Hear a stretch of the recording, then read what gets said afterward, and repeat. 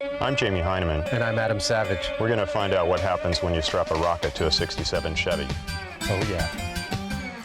Coming up, we turn a Chevy into a 350-mile-per-hour road warrior. This is so exciting. I'm going to have a grinectomy. Pop rocks and soda. Urban myth or recipe for disaster. Dude, your stomach's going to burst.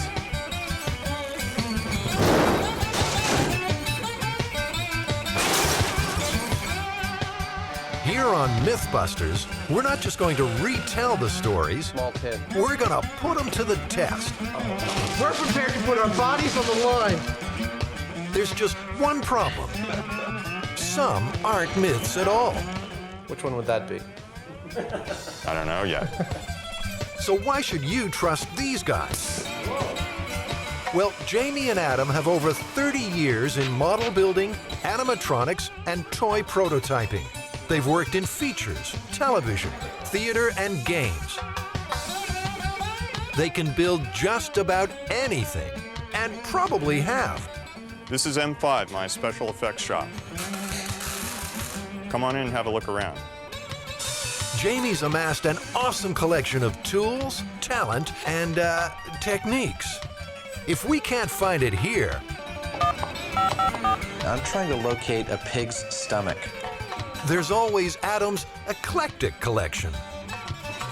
I come from the planet Butthead. And if that fails, the guys are backed by experts in folklore, crime, medicine, and engineering. Ow, ow, Jamie and Adam are supposed to be experts in what's real and what's not. And they'll need every trick in the book. So where do we begin? What do we got? Let's go.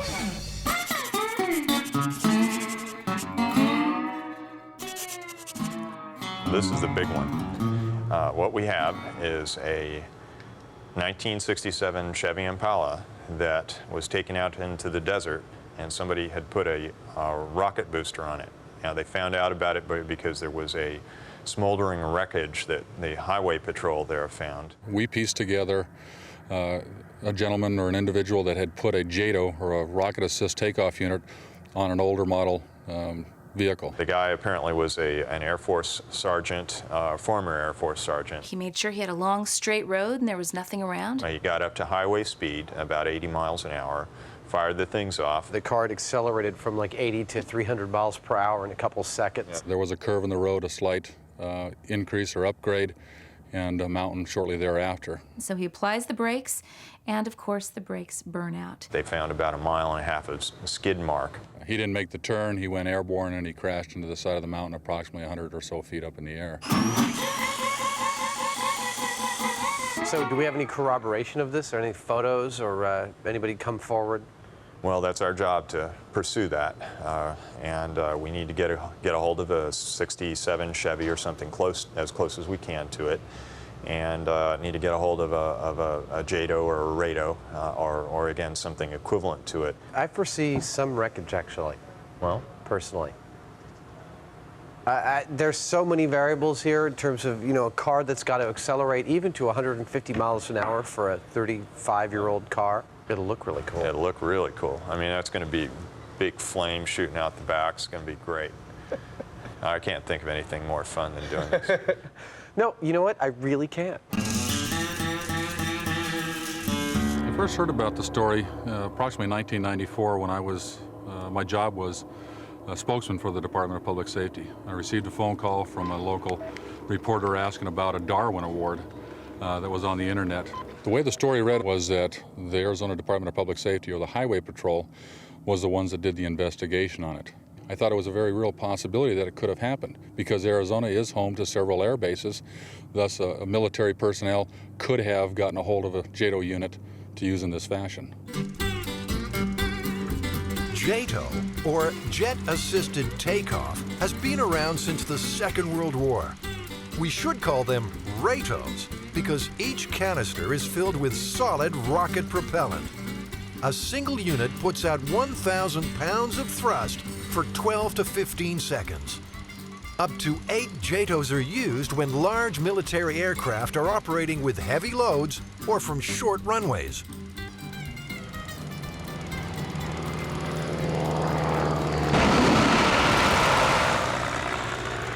Do we think the military's just going to hand over one of these JATO bottles? What do we do if they don't actually let us have one?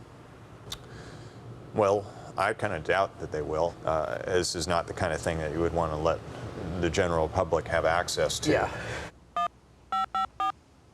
Air Force Public Affairs. I'm not at my desk right now, so leave a message. We'd love to have the military there and involved. We would like the assistance of the Blue Angels. We're trying to get a hold of and get the military's assistance with operating one of these RADOs or JATOs, just so it's clear we're not trying to get a hold of one of these things and do whatever we want with it. We want you involved. Okay. Well, we actually got to talk to somebody. She said they're very expensive units, and that I don't know whether it's going to be possible. This is an unusual request.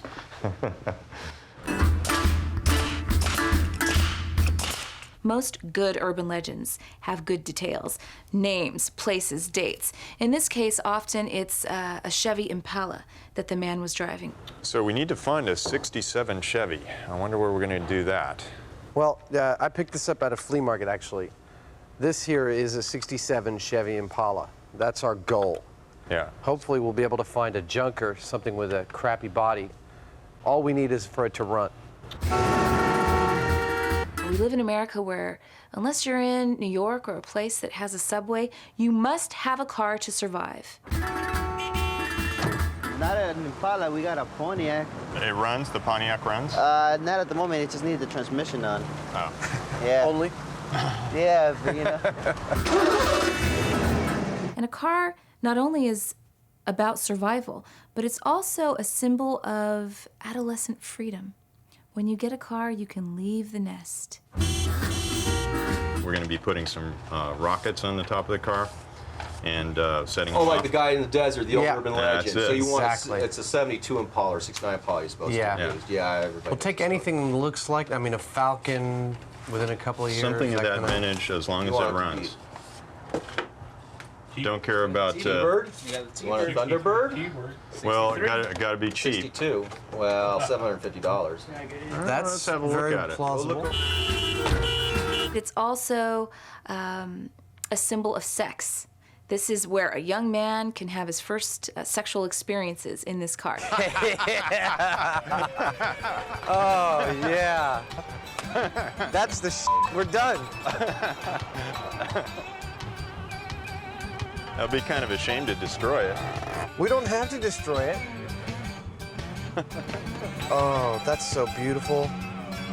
Oh my God, I'm loving this. Oh, look at that. Wow. Oh, this automatic windows. Oh, yeah.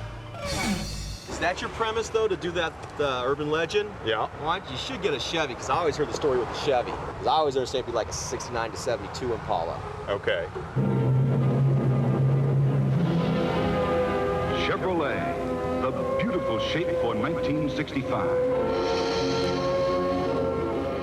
The Chevy Impala is an ideal candidate for urban legend status. It was first introduced in 1958. From the start, it was a prestige car within the reach of the average American. Unmistakable. A completely new look time cannot wash away. By the end of the millennium, sales exceeded 13 million, making the Chevy Impala the most popular full-size car in American history. See the beautiful shapes of Chevrolet for 1965 at your Chevrolet dealers now.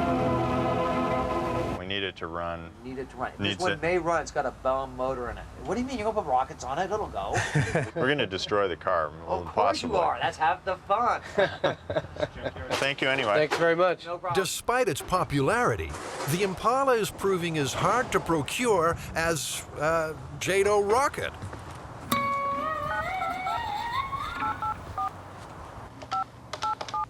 We called you last week concerning procuring a JATO. procuring a JATO or a RATO. So far, we've had very little luck with getting anybody to return our calls.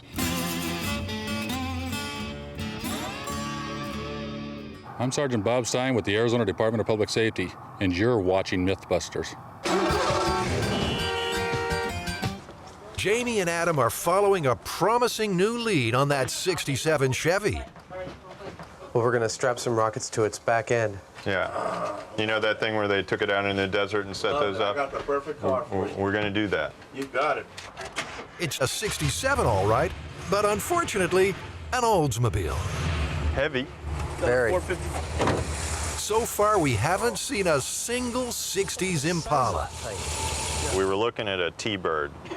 It was that they had for $750. It was pretty nice. Adam's beautiful T-Birds already been sold. 67.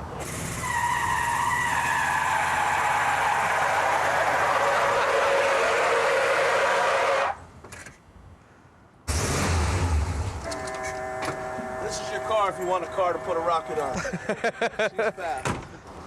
Just as we've given up hope of finding our car in time,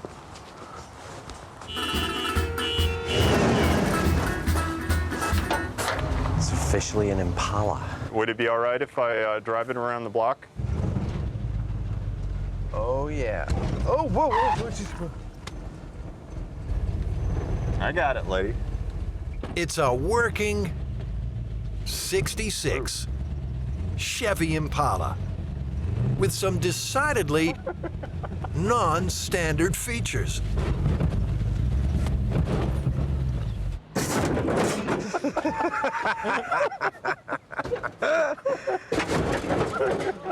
This is without a doubt our car. It's destiny. I think the hydraulic aspect of it is just hysterical. You know, this thing we get a couple of get the rocket mounted right up here. I mean, this is nice and sturdy. We're gonna mount it on top? That's what the legend shows. Well, thank you very much. Really appreciate it.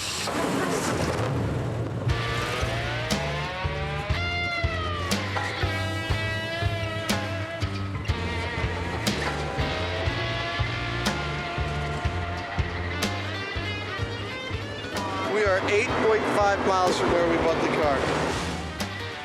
It's 100 degrees. We're 3 hours from the shop. And thanks to a blocked fuel filter, our rocket car is doing exactly 0 miles per hour.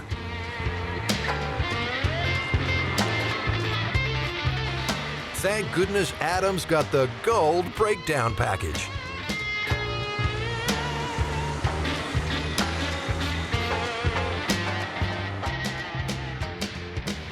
So, the Air Force apparently called us back and turned us down on the JATO rocket? Permission denied. Yeah, I think, did they call us back again just to deny permission again without being asked? Twice. So we got these things.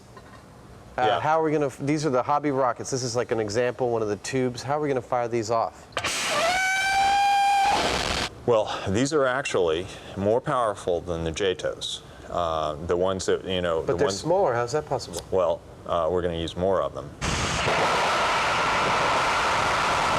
While they're running, they put out 1,500 pounds of thrust as opposed to 1,000 pounds, but they only last for 4 seconds. We're going to get several of them, and we'll set them off successively.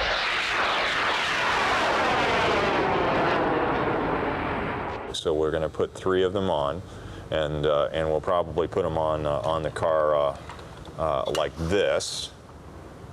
We have a qualified operator that you have to have a license a federal license to be able to purchase these things and operate them. I would hope so. Yeah, and so we're going to have those guys set them off, and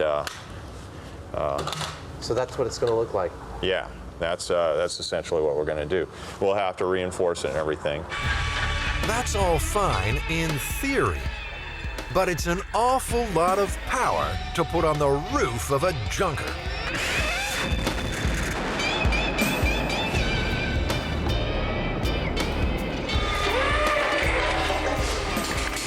1 pound of thrust is 2 horsepower. So one of those rocket motors at 1,500 pounds of thrust is 3,000 horsepower. Yeah. That'll make our Chevy almost 4 times as powerful as an Indy car. Think of putting another car on top of this car. It's that kind of weight that's up there. So we want to probably build some kind of steel cage within the car's body to support this. Yeah, we need to have. We don't just want to like tie strap it to the roof or anything. Yeah, that would be a bad idea. Could probably rip the roof right off the car. Oh, how about that? There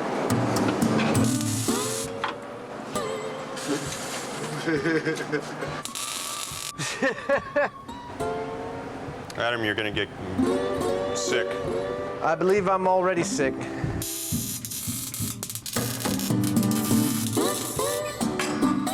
me the fire extinguisher. What the? This time it's no joke. The fire's burning through the hydraulic lines. That sawdust with the hydraulic fluid's a nice little kind of wicky thing. Yeah. Wiki. I was thinking that we would drill up through here and bolt the top frame onto here. With this design, the whole roof structure becomes part of the rocket rack.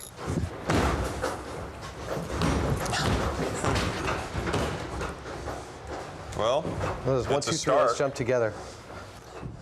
These tubes will hold the hobby rocket motors firmly in place.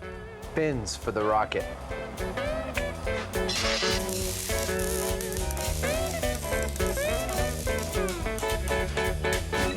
Now, it turns out besides this legend, other people have strapped rockets to cars before, haven't they? Yeah, there are world speed records that have occurred by using this. In 1965, Walt Afrons built the first rocket-powered land speed car.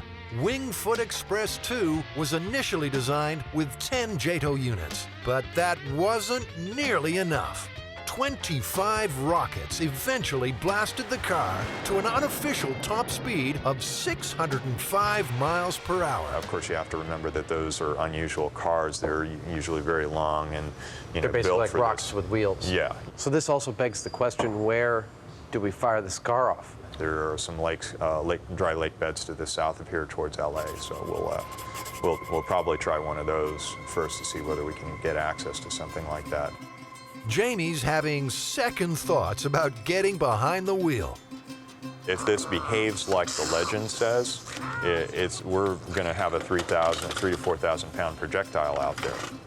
And I guess the other thing that I thought, with that in mind, if we do lose control of it, obviously we don't want to be in the car. So we're probably going to... You don't want to be in the car? I would love to be in the car. But I think you should drive the car. Well, I think I should too, but we've radio-controlled cars before, and it's a lot of fun. Oh, so we'll make it radio-controlled? Yeah, I think that's the safest way of dealing with it. Oh, that's the coolest toy ever. Yeah, it's a big kid's RC car. You want to do it?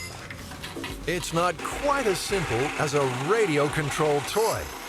At 300 miles per hour, the forces on the steering servos will be immense. Servos are motors that are positionable, so we can precisely control the steering on this. Right. We need to have something pretty good, because if it's going that fast, we need to really be able to dial in on the aim, or it may go out of control.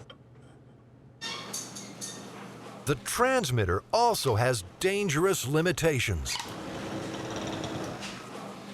One of the things is that these radio controls are only good for 1,000 meters or so, plus or minus. About half a mile. Yeah. For us to, if this thing is going 300 miles an hour, it's going to get out of range from us real quick, even if we're driving alongside. So we're probably going to have to think of ways of either getting we're going to have to go out and rent a really, really fast car, or we'll have to get a helicopter. It'd probably be the safest way of dealing with it.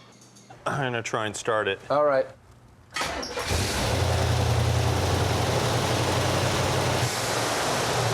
Yeah! Jamie's going to need every bit of control when he hits top speed. At 350 miles an hour, a Chevy Impala, all the windows will pop out of it and the roof will peel off. Andy Granatelli knows all about speed. He holds 21 Hall of Fame records. Many were set in conventional vehicles.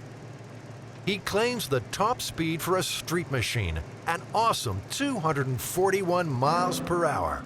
At this velocity, wind resistance is the biggest enemy. The car would become airborne at a little over 200 miles an hour. The car would just raise the front of it up and would flip over. In other words, because the air would get underneath the front of the car. Yeehaw! Jamie plans to use the Chevy's hydraulics to combat those forces.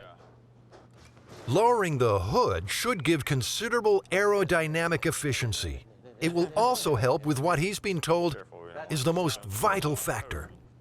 The most difficult thing about this whole deal is probably getting this straight on the car. There's no real true center line that we know is actually the direction the car is going to go. We have, according to the experts, a 6-degree misalignment is going to put about 100 to 150 pounds of push on the tail of the car. You come over that way. I'm okay. I'm all right. I'm all right. I'm just fine. Nothing's broken. Nothing's hurt. That was a little bit of a shock. I just had a massive release of adrenaline. Okay, so... I am my own stunt double. That way. All right. Yeah, that's as good as anything. So that's right about 86. And that's right about 86. Beautiful. Let's tack this puppy down. I can't wait to set this thing off. I'm going to be in a helicopter, and I've never ridden in a helicopter before, radio controlling a 3,000 horsepower rocket-driven radio-controlled car. What could be better? You know, you could just kill yourself when you were done, because it's just like, it It's ain't getting any better than that. It's all going downhill from there.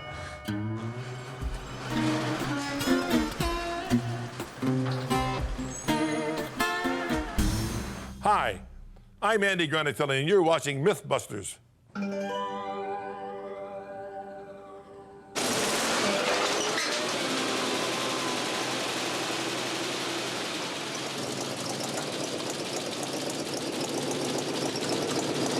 And so the fun begins. It's such a treat to see the sunrise over the desert. What am I saying? It's a treat to fly over a rocket car in the desert.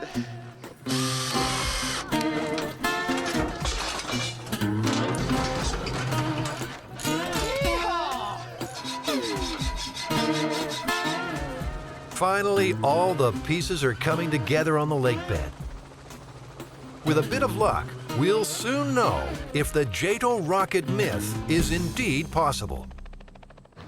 I'm just setting the fail-safe on this. These radios actually leave an instruction with the receiver to return to a certain position if they should lose communication.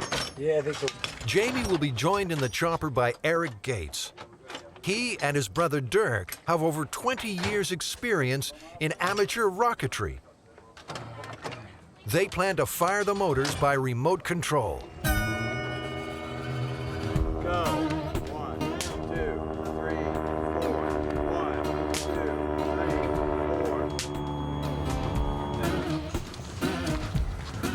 3, 4. Jamie's going to do a dry run in the car. The rocket guys, I think, are going to do a test fire, so all systems are good. I expect it's probably about an hour to actual firing.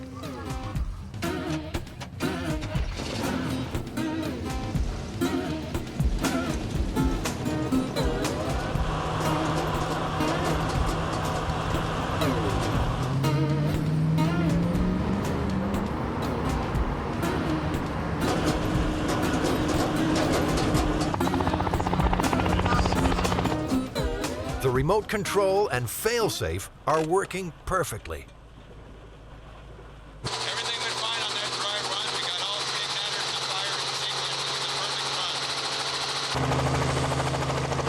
Well, you know, I'm not at all happy.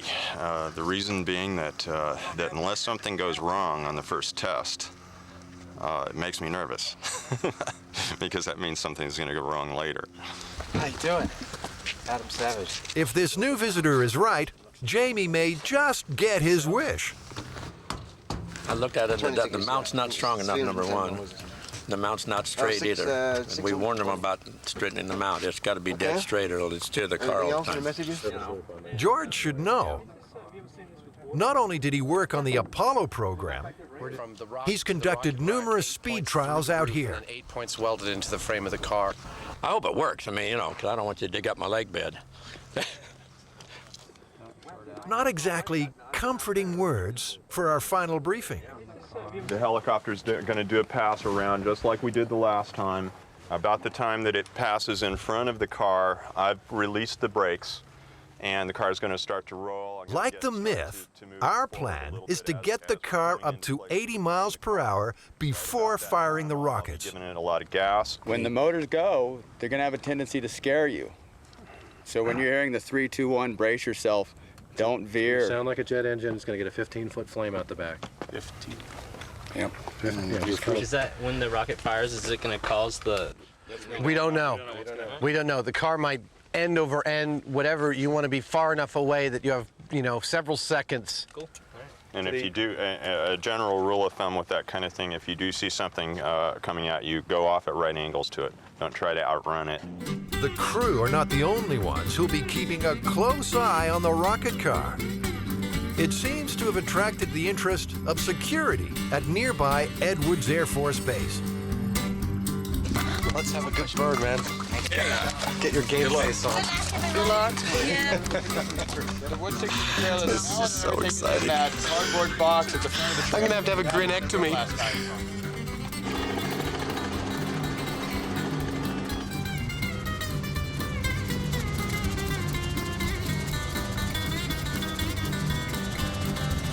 Green light to go. They're starting their circle now. Brakes are coming off. We are a go. Nothing's happening.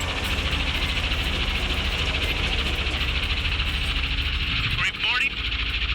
Yep, we're aborting. We are aborting. We are aborting. Copy that. Copy that. Let's abort the whole thing. Okay, helicopter's coming in. Doesn't it go through the inside? So how do you get it? Looks like the car's old gremlins are back to haunt us. With all the focus on horsepower and thrust curves, we never did fix that fuel problem.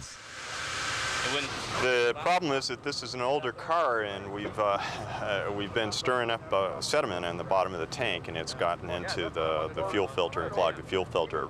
All we have to do is pull the filter out and flush it out once in a while. And we should get a good run here soon.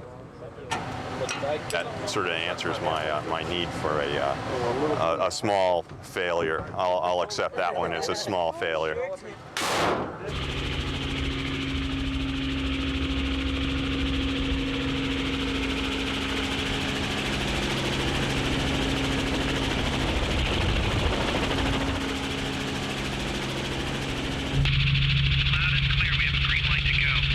To go. Car's starting to roll. Okay, we're in line. Okay, coming out of full throttle. I'm coming hot with the electronics. All right.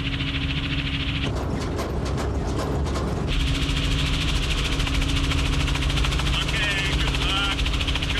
Go ahead and set them off. Okay, helicopters at speed. Firing in 3, 2, 1. Fire. 3,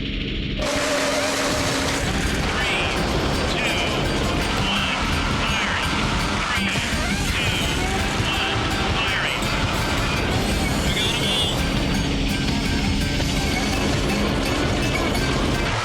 It's been a long road, but finally, we have liftoff. 3 rockets, 4 seconds, and 1,500 pounds of thrust apiece. That's 3,000 horsepower for 12 seconds. just like a JATO.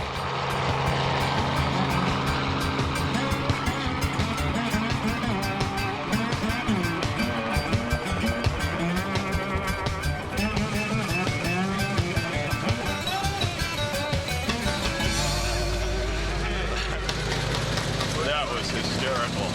That was absolutely outrageous. What kind of speed do you think it got to? I don't know. The helicopter was having trouble keeping up with it. The chopper's top speed is 130 per hour. Hey! Ah! That was beautiful. We lost track of it. Oh yeah, we couldn't keep up with it with the helicopter. It just once those suckers lit, it just like. It's one thing to see him go up, it's another thing to see him go horizontal. Leave you guys in the dust. Just the dust trail from the car is so beautiful. I was quite impressed. I was hoping it would go good, and it did. You know, a little apprehensible, but no. Jamie did his homework. Over the years, many have claimed they were the inspiration for this story. For those who really tried it, the results were the same. In 1957, Dodge was filming an ad on this same lake. They replaced the gas tank with a single JATO bottle. The car topped out at 140 miles per hour. So, Jamie, given the structure of the original myth that the guy ignited the rocket, accelerated to like 350 miles per hour, supposedly hit the edge of a curve of the road and was airborne for several seconds before hitting the side of a cliff, do you think it's possible? Didn't happen. Yeah. They'd have to have at least around 4 times the power that we did. Back in '46, Andy Granatelli and his brothers did just that. They put 8 JATOs on an Indy racer. The explosion was horrendous, and the thrust was such that you couldn't believe it. We looked at each other as if we were going to the moon. The rocket left not a little fizzle like this, but for about 300 feet long, for wider than the road and higher than the telephone wires, a tail of fire. And the car accelerated up to approximately 180 miles an hour. I mean, and believe me, I mean, it was unbelievable. Andy's antics may well be the origin of the JATO myth. One thing's for sure, we can all quit calling the Arizona Department of Public Safety. There never was a crash site found in Arizona, nothing even vaguely familiar. On occasion, we still get people inquiring about it, and we posted it on our website stating that it is a myth. That was a lot of fun, though. Yeah, it was great. Just those few seconds being in that chopper, right trailing behind the car, seeing those things set off, it was indescribable. Just seeing that car kind of go. I mean, it was beautiful. It was gorgeous.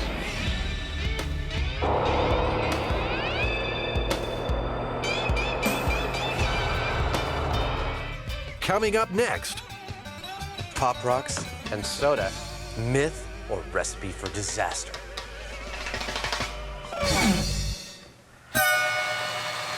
I'm Jamie Heineman. You're watching MythBusters. I hope you cut that out.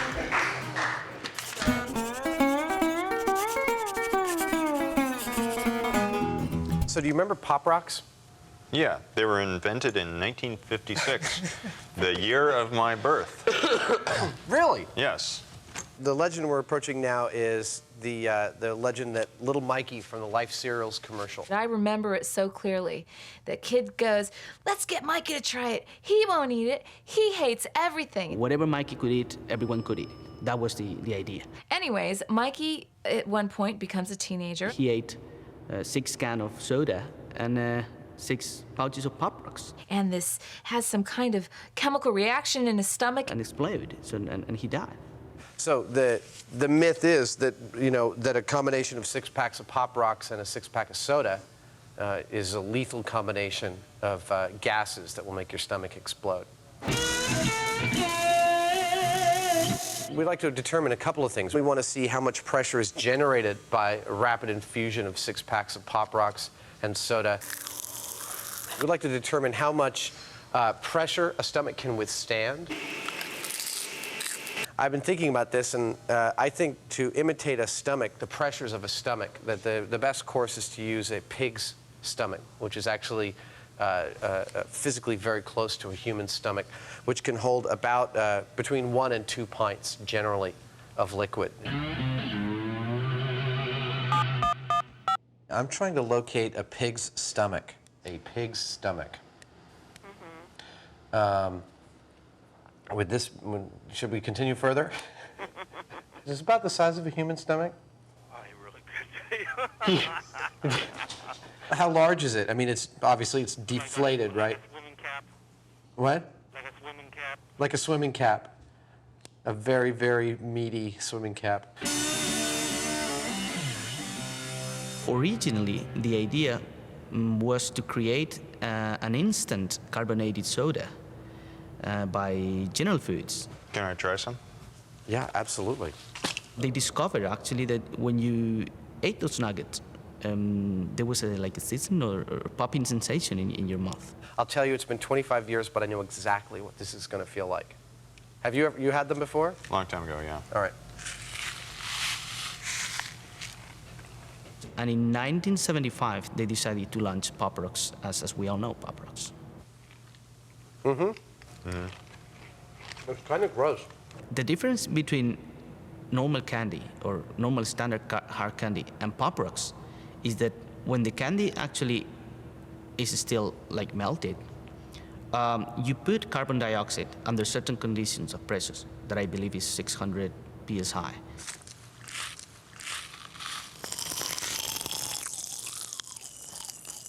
This isn't getting us any closer to that pig's stomach.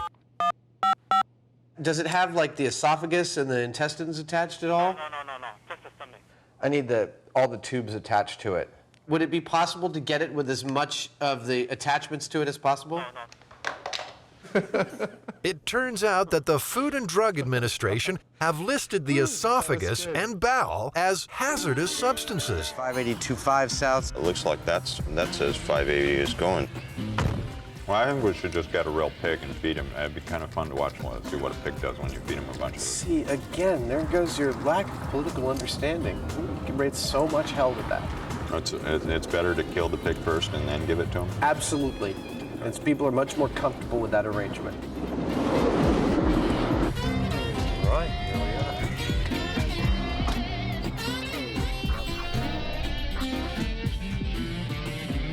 are. 4 stomachs. Terrific. That's them. The specific instructions on the thing, complete with esophagus and intestines. It's actually becoming a reality. That's one important mission accomplished. Yummy. That looks like right out of Aliens, doesn't it? Looks like I can feel. All right, yeah, I've got my finger all the way down in there. So that's I don't know which one's the intake and which one's the output. The worst part is the breath coming out of here.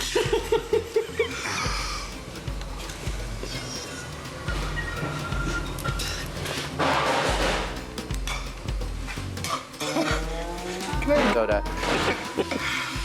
It's interesting that the valves on this thing actually work. That's like it's holding its pressure. You know, I mean, we just put air in there and walked away. And how do you think we'll get the Pop Rocks and the soda actually into the stomach? To get these in there, we have to get them wet, unless we're gonna. I mean, they're not gonna pour. They're gonna stick along the side. They're gonna immediately clog the hole. You know, I had an idea. Yeah. What if we got a hold of some tea bag type stuff and kind of wad them up in little packets and drop them down in there?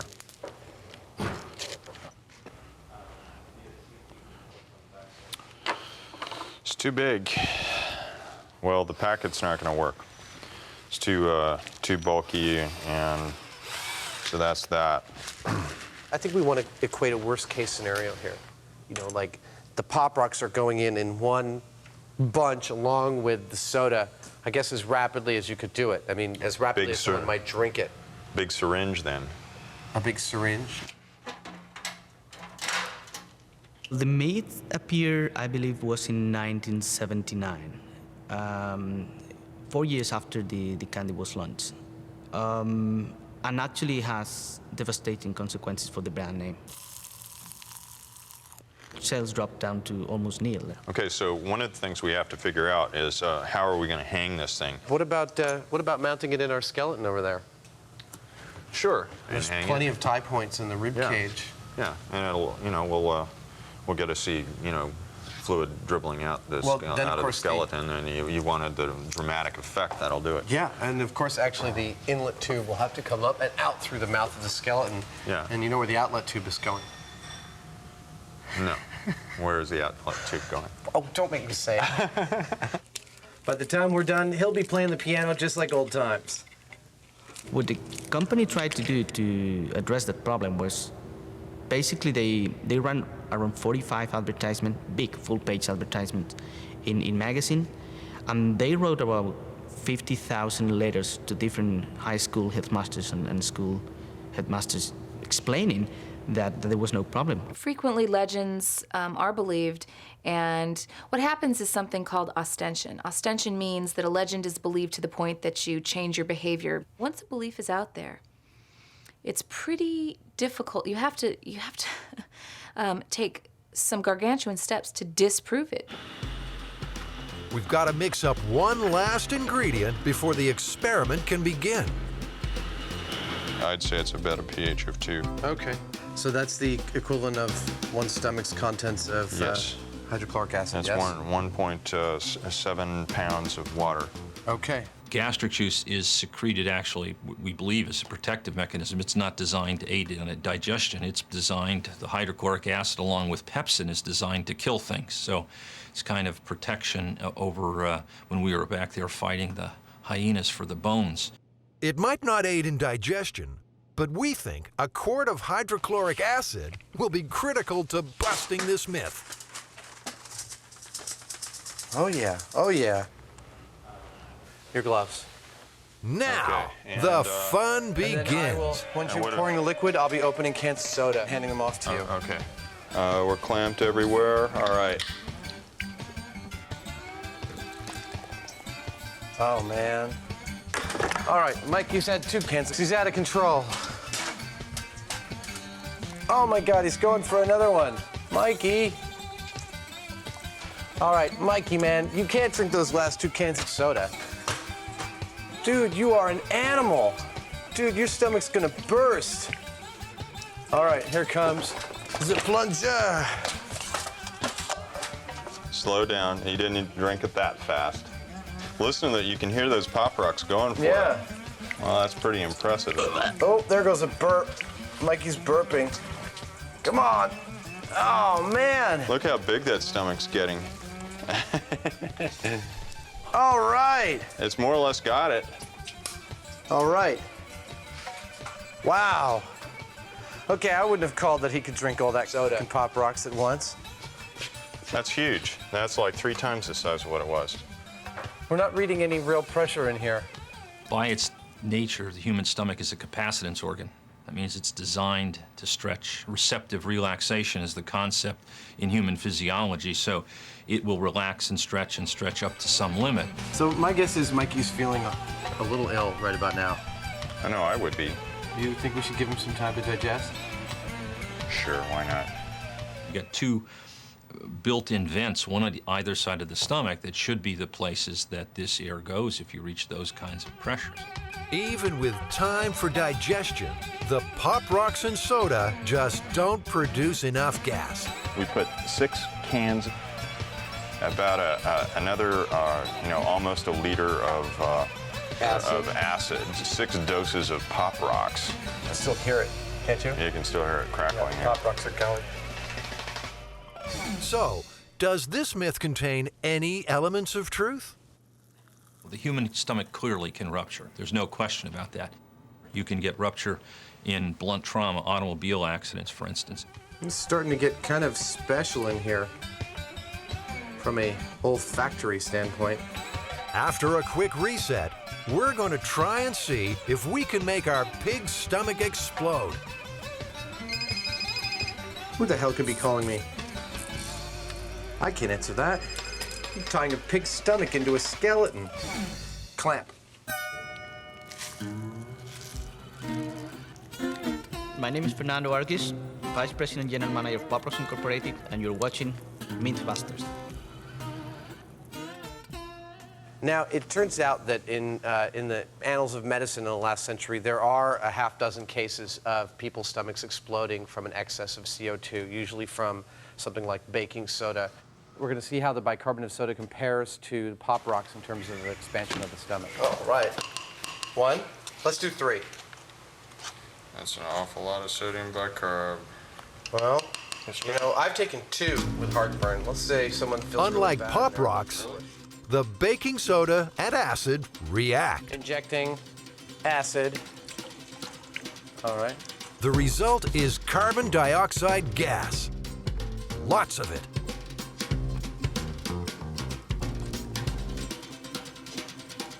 Okay, 1 down.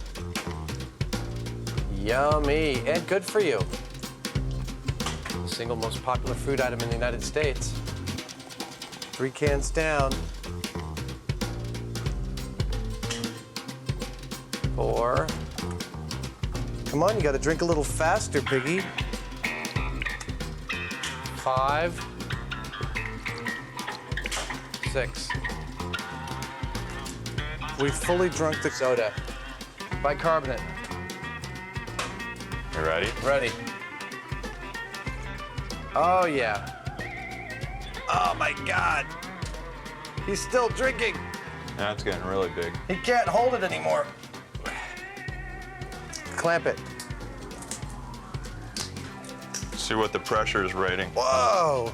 Okay, that's much bigger than before. It's still hardly reading. It's reading about half a PSI. There are probably lots of folks out there who have for years and years and years been using baking soda.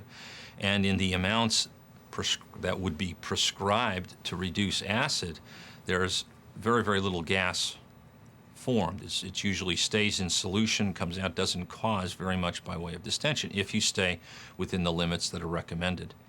Here on MythBusters, we're never afraid to push the limits. 1 second. Okay, ready? Ready. Oh, I feel the pressure.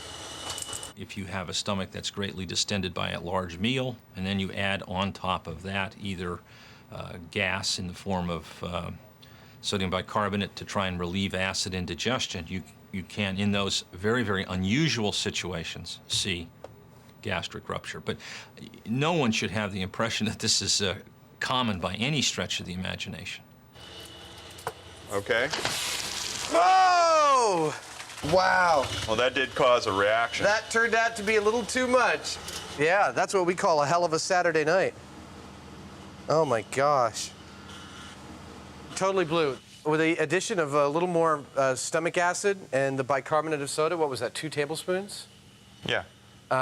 Just ripped a hole right in the back. I felt the pressure as I was plunging it. You know, wanted to push the plunger back out again. Yeah. And then that final bit, I don't know if we were watching what the meter said, but it might have spiked. Yeah. I mean, in a body, something like 2 or 3 PSI is a huge amount of pressure. Yeah. I can't imagine a human consuming that much crap. Well, maybe I can, actually. Well, the sodium bicarb with the person's own stomach seems to me to be the main thing. Yeah. Somebody that's just taking, you know, eating candy or something, I don't see it happening. MythBusters tried to contact John Gilchrist, the actor who played Little Mikey. He never returned our calls. Another one bites the dust.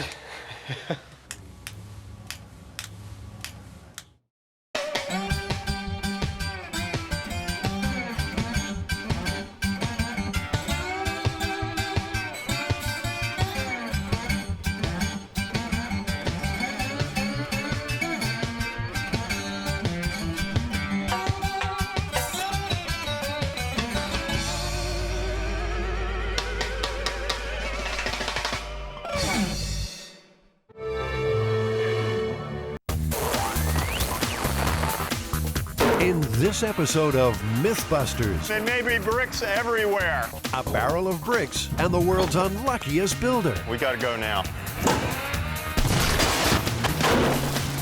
Answering nature's call Oh man, warm. on an electrified third rail. You've got the legs almost full. It's a total disaster. And the eel and the credit card. The ultimate smackdown. Electric eel's looking at me right in the eye. They go zap. Knocked backwards off the rail. Oh, that's disgusting. Who are the Mythbusters? Am I missing an eyebrow? Adam Savage I always enjoyed seeing Adam in pain. Oh! and Jamie Heineman. Jamie wants big boom. 30 years of special effects experience. Feel kind of sexy. They don't just tell the myths, they put them to the test.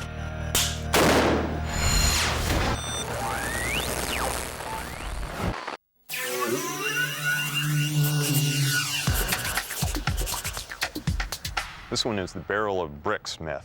Oh, this is the one the guy is trying to take bricks off of a roof and the barrel's too heavy and it drags him up, hits him on the way up. Cracks his skull, injures his collarbone, keeps shooting straight up until he's about 2 knuckles deep into the pulley. Of course, the barrel exploded when it hit the ground, losing the load. Then his weight was obviously heavier than the barrel's weight. The barrel goes back up and this guy goes back down. He hits the barrel about halfway down. And I'd even heard that he then let go of the rope and what was remaining of the barrel came down and hit him. But he survives. Yes. So we're gonna replicate this. Yeah, it's going to be tricky. This is a study in physics and bad luck. Victim holds rope, heavy barrel pulls him up. The barrel breaks and loses its load, so the victim falls. Victim lets go of the rope, gravity does the rest. To test this myth, the guys will have to create a building site scaffold 30 feet high. They'll run a rope through a pulley at the top with a 500-pound barrel of bricks on one side and the victim on the other.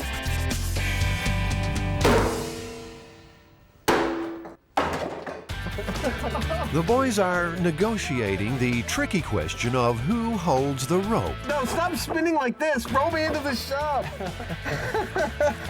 Oh, God. I'm gonna spew. That was evil. Ah. Looks like another job for Buster, the crash test dummy.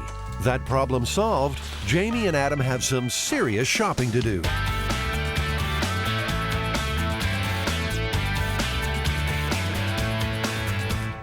First, they need a rope and pulley capable of lifting 500 pounds. This is a roofer's block. So if you have a 500-pound load of bricks and you're pulling that load of bricks 500 pounds on the opposite side, but with the rope, you'll be putting 1,000 pounds of capacity on the block. This is a more traditional rope. It's manila. It's made out of tree fiber. Of course, it's a little rougher on the hand. Manila rope. That'll hog tie this myth, which just might have some truth to it. So is the myth widely known in the rigging industry? I mean, a lot of people know about this one? I think so. I think that's, yeah, I recall it. I remember hearing the story a couple of times, so it's quite a calamity. Over at the Brickyard, Kevin's heard about this one too. I think I may have seen it in a trade magazine where he had put in a claim to workers' comp or something like that. Truth is stranger than fiction. According to folklorist Heather Joseph Witham, this story regularly pops up in print. It purports to be an accident report or a workers' compensation claim or something like that. So it's by showing the written form of it, it has more veracity and seems more truthful. Almost like Wile E. Coyote on one of his adventures, getting hit here, getting hit there, dying here, dying there. For some reason, we think that's funny or interesting. It's interesting enough to have the guys testing the rig back at the workshop. Nothing is left to chance. This is serious business. Thank you. There we go. That's what I knew we could do. Okay, stop. Buster has been fitted with a quick release hand, so the guys can make him let go of the rope at the right moment. In this myth, precision is everything. We get to see what happens when you fall from 8 feet. Okay, go ahead. The quick release failed its first test. Adam, it's a good thing to figure all this out before we get down there with 500 pounds of bricks on the end of that line. I have some ideas about how to fix that. I gotta say, that looks like it hurt. Unfortunately for Buster, there's more to come.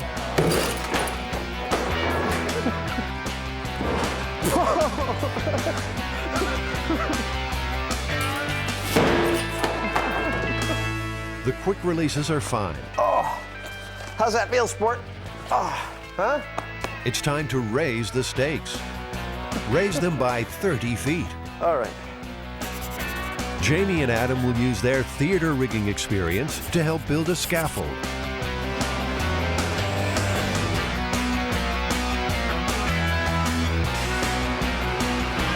You got any idea what these are for? Oh, okay. Am I about to feel really, really stupid? Probably.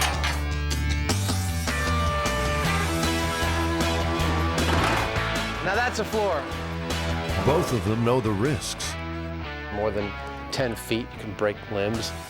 At where we are at about 30 feet, you could easily die falling that high.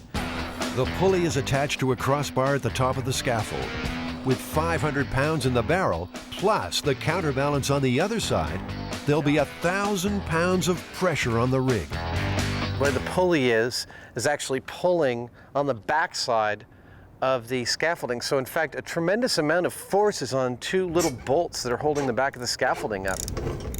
The guys are also worried about the strength of the barrels. Here's perhaps the critical question. When the barrel supposedly falls, it breaks and lets go of its bricks. Do you think these barrels will do that? Personally, I doubt it. See, I think they'll fall out on the first try. I think it'll shatter. Well, you want to bet? Oh no, here we go again. I got $1. There we go. You want to drop some bricks? Yeah. Okay, let's go. Wait a second. The empty barrel is raised into position on the pulley and tied onto the fender of Jamie's truck. Latching on. Got it. Buster's quick release hand is attached. Okay. And things start to get dangerous. 500 pounds of bricks will be loaded into the barrel. Everybody keep their eyes on the barrel and keep yourself out of its path. A lot of creaking going on up here. Our main pipe is bending a little bit. If that pipe bends anymore, the whole rig could crash. Back me away from this a little bit. Jamie's got the last bricks in, but they don't know how long the rig will hold. The rope's stretched about maybe 5 feet. We're down about 20 feet. I'm not even sure actually that the pulley's going to stay on that pipe. The pipe's bending. We got to go now. Yeah. Okay? In 5, 4, 3, 2, 1.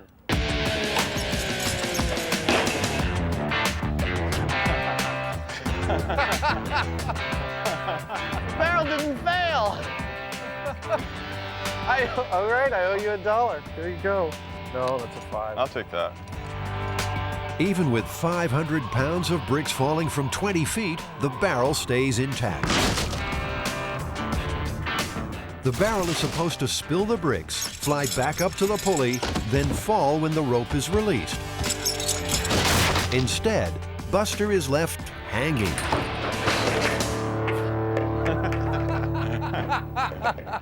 So far, everything seems to be spot on. The amount of weight in the barrel is certainly enough to really launch this guy. It was violent. It made him sling into the barrel. It whipped him around all over the place. And, you know, we just need to get the whole thing timed just right. It's not only timing. They have to strengthen the rig by putting in a second pipe to share the load. I think you should just try it again with this barrel. I'm not even sure it'll hold 500 pounds.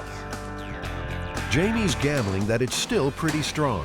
In fact, he's taking off some of the steel reinforcing bands.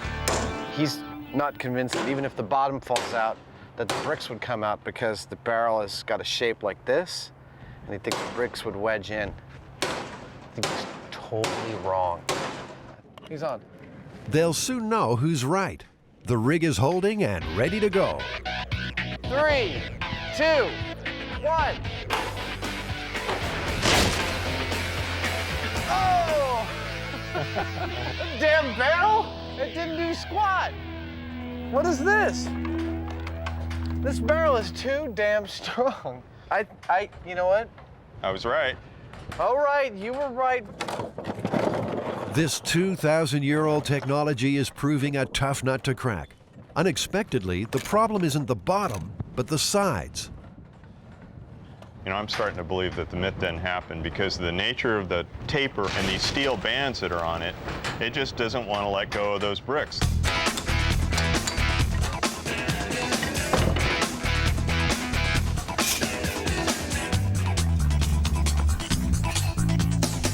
A board in the drop zone will make for a rougher landing. But Adam's confidence is shot. I've been wrong every other time, so I don't know what the hell's gonna happen. They've taken off so many rings, they're not even sure it will hold the brick's weight. Okay, remember, Adam, it may be bricks everywhere. So far, so good. You've got that knife blade of a board down there. I don't know what that's going to do. You don't know what it's gonna do? It's gonna wreck the barrel for us. In 5, 4, 3, 2.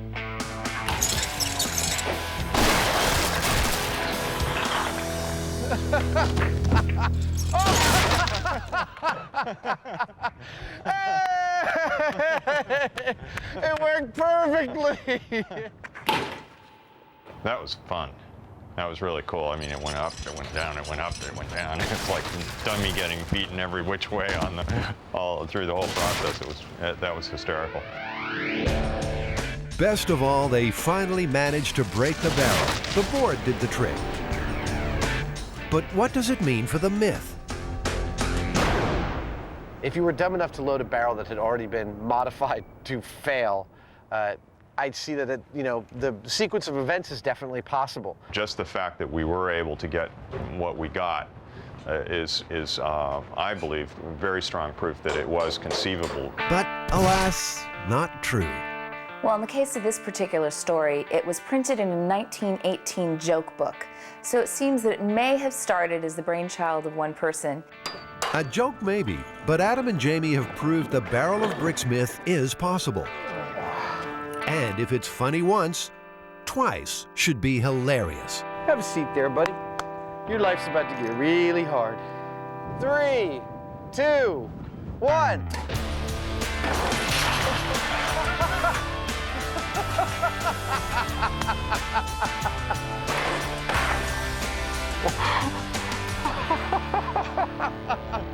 Buster is busted.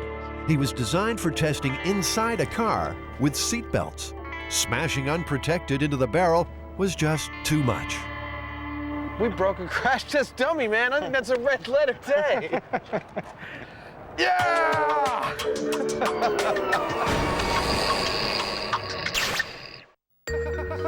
It's late. You've had a few drinks. There's no train expected. Nature's calling. What could possibly go wrong?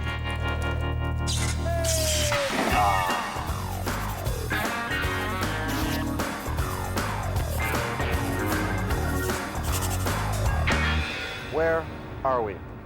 We're here at the Golden Gate Railway Museum in San Francisco, and we're testing the myth about peeing on the third rail. Oh, this is the one guy found himself late at night in a train yard, peed on the third rail, the electrified rail, got electrocuted and died? That's the one. Some subway systems are powered by an electrified rail on the track. A steel paddle slides along the top of that third rail, arcing as it draws current. There's enough power in the New York subway to light the whole state of Vermont. High-tension feeder board. Rob Lobenstein is the superintendent of that system.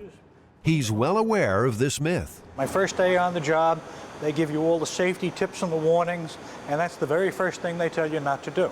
After 34 years, Rob still has a healthy caution about electricity jumping up urine streams.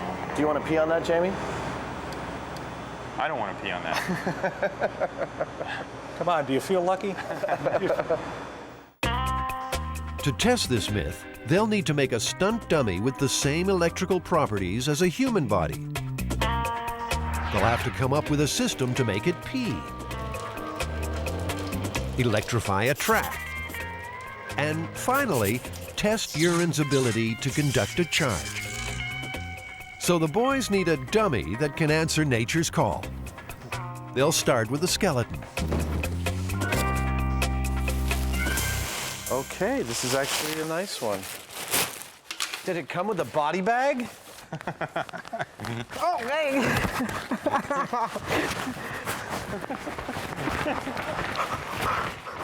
Stop. I'll always miss my old skeleton. It's too bad. He got his head blown off with a Mannlicher Carcano rifle. In the past, they've encased a skeleton in a product called ballistics gel, which is used to test bullets. The guys think it might work well here, too. It has nearly exactly the same electrical resistance as the human body. They just need to mold it into shape.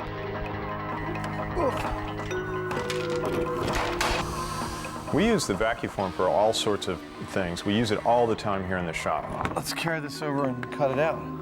We use it for toy prototypes when we're, inventing something. The same plastic is used in soda bottles. They'll mold the dummy's front and back and join the shells together. Normally, they'd use glue to do that. But Adam's made an executive decision. He thinks it'll be quicker just to use tape. He's looking pretty healthy. I've always wanted my own full-sized, visible human. The same speed that Adam has when he goes through and does a job will elicit an occasional mistake because he doesn't think before he does something. The next step is to fill the legs with gel. Crucial for the experiment, that will give them the same electrical properties as humans.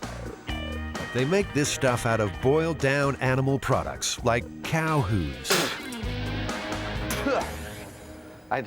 It's really vile. Stop.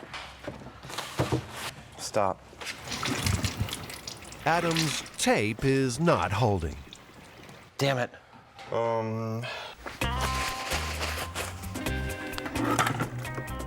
It's leaking from everywhere. We didn't glue that at all, huh? No, I didn't.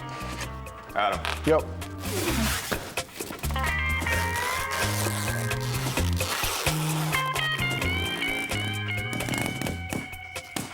Oh, stop playing. Let's do this. That's such a good sound. There we go. Hey, look at that. It's filling up. Not for long. Now both feet are leaking. Come on. Come on. Oh, slanted, sideways. Oh. If we get lots of ice in here really fast, we'll be okay. Ballistics gel sets solid when cooled, but they only have 4 bags of ice. I kind of think you're... There we go. That's fast enough. Is there a spigot on this garbage can? No.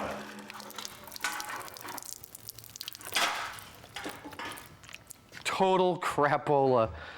This is a complete and utter disaster. It is not. You've got the legs almost full. It's a total disaster.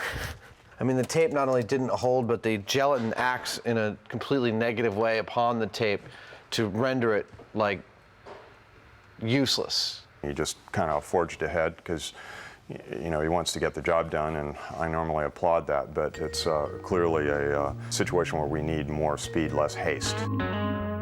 At last, a break. More ice means they'll get the legs set for the experiment.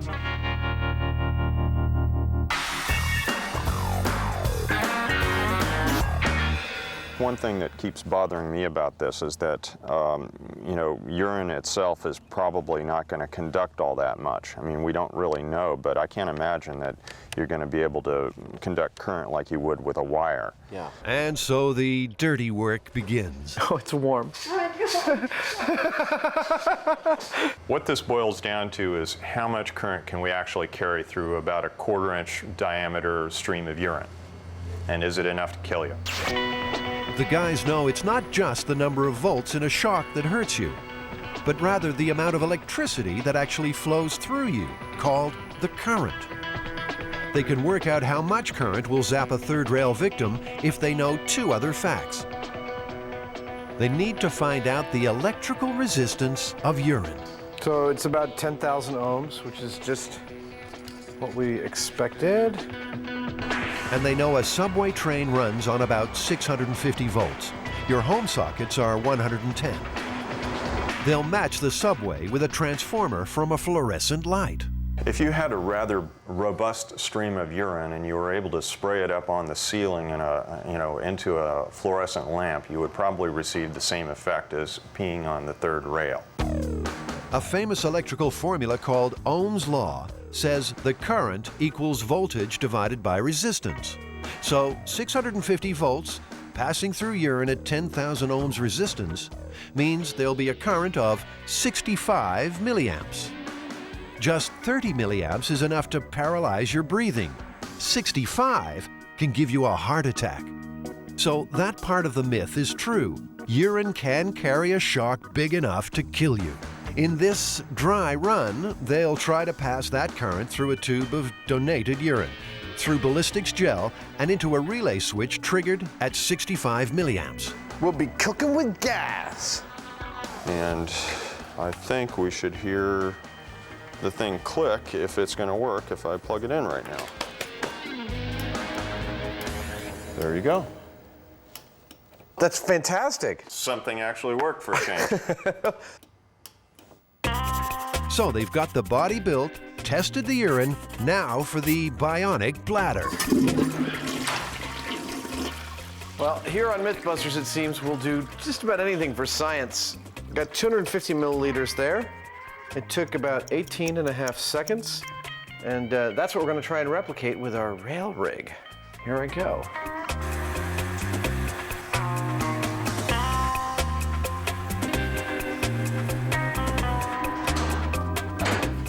Start in now. 5 seconds. 10 seconds. 19 seconds, that's perfect. That's a relief. But Adam's still got bladder problems. So the question is pressure, I think. Yeah. Personally, I don't let gravity do my trick. You know, there's some pressure involved. So the question is how to add pressure to the system. What better way to pressurize a fake bladder than with a whoopee cushion? Yeah, that's holding pressure. Better still, it fits perfectly. But, of course, that's only half the equipment. If you make the stream really small and narrow, the surface tension is going to tend to make it go into a spray or a droplet. Yeah, I've gone as close as I can to the real thing. You got to fill it up? Yeah. Are you ready? Ready. Commencing wee-wee.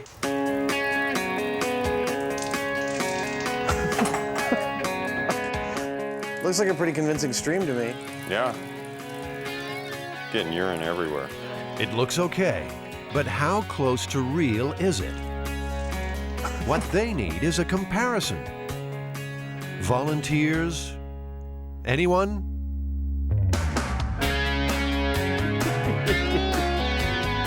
Once more, Adam is forced to offer his bladder and dignity to science. Here on MythBusters, we're prepared to put our pants on the floor for you. The moment to remember will be captured on high-speed camera. I think I got 100 mils. You ready? All right, here we go. This is not our ballistics dummy that we're looking at here, right? It's a real live dummy, is what it is. All right. We have a match. Finally, Adam has a leak he's happy with. You know, the science is good. We know why things are working and why they're not working, and we're getting some really good results. I'm having a great time, as dirty as the work is. Okay. There we go. The MythBusters are ready to ride the third rail. That's good. Where's the wee bottle? I have to go. I guess I can hold it until we're down there. Oh, man.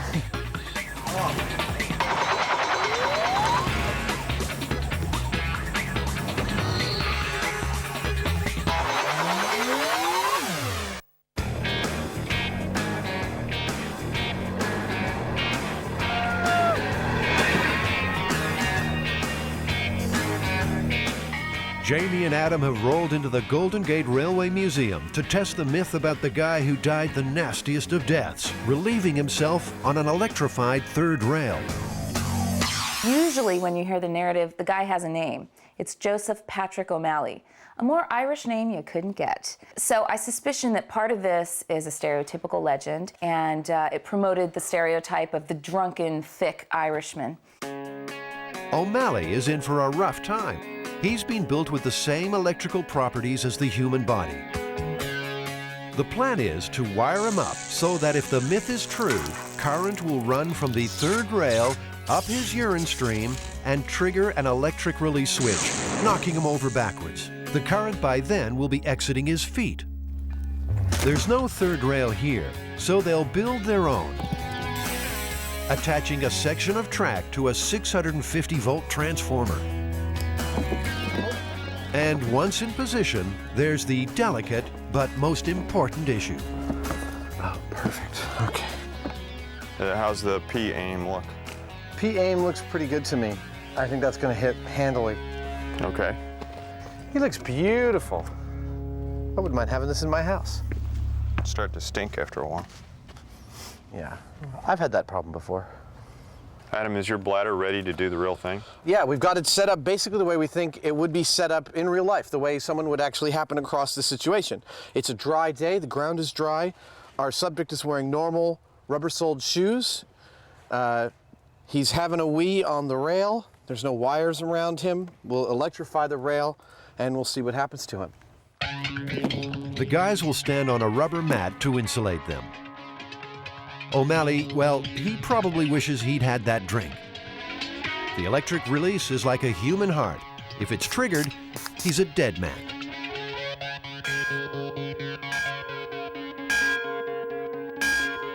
Let's make the set hot.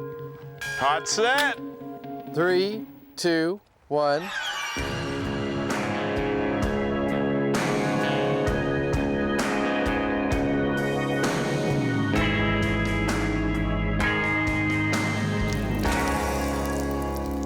Nothing.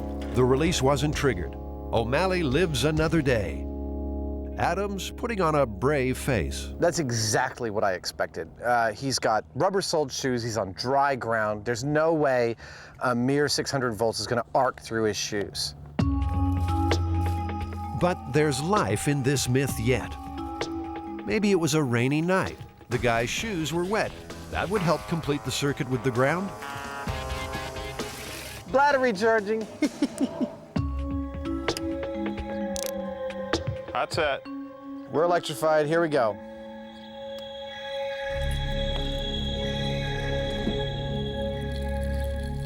Nothing. Not a thing. Damn. He needs to see a doctor. Set is cool. Jamie, dry shoes didn't work. Wet shoes, wet ground didn't work. What's next? Well, I guess the only thing left is to take his shoes off, and we'll assume he's barefoot. Okay. Okay, there's 2. Stumbling around a train yard late at night, looking for a place to pee, barefoot. All right, are we good? Hot set. All right, here we go. Nope. Nope, there's no connection going. The guys are starting to suspect the problem isn't in the feet, but the urine stream. Perhaps it's not carrying the current.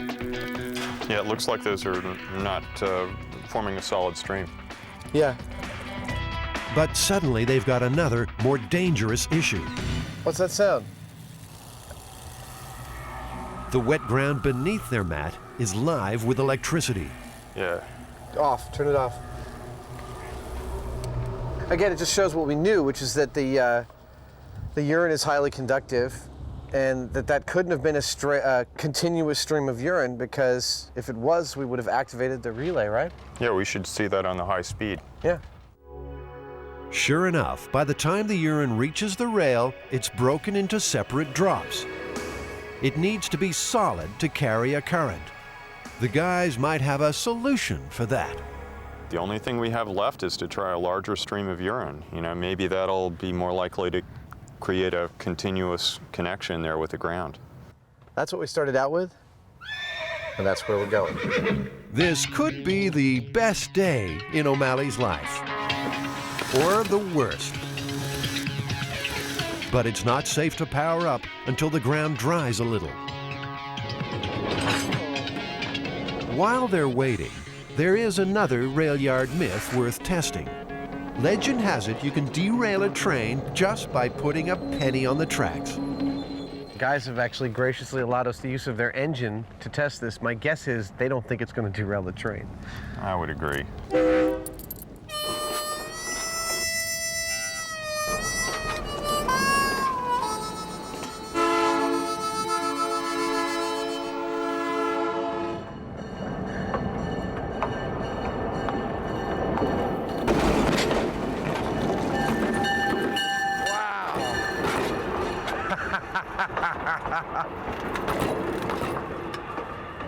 Oh, yeah. Look at this. Oh my God, they're really hot. This myth isn't just busted, it's flattened. Actually, it's very rare that you'll get more. Rob, the engineer, is not too surprised. So, Rob, do you think a penny can derail a train? Absolutely not, unless it's lodged in the engineer's eye. That's good.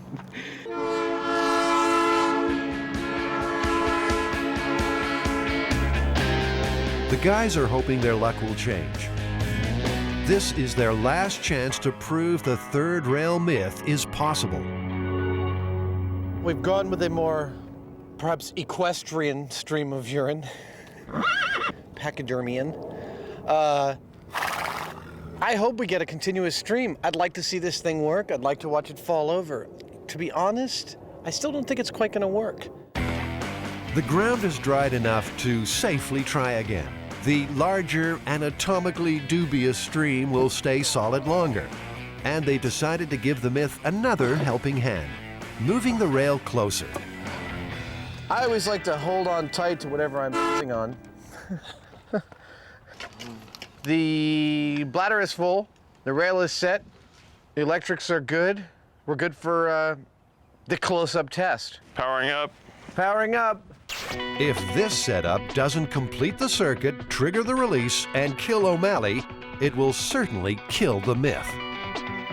All right, and 3, 2, 1. Hey! It worked. Yeah, it's 6 inches away from the It just rail. goes to show, do not grab the third rail with both hands and on it from 3 inches away. Oh man, wait a second. I gotta take a leak. Woo! That'll never make it in the show.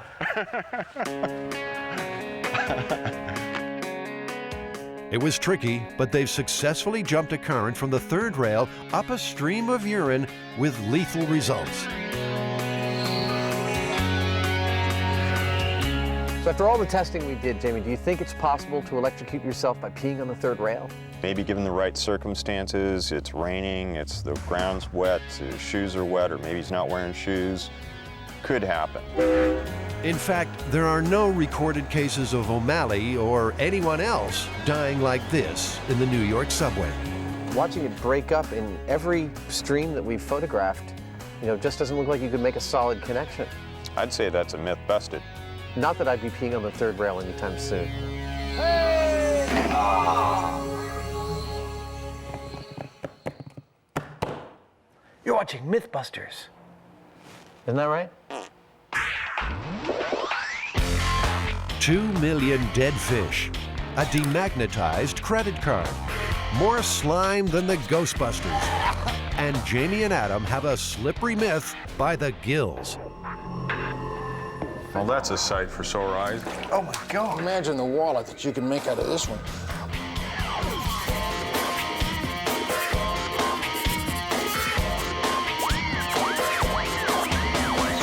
The myth here is that in 1986, reports started to surface that there were problems with credit cards due to eelskin wallets. Apparently, the rumor was that the eelskin wallets were coming from electric eels, and therefore electromagnetic currents or something were causing problems with the credit cards.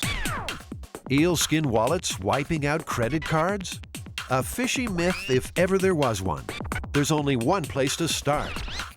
John McCosker is Dr. Eel. He just loves them. And there are plenty among the 2 million specimens at San Francisco's Steinhardt Aquarium.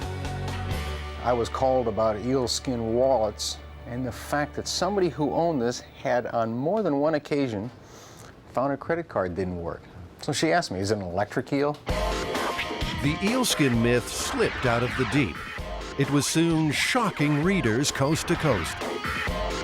Electric eels really pack a wallop. This is an electric eel right here. Yeah, it got about 400 to 500 volts. It sure puts you on your keister. Turns out that there is an electrical discharge in you and me and every fish when they move a muscle mass. But they have concentrated this in muscle packs so that it builds and stores a very large discharge. And it's able to release it all at once. And when it does, it just stuns everything in the water around it, and then it just gobbles it up. The guys know flowing electricity creates a magnetic field, but surely leather from a dead eel can't hold a charge. Their mission is to put a lid on this myth once and for all.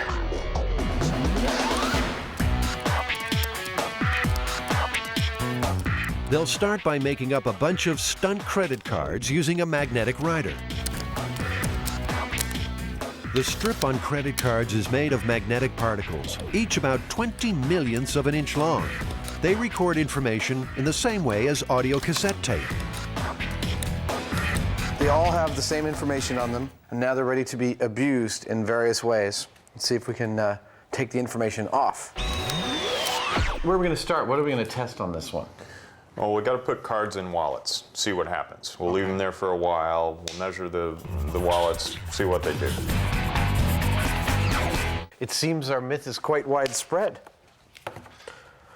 Eelskin has proved to be a natural leather that is harmless to the magnetic strips on credit cards. They'll be the judge of that. First, what happens after just a few seconds contact? Want to swipe them, see if anything happened? Yeah. There it is. All the data. No surprise there. Maybe it needs some wear and tear. There you go.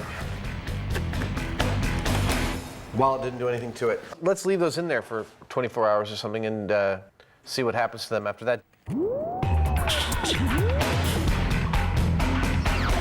Another theory, actually, is that during the tanning process, residue could get left on the wallet that gives it a small charge that could demagnetize a card. Something like that might have iron particles or something in it that they've impregnated the leather with. Yeah, and if such a thing is possible, we should be able to test for it. I can't help myself. I need some satisfaction.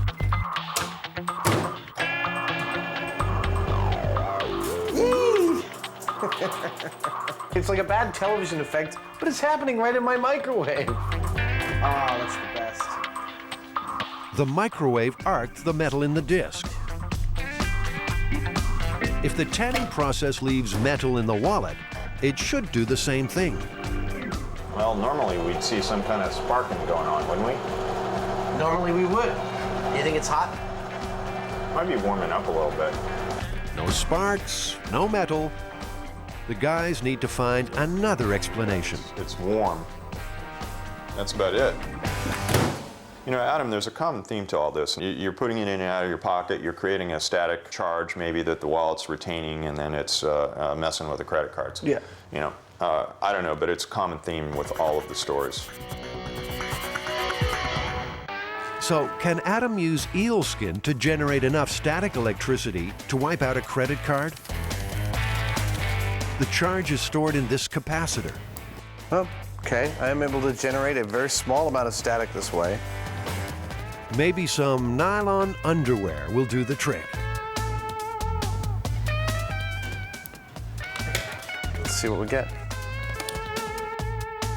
It works just fine. They just can't seem to get a grip on this eel skin myth.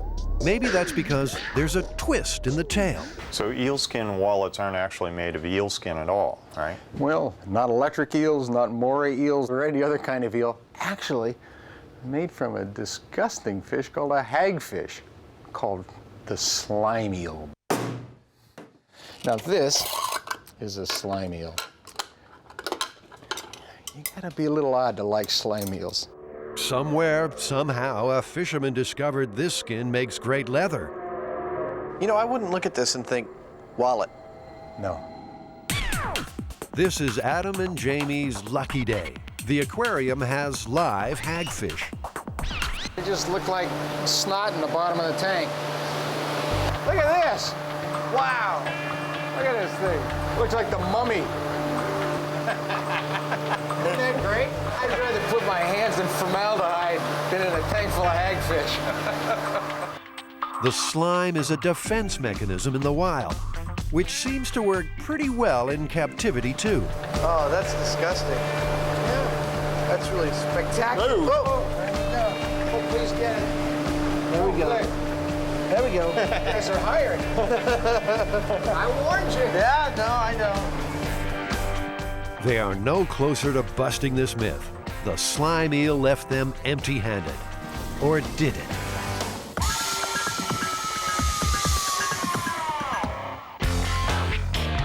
In the eel skin wallet myth, John McCosker did some myth-busting of his own. He's convinced the fish have been framed. It wasn't until we finally obtained a wallet that had been used that we then realized what the problem was.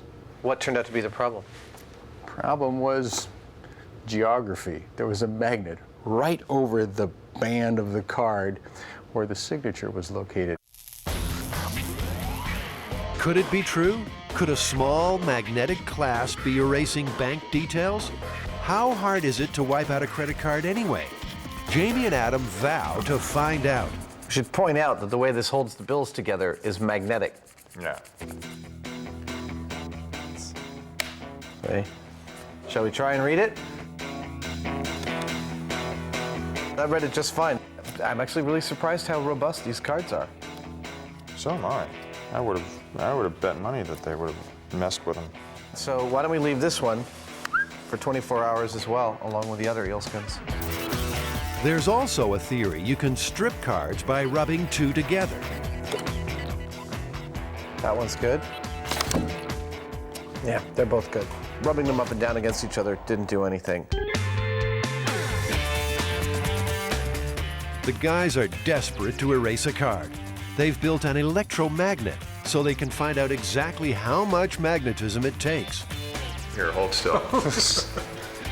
By varying the electrical current, they can control the strength of the magnetic field. Up to about 8 volts. That's a magnet, all right. Gauss is the measurement for magnetic strength. Oh, It's okay. coercivity, I believe. And so we have this little nifty device that reads that. 1. The Earth's magnetic pull is about 1 Gauss. They'll be testing well beyond that. So this is 650 Gauss. Yeah. 1/1000. Okay. Let's see. Card number 1 is good. Are we going to 700? Yeah. Okay. They'll step up the magnetic field until they get a failure. Fine. 800 Gauss, man. Are you crazy? Nothing. Looks like the everyday credit card is tougher than they thought. Time to step on the Gauss. Okay, 1,600 Gauss.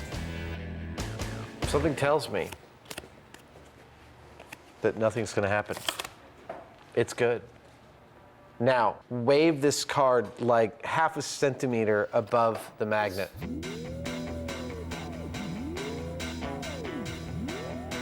Let's see what that did. Hey, we got a read error. Read error. We got a read error. Swiping the card has proved the key. By moving it through the field, the tiny magnetic particles in the strip are dragged out of alignment. 1,000 Gauss. Number 4 is totally screwed. Number 4 is bad. I would say that we could call 1,000 Gauss the point at which the cards regularly start to fail. There's nowhere near that much magnetism in the wallet. So could the person in the myth have come into contact with it some other way? Calling this cell phone, I didn't get anything above 30 Gauss. Nope. Nothing. It's going up to around 16 at most.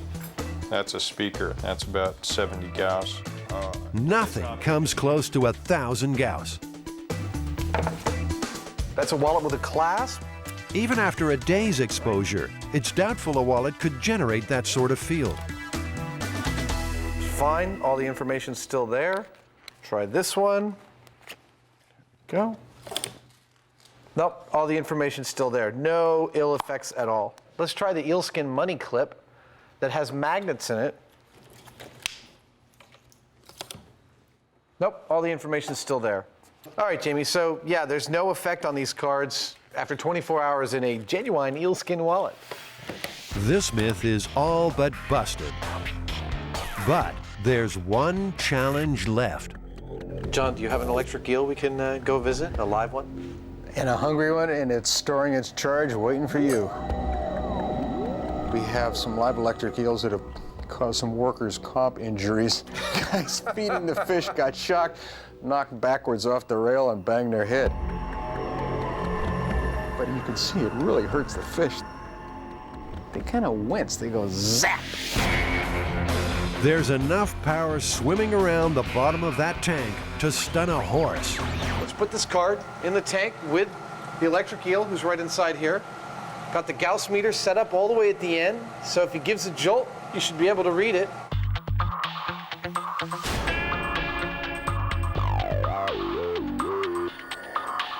An electric eel is looking at me right in the eye. Are you getting any kind of reading at all? No, I'm just getting minuscule variations, nothing at all really.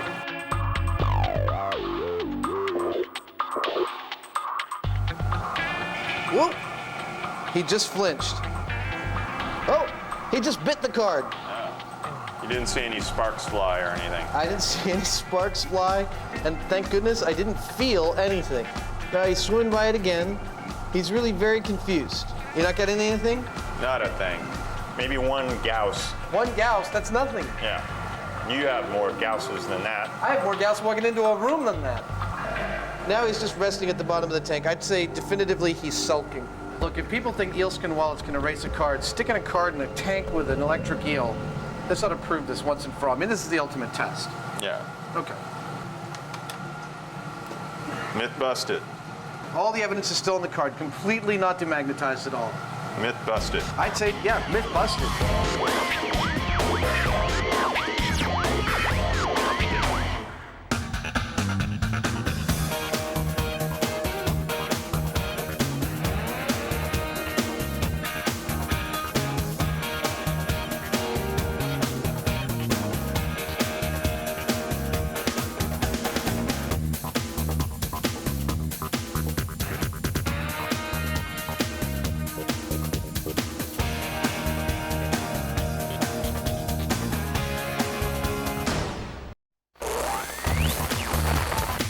In this episode, struck by lightning. Where's your tongue? Let's see it.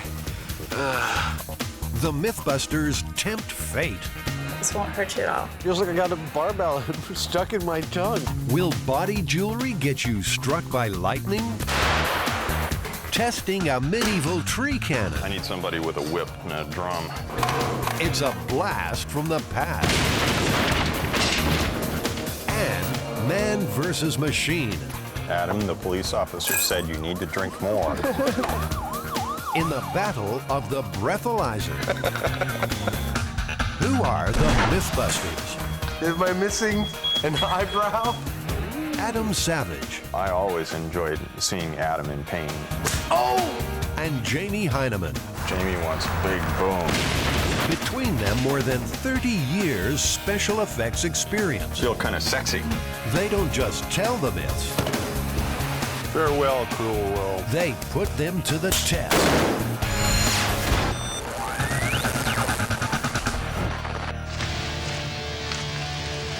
Come on, please help me up. Yes, we'll carry you. Hold on. I got struck by lightning? Yes. How the fuck did that happen? It's not. In August 2003, Matt Thompson was hit by lightning in the hills outside Keystone, Colorado. A bolt of lightning taken straight in the chest.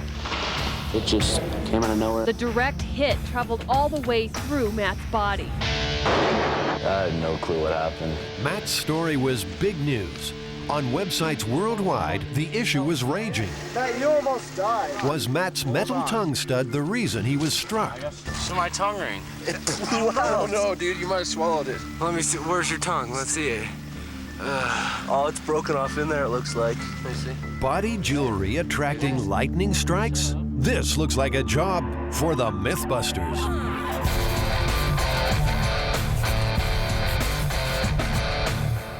The myth is that wearing a tongue stud increases your chances of being struck by lightning. So what kind of cockamamie theory is this? Well, this cockamamie theory says that the lightning bolt is being attracted directly to it. Like a lightning rod. Yeah, exactly. It sounds kind of silly. Being loaded into an ambulance with a fried tongue, you can bet Matt Thompson didn't think it was a silly myth. Still, the boys are skeptical. It's obvious that jewelry does affect your body if you get struck by lightning, but the question still remains. Does it increase your chances of being struck by lightning? For the tongue stud lightning test, 2 heads made from ballistics gel will be mounted near a lightning generator. One of the heads will be pierced with metal studs. Adam and Jamie want to know which head the charge jumps to. That'll be fun. Well, that's definitely why we're doing this. The first job is to build a rig that will attract lightning. They need something big, metal, and round. Ah, here we are. That's them. What, these? Yeah. Oh, okay. Well, we're using woks because the round surface of a wok is a perfect thing to test an electrical field around because it doesn't have any point that can gather the electricity to a single point. 7, 8. It's like they knew we were coming. Imagine that. Normally, you'd probably put the heads on a spike, but that would not give us an accurate test as to the conductivity of the piercing as it relates to the whole head.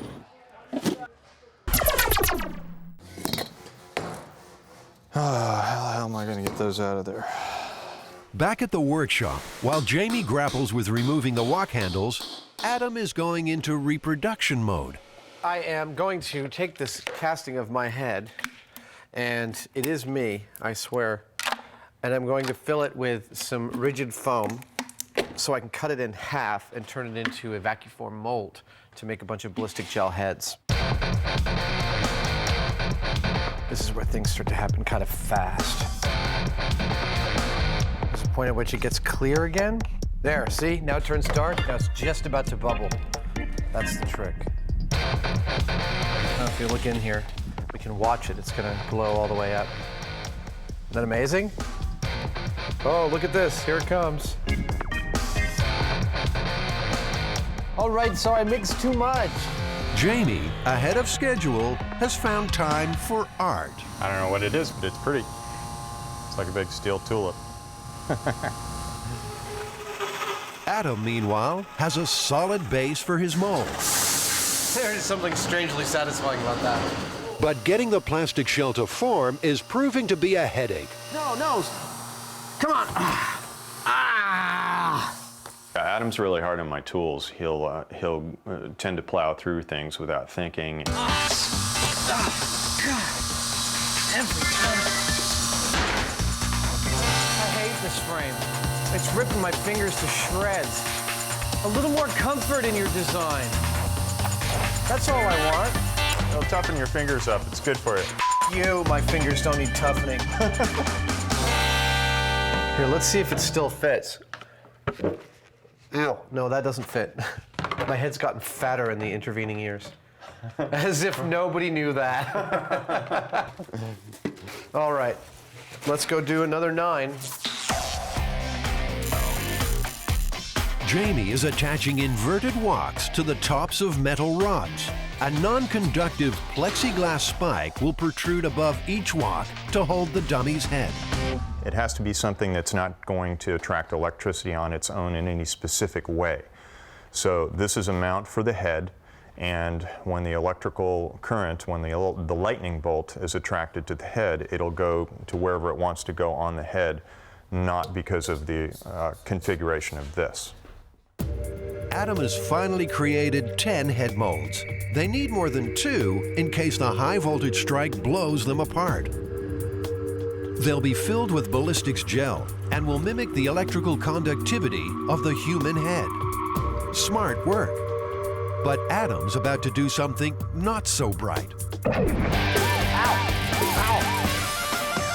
To get into the spirit of this myth, he's volunteered to get his own tongue pierced. Hi, are you Joey? Yeah, hi. I'm Adam. Nice to meet you, Adam. Jamie? Hey, Jamie, how you doing? Good. And I'm here to get a tongue piercing. Well, let's see your tongue. Yeah, we can put some jewelry in there for you. All right. Have you ever heard any myths about tongue piercings? No, I've heard some realities about tongue piercings. I don't know about any myths. What do you have in mind? Well, there's a story going around about a woman in Britain who apparently was struck by lightning, and she said it was because she had a tongue piercing. Never heard that one. You never heard that one? Never heard that one. You ever had any complaints of anyone struck by lightning? None of my clients have ever been struck by lightning. So these are some of the basic beads that I have for you to choose from. Probably the most comfortable size to start with is this one right here. If you want to go with something a little fancier, it's possible to wear gemstones for it as well. So if you want to get really flash, you can wear something like that. What do you think, Jamie? Should I go flash or plain? I think you should go for maximum conductivity, actually. Yeah, I suppose you're right. Do you have anything shaped like a little, lightning rod or No anything? lightning rods, and we don't have any copper. I think you're going to have to go with the stainless steel. All right, the stainless steel ball about that size was exactly what I was thinking about. Okay, that should be great. So why don't you come on in here, have a seat on the dinosaur chair there. Oh, do I get a lollipop when this is done? You do get a lollipop when this is done, but only if you earn it. He's just seen the needle. For once, Adam's at a loss for words. All right, so, you ready? It's very, very quick and very, very easy. You can set your glasses right there. What I want you to do is swallow one last time. Breathe easy. Give me your tongue. There you go. This won't hurt you at all. I'm not gonna pull on you. Just wanna make sure I got you right where I need you. Piercing's real quick. I'm just getting lined up. Here you go. Give me a breath in and out. You're done. Your jewelry's in. I'm gonna take the clamp off and screw the bead on the bottom, but it won't hurt you. You're absolutely done. Let me just make sure the beads are tight. You can have your tongue back. There you go. You're done. All right. Woo. That was not so bad. Oh, but now I'm talking all funny. Feels like I got a barbell stuck in my tongue, man. How about that? Get it back here. She sells seashells by the seashore.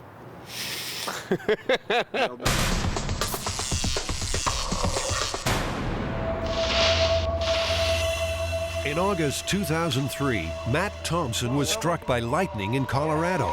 So my tongue ring.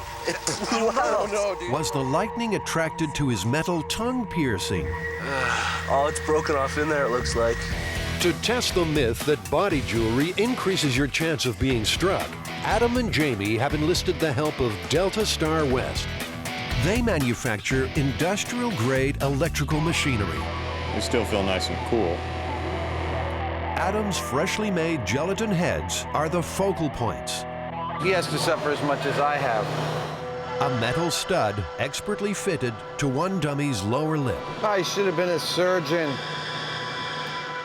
All right, let's see how it does.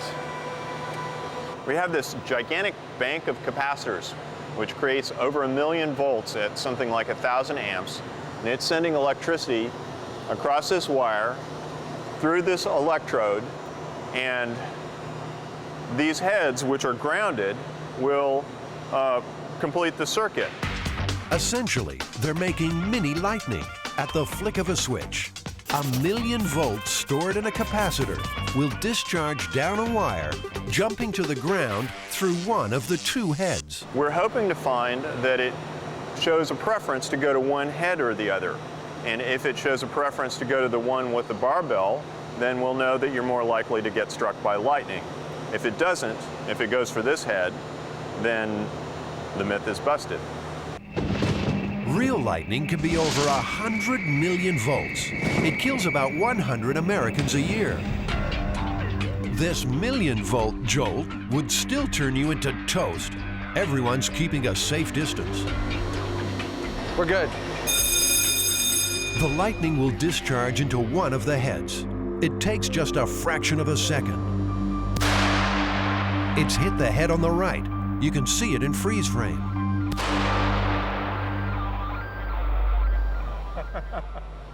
Here it is again on high-speed camera. Well, it went to the one without the barbell in it. It did. We learned a couple of really important things from the first test, and the first thing was that the lightning bolt went to the top of the head and no place else on the electrode, which tells us that that our rig is nicely set up. It's pretty neutral, and we are getting current to go through the head itself and not through the steel. The second most important thing that we learned about this was that the discharge actually went to the head without the piercing. So this is not looking too good right now. But the testing has just started. In the interests of accuracy, they move each head to the opposite spike. We're just doing a control by swapping the heads on the rig and making sure that the rig doesn't prefer one direction or the other.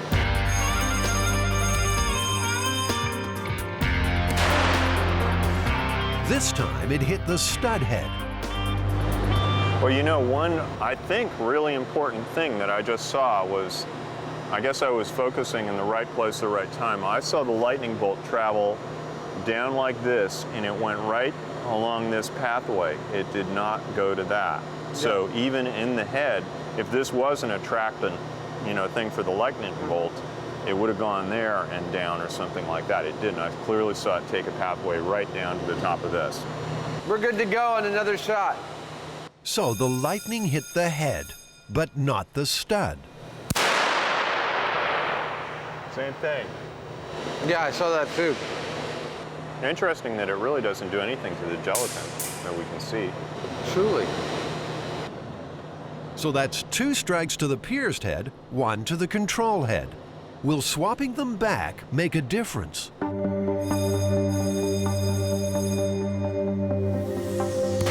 It's the pierced head again, but a confusing pattern is emerging. The charge often goes to the piercing side, but it never seems to touch the metal. The MythBusters won't be satisfied until they can see the lightning hit the stud directly. Jamie, we've now run this a dozen times or more. The heads are working perfectly, the rig is working great, we're getting consistent strikes, always to the top of the head.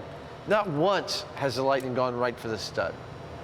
Yeah, all we've got left to do is put a bunch of studs in there, some really big ones maybe, see what happens, see if we can get something to react to them.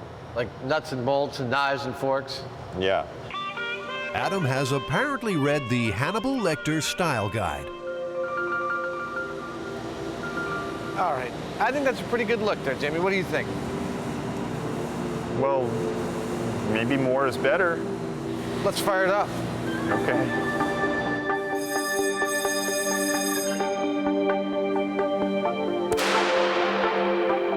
went to the head with the studs in it. Still didn't touch the studs. Went right down through the middle. Yeah. Maybe even more metal. Of course, if your tongue piercing is this big, lightning is the least of your worries.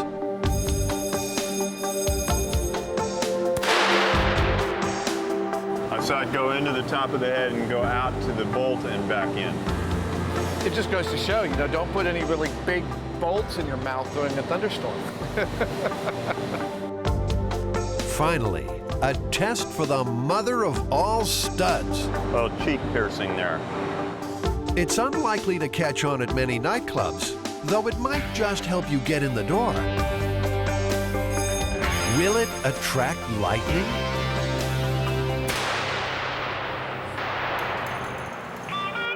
At last, a direct hit. Well, that knocked the doorknob right out of his face. The Mythbusters are unconvinced that studs attract lightning. While the Zap did seem to prefer the head with the piercing, a lack of consistent direct hits suggests some other unknown factor was involved. We could have done this 1,000 times and still not gotten that same result. You know, lightning is just really unpredictable. You know, that might be the case, Jamie, but we do know that metal does have an effect.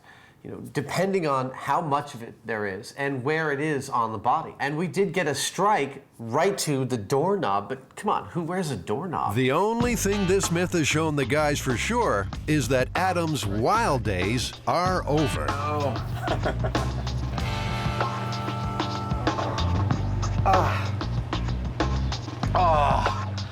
Heaven. Oh, God. That was horrible. There we go. My tongue is free.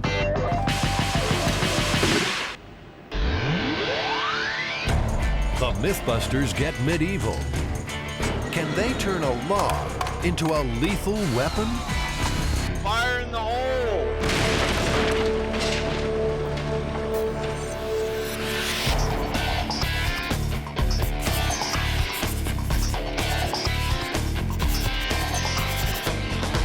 This myth is from medieval times, actually, and it involves a Hungarian town called Pakish that was being threatened by their neighbors. So the entire town got together. In one night, they apparently made a cannon out of a tree. And they put some gunpowder in there, and they shoot off this cannon. The entire body of the cannon exploded, killing half the townspeople. And the mayor, in his infinite wisdom, looks up and said, "If we have so many dead, how many left of the enemy can there be?" That's the earliest known record of spin, I think. To test this myth, Jamie and Adam will try to build a tree cannon and see if it explodes when fired. To do it like the villagers, they need to drill a hole into a log using medieval-style tools. They'll have to fashion a cannonball and make some medieval gunpowder. John, have you ever heard of a tree cannon or a cannon made out of a tree? No, Adam, I frankly have not. If anyone can help with this myth, John Morris can. He lives safe and very secure in West Virginia with his collection of more than 100 cannons. Wisely or not, he's agreed to show Adam and Jamie the safe way to fire one.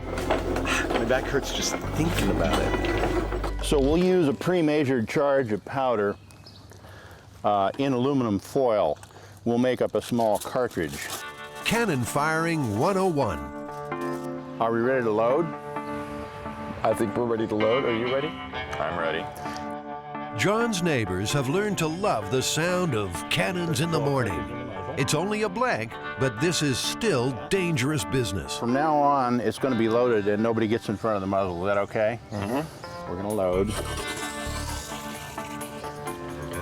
Then we'll take the fuse and hopefully it'll touch the powder inside. Ready to proceed? You bet. When you are. Fire in the hole.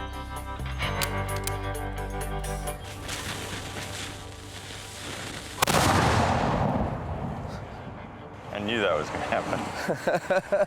You did. They've seen how it's done. Now it's the guys' turn. Is it possible to put too much powder in a cannon? Certainly. What'll happen? Well, it will overstress the cannon, and the cannon could blow up. Now, you shouldn't be in front of the piece. Exploding cannons. Food for thought for two first-time firers. Fire in the hole.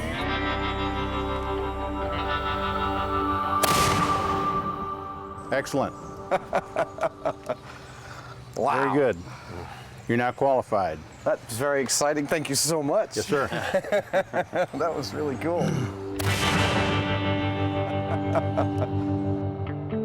Tree cannons were used in 14th century England and just 100 years ago in Eastern Europe. To make theirs, Adam and Jamie need a European hardwood log, a big log. This is a piece of English elm here that we took out. It's a tree that actually died from Dutch elm disease, and this weighs several hundred pounds, this piece here.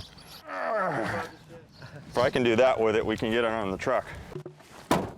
Jamie, you're doing such a good job. Get out of my way.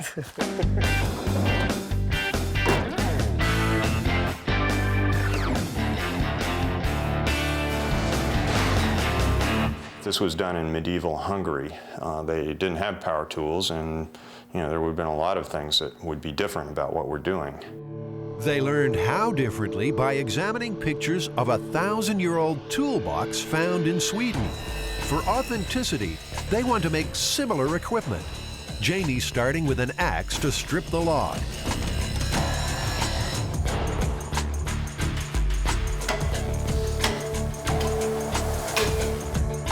Getting a little workout this morning.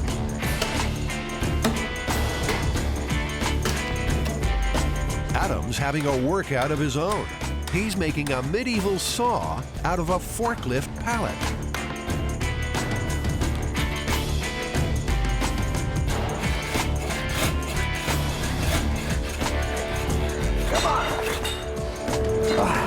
Now there's some medieval workmanship. Well, I'm gonna heat this piece of metal up until it gets red hot. Hopefully I'll make something that resembles a spoon drill, which is one of the first drills that they used.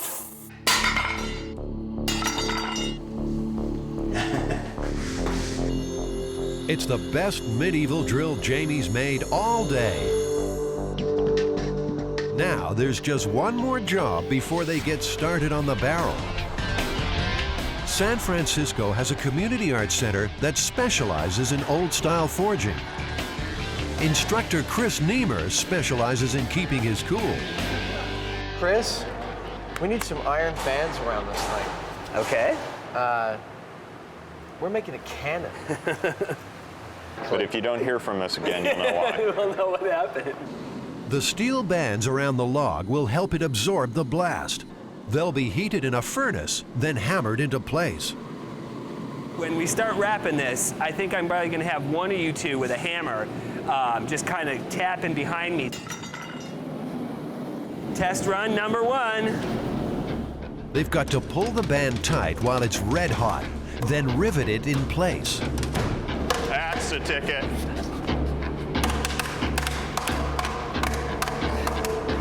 Oh, that's so close. Oh, it's good. Rivets. The band is cooling and shrinking before they can hammer the rivets home. Somebody else grab this one up here. You got it. Come on. Wait.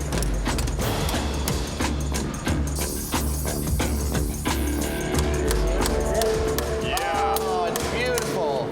Yeah, that's it. That's it. All right. I got it. Quenched with water, the band will shrink tighter onto the log. Just 4 more to go. You know, it's funny how ye old techniques take ye old sweet time to get done. Medieval techniques take some mastering, but each band is going on easier than the last. Oh, but the vibration feels really good. Beautiful! Yeah, good job, guys. Very nice. Good job. Excellent. It's looking more like a cannon, but there's still no barrel. Will Jamie's medieval drill do the job? drill's nice and sharp, and I've flattened this out so that I can grab this like that to crank it. Remember, according to the myth, the tribe made their cannon overnight. But this is slow work.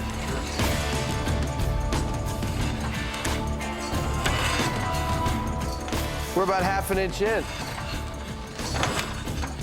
I need somebody with a whip and a drum.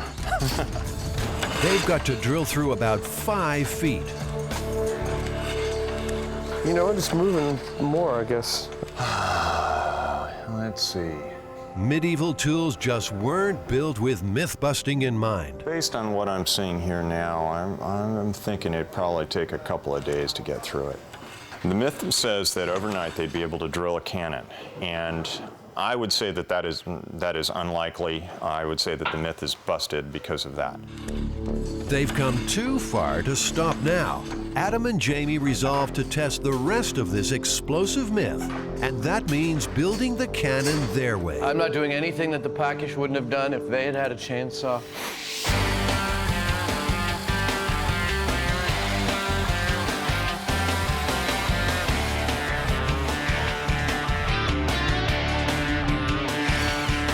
While Adam is bowing to the 21st century, Jamie is staying well in the Middle Ages. I'm making a cannonball out of granite, or a mess. He plans to hand chisel a perfectly round cannonball. It's precision versus power.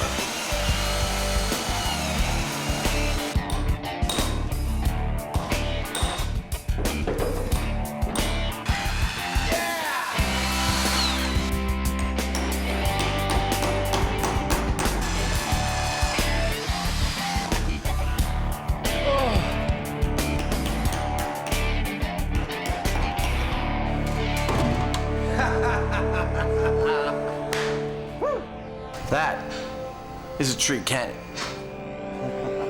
Jamie hasn't done a bad job himself. It's so far beyond anybody's experience that we're all like kind of blown away. Right. And don't think he didn't know it. So they've made the tree cannon, made the cannonball. Now they need to make medieval gunpowder. They've called in expert pyrotechnician Jack Morocco to help. You know, what we need to do here is something a little bit different in mimicking a medieval gunpowder formula. Jack knows what ingredients existed around the time of the myth, so they can make up a crude gunpowder. But how well will it work? For safety reasons, they'll light the fuse electronically from a distance. Ready?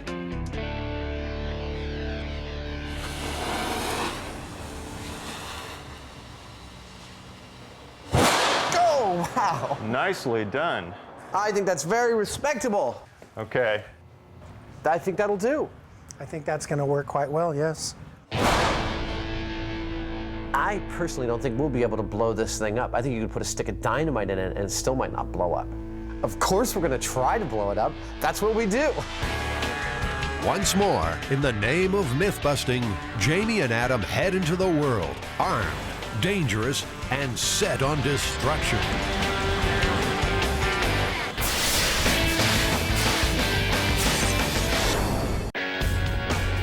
It's a normal day out for the Mythbusters. They're driving through San Francisco with a medieval tree cannon in the back of their pickup. Their destination? The abandoned runway at the Alameda Naval Base. The cannon is a replica of one built by medieval Hungarian villagers, which, myth has it, blew up when fired.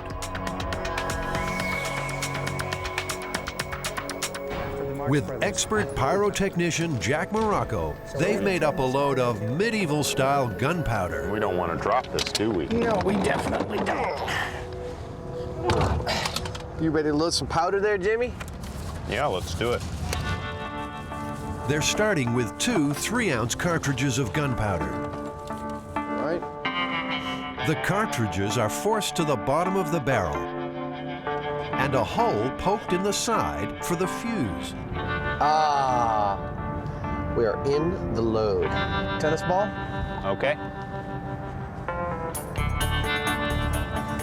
Well, did you bring your tennis racket? I could stand out there with this, you know, and try to get a good hit on it.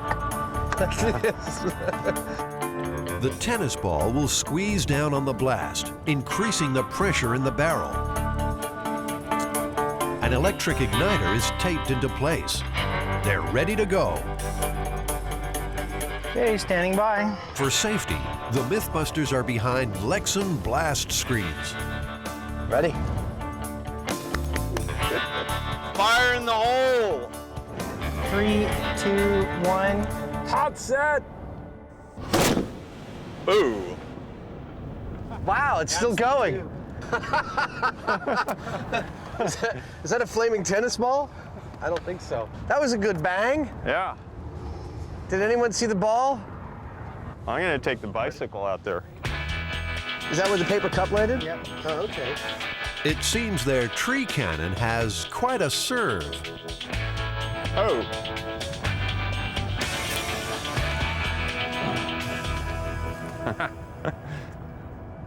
A little singed. You found it? Wow. That looks great. Doesn't look very much the worse for wear. No, just lost some fuzz. Well, the tennis ball went a little more than a football field in length, which for a tennis ball is a lot. And I think that, you know, when we put the stone in there, it's really going to take off. Next up, the real thing, Jamie's hand-carved cannonball. We're debating whether or not to put a single or a double load, either 3 or 6 ounces of powder behind it. The extra weight of the cannonball will further compress the blast, increasing the force up the barrel. The guys know the safe way to go is a single 3-ounce load. You comfortable with 6 ounces, Jack? Yeah. All right. Loading the cartridge. It's double or nothing. Twice the powder, twice the danger. At this point, no one crosses the front. And be careful with that, because that's going to roll down there fairly quickly. Yeah, so I might gather. Shock it. Jamie's There we great go. creation is headed for a great adventure. Satisfying little thunk. Do you think we'll be able to find it? You know, I'm feeling pretty certain that it's going to launch that thing a fair ways, but I don't have a clue how far. Are we ready, Jack? Fire in the hole.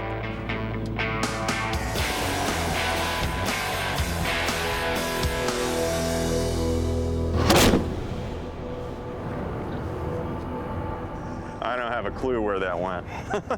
I didn't see a darn thing. Did you see anything? Wow. What everyone did see was a remarkably successful tree cannon.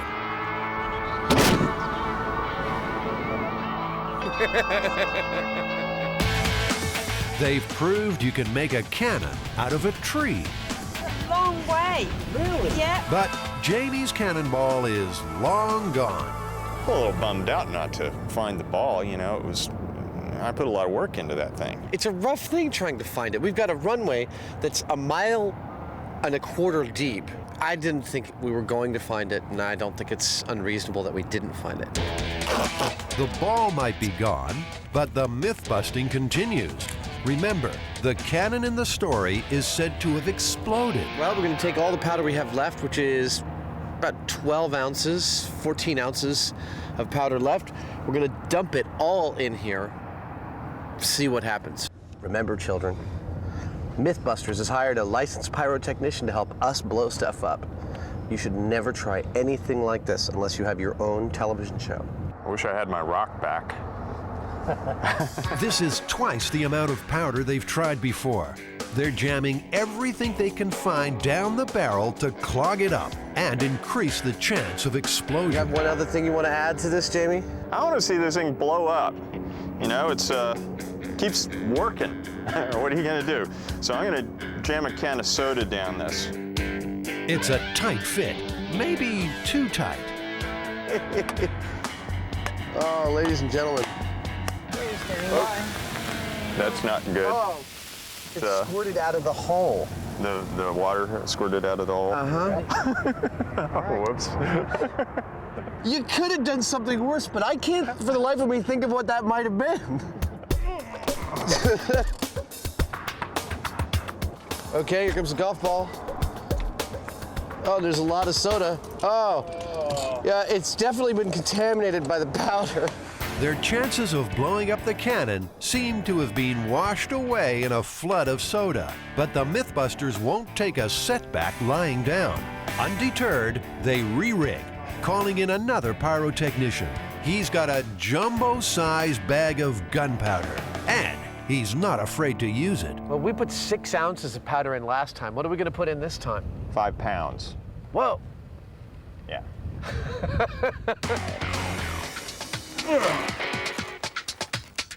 5 pounds of gunpowder. On a danger scale of 1 to 10, this rate's about 9. Now it's at 10. They're sealing the end with an aluminum plug. If this doesn't blow up this cannon, I don't know what will. This is basically going to be a bomb, and there's going to be splinters going everywhere. So it's not a question just of hard hats. It's a question of you have to have something like a shield or an automobile or something like that between you and the cannon. I'm going to get back about probably 150 feet on the field there, just in case. The rest of the team is even further back. They're hoping that'll be far enough.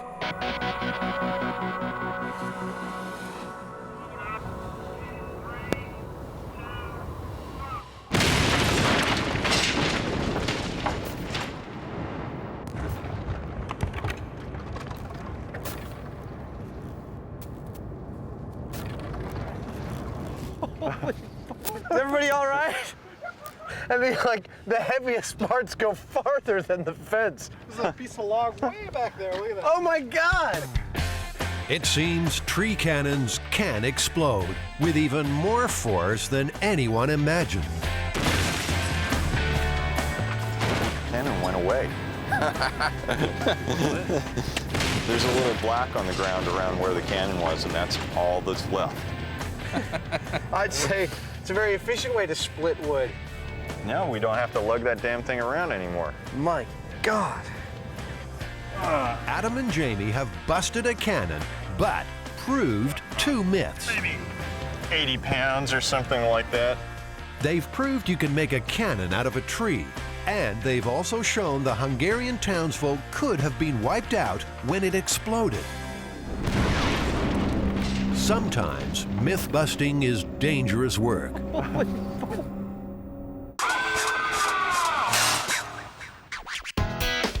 One for the road, as they say. But they bit off more than they could chew. Cheers. Can they beat the breath test? This is definitely going to be a strange day.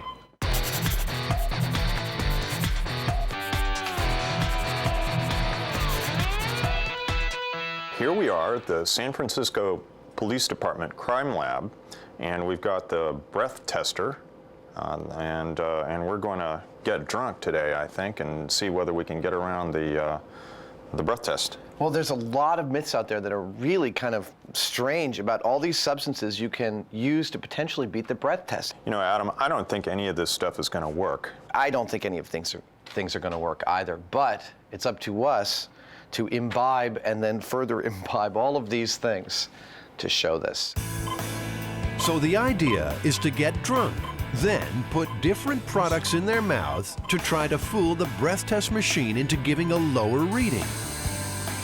The San Francisco Police Department generously offered its crime lab for the day. Officer Bruce Gendron will be watching over Adam and Jamie. Adam's drink of choice is scotch. Neat.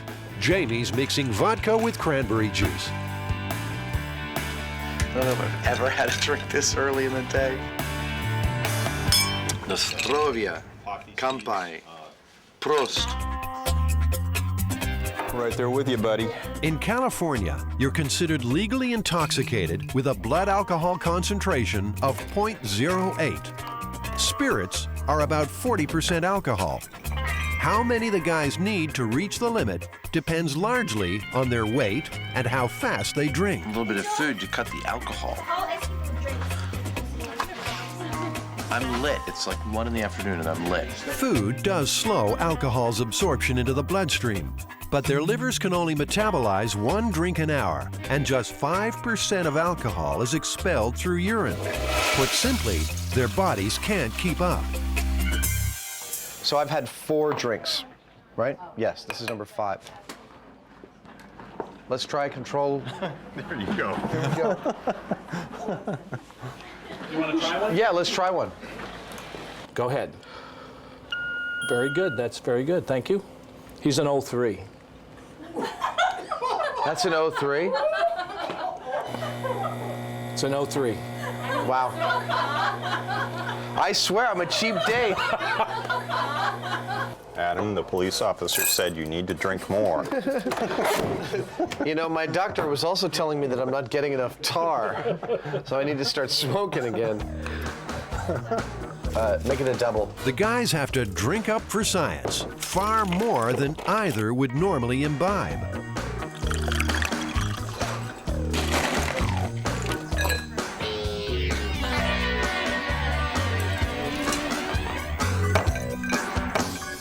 So we've had 13 drinks over 3 hours. I know I'm drunk, but I can't even remotely tell that you're drunk. It's kind of annoying.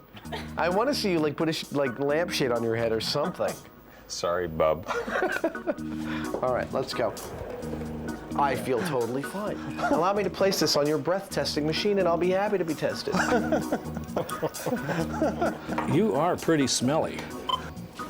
That's it. Keep it up. Listen to the music, and that's what we're trying to do, is keep that sound going.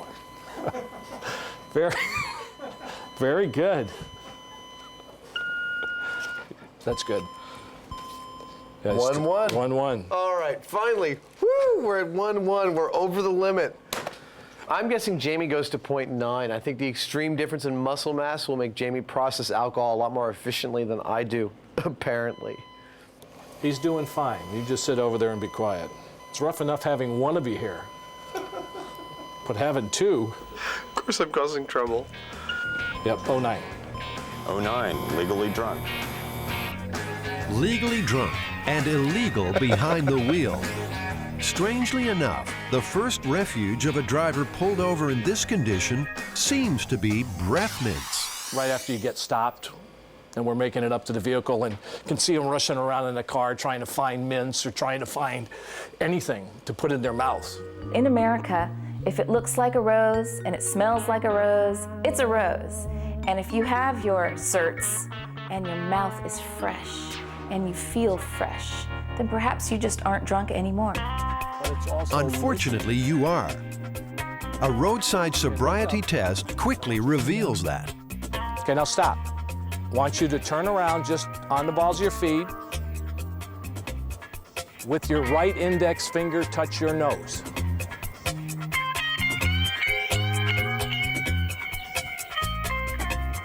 I think you just fell asleep. 40% of American road deaths involve alcohol. Nearly 17,000 people killed each year. To prove a driver was drunk, police usually rely on a breath test. This man had already had 5 single whiskeys, which he took some little time ago. The breathalyzer was invented back in the 50s, where drinking whiskey often happened while wearing a nice suit. Right, that's enough. He is up about 0.13. Breath tests work because alcohol is carried by the blood into the lungs and exhaled. The amount of alcohol on the person's breath is proportional to the amount in their bloodstream. Over the limit, the guys will now try to beat the breath test using products that, urban legend has it, will confuse the machine. First up, those mints. Will getting rid of the smell get rid of the alcohol?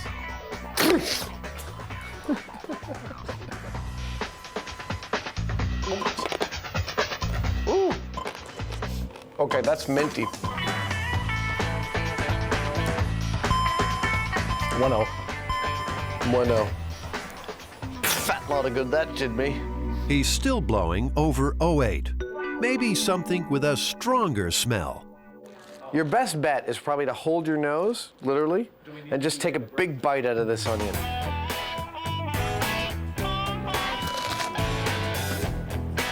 My eyes are watering here. Let's try and see if you were able to fool us. Nice and steady. Keep going. Keep going. That's good. That's good. Jamie, that was an 08. The onion didn't do anything. Some breath testing machines act like a fuel cell. The more alcohol blown in, the higher the electrical current produced. That could well have sparked the myth keeping a battery in your mouth would beat the test. Stuck on the battery now? You get the battery. Yeah, I'm letting you off easy, baby. Being able to put a battery in your mouth and keeping it there without me knowing that it's there would be very, very difficult. I would agree with him. It would be very difficult to talk with a battery in my mouth.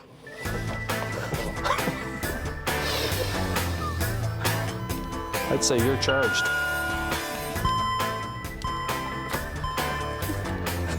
It's a 1-0. Another kind of tester relies on a chemical reaction. Perhaps throwing a little extra copper into the mix will fool it. You ready? Nice steady blow. That's it. Very good, thank you.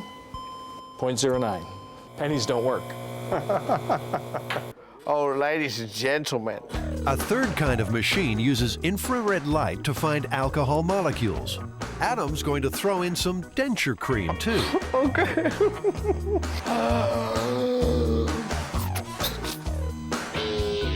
Adam, you did a great Oh, that was nothing, baby. 0.11. 0.11. So, denture cream, a no-go. Another pseudo-scientific mythology suggests hyperventilating might cleanse the lungs of alcohol for just long enough to pass. All right. 1-1. That doesn't work either. In fact, the myths are running dry. One last contender, mouthwash. One wonders where you do this in a car while the police are like coming around to your window, but nonetheless, we'll try it. Just nice and steady again. 0.43. 4.3. Really? Yeah. Oh, 0.43. Yeah, that's way gone. Something's causing a false reading. A little higher at 0.5 is lethal. To iron out glitches like that, police always test you twice. Very good.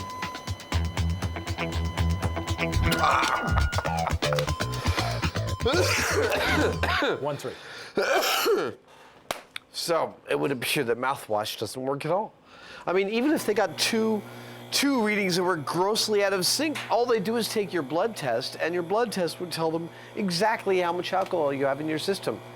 It would seem that nothing works. On MythBusters, they do what it takes. 13 drinks, a mouthful of onion, and batteries, and pennies, and denture cream. It appears to be a sobering warning for any potential drunk driver.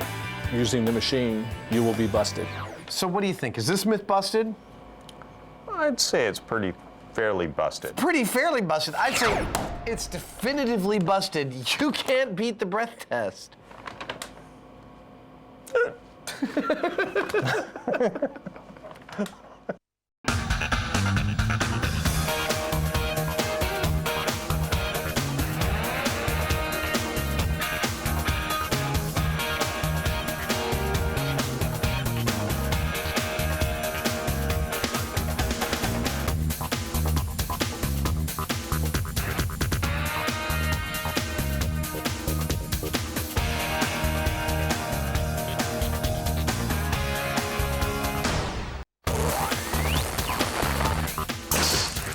On this episode of MythBusters, like that. sparks are flying. Totally me. We finally get a reasonable experiment here, and he's like, and trouble's brewing. I would say that the rig is not safe at all. Adam finds out that the falling penny myth can really be a pain in the... Oh! We'll see why these guys don't have their own cooking show. And find out the link between Japanese spies and Lucille Ball's teeth. The Morse code. Who are the MythBusters? Am I missing an eyebrow? Adam Savage. I always enjoyed seeing Adam in pain. Oh! And Jamie Heineman. Jamie wants a big boom. More than 30 years special effects experience. Feel kind of sexy. They don't just tell the myths, they put them to the test.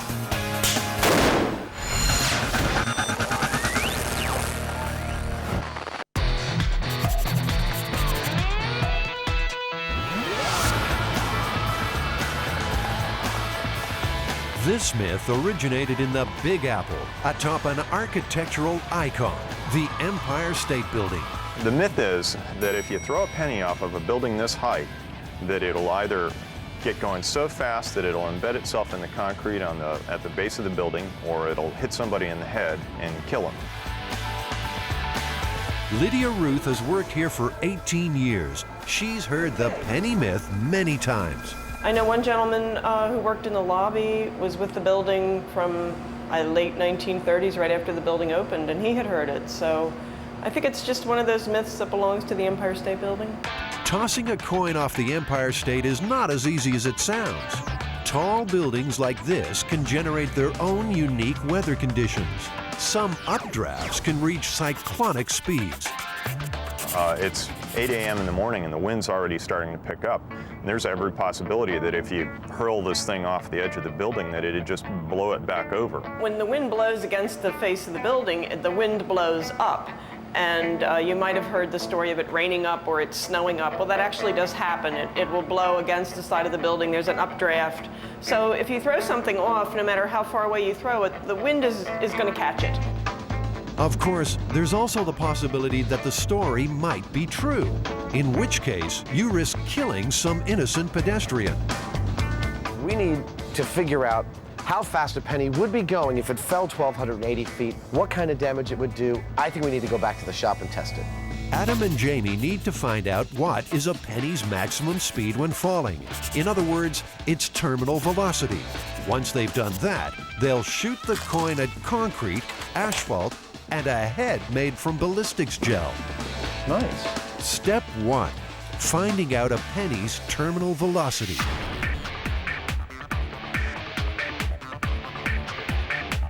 Now, we know a person's terminal velocity is about 120 miles per hour.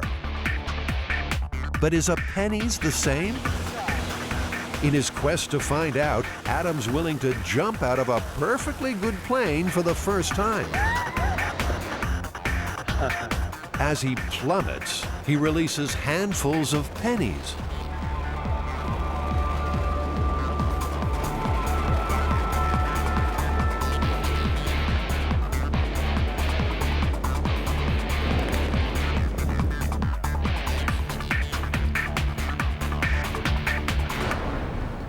Well done. How'd it go? That was amazing. I mean, it's unlike anything I've ever tried before. You really should have done it. What'd the pennies do when you let them go? The pennies flew right out of my hands. I opened one hand and then the other, and the pennies just like shot out towards the sky. Out of one hand, they hovered for a second in like the burble above my hand, you know, the air bubble vortex, and other than that, I was traveling way faster than they were. I want to do it again. That was awesome. The guys have seen complex equations that put a penny's top speed at somewhere between 35 and 65 miles per hour. I used to be able to juggle them. But Adam's not taking those figures at face value. He wants to test them in his own penny wind tunnel. At the bottom, wind speed is clocked at 65 miles per hour. Holes in the tube allow the air to dissipate, so the speed at the top drops to 35 miles per hour. If the penny stays in the tube, then the equations are correct. Bingo! Adam's one happy Mythbuster. If only Jamie were as excited. This matches the math, the complex equations that we have showing the velocity. I think we should go for a worst case scenario, like 65 miles an hour. Okay, works for me. This is excited, Jamie? Yeah, this is. We got a world first. It's going out on television that we did the experiment that showed exactly how fast a penny goes. No math, no ideas, no timing off a building. We got it right here in the lab. That's great. Good job. Totally me. We finally get a reasonable experiment here, and he's like, oh, well, that's great. You know, it's like, what are you gonna do? How are you gonna please the guy? I don't consider it an enormous feat to be able to, you know, elevate a penny in a wind chamber. On that note, the MythBusters go their separate ways. Jamie's looking for a way to fire a penny at 65 miles per hour, while Adam begins work on the dummy head. I decided to use the staple gun because, you know, when we're experimenting with things here in the shop, a lot of times I don't like to go through a whole elaborate process and days of machining something only to find that it was the wrong approach or didn't have the right speed. I like to kind of find something that will allow me to move into it quickly. To make the penny fit in the staple gun, Jamie lops a little off each side.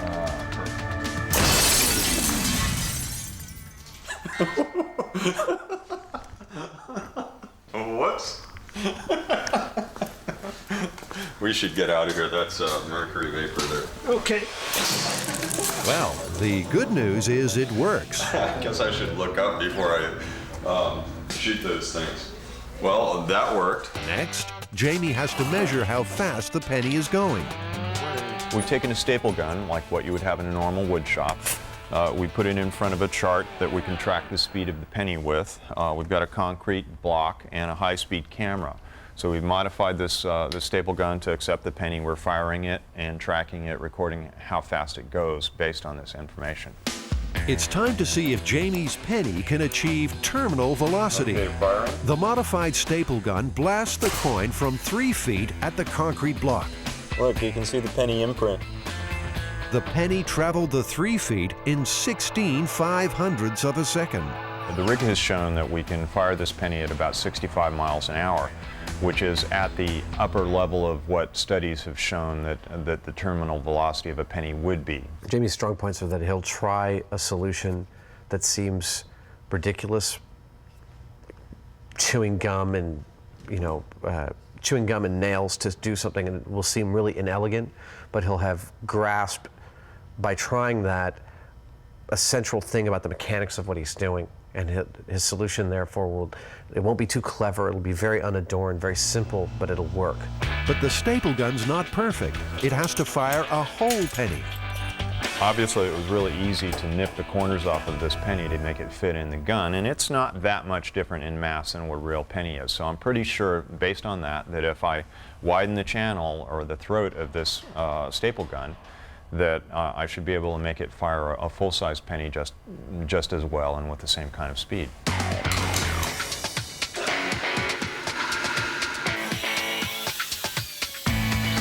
Well, it took relatively little work, and this is it's a high-velocity penny shooter.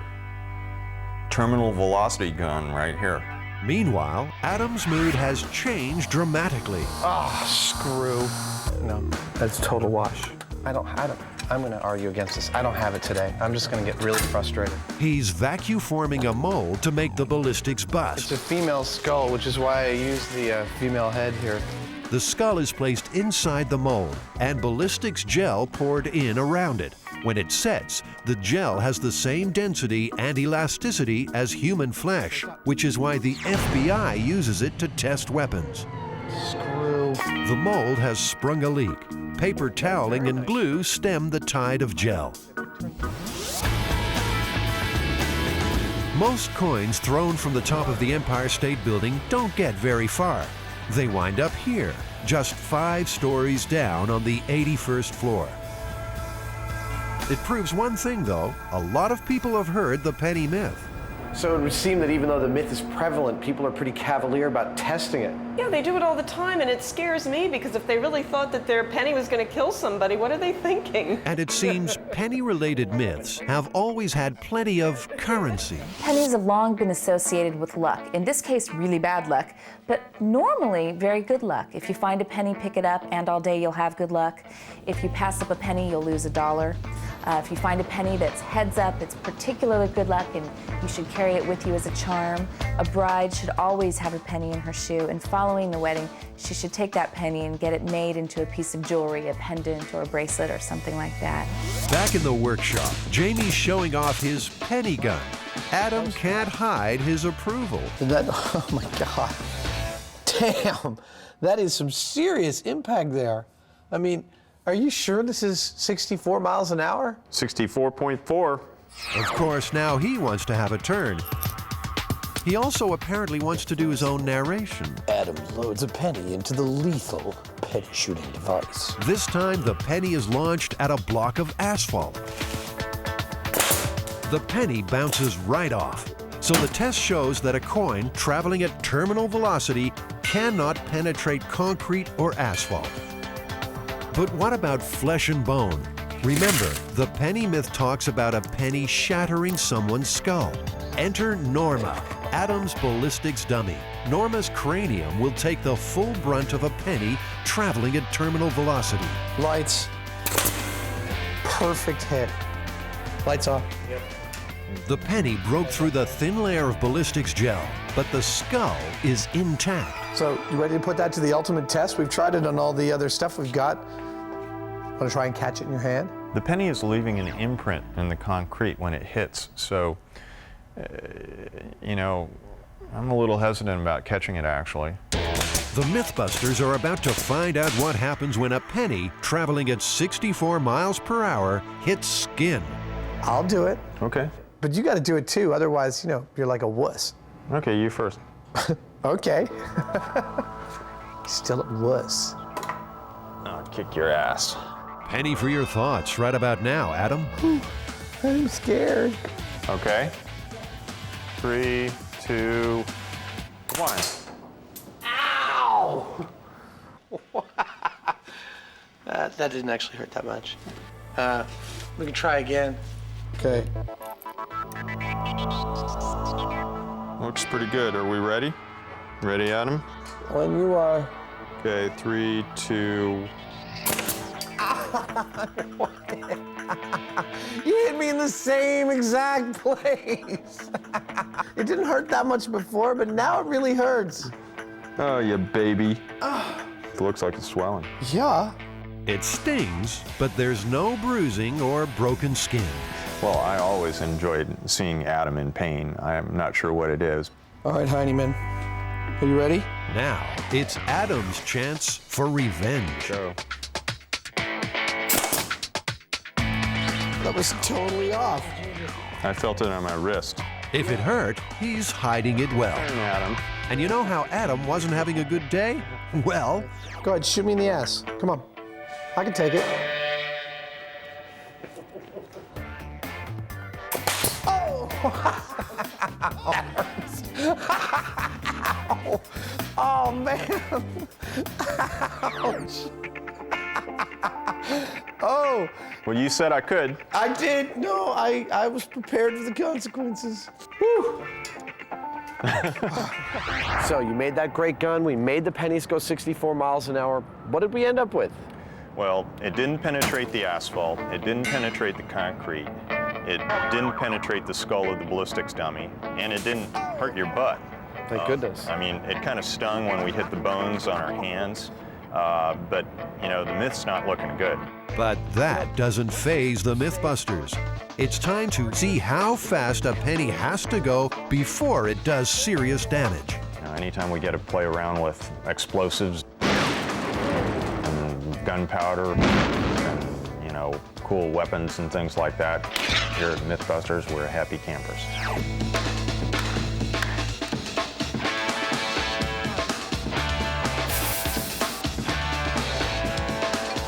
Adam's modifying a high-powered rifle so that it will expend a penny. That's not chambering around, I'm just test firing. The coin will be fired from a special aluminum barrel attached to the rifle like a silencer.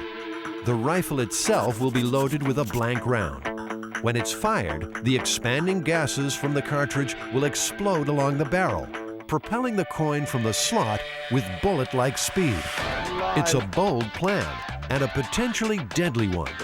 Jamie's far from convinced. I would say that the rig is not safe at all. There's a significant chance that there will be an explosion and either the breech of the rifle will blow out or what may well be likely is that the whole head of the rifle, the device that Adam has constructed on here, may just shoot off the end of the rifle. Well, Jamie, take cover, because Adam's taking aim. All right. Firing. And 3, 2, 1. Well, that seemed to work like a charm. Look at that imprint. You can clearly see where it hit. The penny is shot from the slot at almost 3 times the speed of sound. The high-speed camera result apparently is 3,000 feet per second. That's like a bullet. That's the speed of a bullet. The coin still did not end up embedded in the block. Where's the penny? This is one penny, however, that has been well and truly spent. The detail on the face of it is flattened. Work like a charm. And Jamie's forced to eat his words. Yeah, congratulations, Adam. Thank you. I wouldn't want to get hit by that thing. 1 penny down. 1 to go. Even at supersonic speed, a penny weighing just 2.5 grams simply doesn't have enough mass to break through concrete or bone. Unlike, say, a real bullet, which in this case is 6.65 millimeters of solid lead. The penny drop myth isn't worth a dime. Oh man. I hate when that happens. Eliminating all the things that are in the penny's way from just reaching the ground. 64 miles an hour just wasn't enough to cause any kind of damage to a person. And then when we made it go almost 3 times the speed of sound, it still wasn't enough to break the bones. Yeah, I mean, the worst thing I can come up with is if you were looking straight up in the sky and you got hit in the eye, it probably wouldn't be very good for you. But even then, I don't know whether it'd take your eye out. I think we busted the heck out of this one. Myth busted. Yeah.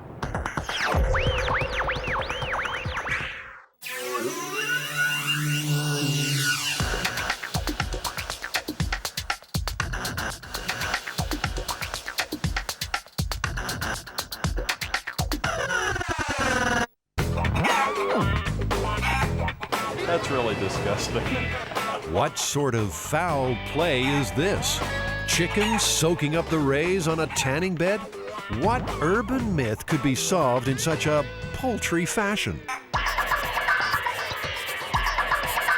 The humble microwave oven. Is it a handy cooking device? Or mysterious machine with dark and frightening powers? Microwaves just seem to be magnets for urban legends. So we're going to put some of the main ones to the test. Whoa! You are the man.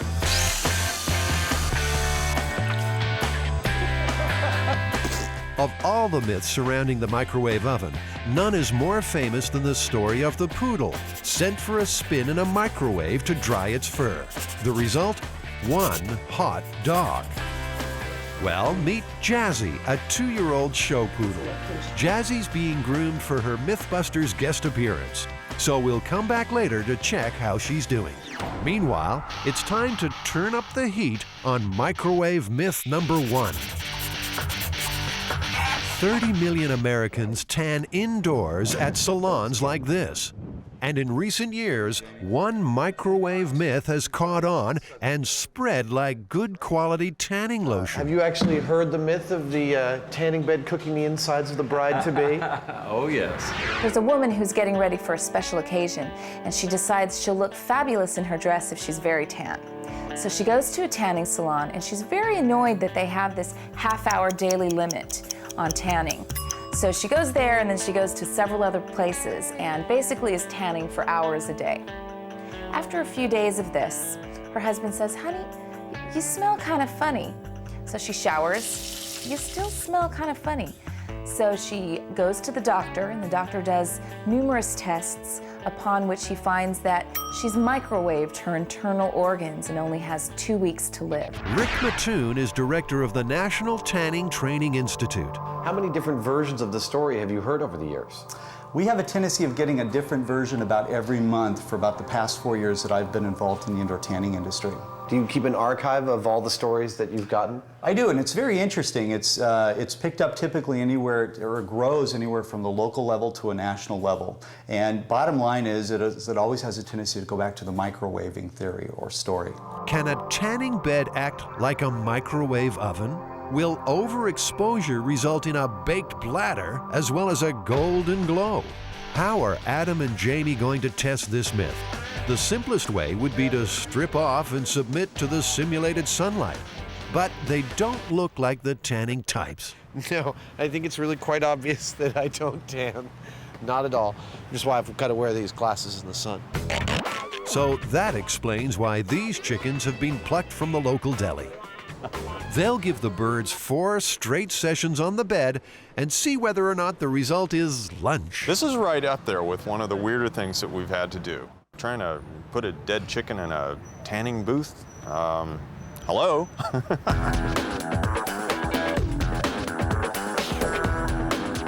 Time to see if the chicken's goose has been cooked. So how many sessions did these go through? 4 sessions, a total of 48 minutes on the tanning lights. So if I'd been in here, I'd be pretty badly burned by now. You would have a severe sunburn at this point. But would your gizzards be goners? Not at all. Pink and perfect. Not cooked on the inside at all. Basically, there's no difference between overstaying your welcome on a tanning bed and spending too long in the sun. Now, this story has been told and retold so many times, it's a very popular narrative. Indeed, it was published in at least 2 Dear Abby columns, so it's got a lot of veracity. A lot of people believe it.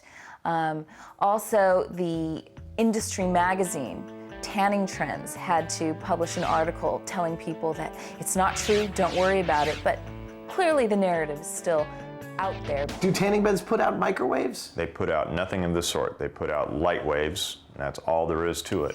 Besides, for the myth to work, microwaves would have to cook from the inside out, and that's easily tested.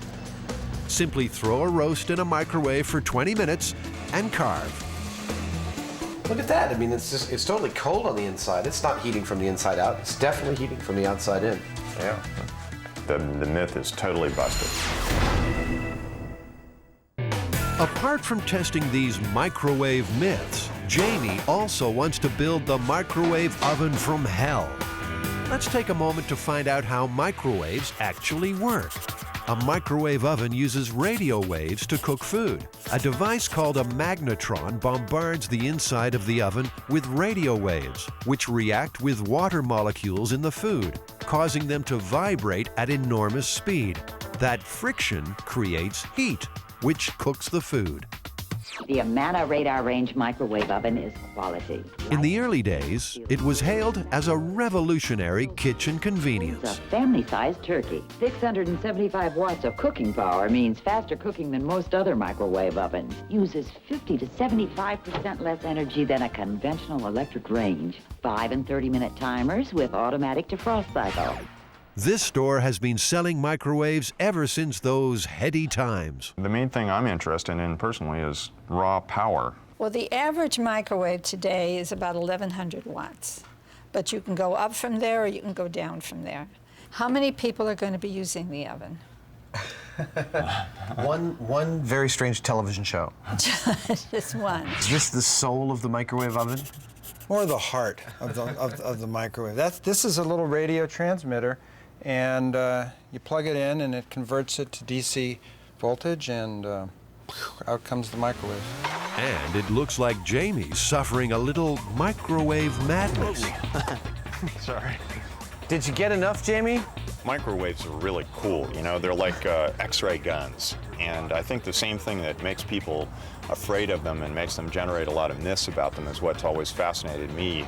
I'm gonna, you know, make this super powerful microwave gun that I can heat things up around in my shop with. And, you know, that for me is a lot of fun.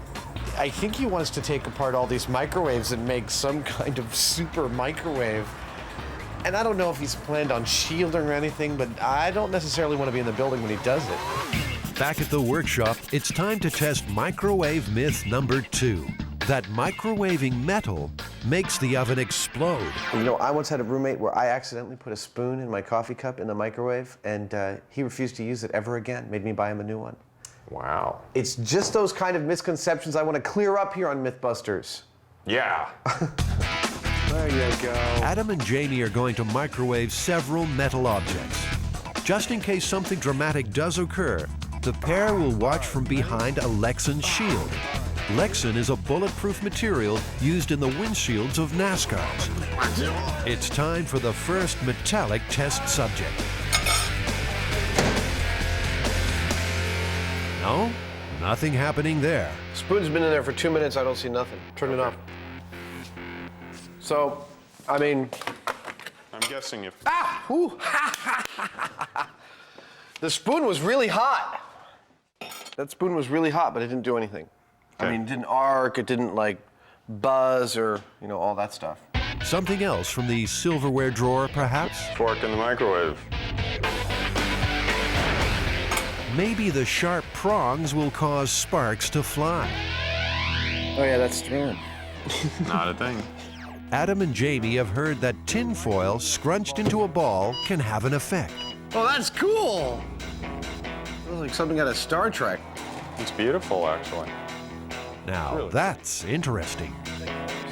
The microwaves are causing an electric charge to build up in the metal. Scrunching the foil allows the charge to jump the gaps. Jamie tries again, this time folding the foil into an accordion shape. Whoa! The Heinemann with the precognitive technique. Look at that! That's the best. Dude, you are the man. It just goes. Spectacular, yes, but explosive? No. A warning though, microwaving metal might result in magnetron meltdown. So metal in a microwave, is it true or is it false? Well, that's false with provisions. Only in the case of an object that is made out of metal that is contacting the sides, you can create some arcing there that would feed back into the magnetron and reduce its lifespan. That's 2 myths done and busted. Meanwhile, what's Jamie up to? Does he have a screw loose? Jamie's harvested the magnetrons from 4 microwaves. Looks like he's serious about building that super microwave machine. Scary stuff. Microwave oven. So we know metal won't turn your microwave into a bomb. It's time now for Adam and Jamie to investigate a microwave myth that is potentially lethal. If you overheat water in a microwave, you may take the cup out of the bowl and then the water is going to explode in your face, injuring you or burning you in some horrific way. We're gonna time how long it takes to bubble. After a little research, Adam and Jamie know that the only way water could explode is if it's being superheated, that is, heated beyond boiling point, without actually boiling. Tap water always boils because it has impurities. Distilled water has no impurities. That means no boiling.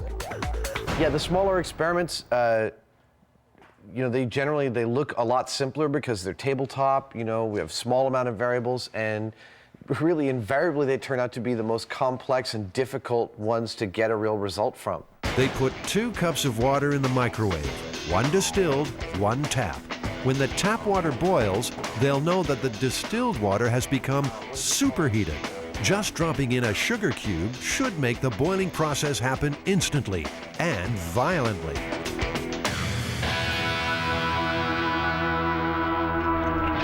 Hey! Spectacular. That would suffice. That was exploding water? It erupted, it left the container. Yeah. Quite a bit of it. If someone were holding the cup, they would definitely have severe burns.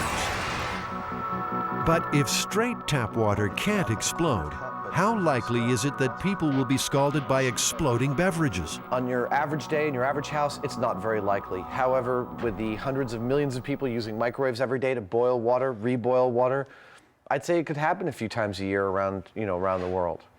Myth, absolutely true. Finally, Jamie's finished playing Dr. Frankenstein. What we have here is a super duper microwave oven. I've taken the guts out of 4 microwaves, the magnetrons, and I've put them in a box, all aiming at a single glass of water. So In theory, this should heat up that glass of water about 4 times as fast as a regular microwave would. Maybe it'll just go. We'll find out. Jamie, I'm ready to test this infernal machine of yours, but could you wrap me up a little more? I don't feel quite safe yet. What are you, a turkey?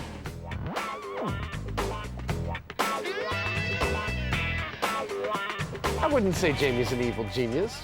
I know, this could be a wonderful mousetrap. I'm not sure he's evil, and I'm not sure he's a genius, but We're ready for a mega microwave test firing. What, about 30 seconds? Jamie flicks the switch. The room's filled with an angry buzz. How come my watch has stopped? I'm gonna give it. What on earth is happening behind those metal walls? let's put the temperature probe in.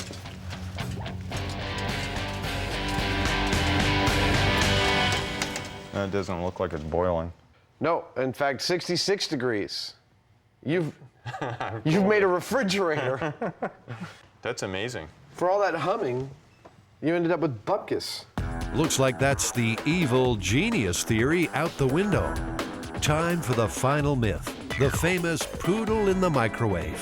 It's the moment of truth for our guest star Jazzy, who's been primped and preened to perfection.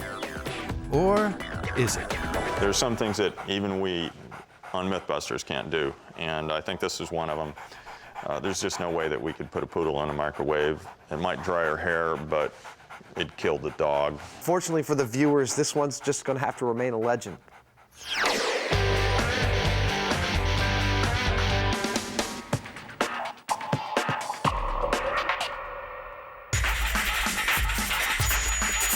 The story that we're looking at is from 1942. One of the most bizarre urban myths of all comes from wartime USA and involves America's queen of comedy, Lucille Ball. I had some dental work to be done. You know, they put in temporary fillings.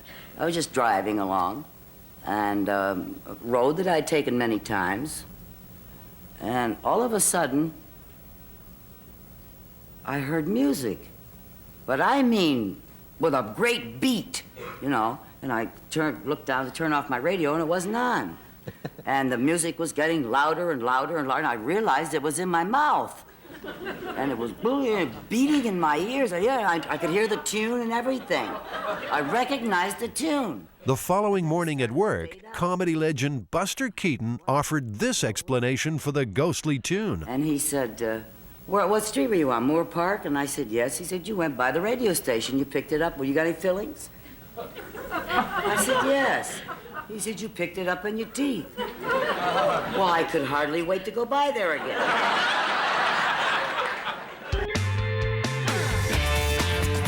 Here's a challenge Adam and Jamie can really get their teeth into. Is it possible to receive radio transmissions through the fillings in your mouth? We need to get a skull. 2 of the skull's teeth will be given different fillings. One gold, the other amalgam. We'll also obviously have to have some sort of a radio transmitter. That transmitter will pump radio frequencies into the air around the teeth. A voltmeter will monitor any change in electrical activity across the fillings. Well, let's do it. Okay. First question. Where are you most likely to come across a spare cranium? The number 4, the bone room. The number 4, UCSF School of Anatomy. The number 4, UCSF Dental School. I'm looking for a human skull. Do you guys have any skulls? A rental? Yes. Finding a skull is hard enough. Finding one complete with fillings, well, that's another matter. One with fillings. Would any of them happen to have fillings in them? So you don't have any with fillings right now? There's a dental chair in there. Eventually, Adam tracks down a skull. It's his father's. Well, his father owns it, that is. Next step, a little dental work. Hi, doctor. That's a grody-looking skull. Okay. Is that of a real dead person? Yes. You bet. Not got much teeth left. He has trouble eating his steak these days. Does this guy have a name? He's a very dried out teeth. Smells the same as it usually does. Yeah.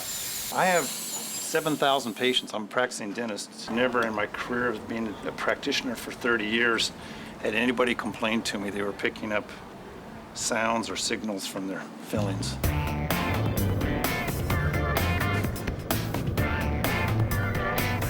Lucy, even in her later years, she was always at the dentist. She was always having some kind of dental work. I don't think she was blessed with great teeth. If anyone should know about the state of Lucille Ball's teeth, it's Jim Brochu. He was her close friend, unofficial biographer, and one of the last people to see Lucy alive. I spent every day with Lucy from, I would think, the middle of April of 1988 until the next year, April of 1989, when she died. And her name is Lucille Ball. Come on! And although the star mightn't have had great teeth, Jim's positive she was always of sound mind. Lucy had no kind of psychosis. She didn't hear voices. She didn't put her faith in the supernatural. Okay, Kay, don't be ridiculous. Well, you just met me. Hey, listen, a chowhound doesn't have to wait for dinner to be hungry, you know. Phase 2, Adam's on the trail of a radio transmitter. A little bit of equipment, and I was wondering if you had them. Now, this has to be easier than getting hold of a skull, right? Two-channel oscilloscope, like a sweep generator, with an oscillator and an amplifier. Seems these radio guys just aren't operating on Adam's wavelength. He had no idea what a sweep generator even was. This one had you kind of stressed out, didn't you? Yeah, this one was a real bear, actually. It turns out that it's very difficult, number one, to get the equipment to generate a very powerful AM frequency because that's been cracked down a lot, pirate radio stations and such. Like all great stories, the Lucy legend has plenty of details that lend it credence. Then there was the radio station, which is a 50,000 watt radio station that we understand now that there was some kind of clay in the ground that aided the transmission, that amplified the 50,000 watt transmission. So I associate that radio station as where she heard the music coming from that night as she passed by.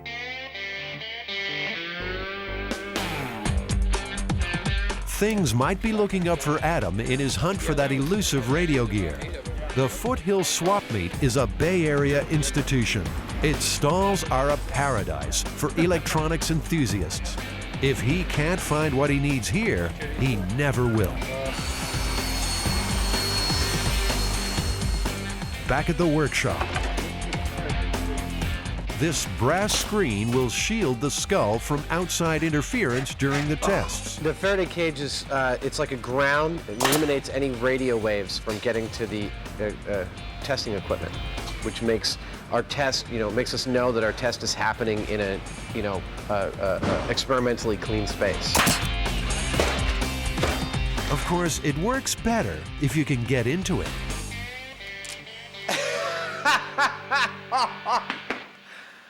I locked the door from the inside.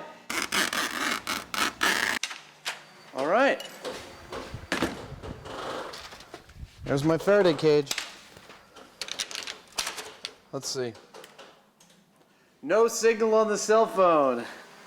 No signal at all. One theory is that if Lucy's fillings were made from different metals, then they might just have acted as what's known as a point contact diode. Point contact diode is the basis of the earliest radio crystal sets. In fact, in World War II, soldiers in foxholes built what's called a foxhole radio, which we have a crude model of here, in which our point contact diode is simply a razor blade and a pencil lead. Two different metals combining to capture a radio frequency.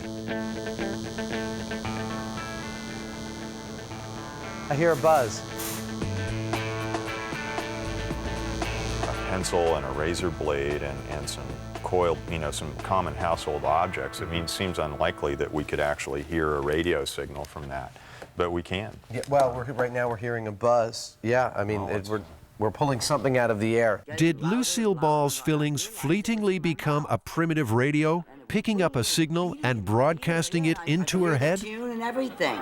I recognized the tune. One tooth already has an amalgam filling. We need another metal. And Adam and Jamie are going for gold. That is real gold foil.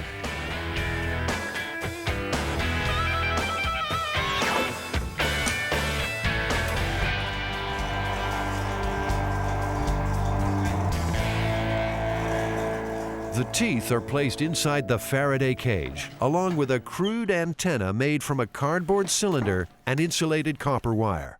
2 probes placed on the fillings will register any change in voltage. So we're going to inject some modulated AM radio signal and see what the teeth generate on this voltmeter. Okay. Frank Hausman has more than 20 years' experience in electronics and computer network engineering. He's agreed to become an honorary Mythbuster now, as I sweep just for one day. the RF field in that chamber, there's no change in the teeth. Several radio frequencies are channeled into the Faraday cage, but the voltmeter doesn't flicker. So if the teeth were acting as a diode, which is one of the theories about how they might pick up radio, we would see a change in voltage, but we didn't. So in this test, the fillings did not become a simple radio receiver. But even if Lucy's did, does it automatically follow that she'd have been able to hear the signal? Could our nerves transmit the frequency to the brain? Time to get wired for sound. You should theoretically hear an audio tone. Just like that. All in the name of science. All right, I'm ready to take the juice. Are you ready? It's going to you. You can, you've got 0.4 millivolts. Okay. Are you on there? Do you feel anything? Okay. Take one off. Okay. Well, I'm going to turn it up to 300 millivolts. This is about the highest voltage I'm comfortable putting out into your head. Of course, you say that, I'm just going to ask you to bump it up one more. No, I don't feel anything. I've just run it across several combinations of all my fillings. But what if you had metal somewhere else in your head? In 1981, the Veterans Medical Center in Miami reported a remarkable case. A Vietnam veteran claimed he was picking up radio through shrapnel embedded in his skull. He started to hear music, and then he became very frightened, very scared. He thought that he may be going psychotic, being delusional. The man was successfully treated for post-traumatic stress disorder, but still, the band played on. It's the only case of this kind in the last half-century to be published by a medical journal. For Lucille Ball, the radio filling story didn't end when the music stopped. In fact, it got even zanier. I was going up another street, almost home, and I was passing 4 vacant lots. And as I went by there, I heard, and I'm picking it up with my teeth. I stopped the car. Then I looked around, in the Morse code, like. And I couldn't wait to get back to MGM the next morning and tell the security office, and they found an underground Japanese transmitting radio station. Honest to God. Is that a great story? A great story, without a doubt. But Morse code? Tapped out through tooth fillings? One of the theories is that it could be a galvanic reaction, i.e. that the, let's say you have 2 dissimilar metals in your fillings. You have a gold crown and an amalgam filling, that those in the solution of your saliva might actually be generating a small amount of electric current, like a battery. In that case, the galvanic reaction would be building up a charge that it was discharging.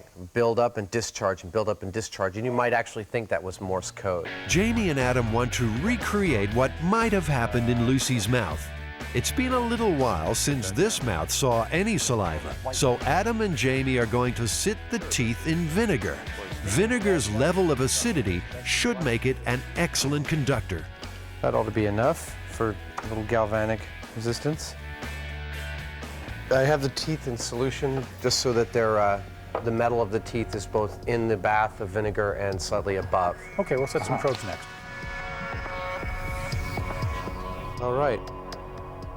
We have positive contact on everything here. Great.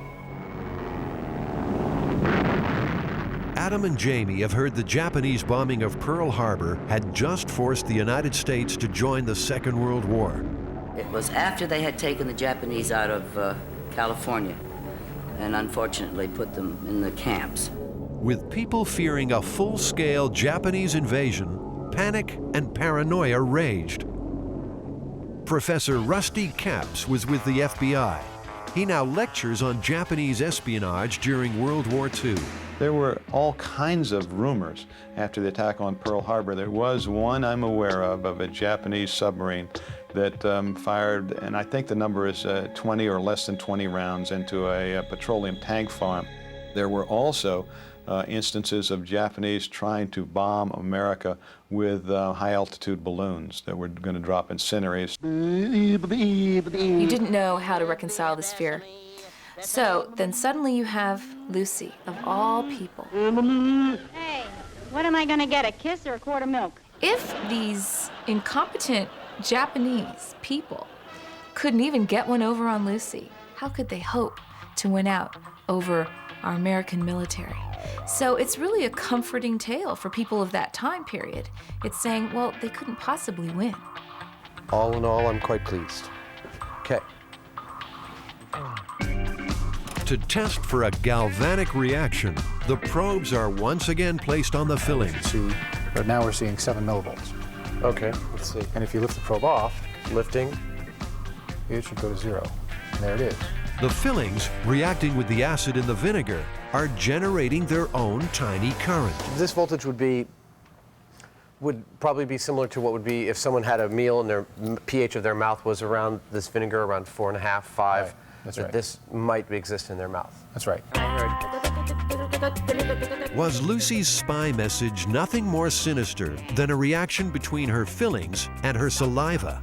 So it's possible someone could mistake that voltage discharge, if they had a nerve close to a filling, for something like Morse code. That discharge would be an oscillation and they would feel it.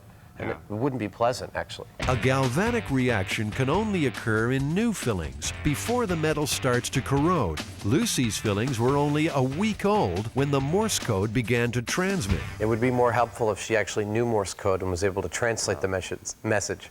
In 1994, 5 years after her death, Lucille Ball's FBI file was released to the public. All 142 pages refer to her involvement in the Communist Party. There's no mention of her role in foiling a Japanese spy network. If it had been true, I can think of no reason why it wouldn't have been widely published. The FBI, you have to remember, like all law enforcement and counterintelligence services, has one basic rule. If it ain't on paper, it didn't happen. And one of the things that she's thinking about, I'm sure, as she comes forward is, well, how about my career? You know, I'm an actress, but if I'm also a war hero, if I'm also able to help the war effort in this way, I mean, it's going to raise my stock dramatically. I don't know how much publicity this story actually got when it happened. I know eventually there was a Broadway show called Something for the Boys with her friend Ethel Merman in it. And that one part of Lucy's story about picking up the radio signals in her fillings was translated to this musical. I don't think Lucy had a reason to make up a story. I mean, she had a very rich, full life, full of wonderful stories that, you know, she wouldn't have to make one up about herself. Adam, is the myth true or false? I think definitively we've shown that 2 different types of fillings do not act as a rudimentary radio crystal, and that there is some potential voltage or battery action occurring if you've eaten a lot of acidic food and you do have different types of metals in your mouth. It's busted. Okay, we'll call it busted. All right. Thank you, Lucy, for Pleasure. talking about I yourself. love it. We'll,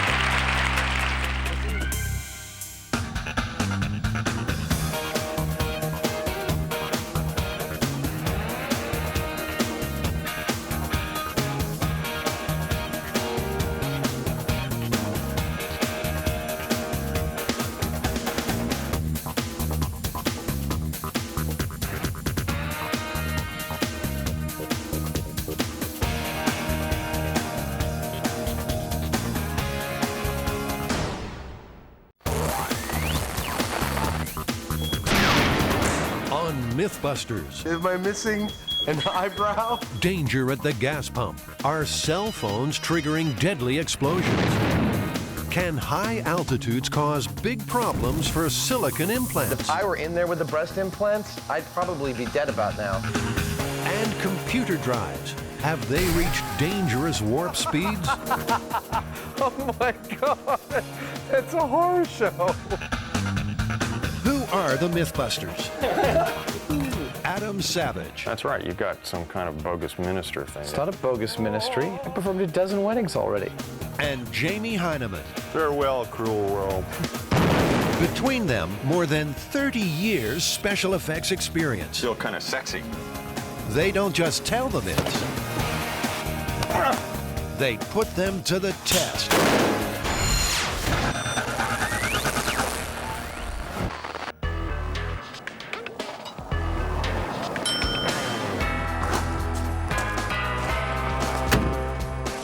Hey, wake up, farm boy. What? Can you help me with directions to Antioch? I'm lost.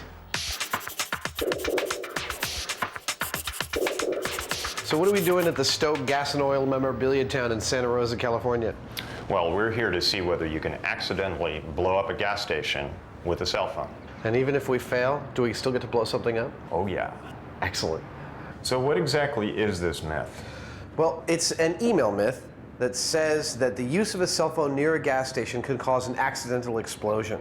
And in fact, people have bought into this, and on some gas stations near the gas pumps, you can see a sign saying, please don't use your cell phone here.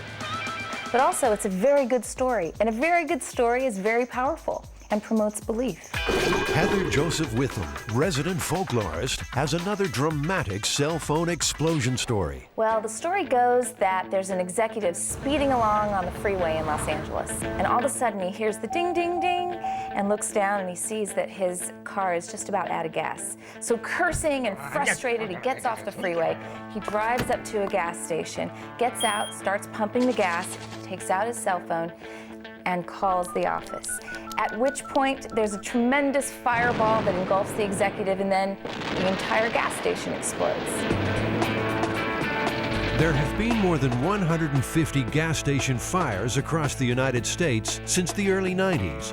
Could cell phones be the culprit?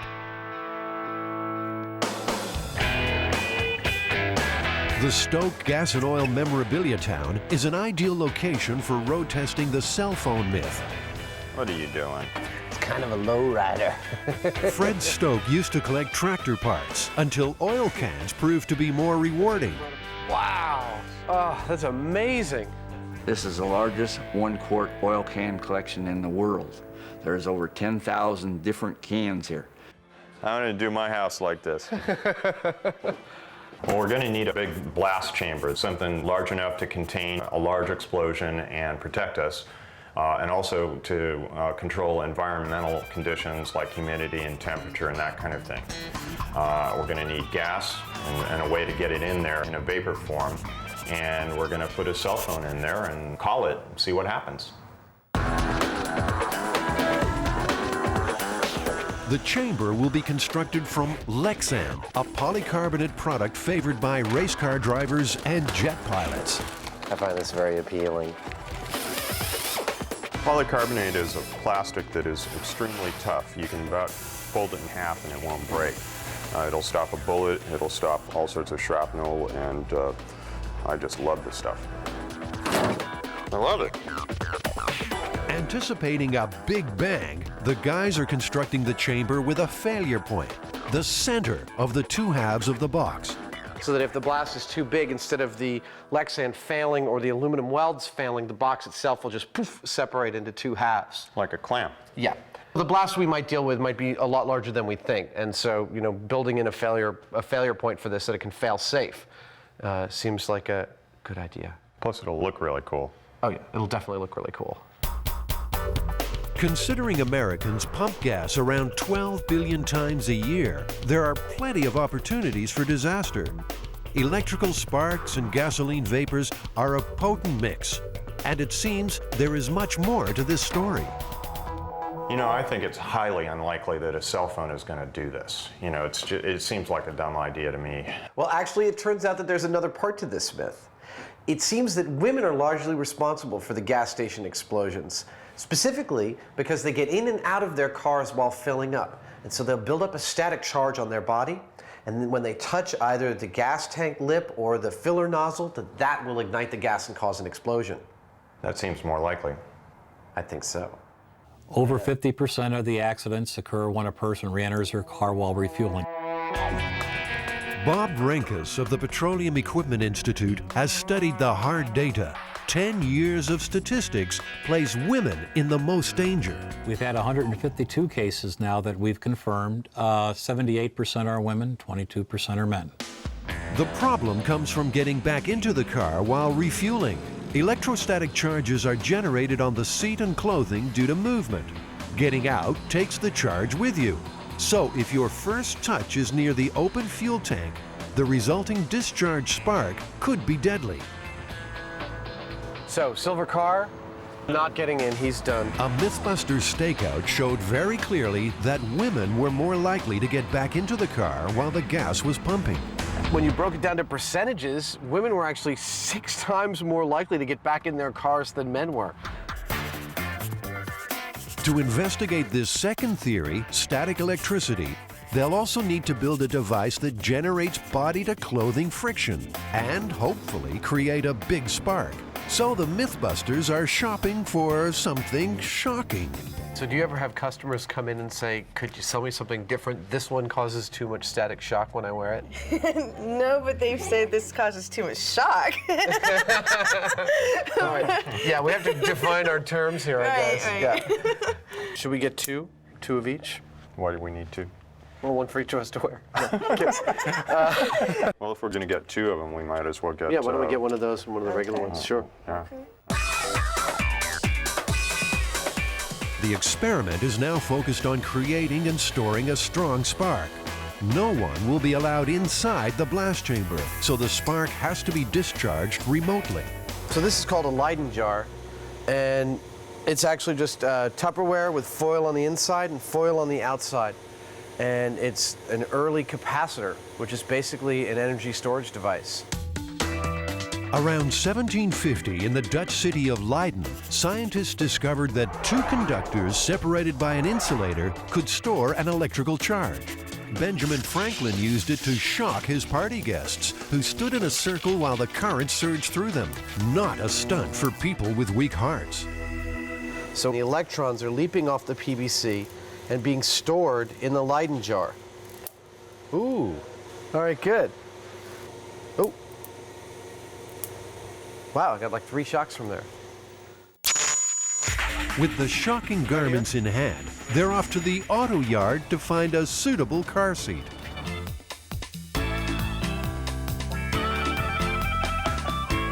You think we could build some panty friction in the bed here? Well, that's what it's for, isn't it? Well, we won't be the first. Oh, ugh. These panties had no idea what they were in for. This is like where panties go when they've been very, very bad.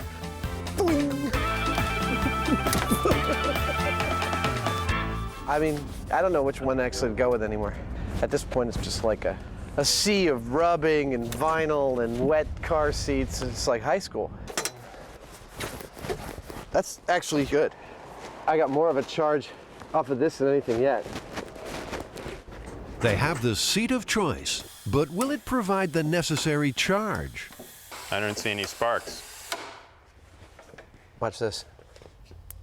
Ooh. Back at Fred Stokes Gas Museum, the fire department has arrived to supervise the experiment. So, is it cell phones or static sparks that cause gas station fires? Well, let me see. We've got a crash test dummy with his legs removed. We've got a panty-static generator with leopard fur and panties wrapped around it. It's not exactly hard science. Nonetheless, the firemen want a much smaller bang. Too much gasoline vapor inside the chamber, and it becomes a very large bomb. What's the potential? What could go wrong? Break all the windows around here. You know, that'd probably be the worst case. I don't want to see that happen. Jamie wants a big boom. Down, boy. Down, boy. He's being a little conservative, which is his job, and I appreciate that. We will still try to get the biggest explosion we can. Time for the fire protection suit. Delivering the gasoline to the chamber is Jamie's responsibility. He will use an aerosol device to spray high concentrations of flammable fuel vapor directly inside the blast chamber. So I rigged up the cell phone in there. Okay. When I call it, It says detonate. Very cute. Okay, we're gonna start the fuel. You guys ready? For gas to explode, you need the right mix of fuel and air. As the concentration edges towards the flammable level, their gas meter emits a warning. Okay. Go behind the thing. The chamber is primed and ready for the cell phone blast test. Calling now. Hello, explosion. Hello? Hello?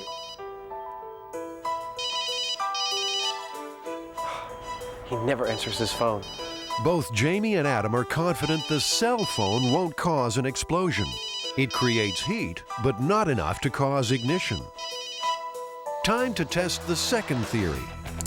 Okay, guys, we're done with the cell phone and we're going to the panty-static generator. Keep as many unnecessary people back. I really have some concerns about that thing. I really do. Okay. All right. I will tell everybody. Thank you. You know, you'll notice the firemen are all kind of standing a lot further back than we are. Yeah. So this is not to be toyed around with. It is a bomb. Okay? Okay.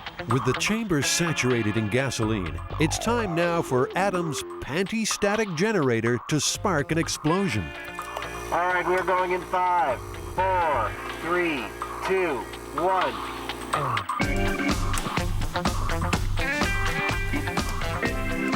We should have had a spark right about then. Come on, baby. Okay, I've gone through what should have been like at least 3 sparks so far. Okay. Even with sparks and the heavy fuel load, the gas will only blow if conditions are absolutely optimal. So far, nothing is happening. How hard can it be to blow up a room full of gasoline? My guess is just wrong mixture. Just that simple. Wrong mixture. That's it. We're packing up and we're gonna go home. With our tail between our legs. So it's back to the drawing board to see if cell phones or static sparks can cause gas pump fires. Ignition is still proving to be difficult, but the personal flashpoint is rising. Wait, hold on, Adam, before you break up all afternoon's work. Give me just a I sec. thought all 4 sides were taped.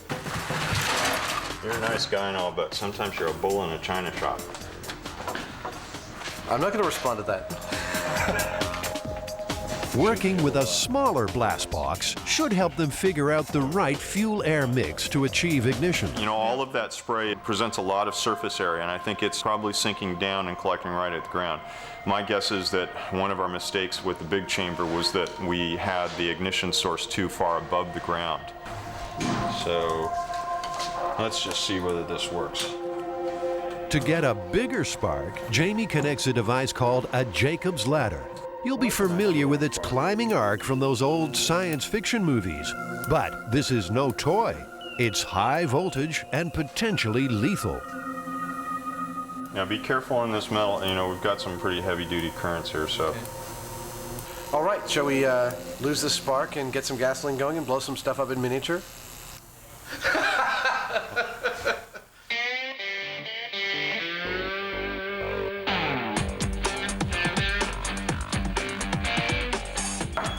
Is gasoline flammable? You'll find out after this. 4, 3, 2. Hey, we made something blow up. We made something blow up.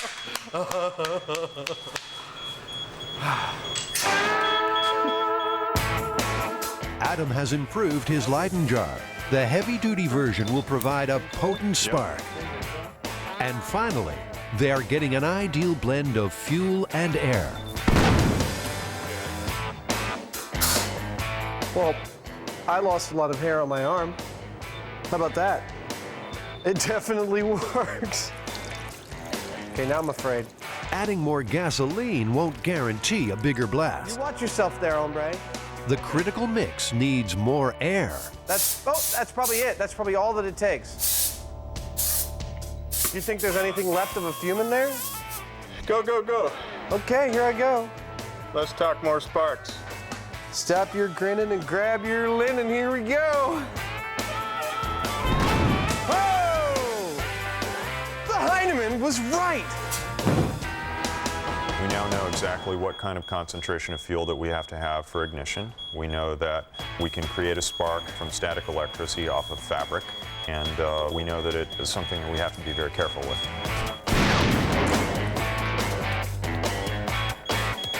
I'm fine. Am I missing an eyebrow? I am missing an eyebrow, aren't I? You lost a lot of air up there. You're kidding me. No.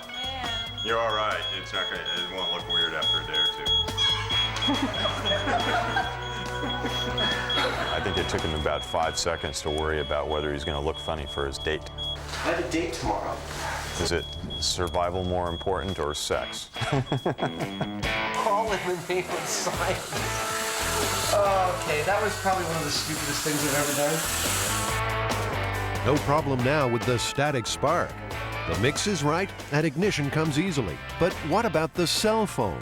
Will it prove to be the cause of gas station fires? Nada. Niente. Second call. No explosion. So Bob, have you heard of this myth regarding exploding a gas station by using a cell phone? Not only did I hear of it, I'm quoted in the myth that says, Mr. Rinkus says, don't use cell phones. They can cause fire at the pump. That email's gone around, and people take that literally because they are believing everything they see in emails, unfortunately. After researching hundreds of gas station fires, Bob Rinkus of the Petroleum Equipment Institute says cell phones are in the clear. Pure and simple, we don't have any accidents involving a cell phone at a service station. It just doesn't happen. But a dramatic fire department demonstration clearly shows what can happen when static is involved. People who re-enter the car during refueling face the biggest risk. They're typically younger people, because older people will go like this to get out of their car. And when they do that, they discharge. So they just simply pop out of the car, not touch anything, not shut the door, not ground themselves, not touch this. They'll take 1, 2 steps. They're wearing neoprene shoes, so they're not discharging, they're not dissipating on the concrete. They touch a piece of metal here. The vapors are coming out of the tank. The air is coming in from outside, so that's 2 parts of the fire triangle, and the third part is a source of ignition, which is the spark. The problem comes is when they overreact, they go, oh my goodness, and they leave a stream of gasoline. They already have a fire, it gets underneath the car, or they could get it on themselves. With the cell phone myth well and truly busted, they still want to make their own big static bang. So they're back at Fred Stokes Gasoline Museum with the fire department there to monitor safety. You're gonna pump the whole thing in there. It's make or break time. So today the guys are using a much higher concentration of gas in a much finer spray.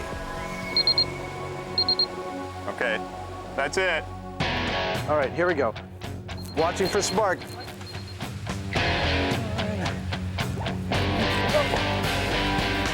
Despite a heavy saturation of gasoline vapors, still no blast. This is a pain in the butt. You know, we got the darn thing so it's foggy with gas fumes in there, and no boom. What are you gonna do?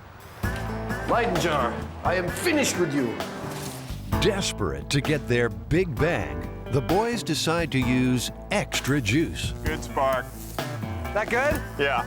We're using a spark that's actually a smaller spark in terms of the kilovolts, but it's longer. We're using neon transformer to generate it, but it lasts as long as we want. So I feel totally confident we're gonna get the concussive boom that we want right now. Okay, Adam, let's get ready. Come on, okay, here we go. Stand by. I feel like something's gonna happen this time. In 3, 2, 1.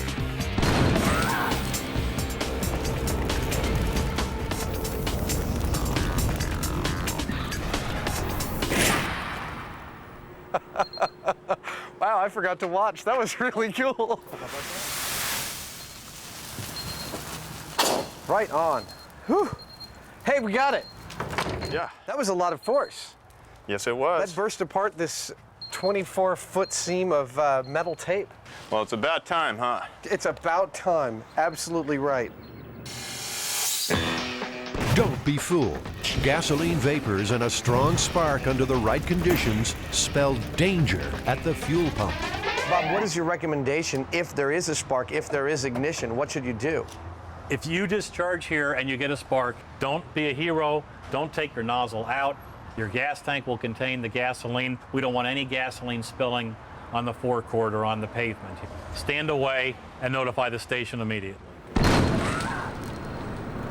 Adam, what do you reckon? Myth busted?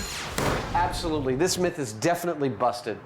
No cell phone will ever cause a gas station to ignite. Just not going to happen. I agree.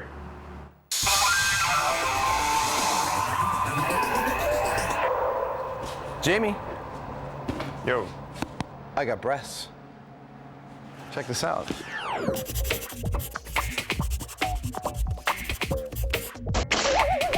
There's a myth that when you go up on an airplane, the reduction in pressure will explode your implants. The basic story is that there's a woman with silicone implants on an airplane, and there's a depressurized cabin because it's a local flight, perhaps from LA to San Francisco. And as the plane goes higher, the implants get bigger and bigger and bigger and bigger until finally they explode as she's walking down the aisle to the lavatory to see what's going on with her implants. There we go. Oh, sample not for implant. One size fits all? There's not like a bigger or smaller one? So we've got the implants, right? What else are we going to need for this, Jamie? We've got to have a chamber that will handle both pressure and, vacuum. So positive and negative pressure. Yeah, and we're going to have a vacuum pump or pressure pump, and to make it look good, put the implants in a body of some sort, maybe The ballistics gelatin would be perfect for that. We could make up a torso out of the ballistics gelatin and put the implants in. Be very close to his skin, so we could probably see, if there was any real movement. And the gel is clear, so we can see what's going on. Yeah. Okay, that's weird. You know what? Since I've never owned a pair, I don't know what they're supposed to feel like, but these feel pretty good. It just makes me feel more like a woman.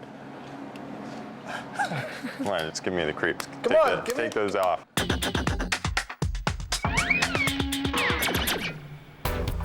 When you do it for cosmetic purposes, probably over 100,000 patients a year have breast augmentation. For that group, Plastic surgeon Dr. Gregory Georgiade knows his implants. He's performed thousands of procedures over 25 years. I have heard the myth, and you'd be not infrequently asked by patients, who have active lifestyles, if they were going to skin dive, what would happen in their implants, or what would happen in decompression in an airplane. And that was a common question. Have you ever heard any fantastic stories about this actually occurring? No, I never really have heard any fantastic stories. I have no first-hand experience with a patient that had a, quote, blowout at altitude along the way. But lots of people were worried about it, shall we say. Adam and Jamie are back in familiar territory, surrounded by scrap metal and high-tech surplus. I love this place. I spend every Saturday that I get a chance down here. They have coffee and donuts, cryo containers, beer kegs. What else we got?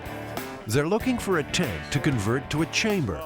They want to reproduce the altitude pressures that may cause an implant to expand or explode. Looks like the world's most expensive garbage can. Yeah. Now there's a tank.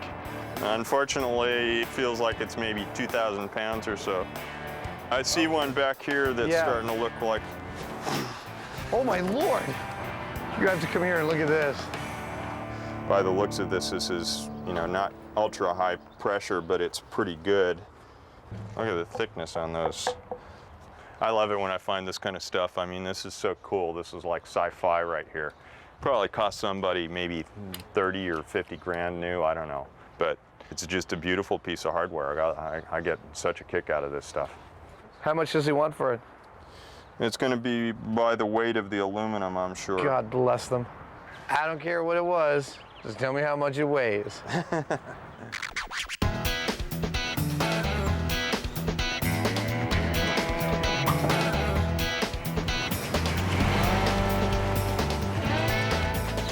So I'm going to try and implant these in a fake woman. The first step towards exploding the implant myth is to modify a store dummy.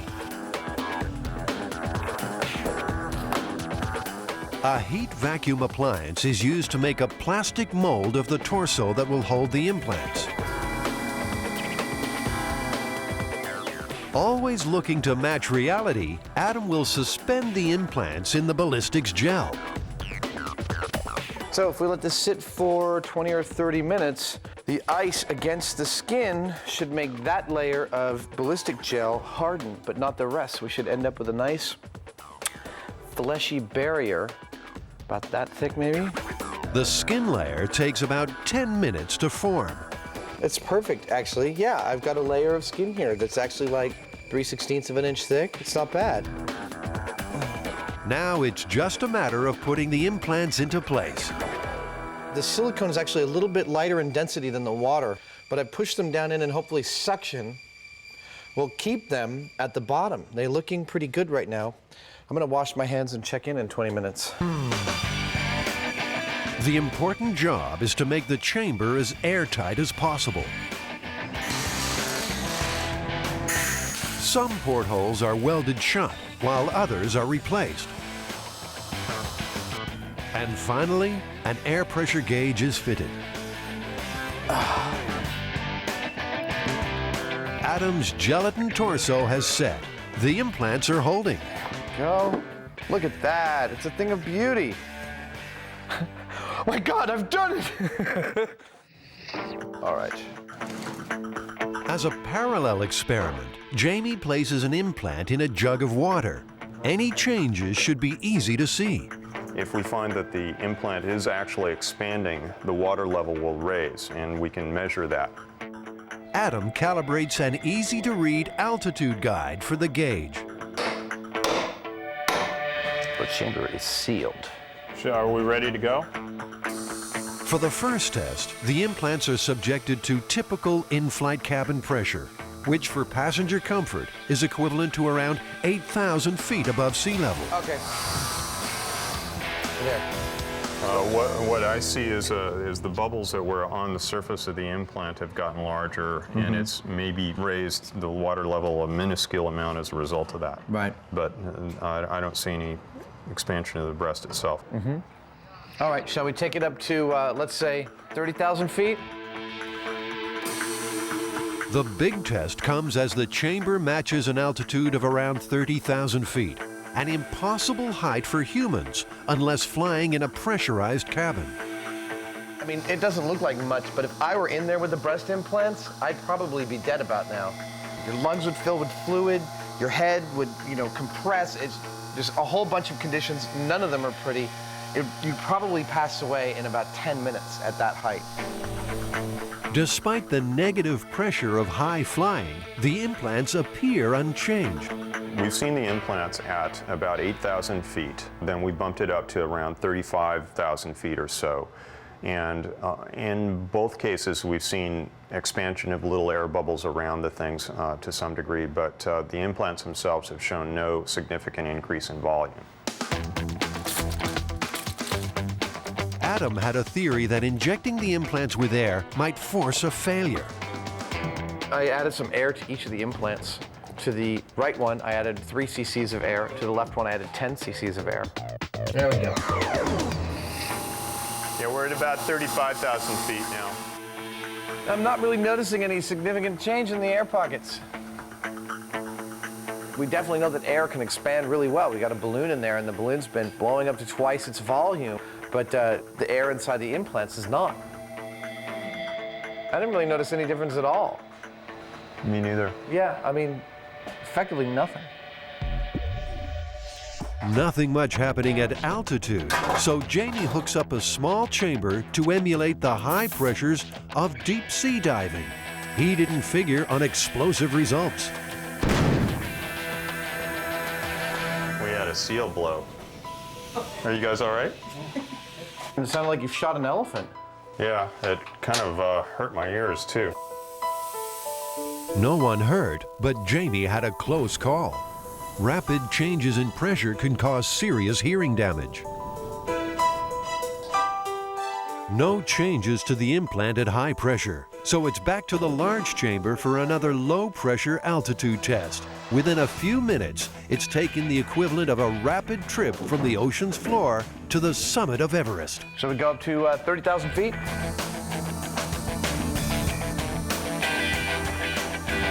Okay. I don't see nothing. I don't see any air bubbles. I don't see any noticeable difference. So this replicated someone diving in water and then immediately getting into a plane? Yes. So effectively no difference. Scientists at Duke University have been studying the rigors of pressure on the human body for many years. This is the main clinical chamber here. Watch your heads again. And the actual chamber is compressed with air. Dr. Richard Vann from Duke University's Center for Hyperbaric Medicine knows all about pressure and the concerns of people with implants. We had several questions that came in with regard to breast implants as to whether there were any hazards with regard to diving. And as a result, we decided we might do a study, and so we approached some of the plastic surgeons who we'd been working with. Well, we found that basically in anything that the patient could survive, it wasn't going to be an issue. Plastic surgeon Dr. Gregory Georgiade provided subjects for the implant pressure tests at Duke's hyperbaric lab. The results were convincing. Basically what we have here is we have two implants that were initially the same size. And I expanded it by about 50%, which is the maximum volume expansion we could find in the studies we did, to show you what the implant would look like. And you can see it's 50% bigger. The implant could double or triple its total volume before the shell is ever going to break. So it isn't going to be an issue. And a patient that had this happen would have been dead because of the nitrogen bubbles that ended up in their brain with the bends long before the implant got to this size. So why do you think people were worried about this to begin with? Well, I think they were worried about it because the supermarket tabloids had got their attention. And that it's another good story along with Bigfoot and the Loch Ness Monster. The myth of the exploding implant appears to be well and truly busted. I got to do it really hard, right? No, you can't. Oh, God, God. But the story has one more chapter. Adam now tries an inflatable brassiere. Jamie, you want to tie me up? An earlier version of this narrative that took place in the 1950s dealt with a national sales manager for the inflatable bra, was on, again, a flight in a depressurized plane. She was wearing her product, as any good salesperson would, and as the plane got higher, her bra got bigger and bigger and bigger, and the other passengers were kind of starting to freak out, so she had to go spend the rest of the flight in the cabin with the pilots, which you couldn't do these days. Okay, wow, that sucks. That sound? That's really bad. Adam volunteers to give the inflatable bra a personal test at 8,000 feet. Go for tank depressurization, slowly in increments. Adam, how are they doing? Are they getting bigger? Roger that, Mission Control. My breasts are expanding. Repeat, breasts are expanding. They're definitely getting firmer, but nothing exploded, unfortunately. You know, these don't really change that much. I mean, they've got vinyl enclosures. They're going to be pretty resilient to pressure. But, you know, they were definitely firmer at 8,000 feet, but not by much. Well, do you want to go all the way? Hello, camera. Shall we take it up to 40,000? Let's do that, but not with me in them. Okay. Jamie is keen to push the inflatable inserts to the limit. There should be obvious changes at 40,000 feet. Those puppies are looking pretty taut. Looks like they're about twice the volume that they started out with or so. These things are quite resilient. I'm not sure they're gonna blow. Even at an intolerable 40,000 feet, these inflatable inserts are in no danger of exploding. What do you think? We can see them all expanding individually. Always looking for a novel twist, the MythBusters loaded food items into the tank for some frivolous science. Hey, the marshmallows are definitely expanding. They're lethal. Oh, hey, we have a rupture in one of our cream-filled cakes. Look at that. Oh, my Lord. Yeah. I'd say the snowballs are much larger now. They're coming off the plate. I think this just goes to show that if you're a paratrooper and you got one of these cream-filled confections in your pocket of your uniform, you better be careful.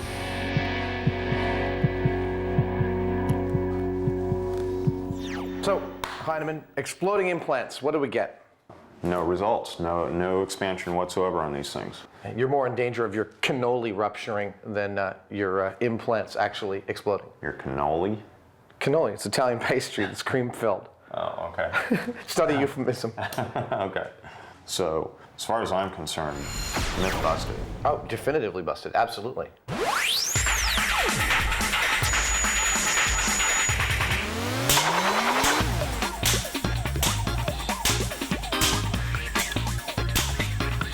Oh, must test CD-ROM.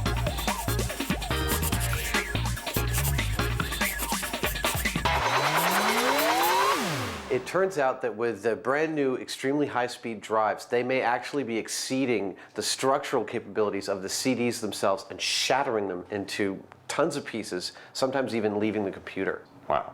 Yeah, so we're actually going to try and do this. We're going to try and speed up a bunch of CDs under a bunch of conditions and get them to explode in all sorts of spectacular ways. I like that. Yeah. Along with the computer drive, they will adapt some high-speed tools to spin the CDs beyond 30,000 RPM. At that point, they expect to see critical failure. You know, this could be dangerous. Absolutely. In fact, sharp fragments of polycarbonate are going to be traveling in excess of like 700 miles per hour.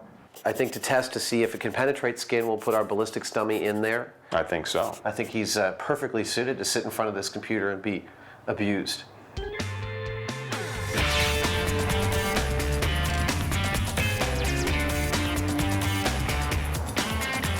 We are driving through Silicon Valley on our way to one of the largest computer recyclers in the Bay Area, and if anyone's going to have a high-speed, like 52-speed CD-ROM drive for us to test, it's going to be them. If there's something better than a computer store and a shopping cart, I'm not sure what it is. This is Adam's Life 3.0. I need to get a couple towers to put these in. What I'm trying to test is the idea that, you know, these ultra-fast drives have actually exceeded the physical limitations of the CDs and shattered them inside the case. Have you guys ever had that happen? There has been a couple cases. One customer in particular did bring back a CD-ROM drive, had some contents rattling inside. As we opened it up, we discovered that the CD itself is shattered completely into many, many pieces. That's the one I remember notably. Yeah. That sticks out in my mind. Yeah. So, yeah, let's get this one. 145. 145. Hey, how about that? Okay. Good enough? That's good enough. Right. Yeah. We'll take it back to the lab and destroy it.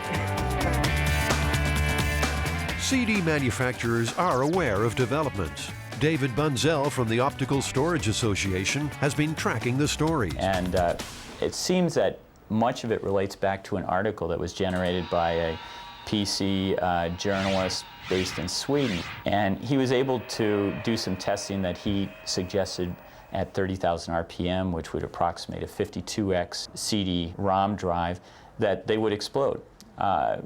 Over time, we've talked to various people in the industry, and it seems to be very difficult to replicate.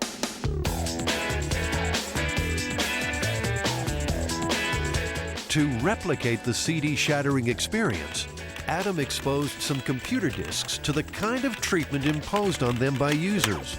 CDs that blew apart in computer drives may have been damaged by sunlight, corrosive spills, or normal wear and tear. To test this myth realistically, a few CDs had to be sacrificed. Cracked, exposed to sunlight, 24 hours.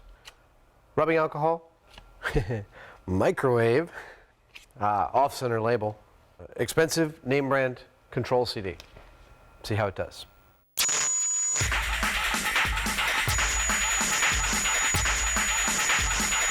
I've just installed Windows on this computer so that I can install this drive externally, and hopefully we'll be able to operate it while being able to view the CD spinning.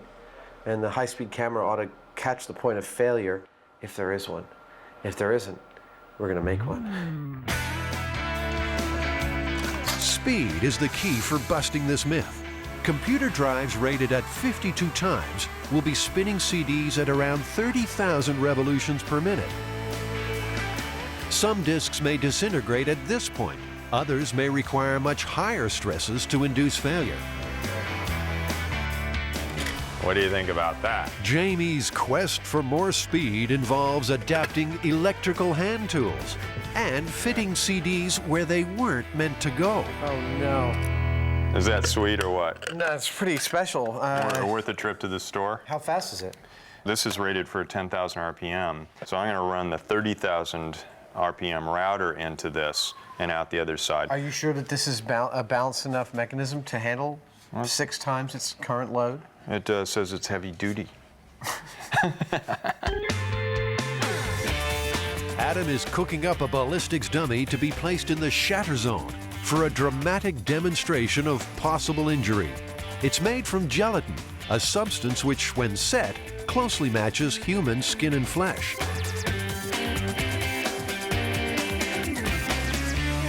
Wish I could understand why we can't get this to spin up to its full speed.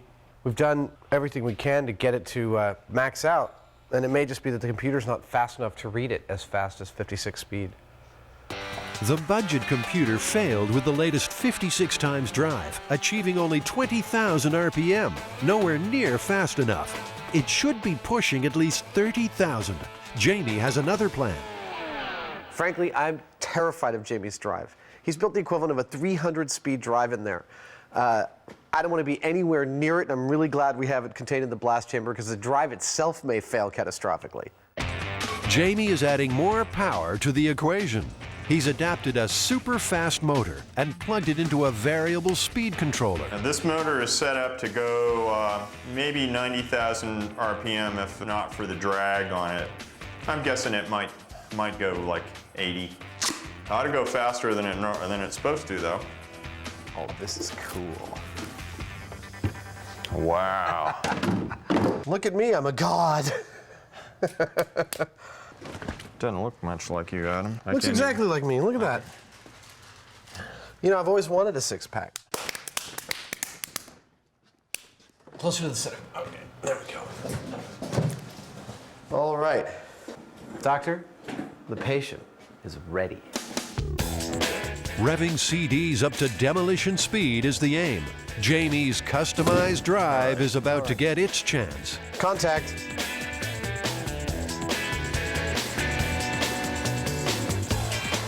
Whoa. Oh my God.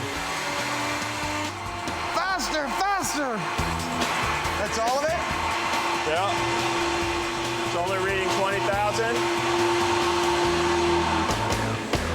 That might be as fast as it can spin something like a CD. The friction with the air makes it have to draw more amps in order to do it. We'd do better direct drive right off of the router, and I know it would spin that up.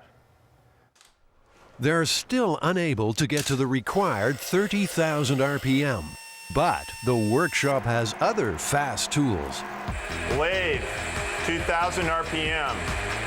Bench grinder, 3,500 RPM. Dental drill, 60,000 RPM. Air turbine. I'm not sure how fast it's going, but it's awful fast.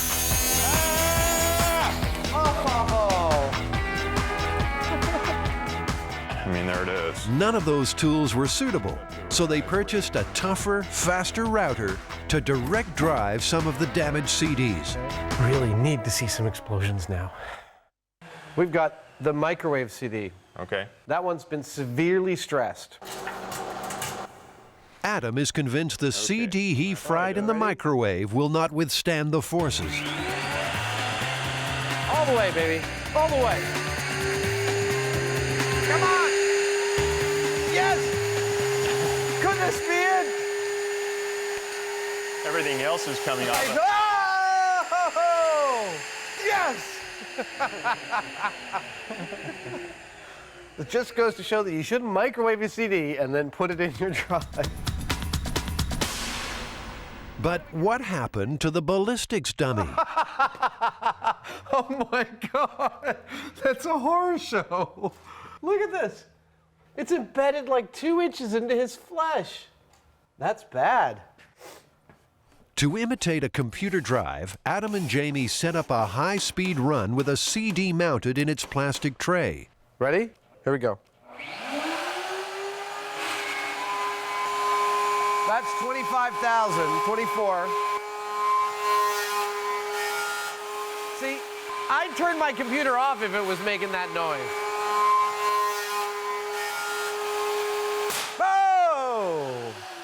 Well, In there the you tray. go. We got failure at 25,000 RPM. In the tray. Absolutely, and that was a control one. We didn't damage that one at all. That CD was whole and intact. And the tray made it fail pretty quickly.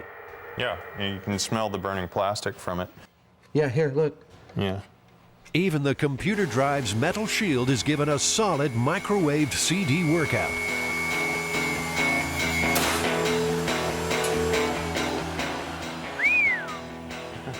That's spectacular. Look at the damage it did to this case. I mean, it spread the sides out. Yeah, little dent marks. Yeah, it dented the steel. It's like hitting it with a hammer.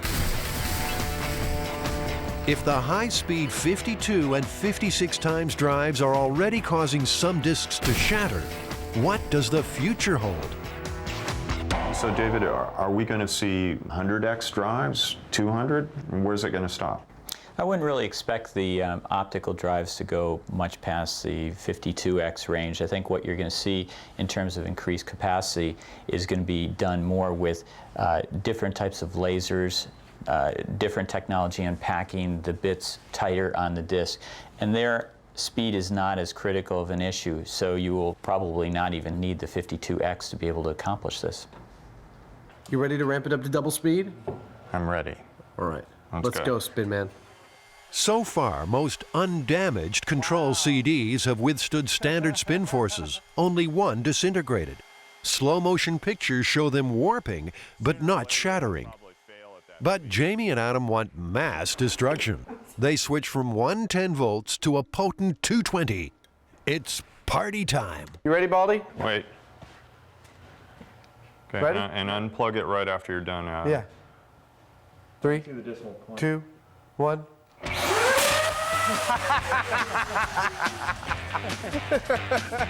Next one. It's like lighting a match under the thing.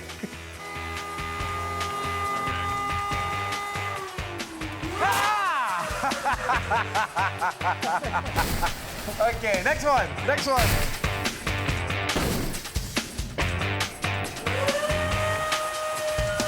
Oh, couldn't take it. Plug it. I think it actually blew the router, though. We're done, I guess. I think we've done a good day's work here. Any day we create that much shrapnel is a good day. That's astounding. I mean, it's like almost like Christmas. So listen, even if one blew up in your computer, would you be at risk? No. Why not? Well, maybe if you open the thing up and put your eye right in there, but See, that's just the sort of thing I might do. Well, there are easier ways to poke your eye out, I suppose. Now, are you worried about CDs exploding in your computers? No. I have three computers that sit around me, and I don't sit there with any concern that I'm going to have fragments flying at me. Given the millions and millions of CDs that are out there being burned all the time, and the maybe dozen cases that we've heard of this happening, it's pretty much almost a non-event. I agree. It's not something the average buyer has to worry about. Highly, highly unlikely.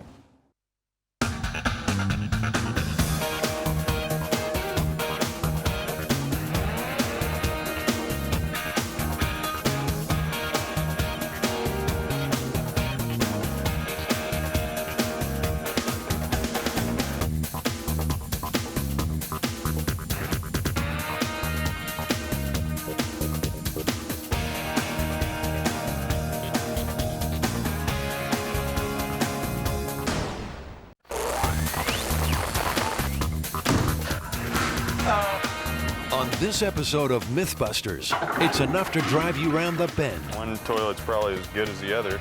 Our new host gets a hazing, then a blazing, as we turn up the heat on the exploding toilet myth. He's still holding the cigarette. The clothing gets kinky in the quest to answer an age-old weather mystery. And staring down the barrel, Adam and Jamie take aim at the myth of the magic bullet. Who are the Mythbusters? Am I missing an eyebrow? Adam Savage. I always enjoyed seeing Adam in pain. Oh! And Jamie Heineman. Jamie wants a big boom. Between them, more than 30 years special effects experience. Feel kind of sexy. They don't just tell the myths. Farewell, cruel world. They put them to the test.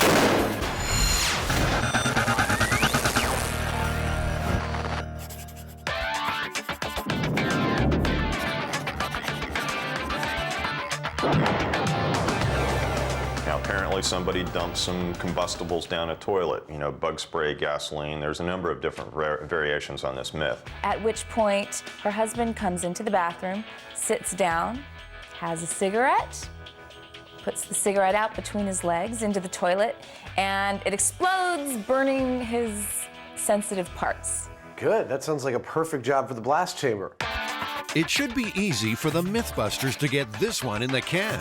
All they have to do is buy a toilet, dump a range of combustible materials into it, drop in a lit cigarette, and watch the fireworks. With your years of experience of exploding toilets and combustible gases, what do you think the hard part of this experiment's going to be? I'm trying to think of various ways that we can actually make that toilet blow up. And, you know, maybe the gasoline or maybe the bug spray will do it. But if not, you know, there are other things that we can put in there. Like a grand finale? Yeah, one way or another, we're going to blow up that damn toilet. Okay, good. First step, down to the local junkyard on the lookout for a toilet. Now, you'd imagine that most toilets are pretty much the same, but Jamie's being fussy. Well, there's less water in the closet. This one's too shallow. The explosive we're going to put in here is heavier than air, so it's going to rest in the bowl. The deeper the bowl, the more explosive force we get, the better the result. I don't think it really matters. You know, one toilet's probably as good as the other. This one doesn't have a top. 40 bucks later, Adam and Jamie have their toilet. Folklorist Heather Joseph Witham has seen enough exploding toilet stories to fill a small outhouse. This narrative has been around at least since the 1930s, at which point it appeared in news clippings in newspapers. The early form of the story was probably some sort of rural gag. You have the wife of the house going and cleaning out the outhouse with some kind of kerosene or oil or other kind of volatile fluid, at which point the grandpa goes out and sits down and lights his pipe, and he gets blown right off the outhouse seat. And as he's lying there amidst the rubble, he says, "Must have been something I ate." The bottom line is, Jamie plans to be sitting on the toilet when it goes up, so he'll need more than his trusty beret. He's measuring himself for a purpose-built protective suit made from football equipment and impact-resistant foam padding. Ow! If that toilet's supposed to launch me across the room, then, you know, it'd be kind of nice to have this. I'll integrate into the suit as much as I can. Yeah. But, you know, this... Yeah. Then you'll be like this. Go ahead, shoot me. It's not long, though, before Jamie changes his mind about taking one for the team. After all this armor and your big costume, you don't want to sit on the toilet anymore. Why not? Well, that foam, you know, that impact foam burned kind of like napalm. And after a lot of thought about it, I'm more concerned about getting torched than I am about getting blown across the room. I had a suspicion you might wuss out on this armor thing, so I've actually been making some calls, and I might have a very, very acceptable plan B. Ding, we got it. Oh, what a touch.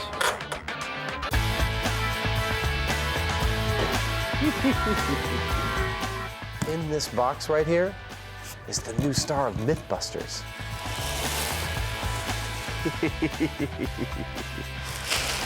Oh, look at that.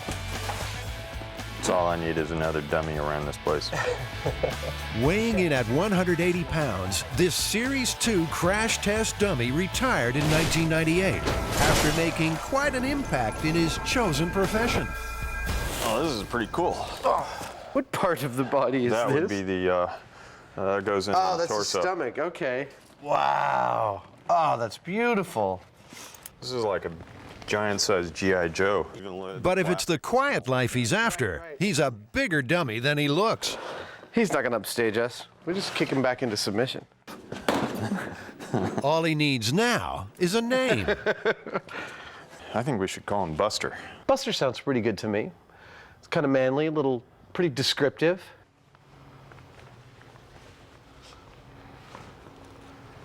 He doesn't have any ears. The next step, Jamie has to build a remote-controlled hand to drop the cigarette.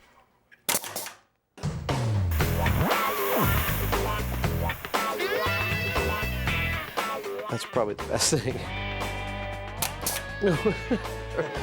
Okay. Adam and Jamie have also had to build their very own blast chamber. It's made from a bulletproof material called Lexan, the same substance used in aircraft windows. Hopefully, it will survive its maiden voyage.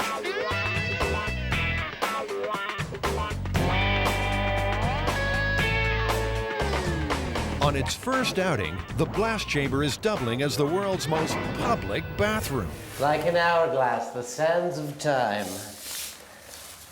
Moving inexorably towards toilet explosion. Inside, a high-speed camera has its beady eye trained on the bowl. It's running at 1,000 frames per second, 40 times faster than the average camcorder. The more frames exposed, the slower the picture. Normal camera, high-speed camera. Perfectly. That ought to work. That ought to work. The temperature inside the chamber is already climbing. The hotter it is, the easier it should be to ignite the fuel. While the chamber should easily contain any explosion, the MythBusters have called for backup, just in case. Have you never heard this myth before? No, actually I haven't heard this one. Found a few people on the toilet, but never because of a toilet explosion. Falling off the toilet, a lot of bathroom problems. Falling off the toilet? Never actually exploding. The local fire marshal's on hand to oversee proceedings. So we've designed this with, it's covered with polycarbonate that won't shatter or go anywhere. It's securely bolted, as well as it's made in 2 separate halves so that if there is any kind of general explosion in there, it'll just open like a flower. So there's nothing holding it together, in other words? No. The first product you're going to test? We've got... We have an order. You start with your cleanest. Yeah. You have your best progression. Is there that much of a difference between, like a coal or an ember dropping into a propellant and an actual lit flame? It depends on how much surface area you have on that coal. So a coal can light like a cigarette butt? Absolutely, yeah, smoldering, yes. Combustible number 1. MythBusters hairspray. It's what I use to keep my dew in line. How much of this stuff am I supposed to put in there? The myth said that the can of propellant got stuck open. So not knowing what to do with it, she emptied it out in the toilet. So I'd put a whole bunch in there. Oh, yeah? Yeah. Okay. You know, when you start to get dizzy, it's probably time to leave. Okay. A sensor measures the level of flammable vapor inside the chamber. Would seem we have some combustible gases in here. We're loaded and ready for ignition. Come on, say something cool. Release mechanism dropping by. That's it. Okay, 3, 2, 1, go.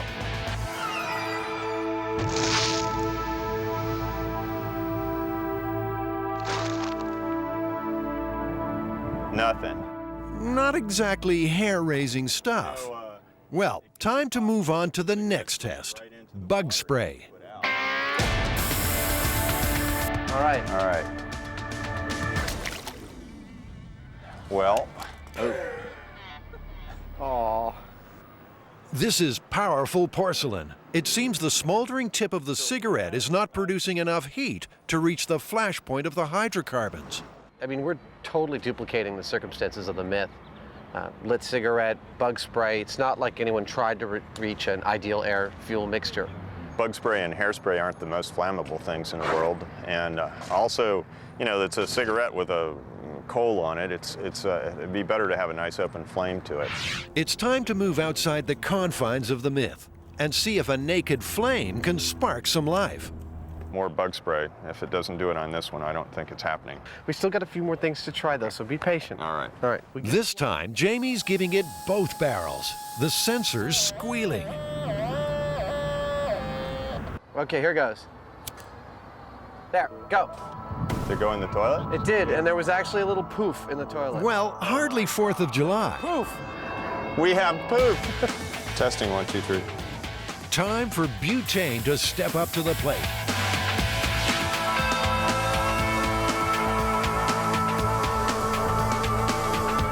Did it go in? It went right in, nothing happened.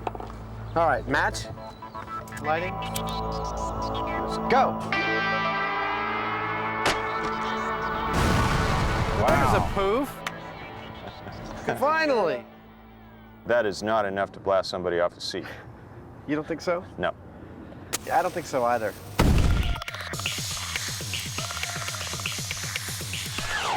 The Mythbusters are struggling to make the exploding toilet myth anything more than a flash in the pan. But this isn't the first time someone has put this story to the test. Dr. Robert Slay first heard about the exploding toilet myth in the mid-70s. Intrigued, he conducted his own myth-busting experiment. I myself in Texas in investigating this with a large watermelon, and a full can of spray was only able to singe the bottom of the watermelon, not to have it leave the toilet. Dr. Slay says these stories are invaluable in a field where every day is a matter of life and death. I think they're therapeutic in the sense that it relieves stress. We know that humor used appropriately, particularly in tense work situations, tends to make people perform better. As you may well know, there are studies that show that people are more creative. They think of better solutions when they're working in what they call a fun environment or a place where there can be humor. Undeterred, Adam and Jamie head back to detonate this toilet. The myth is looking kind of unlikely at the moment, although, you know, gasoline is the big one. What do you think? Does that work?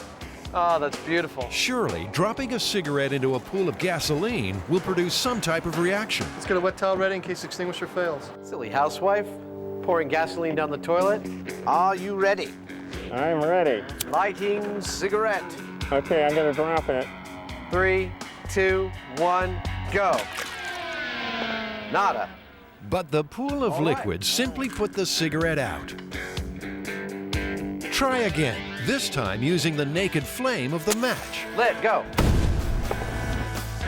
Okay, so you'd get a shock and a blackened backside, but it's still not the explosive force mentioned in the myth. So do you think that was enough to blow you off the toilet? No way. No way. It wasn't really like a concussive blast. I mean, it didn't, you know, I didn't see the chamber move very much at all. Finally, the moment the Mythbusters have been sweating on. It's time for Solution X, gunpowder. We have this black powder that, like, there's actually almost a full can of this. You think you could let us put it in the toilet and set it off? Sure, go ahead. Try a cap full in a metal container and see what we get out of it. Okay. Now this looks more like it. The turkey basters. Oh, that's beautiful. So that made a nice woof, actually. Yeah, it did make a very nice woof. I saw a movie like this once. Getting him limber. Time for our new host to make his Mythbusters debut. The fire marshal seems to be getting a little nervous. How much? I put it all in there. That's too much. Half of it? That's a hell of a lot. Should give you one hell of an effect. Okay, lighting the match. It left, didn't it? Uh-oh. I thought it went out. No, it didn't. Well, there is no match on the tinfoil. Strangely, exactly what was explained as a possibility has occurred. Well, what do we think? Time 5 minutes or something and then go in? Reasonable? 6:09. Sit tight, Buster. Your moment of glory has been slightly delayed.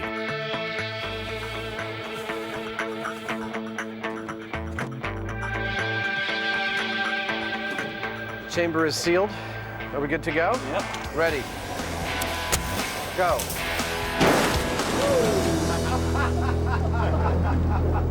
Well, I tell you what, you know, that That was great. It didn't even move him. No, he didn't even move. It did blow his pants up, though. He's still holding the cigarette. That was fun. Congratulations. Not even half a tin of gunpowder could unseat our new star. If anything, it just enhanced his smoldering good looks.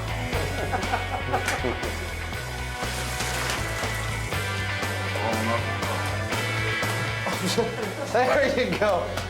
Yeah, I've had days just like this too. Another myth busted. Jamie and Adam are flush with success. This is perfect amount of carnage.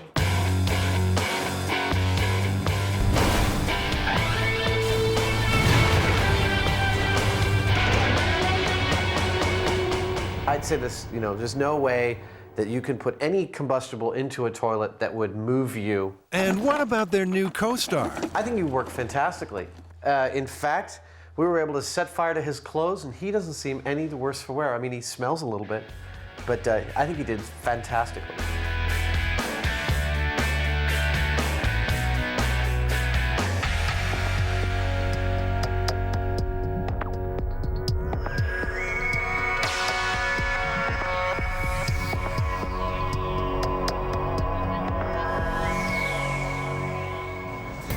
What's this?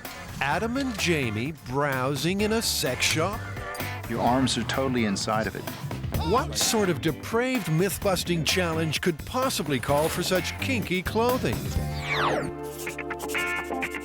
The myth that you stay drier if you run in the rain. Basically, it's a bit of practical advice. Run if it's raining, and you won't get as wet than if you're walking. Seems to make sense to me. Common sense? Since when have the Mythbusters let that get in the way of a challenge? The idea is someone walking through the rain will stay in the rain longer, but the rain's only falling on their head and shoulders. Whereas someone running through the rain is actually picking up rain on their entire front. So what? We just wait for the next rainy day and go for a stroll? No siree. The Mythbusters will need controlled conditions.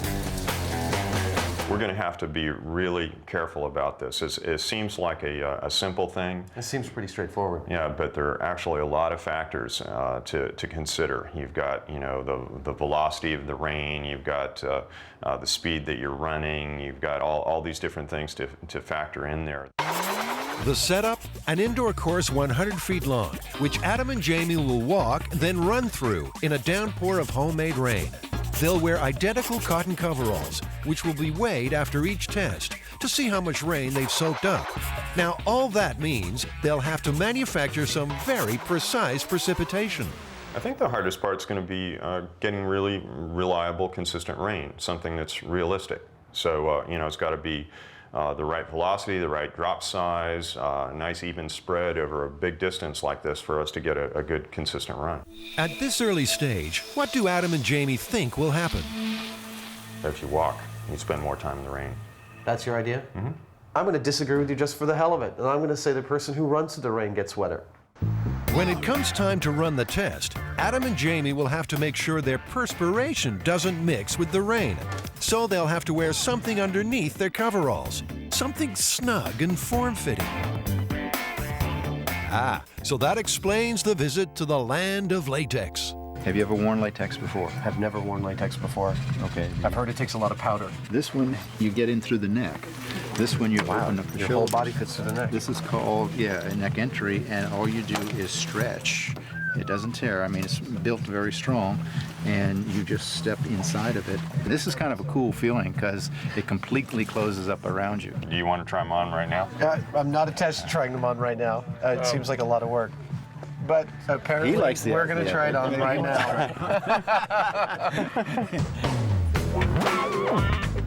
That's enough of that. How do you feel? Feel kind of sexy. It's funny because you bend your legs, you can feel them spring back again. You can, it's like boink, boink. Though a little unsure at first, Jamie seems quite taken.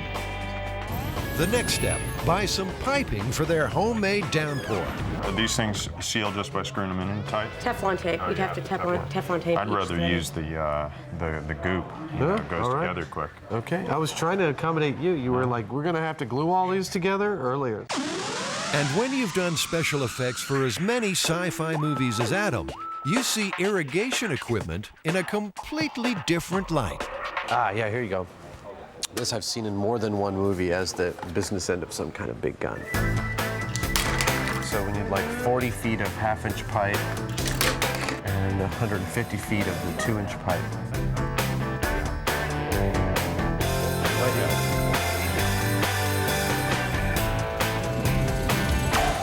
We need to have at least about 60 feet of height for the sprinklers, so that the raindrops can achieve terminal velocity. After falling 60 feet, a drop of water is traveling at maximum speed, around 22 feet per second. After that, it cannot go any faster, no matter how far it plummets. We just go up there with a hose, and squirt it down. It's not really going to be like real rain. It might be going faster or slower, we don't know. Over the years, several studies have sought to answer the question of whether you should amble or gallop through the rain.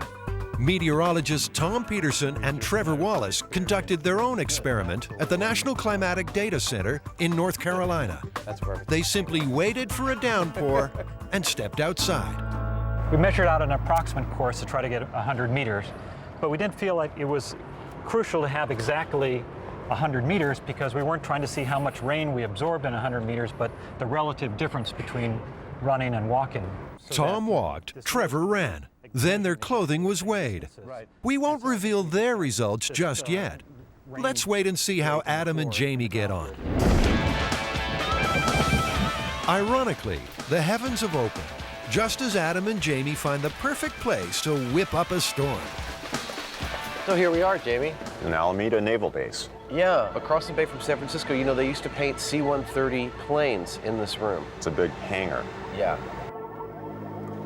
Time to see whether or not Adam's rain delivery system is just a pipe dream.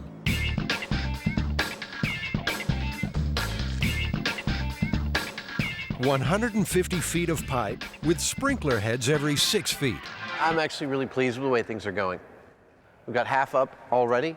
I'm going to do the other half right now. And I got plenty of high points. It looks really stable.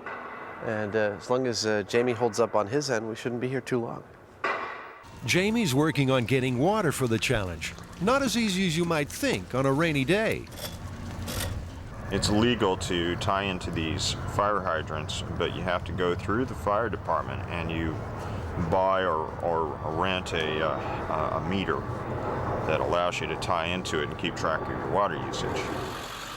Accessing water's one thing. Getting it to travel 60 feet straight up in the air is another. There you go. Jamie's calculated that the water will have to be pumped at 15 pounds per square inch. No problem for this pump. It can move H2O at a rate of 200 gallons per minute at 50 pounds per square inch. While they're setting up, let's see how Adam's getting on.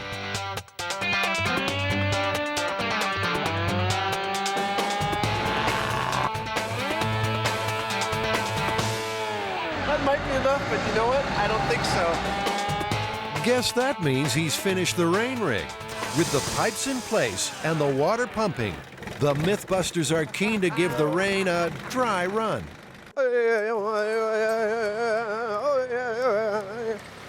Come on, keep coming down. No, it's okay, not too much. Okay, so what's next? Well, we have to mark out a course, and it's 100 feet long, so we're going to mark it out with tape.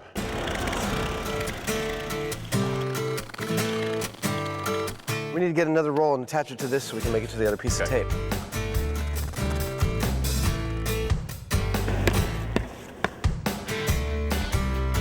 Is that 100 feet?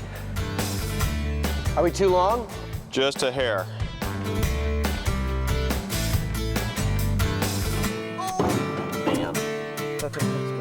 On some of the tests, they plan to add wind as a variable. You know, I'm not getting this at all. It's like you don't want one starting at the end line or at the start line? No. No, here, come over here. I'll draw it out for you what I'm thinking. Probably here, blowing like this, or going like Looks this. like they can't agree on a fan plan. We want to get the fans as close to the course as we can anyway. Not necessarily. Consistency is more important than the highest wind speed. Let's set it up my way first. Okay. Of course I want to set it up my way first. Do you want to set it up your way first? I don't care, actually, Adam. For this experiment, they're looking to duplicate average rainfall, between 2 and 3 inches per hour. Digital gauges are set out along the course. Oh, these are fabulous. It's almost like whoever invented these didn't want to get wet when they were measuring the rain. We're going to run it for 5 minutes.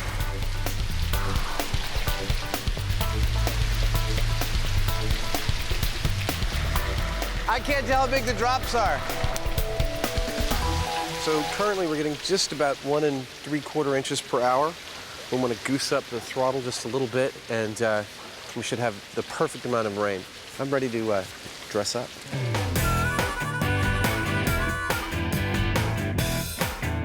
You ready? Ready as I'm gonna be. I must admit, I feel a little funky. Step 1, make the rain more visible. Bubble, bubble, toil and trouble, fire burn and cauldron bubble. Step 2, put on the coveralls. Each pair weighs 757 grams. Step 3, it's time to walk the line and find an answer to this age-old mystery. Walking.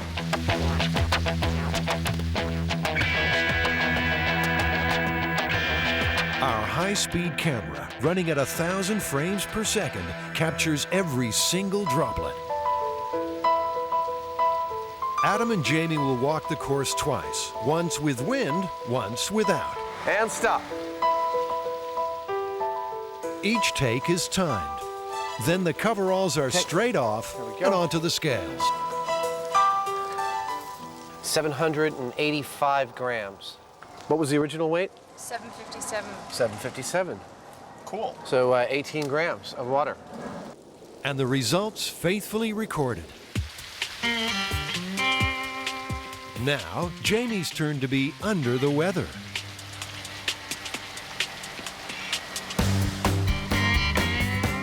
Both walks clock in at around 18 seconds, and the coveralls have soaked up almost the same amount of water.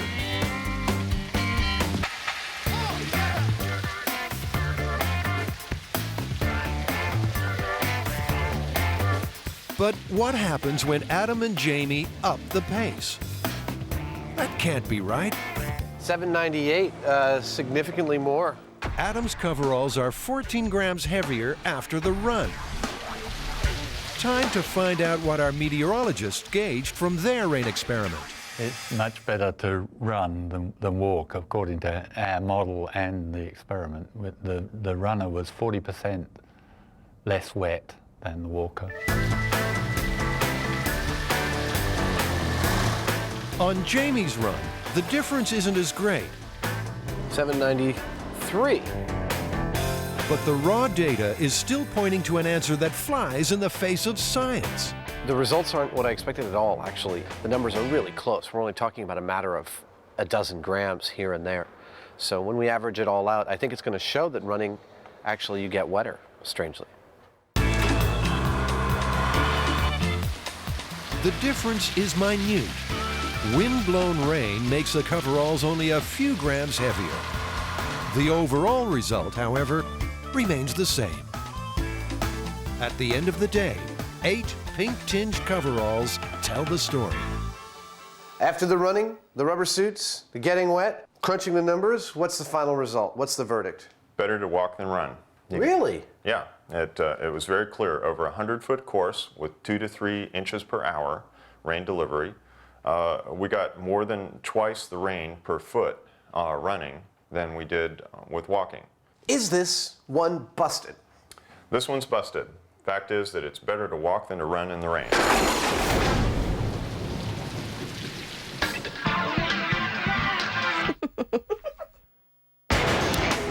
The MythBusters are aiming high.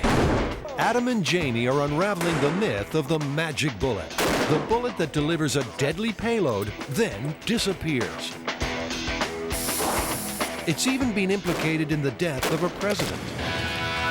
In the early days of the Cold War, movies and novels hit on the idea of a magic bullet, a bullet that dissolves, leaving no ballistics evidence. Here's your ammo. This is ballistic H2O. It's an ice projectile, velocity of 3,000 feet per second, and an accuracy of up to 500 yards. No exit wound, the bullet's gonna melt inside the target. In the action thriller movie Most Wanted, a bullet made of ice gives the First Lady the cold shoulder. That seems a good place to start. Adam and Jamie will try and make an ice bullet. One of the problems that it seems might occur with an ice bullet is that whereas lead conforms to the tapering shape of a barrel, ice might not, and thus block the barrel, and the gases might explode the barrel itself. Now, it's not going to be easy. The guys will have to make a bullet mold, fill it with water, freeze it, then fire the ice projectile from a high-powered rifle. Step 1. Adam fires off a letter to the CIA requesting details on the existence of magic bullets. Then it's off to the local gun store. The guys want to fire the ice bullet from a Mannlicher Carcano, the same rifle the FBI alleges Lee Harvey Oswald used. We called earlier about a rifle that looks kind of similar to the Mannlicher Carcano. It's not exactly the same, but it's close enough. Have you ever heard of anyone trying to fire a bullet made of ice out of one of these? No, I haven't. I know it's a myth. You know so you've heard the myth. I know it's a myth, but I've never actually heard of anybody trying it. I don't think it's feasible. So why don't you think it's feasible? Because ice melts.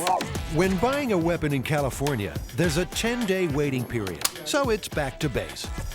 So we did pretty good there. We got most of what we need, I think, to get rolling. We got our loader, we got our manual, we got funnels for putting powder back in if we spill some, we got our bullets, we got our impact bullet. The trip to the gun store has brought it home to the guys just how dangerous this project will be. We're working with high explosives, we're working on objects and with machines specifically designed to kill people.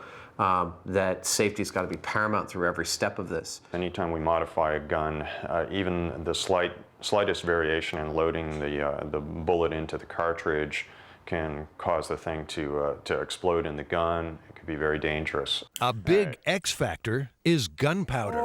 You know, what they told us was if you got the gunpowder 22 degrees below zero or less, that it wouldn't even fire, it wouldn't even ignite. What Jamie's looking at doing is casting it in such a way as to isolate the tip of the bullet from the rest of the bullet. While Jamie starts making a bullet mold, Adam's hard at work on their intended victim. This is actually a model of my face that Jamie and I did probably about 10 years ago. I was bald and clean-shaven, and I figured, you know, it's a perfect time to cast your head. The dummy will be made from ballistics gel, a substance used by the FBI. Made from animal products, the gel mimics human flesh.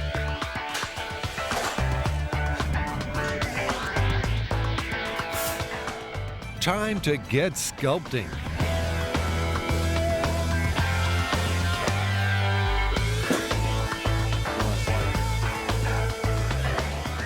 The dummy will have to be chilled for 48 hours. Where are they going to find a big enough freezer? Wow, that's made of Jell-O? That's made of Jell-O, 200 pounds of Jell-O. It feels good. Right over there. It's over to the cool room at the local deli.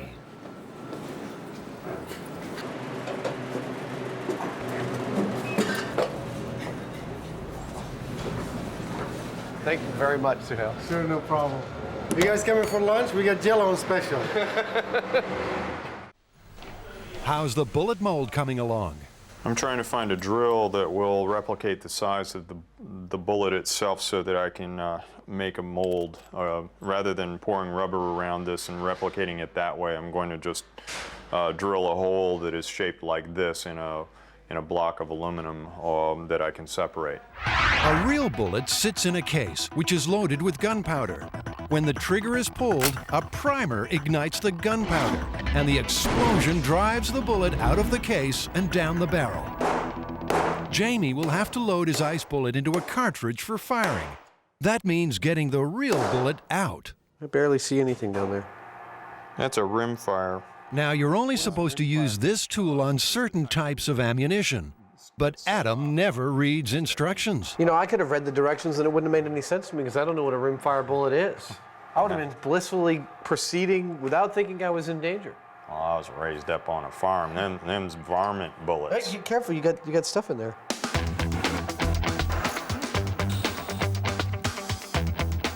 The ice bullet mold is ready to go. The two aluminum blocks screw together, forming a perfect bullet shape. Jamie pours water into the mold and dunks it in liquid nitrogen. Looks good. Looks like a bullet to me. But getting the bullet out of the mold in one piece is proving a problem. You know, it didn't come out all in one piece. I need to put a coating on the inside of the mold so that the ice comes out easily because it's very brittle. We don't want to break it before we get it in the gun. The alarm bells are ringing already. If an ice bullet is too brittle to survive the mold intact, how could it be fired from the barrel of a rifle? A bullet does not stop accelerating once it leaves the gun. It actually gets propelled by heated gases exploding from the barrel. Is it really possible that a simple ice projectile, no matter how cold, could withstand such forces and reach its target intact? This man says no. Dr. Roger McCarthy is the chairman of Exponent, a company whose success comes from the failure of others. He spent his life investigating everything, from faulty massage chairs to major disasters. He's also studied the magic bullet theory. In particular, the idea that JFK was killed by a magic bullet, fired by a second sniper on the grassy knoll. But Dr. McCarthy's magic bullet isn't made of ice. It's metal, hollowed out, and filled with liquid. A liquid bullet was one of the few ways to guarantee that all the energy of the bullet would be dissipated in the target and there would be no exit wound. Because a bullet exiting the target is a complete waste of energy. You never want to see that as a professional assassin. In the wake of JFK's assassination, the magic bullet theory was dismissed for one simple reason. The sniper would have been on the right of the motorcade, but there was no exit wound on the left side of the president's head. But because it has less mass than a conventional bullet, a liquid bullet wouldn't exit the target. I was able to show in my experimentation that the pressure wave being introduced by the bullet into the skull and then bouncing off the other side will in fact expel all the parts of the bullet out. Ice projectiles. What do these people think of next? Fruity flavors? No. What's this? But the MythBusters aren't beaten yet. There's stuff to make a bullet out of. Imagine you're an overworked forensics expert. Would you be looking for a slug made of meat? What did you do today, honey? I made a meat bullet. Is that what the kids are calling it these days?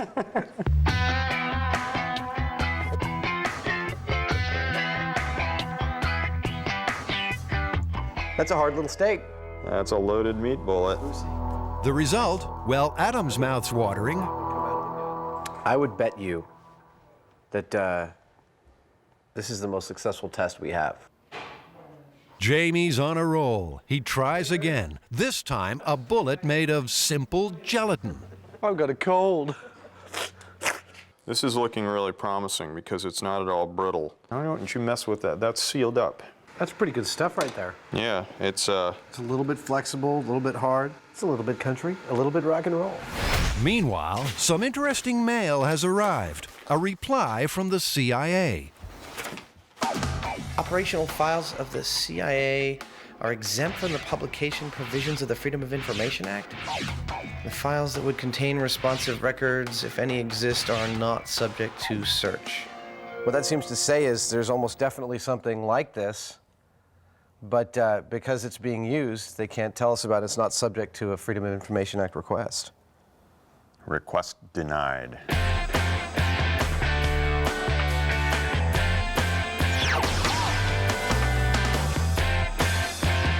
Jamie, let's put up a dummy. Time to see if the MythBusters magic bullets are at home on the range. How you doing there, buddy? How you doing? Yeah, you're doing so good. We're gonna shoot you.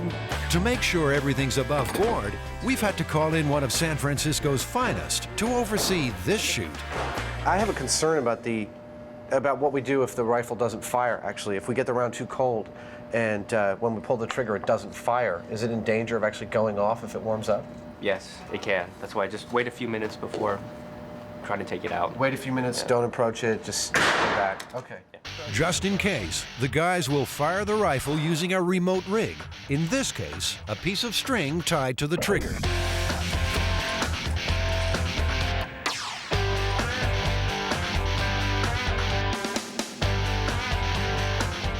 Well, that's a nice meat bullet if I ever saw one.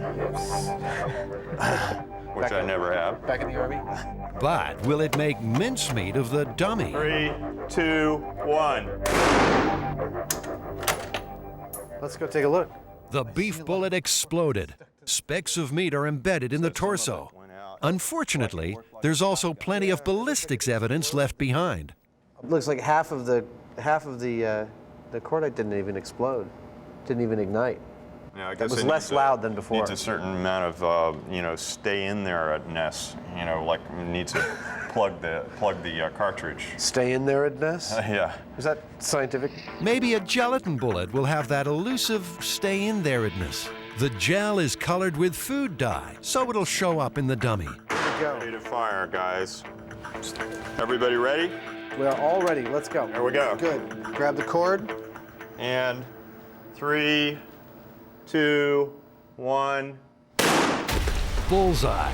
That was a bigger boom. But there's still a problem. The gel bullet struck the dummy at 3 times the speed of sound and with a force of more than 2,000 pounds per square inch. But even so, It went in about an inch. that's not much penetration.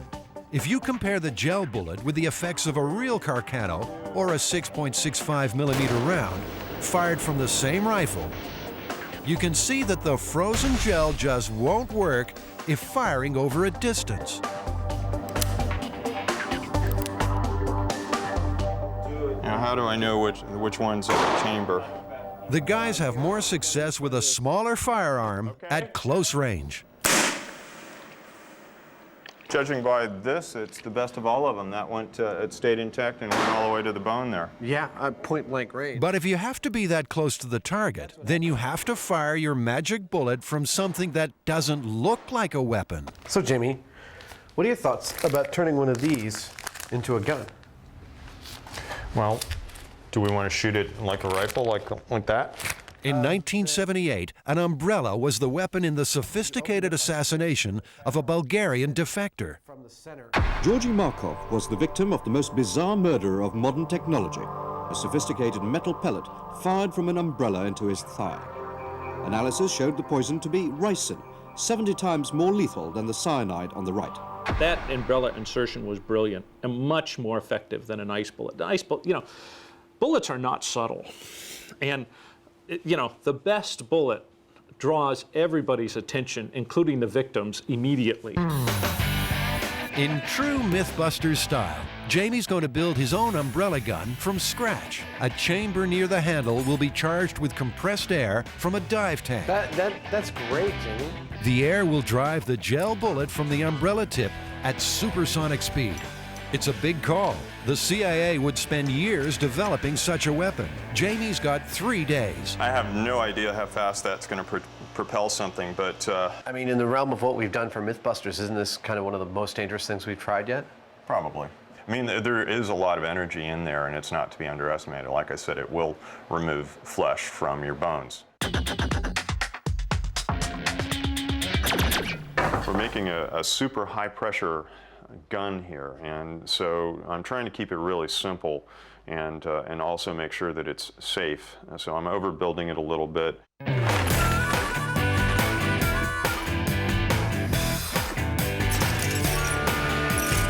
So much stuff and it's still not enough. Just can't get there from here.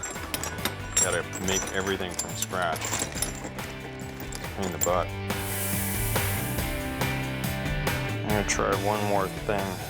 It should hold a little better than that, shouldn't it? One would think so. Jamie's getting frustrated. Air from the scuba tank is getting into the chamber, Unfortunately, it's getting out again almost as fast. I'm a little pissed off. This thing's taking way too long. What's going on with it? One stupid little seal. I have to walk away from it. Yeah. I've been doing this all day, wasting way too much time on it. And when the troublesome gunbrella is finally tested with a BB, and watch out, watch out. Adam's far from impressed. Yeah, it's only like 3/4 of an inch in there. Here, we can, okay. About like that? Yeah.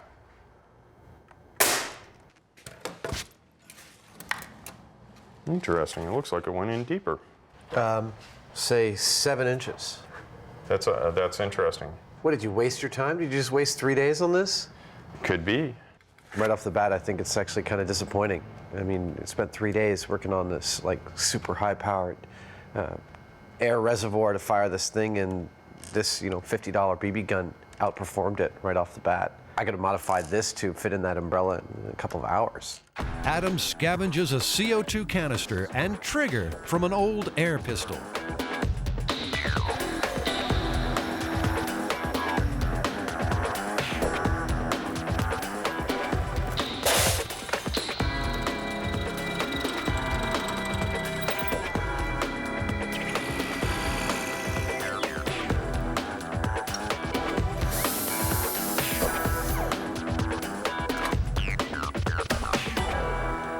We're loaded and ready to go.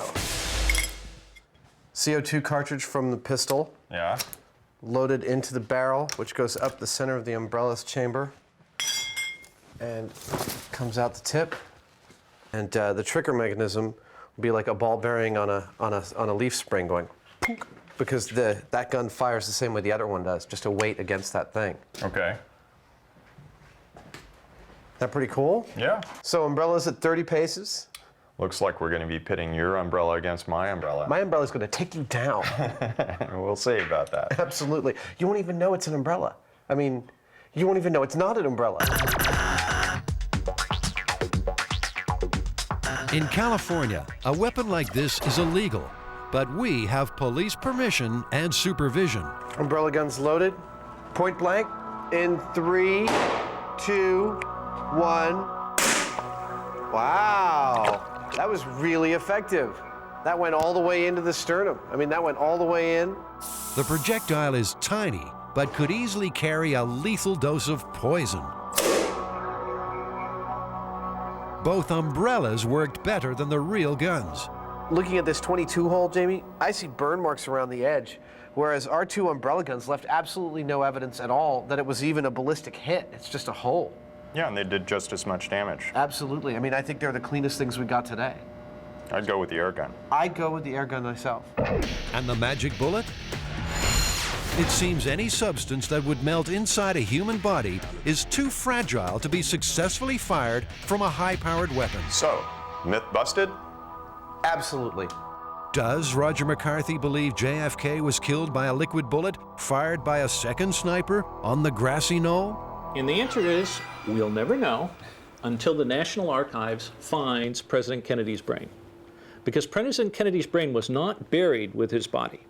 It was put in a specially sealed container and given to the National Archives for safekeeping. They have subsequently lost the president's brain.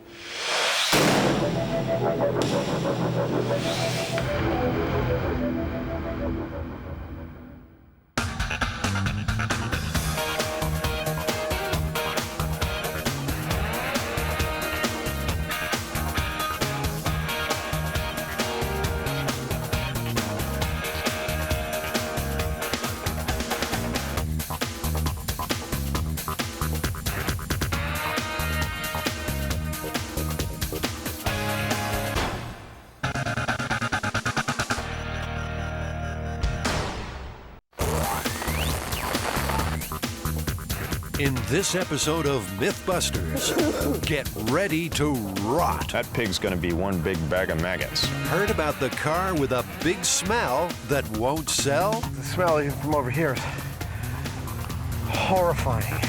There's a terrible stink as an experiment goes too far. Plus, Dummy and Dumber.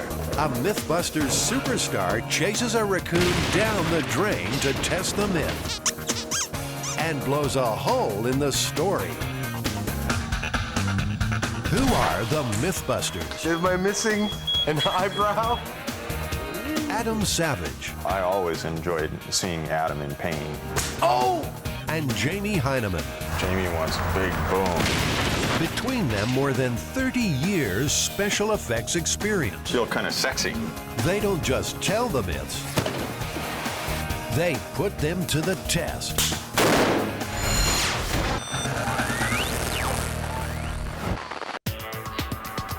For our myth-busting heroes, testing tall tales is a mix of danger and stupidity. Shocks and shakeups. And a liberal dose of their old favorite, explosions. Well, I tell you what, you know that. Usually it's a laugh and a test of wits, with the occasional tantrum. I don't care, actually, Adam. But are they about to meet their myth-busting match? All hands on deck. This experiment will take them into a world of putrid pain. Christ, now I just got a really bad whiff of it. Adam and Jamie want to test the myth of the stinky car.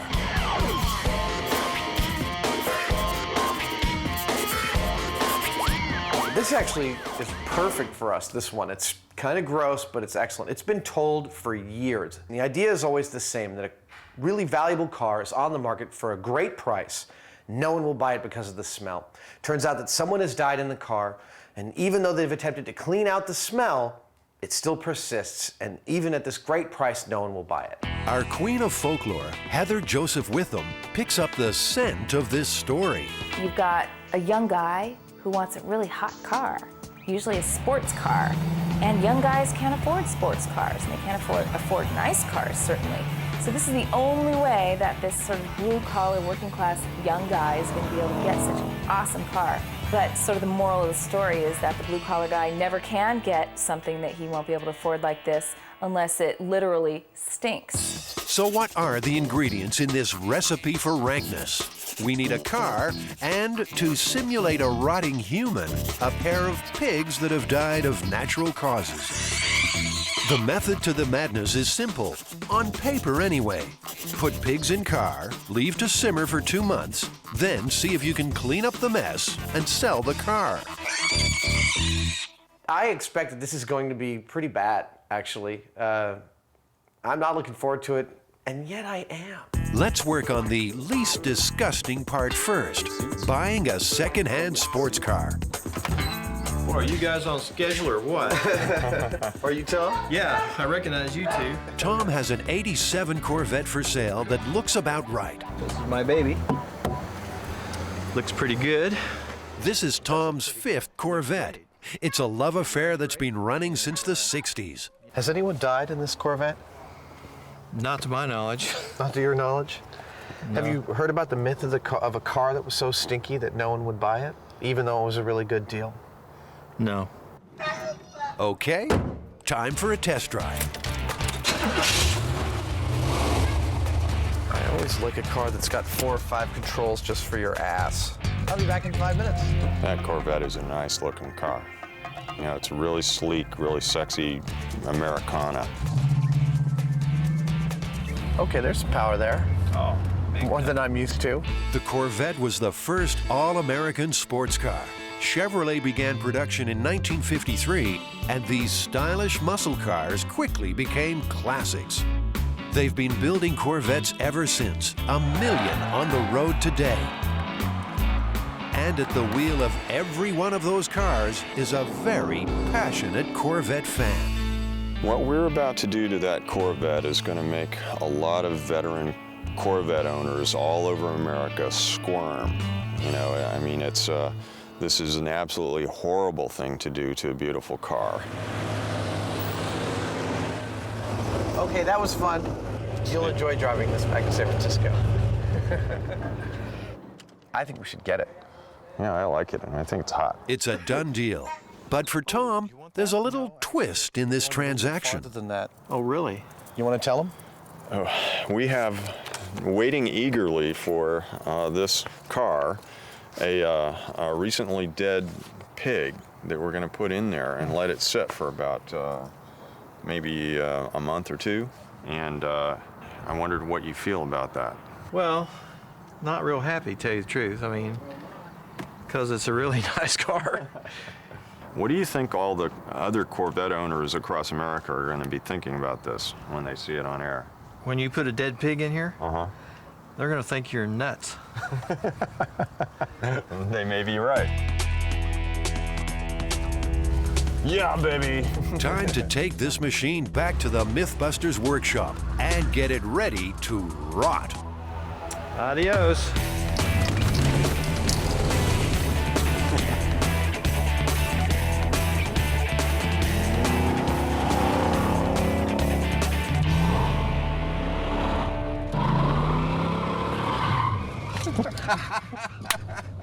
That's the last time this thing's going to be driving for a while. Well, we've got wheels. Now we need squeals. To find a pair of pigs, Jamie and Adam have to go on safari. Welcome to Bischoff's, taxidermists to the stars, supplying stuffed stuff for films and TV. Gary here has an animal for every occasion. Have our jaguars and our leopards here, and our whole bird area. Some of our favorite stuff is our stand-ins, like this little guy over here, one of our stars you might recognize from one of the movies. It's our little pug. This was beautiful. Men in Black 2. He's been taxidermied and preserved for the movie industry. So these things, by and large, are dying of natural causes, then? Yes, yeah. These animals are all natural causes. We don't go out and get animals and kill them for the movies at all. He's got little pockets in his claws. This is a scary freezer. Do you keep a separate freezer for, like food? Popsicles? Yeah, does anyone have their lunch in here? Ice cream? No sign of the other white meat in there. Maybe it's time to pop the question. We need to get a hold of some pigs for this project that we're doing. Pigs that have died from natural causes. We'll put in a call and say we need 2, 3 pigs, whatever it is, and they'll search and they'll call us when they come up with it. We ask Gary for the whole pig. That means the guts, the animal, everything that a pig naturally dies with. Because as it turns out, it's not all that easy to get a hold of that through like a butcher or other things. We want to replicate what a human would be like if that person died in a car. It's a whole new fashion statement.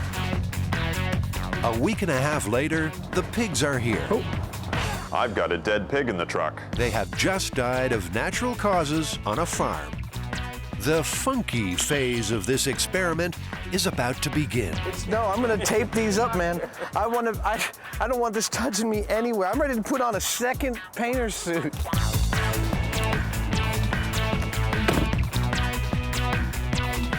We're also gonna test how good these actually are. There we go. I feel ready to tackle the pig. Oh, yeah.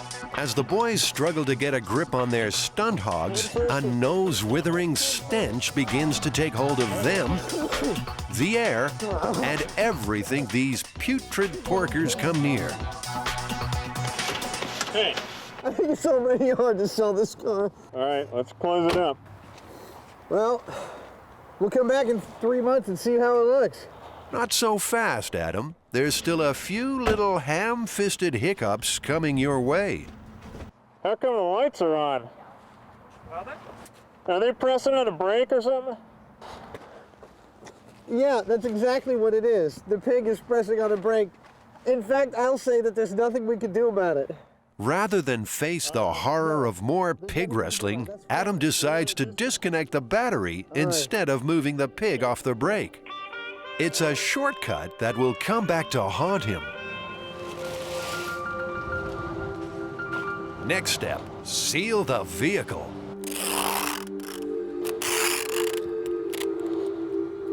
That pig's going to be one big bag of maggots, and at some point I wouldn't be surprised if it doesn't kind of like start to inflate and then explode, spewing stuff everywhere in the car. I still don't have a problem with pork. I can go right out tonight and have, you know, some glazed ham.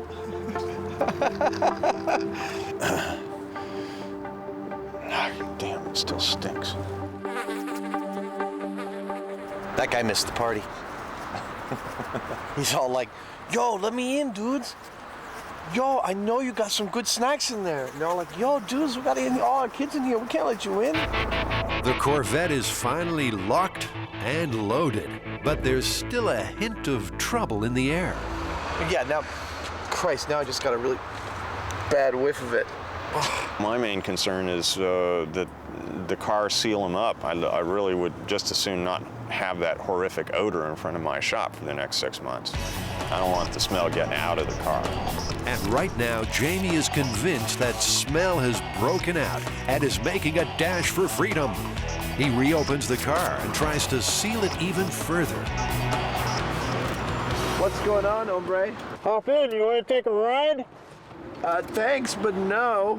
Well, it seems that the car's not as well sealed up as we thought. Someone's sloppy work is a little stinky, too. You didn't really do that good of a job of taping it up. No, I didn't. The smell, well, it's not like really, really powerful. It's just extremely pervasive. So the tiniest bit of it drives everybody nuts. The car also has to be moved, and that turns one of their earlier quick fixes into a big problem. The hardest part about this whole deal is we got to get the little pig off the brake. We got to get the little pig off the brake? Yeah. Oh. Damn. It's going to be kind of like surgery getting that damn thing out of there. And it's not pretty. Ah, yeah. Jamie and Adam thought parking 2 pigs in a car would be easy. We're going to need more people. But it's turned into a marathon with more to come. Hey, all right, that's good. Stop.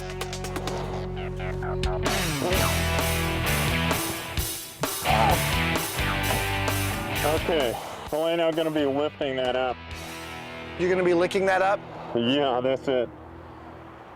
Did he say he's going to be licking that up? Even taping this Corvette into a modern-day sarcophagus isn't going to be enough for Jamie.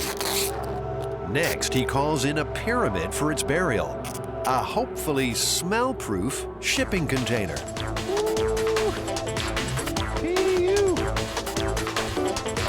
We're just turning it hard. Push it back a little further.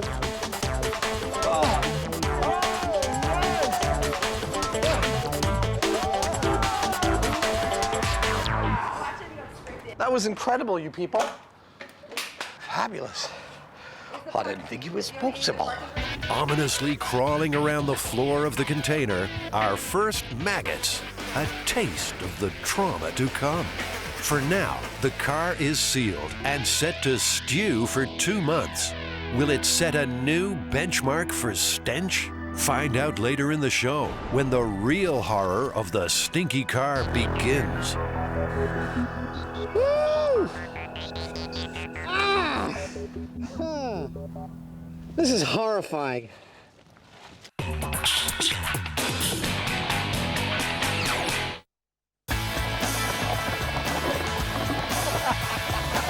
Roll up for the greatest MythBusters show on Earth.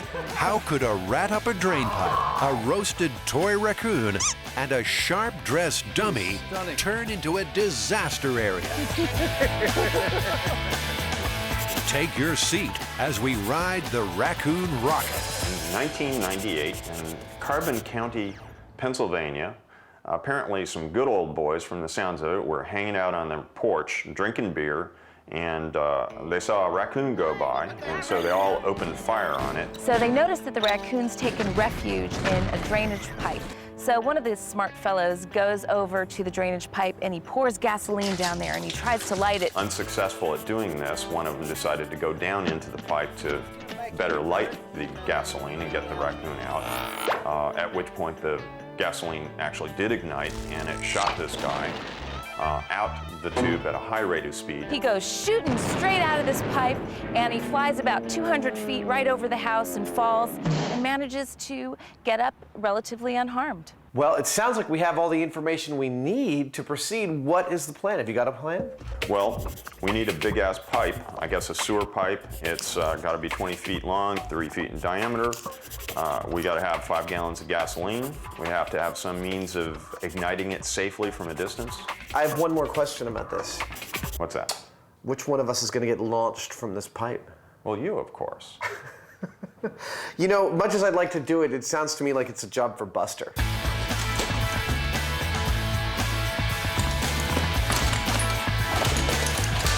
Buster is the silent partner of the MythBusters team, a long-suffering crash test dummy. I am making a new knee for the crash test dummy. We have busted him up so fully that both of his knees are completely shattered. Weighing in at 180 pounds and standing 5 foot 10 inches tall, Buster represents roughly 95% of the United States adult male population. His role is to behave just like a human would in extreme situations, something he excelled at for many years when he crashed cars for a living. Since joining the MythBusters, he's been through hell and high water, all without a word of complaint. Well, what's next in line for Buster is to put him in a 3-foot pipe with a bunch of gasoline and maybe even gunpowder and see if we can launch him like a cannonball. Before Buster becomes a cannonball, Jamie and Adam need to find the cannon. That means a trip across town in search of some monster drainage pipe. Hi, I'm Jamie. Andy. Adam. Nice to meet you guys. How you doing? Oh, pretty good. I think we're here to pick up some really big pipe. It's a pipe lover's paradise. What's this stuff normally used for? Storm and sewer drain, mostly storm water. Bingo! Storm water drains, 3 feet wide. Exactly the kind of drain a terrified raccoon and its boozy pursuer might stumble down. Adam tries it out for size. Oh, that's pretty cool. You know, it makes me want to like...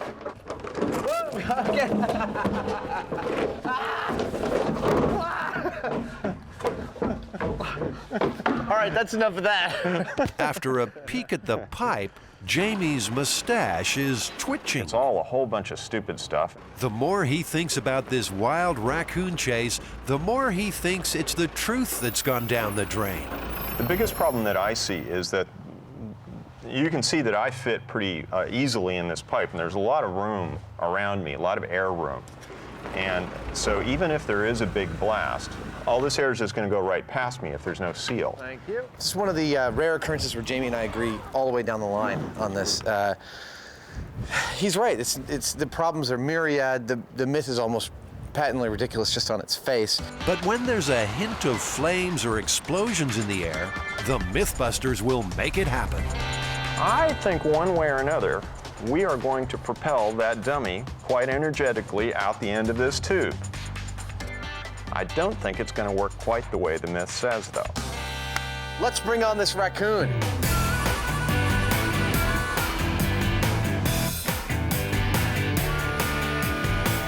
Back in the workshop, Adam creates a remote you won't lose under your couch.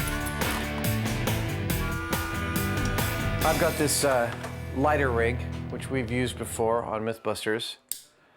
It lights a lighter remotely, and in the past I've always used cable, like bicycle cable, and it's never been quite reliable, so this time I'm gonna actually go with a small pneumatic cylinder, which will go and light the lighter that way. This will let him light the gasoline in the pipe from a safe distance. It works. Excellent. So, it is the world's most complicated lighter. Now, fully recovered from knee surgery, Buster needs to be dressed for the occasion. This stylish woolen sweater and slacks outfit will protect our dummy from looking unfashionable and save him from melting. The fabric of choice for firefighters and Formula One drivers, wool is one of the most fireproof fabrics you can wear. It does not melt, and it does not support a flame. Yeah, you know, I don't think Buster's ever looked so fashionable. I mean, dude, you are looking sharp. Time to grab a $25.98 toy Raccoon and put this myth to the test.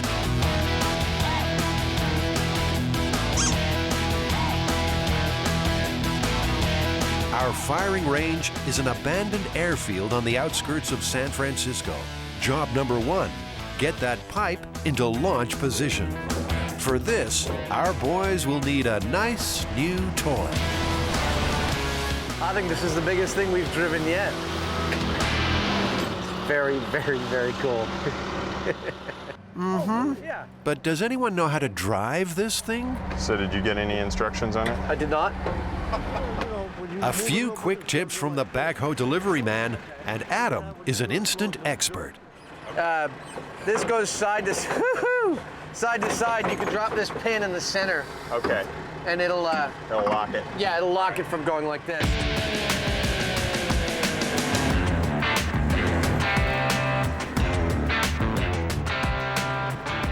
That was fun. I'm gonna back it up a little bit more. Yep. It's like a secret escape hatch. Woo! Ah!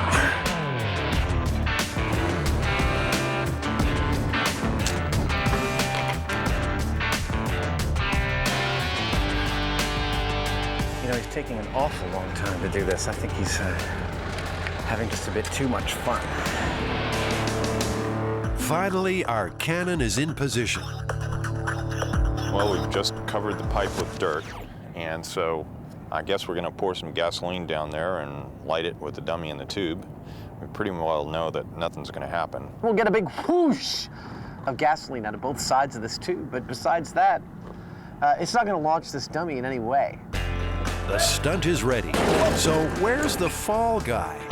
For extra fireproofing, Buster gets a dressing down with a special flame retardant gel. Okay, so we're gonna shove him about 3 feet up in there. Yeah, feet first, because his head's got to be down, like he scooched down the pipe with a lighter and was like, you know, that kind of business.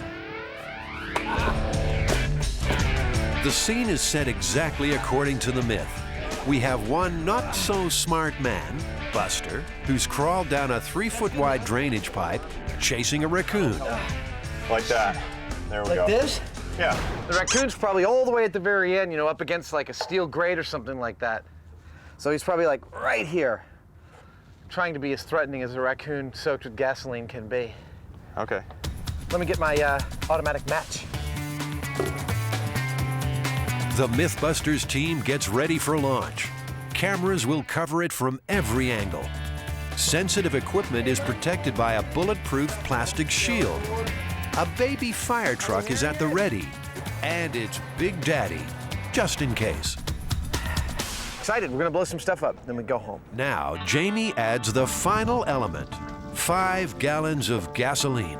Okay, it's kind of a lot. Oh, it's kind of really a lot. It's a lot of gasoline pouring out of there. That's it. That's it. All right, get out of there. Okay, here we go. Standing over here with me, Jamie? Yeah. In 3, 2, 1. 0. Nothing happens. Tell me if you see it lighting. Yeah, I don't see any flame. Seems that pesky raccoon slipped down onto the lighter. He's repositioned, and we are clear for launch. Okay, here we go. There we go. We have ignition. Put it out now. Go.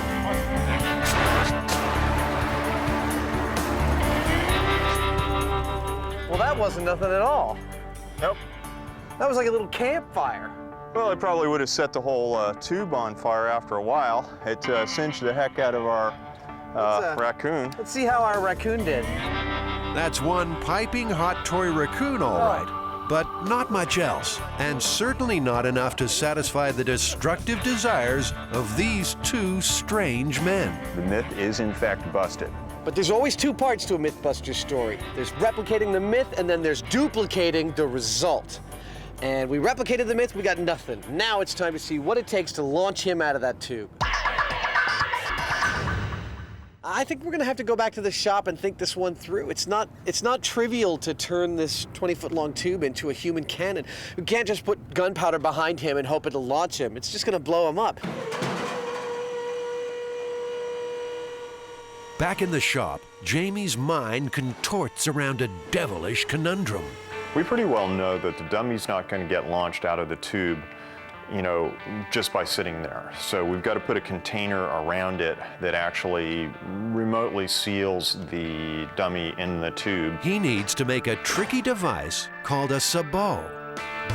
In the world of weaponry, a sabot is used when a specialized bullet or projectile is too small for the barrel of a gun.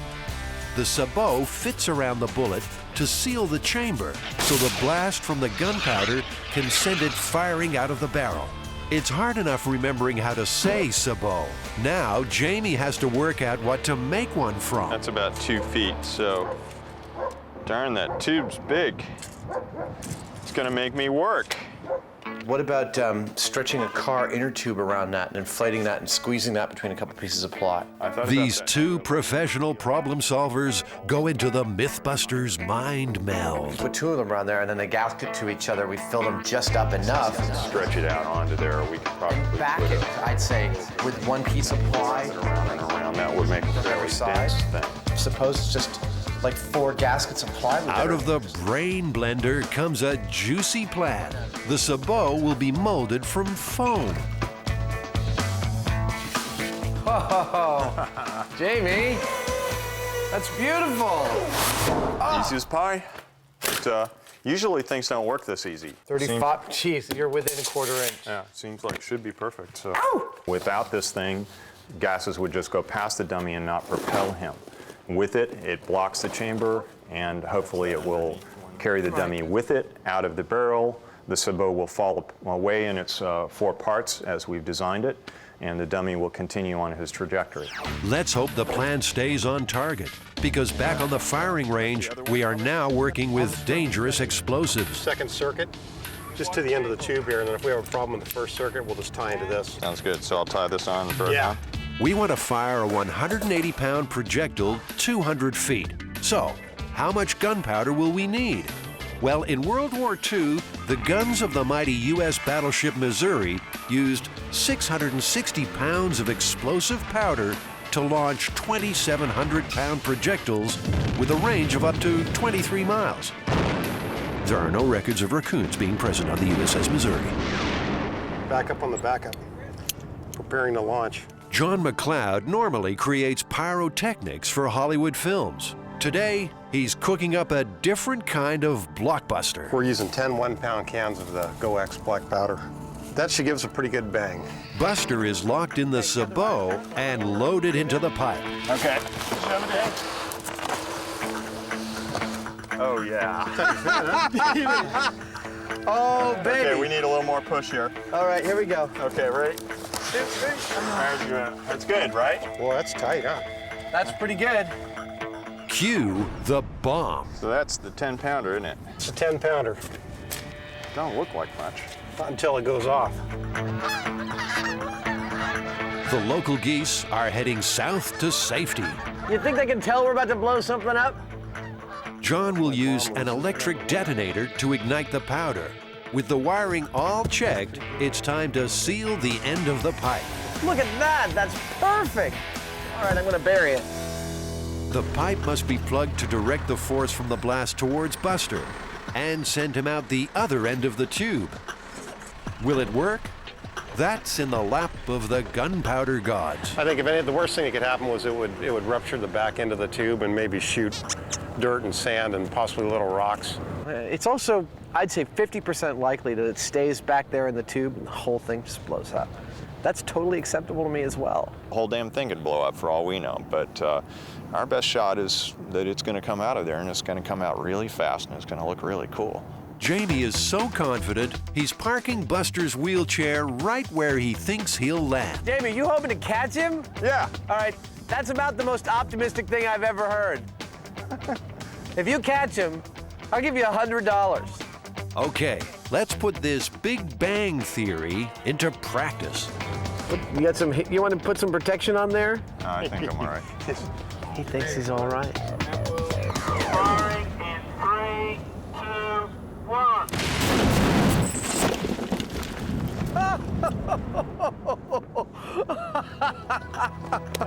Oh my God! I almost made the chair. You almost made the chair. We've got two very excited Mythbusters on our hands. He survived! Buster survived! Oh! Woo! Came out there with some horsepower. How you feeling, buddy? It worked absolutely perfectly. I was off by about 5 or 10 feet.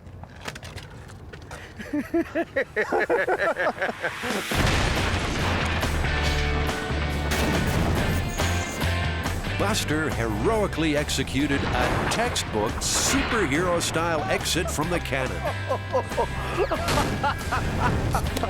Oh my God! You know, I got to say, I think we planned this whole thing really well. The sabot worked. He did launch a significant distance out of the barrel. The myth says 200 feet that the guy lived. I tell you, watching that dummy land, there's no way he would have lived at that distance, let alone that distance again. This myth is just, I mean, complete and utter lunacy to think that it's true. Well, Buster, how you feeling, man? What do you think? Raccoon rocket, true or busted? What do you think, Jamie? I'd say it's pretty effectively busted. You know, we would have died if we'd been in Buster's place, that's for sure. Man, he is a little worse for wear.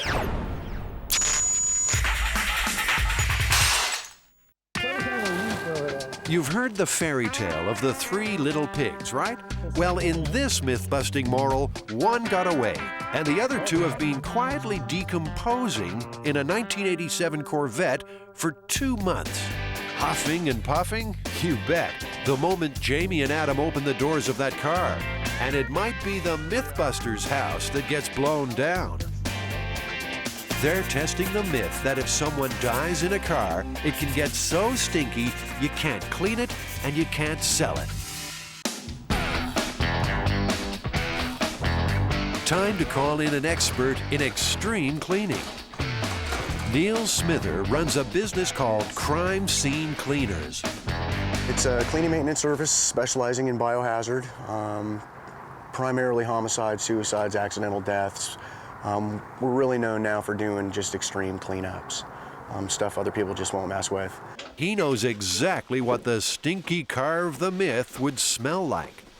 And that smell, you can taste it. You just can't even describe it. It's such a unique flavor, but you know instantly what it is. Time for Jamie and Adam to get their hands dirty on a training run with the Crime Scene Cleaners. We're here cleaning up a coroner's van. I expect to learn a lot about their protocol, how they approach moving through a vehicle to find the smells, and I think that's going to be invaluable to cleaning out the Corvette. That's not residue from melted popsicles, you know? It's the real deal. I'm afraid I'm not quite as enthusiastic as the owner of this company is about this kind of work, but it'll be interesting. Let's start with cleaning the top of it. Have you heard the myth of the stinky car that can't be sold? I have heard that. It's a fallacy. Totally. What was that? It's a fallacy. You can get the smell out? Wait a minute. Now that's a big news flash for Jamie and Adam. So what you're telling me is that there's no smell that you can't get out, is that right? Yeah, I think if you clean it correctly, there's no smell that we can't get out so far. And we've done some radical smells. There's a methodical, meticulous approach to this kind of cleaning. Thanks. Knock yourself out. All right. Any speck of scum that's missed will keep on stinking. The boys have discovered that Neil uses a special enzyme-based cleaner to wipe out really bad smells. The enzyme secret mix that we haven't been informed the contents of. This may just hold the key to getting the Corvette clean. The enzymes create a chemical reaction with organic materials, speeding up their breakdown into smaller, simpler pieces. Just like the enzymes in your saliva start breaking down food from the first bite. Whew, it's hot. This warm-up bout with the crime scene cleaners is a success. Invaluable training for Jamie and Adam's upcoming fight against the funk.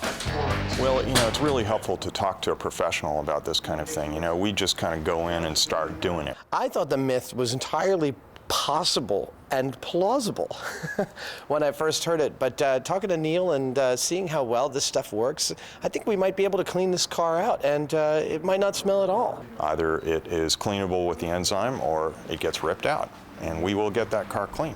Brave words. We will get that car clean. We will get that car clean. So, let's put that confidence to the test.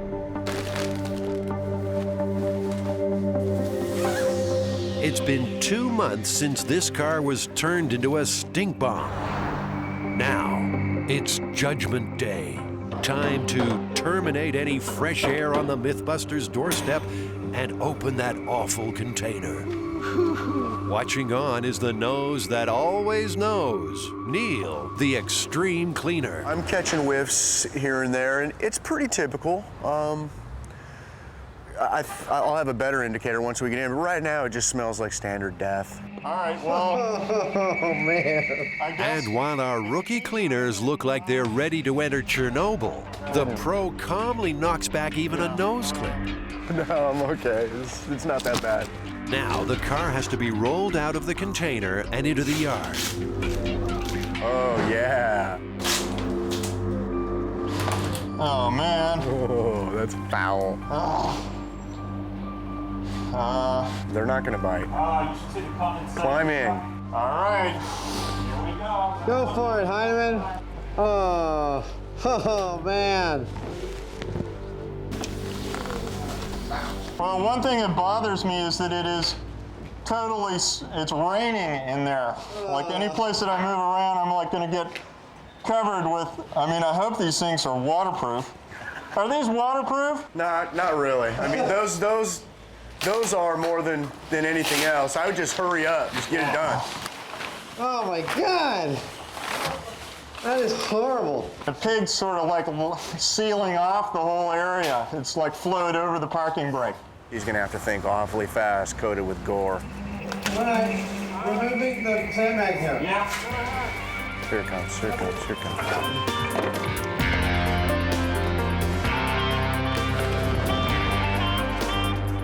Then, an unforeseen drama. The decaying pigs have given off ammonia, a potentially fatal gas that almost overcomes Jamie. Oh, woo! How you doing, Jamie? It's the ammonia. It's not the smell. I was not getting any air. It's not a spew. I was going to pass out. Because the Corvette was sealed so carefully, the gas was trapped and concentrated inside the car. Stop.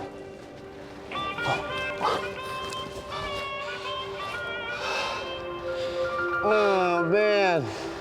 It's the ammonia. It's not, the filter's not handling it. I need a separate air source.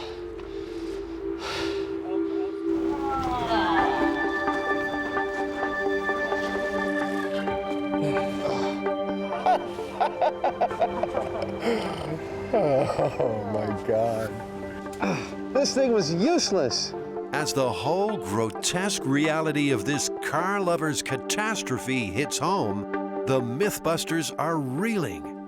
Jamie looks like he's about to pass out. And our own Mr. Confidence is going a little weak at the knees. No way. No way. There's no way we're cleaning this thing. This is horrifying. I think, you know, having to get in there and close the car with these two remnants of creatures was probably one of the more horrible things I've ever had to do.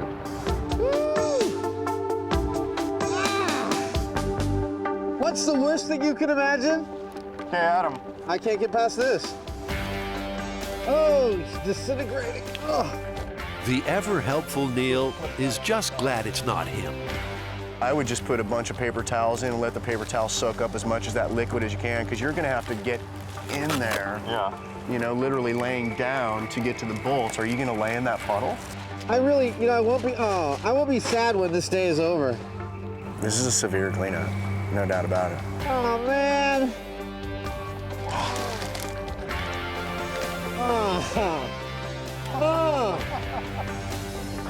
Oh, God. They're not prepared for this cleanup at all. I gotta say, this respirator works really good, because the smell even from over here is horrifying. Oh, my glasses are on. I'm gonna move over here.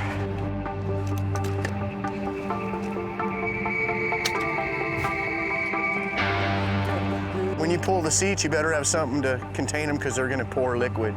The carpets, the seats, the door panels, all history.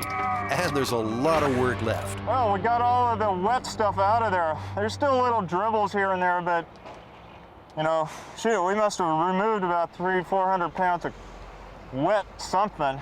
I have to say, I didn't expect that this would happen, but I see myself as a vegetarian for at least the next couple of weeks. Don't want to do that again. Now, Jamie and Adam try out the tip they got from Neil, the crime scene cleaner, using a special bioenzyme fluid to cut through all the organic gunk. They're praying this might give them an edge in the war on stinkiness. The quantity of flies has decreased. We've been doing something. Well, I know we've been doing something. Something the flies don't like.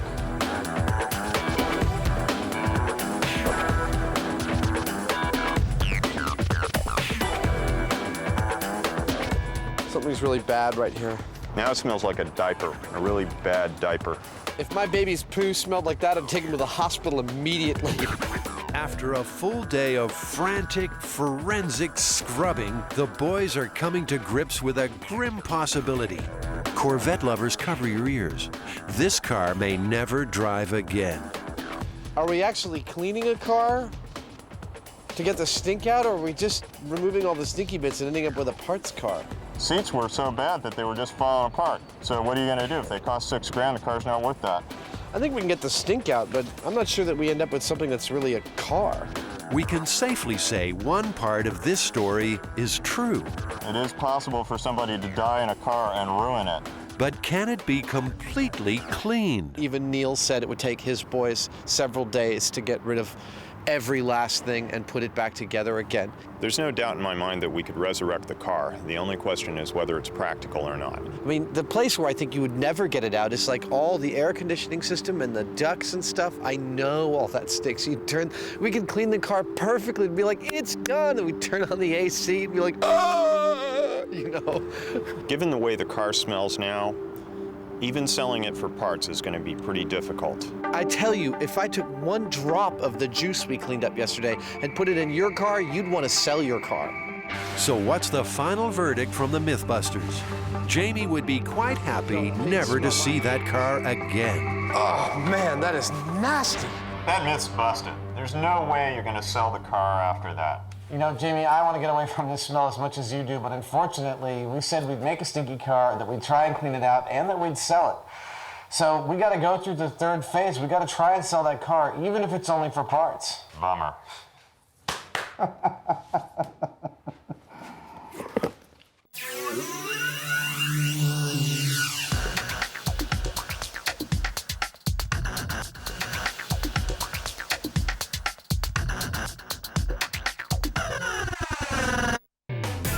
1 week after an infernal cleanup, it's time to sell. But will they find a buyer? Knowing how bad it was, it's not nearly that bad. But it's worse than anything anybody else but me and Jamie have ever smelled. Smells more like a barnyard now. No, the smell hasn't gone, and the car isn't going anywhere either. What is that? Ready? Yeah.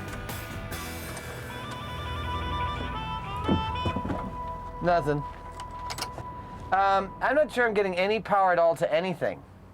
Really, would it be helpful to get it started to sell it? The fuse box is fried. Yeah, this is all corroded. It's all green in here. Maybe some more scrubbing will work. How is this doing over here? I'm gonna try and start it again. I'm not getting squat. Are you sure it's hooked up? Yep. Positive and all that? You bet. Adam is ready to raise the white flag. Now we push. But Jamie is determined to get this car started. It's just a little bit of corrosion is all we're talking about. It's a real simple thing if we can find the spot. Like the engine's fine. We should be able to sell it better if the engine's running. You know, you can't really ask a lot of money for a car that doesn't start with no interior. If I can find the starter solenoid, then we can jump it. It's a total Jamie thing to like pursue these avenues that seem completely ridiculous and end up with total success. It's really unnerving. Eventually, Jamie admits defeat. You gonna help push? No, I was gonna watch from up here. You guys doing any work at all? I think I'm carrying this whole thing. It seems like we trashed this car, and that's all we did. Like, we put some pigs in it, it ruined the car, and it's junk. I think the question is, how much money can we get for a big piece of stinking junk? Not very much. Let's clean it, close it, sell it off. It won't start, and it stinks of dead pig, but it will look good. Time to place an ad on the internet to entice some buyers with an unbelievably cheap '87 Corvette. All right, so we want to sell this car. What should be in the ad? Well, I guess we should just list the good things about it. It's like shiny, it's got a good finish on it. Shiny. It's got good wheels and tires. It's a great parts car. We lost the interior. Yeah, we just lost it. Hidden cameras are set up to secretly record the reactions of unsuspecting buyers. So, who will buy this slightly soiled vehicle? Maybe a die-hard Corvette lover. I didn't know it was gutted. Yeah, well, Is that how you bought it? no, I don't like that, huh? Jamie will have to do the hard sell on this one. I mean, we're only asking Yeah. $3,000 for it. You could, yeah. So you could take it for parts. The wheels alone are worth like $700-800, and still not impressed. No, I wonder how much that smell seeped into the fiberglass. No sale. The guy from the junkyard has a sniff. Jesus, that stink. Right. Well, I think it's worth about $500. Well, we're definitely going to wait for better offers than that. So does it even start? How about this gentleman? So is there an interior for it? No. What's that smell?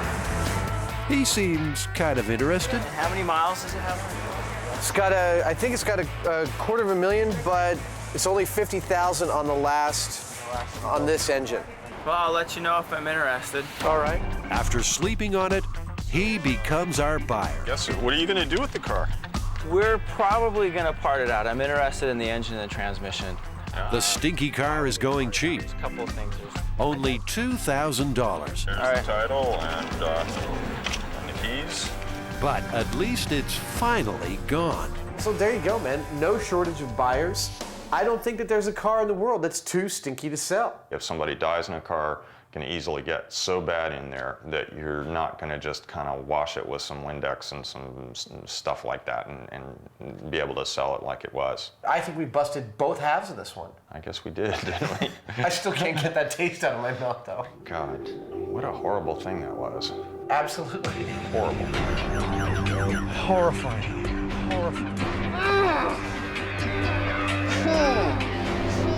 That was something else. I'll remember that the rest of my life.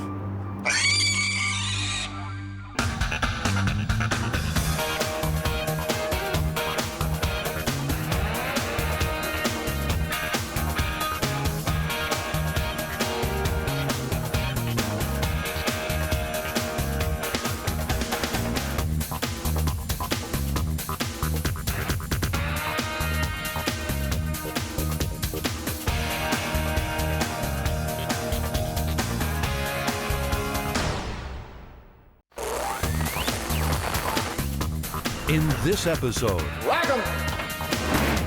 the MythBusters are busting out. Count on getting very, very cold. Can they escape from Alcatraz? Quack, damn you. Science or quackery? I want you to do this, got it? Does a duck's quack echo? And out of their skulls, have we all been injected with mind control chips? I feel perfectly normal now. Who are the Mythbusters? Is my missing an eyebrow? Adam Savage. I always enjoyed seeing Adam in pain. Oh! And Jamie Heineman. Jamie wants a big boom. Between them, more than 30 years special effects experience. Feel kind of sexy. They don't just tell the myths, they put them to the test.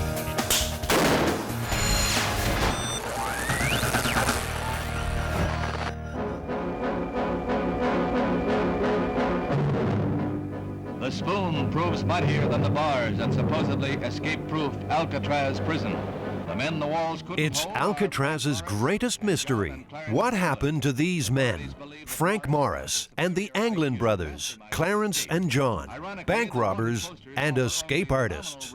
One night in June 1962, they busted out of the rock and dropped off the face of the earth. Whatever their fate, the three convicts have apparently accomplished a feat that many have tried with no success.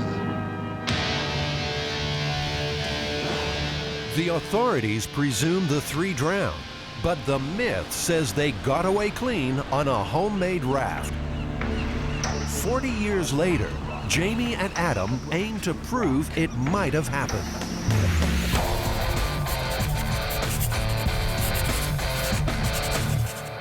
Well, you know, Adam, we're based in San Francisco doing a show about myths, so obviously we have to tackle the myth about the escape from Alcatraz. That three prisoners in 1962 built a raft out of raincoats and got off the island? Yeah. Did they actually do it? Was it successful? Where did they go? According to folklorist Heather Joseph Witham, this story has endured because people often cheer for the underdog. The idea is, you know, David against Goliath, the little man really winning out over the concrete authority, the faceless, nameless concrete authority. America's worst were caged in Alcatraz's 9x5 cells, cold as stone, perched high above the currents that chain the island. Officially, no one ever escaped and lived to tell, though in its 29 years, 34 prisoners tried, and as many as 11 died in the attempt. Adam and Jamie will follow the most famous escape attempt of all. It began here, in these cells. They painstakingly fashioned dummies of plaster with hair of paintbrush bristles to stand in for them during cell check, while they covered an escape hole with a cardboard grill. All of this was within easy visual range of the guards in the gun galleries. Alcatraz had begun to crumble. Morris and the Anglins were all able to chip through ventilation grills using spoons. I believe that this one is a MythBusters special, so you feel like squirming through the hole? Sure, why not? You think you'll fit? I think I'll fit. I'm not so sure about you. Let the breakout begin.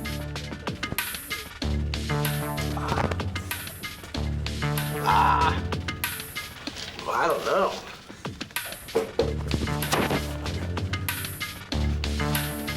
Seems beer and fast food wasn't on the menu at Alcatraz.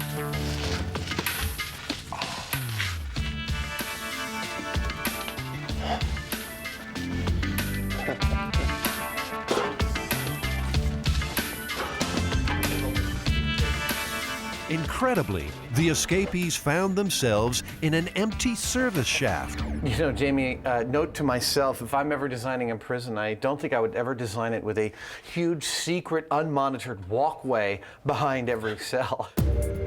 Leaving dummies behind in their beds, night after night, the plotters climbed undetected into this service corridor. I think I tweaked my back.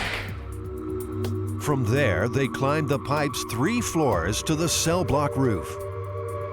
This is where it all happened. This is actually where our story begins, Jamie. This is where they got to with all their equipment and actually built the rafts over a period of months. Prisoner Alan West was in on the plot. He told the FBI the trio had managed to steal more than 50 raincoats and, undetected up on that rooftop, turned them into a pontoon raft. You whisper and everybody can hear it. You can't like drop a single bolt or nail. You can't kick a piece of wood without everybody on the cell blocks hearing you do it. Imagine that every night for months in pitch black. The night they were finally ready, the three broke out through this vent onto the rooftop, then climbed 50 feet down to the ground. They went down about here. The original pipe's been removed, but we do know that they went across underneath the water tower and down to the shore on the side of the powerhouse over there. It's a lot of distance to cover in the middle of the night with all that equipment, I'll tell you that. Yep. The swirling tidal currents around Alcatraz were more feared than any wall. But at the water's edge, Morris and the Anglin brothers pumped up their raft, jumped in, and disappeared. The escape triggered the greatest manhunt in San Francisco's history, as agents of the FBI, Coast Guardsmen, Highway Patrol, sheriff's deputies, and local police join in the search. Jolene Babiak lived on the island when the escape happened. Her father was associate warden at the time, and she's written 3 books about Alcatraz. Do you think that they made it? Well, they could be here today on the tour, but I doubt it. Alan West told the FBI the plan was to paddle the raft north to Angel Island, then onto the mainland. Jolene thinks that was optimistic at best. I don't think there was any physical way they could ever get to Angel Island, and if that was their goal, it was not well thought out, because when you get in the San Francisco Bay, it's not about currents, it's about tides, and if the tide is going out the gates, so are you. It seems too simple an end. Frank Morris was no fool. He spent his life in and out of reform schools and prisons, but he also happened to have an IQ of 133. He knew how to escape, and he must have known about the dangers of the bay. So you think they were clever enough to have counted on the tides, using them to their advantage? Well, they were clever about the whole thing from the get-go, like, how they got the materials in the first place, where they assembled it, right under the nose of the guards. It was all very well planned out. So it's only logical to assume that they gave a fair amount of thought to the currents as well.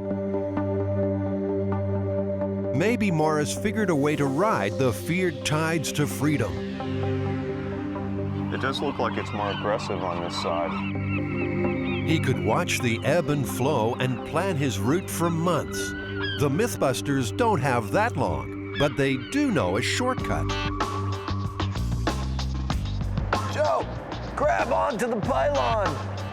Come on. Oof. Aw. The Bay model was built in the mid-50s to test the environmental impact of a proposed development in San Francisco Bay. It's a perfect scale model covering 2 acres and replicates a full day's tidal movements in just under 15 minutes. If we took a small model boat and put this in here at Strategic Point, would it actually tell us what would happen to that boat in the currents? I think that it would. Up until the year 2000, it was primarily a scientific research and engineering facility where many, many experiments from A to Z were conducted daily. And I think it replicates very accurately the tides, currents, motions of the bay. The guys know the high tide had just turned when the escapees hit the water. I'll just wait for the signal. In the compressed time of the model, that's due in about 2 minutes. The water's having an effect on me. I don't know what it is. Once again, the Mythbusters' professionalism is winning admirers.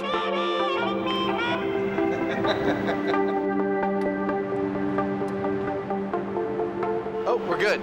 Drop it. Nicely done. Remember, the myth says Morris and the Anglins were heading north to Angel Island. The current tells a different story. The raft is heading west in a hurry. We're escaping Alcatraz at Mach 1. No wonder they didn't find them. They're probably in Japan by now. Stand by, Jamie. Okay. Release it, Jamie. The same thing happens every time on this tide. There they go. Now the current catches them. The raft is always washed west to the Golden Gate Bridge, and it's doubtful the escapees could paddle against it for long. Basically, there's no way, I think, they'd make it to Angel Island, though. The guys think Morris was smart enough to work that out.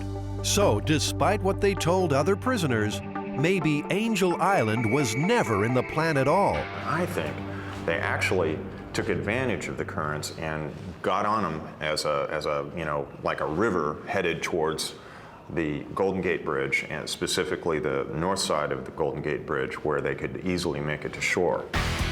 The Mythbusters have hatched a new theory and a new plan. Forget Angel Island. They're going to see if they can build a raft and paddle across the tide to reach land around the Marin headlands. Jamie, what do you think our chances of success are? 100%. 100%? Yeah, absolutely. All right. No doubt about it. We can pretty well count on getting very, very cold. Jamie sounds like he's getting cold feet. But before he does, the guys have a date with some webbed feet. Another bird-brained myth to bust. Could it be true? Or have Adam and Jamie gone quackers? Anything to say to the ducks back home?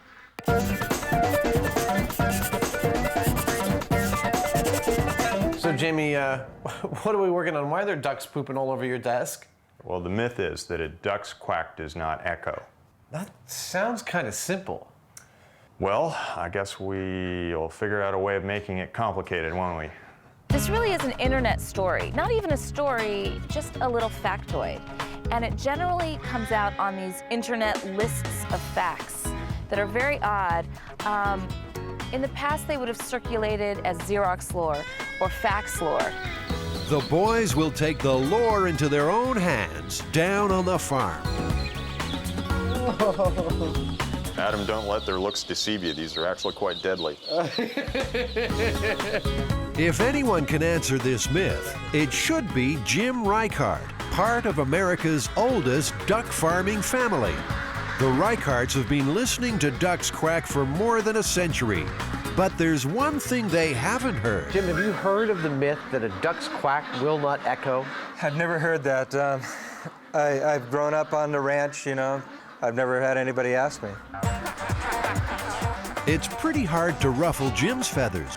He's agreed to help the Mythbusters with some test subjects. I asked for volunteers this morning, and I came up with a couple, you know. Meet Bob on the left and Roy. And going in from this side. All right, side. you go down that side. I'll walk him down this way.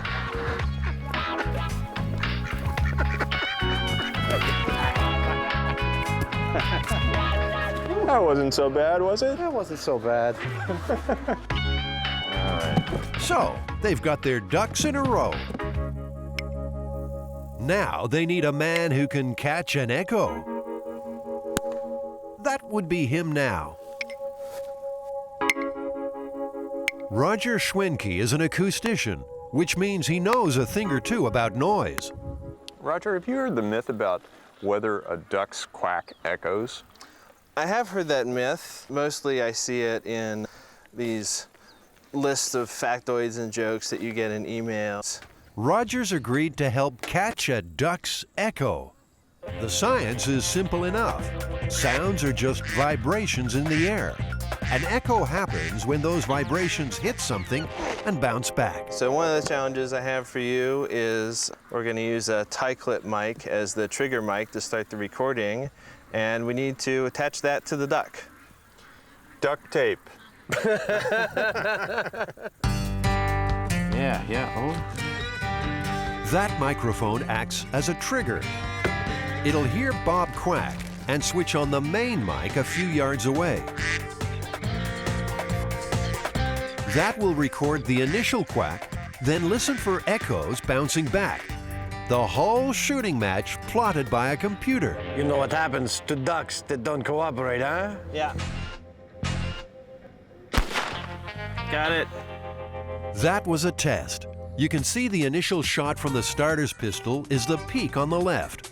and the smaller bumps after it are the echoes coming back. The system works. Now for the ducks. I'll tell you guys to be quiet because any sound will start the computer recording, and then you need to silently induce the duck to quack. Can you quack? Silently induce a duck to quack. Look me in the eye and quack. Quack. Come on, boy. Quack. Quack. All right, see if they're ready. Are you guys ready? Don't mess with me, duck. When I say quack, you're gonna quack, right? I'm the boss here. Don't give me any beak. Quiet. Give them the thumbs up.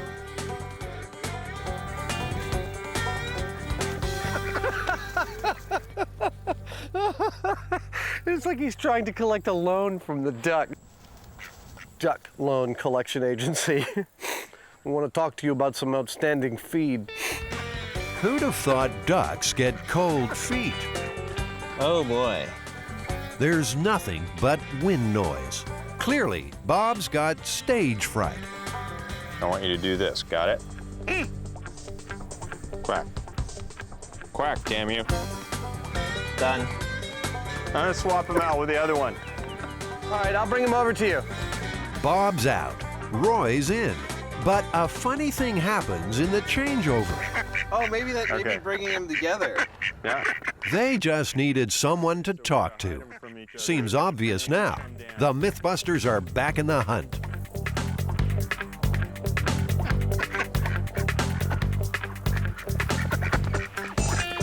Ah, that looks like a quack. It's astonishing how well that works. There's something else astonishing. They've got the quack, but they don't have an echo. Not a one.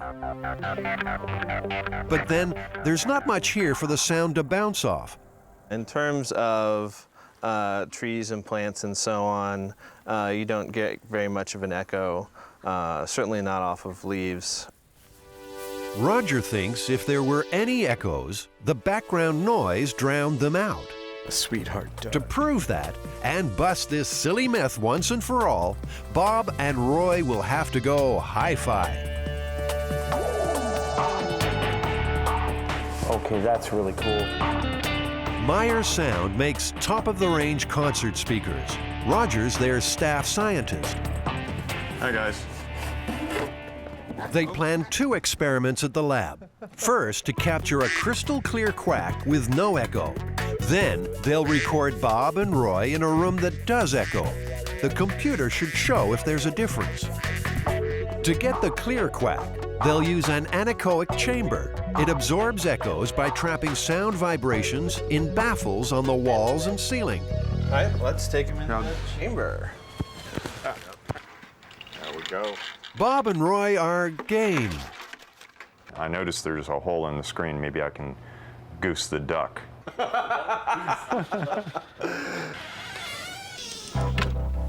Quack!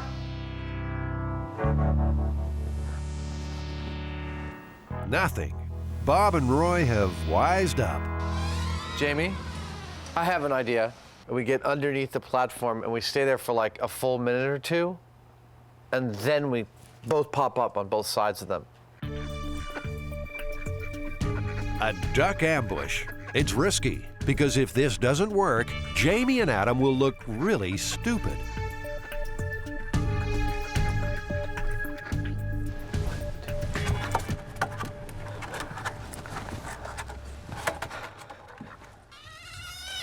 Anything? Nothing. Nothing at all. Peep. Not a peep. It's all starting to look like a high-tech waste of time. When, for no apparent reason, Bob and Roy get chatty. Got something. It's a pristine quack. And it turns out there is something different about it after all. Well, I never, he's saying. It's a series of exponentially decaying impulses, which looks almost exactly like room reverberation. This is the exact moment Jamie is blinded by science. Have you been paying attention? What they found is that when you plot it on the computer, the quack looks exactly like an echo. And that could explain the origins of the myth. Its echo might actually sound just like its quack. It might blend together for you. So you might be hearing an echo, but think you're still hearing the quack. Time to crank up the second experiment in the echoey room. Hopefully the computer can tell the difference. You ready to quack for science? Okay, quiet please. Go.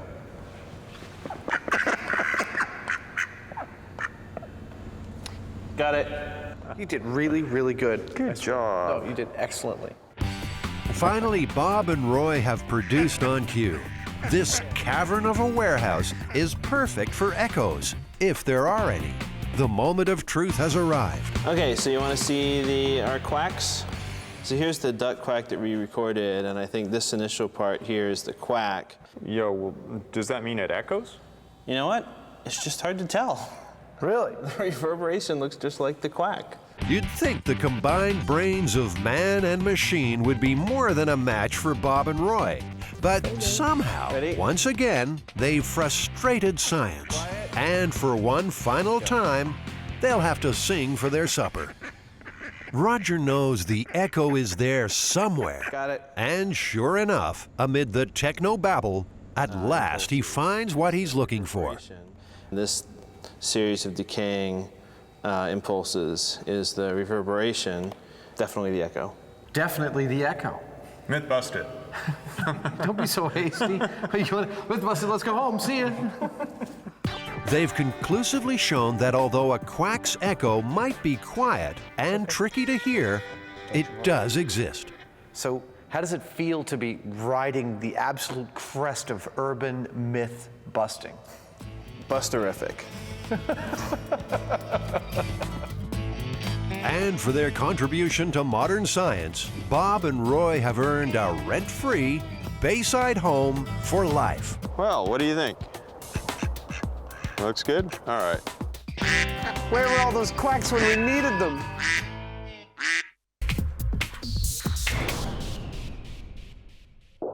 Jamie and Adam are immersed in the Alcatraz escape.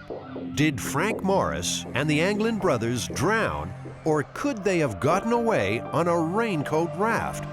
To find out, the Mythbusters will make a raft and attempt the crossing themselves. Some living history will help their cause. That's the raincoat. So this fabric now is very fragile. If I tried to unroll it, it would deteriorate, it would fall apart. This brittle old raincoat was actually part of the escapees' raft. For some reason, they left it behind on the cell block roof. It's kept in archives at the Maritime Museum and may yet give up a few secrets. And you can definitely see the glue on the edge of the seam here, contact cement. The tiniest hints will help them make their own raft more authentic. Yeah, it definitely looks, like a military-style raincoat that I've seen. 2 paddles were also recovered. Look at that, that's the real thing.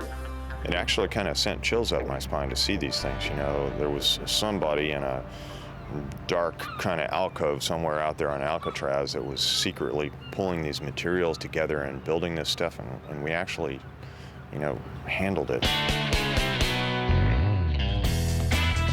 They've reached back 40 years to touch the myth. But can they get their hands on the right materials today? Well, that's the American one.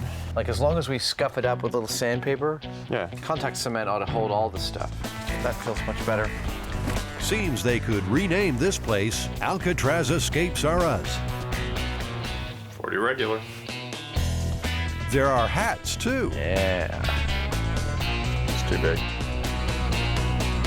Yo, what is up? Peace to your mother. I'd say we did pretty good in there. Everything we need. A bunch of stuff we don't. Back at the shop, it's down to work. First, the easy part, making the paddles based on FBI drawings.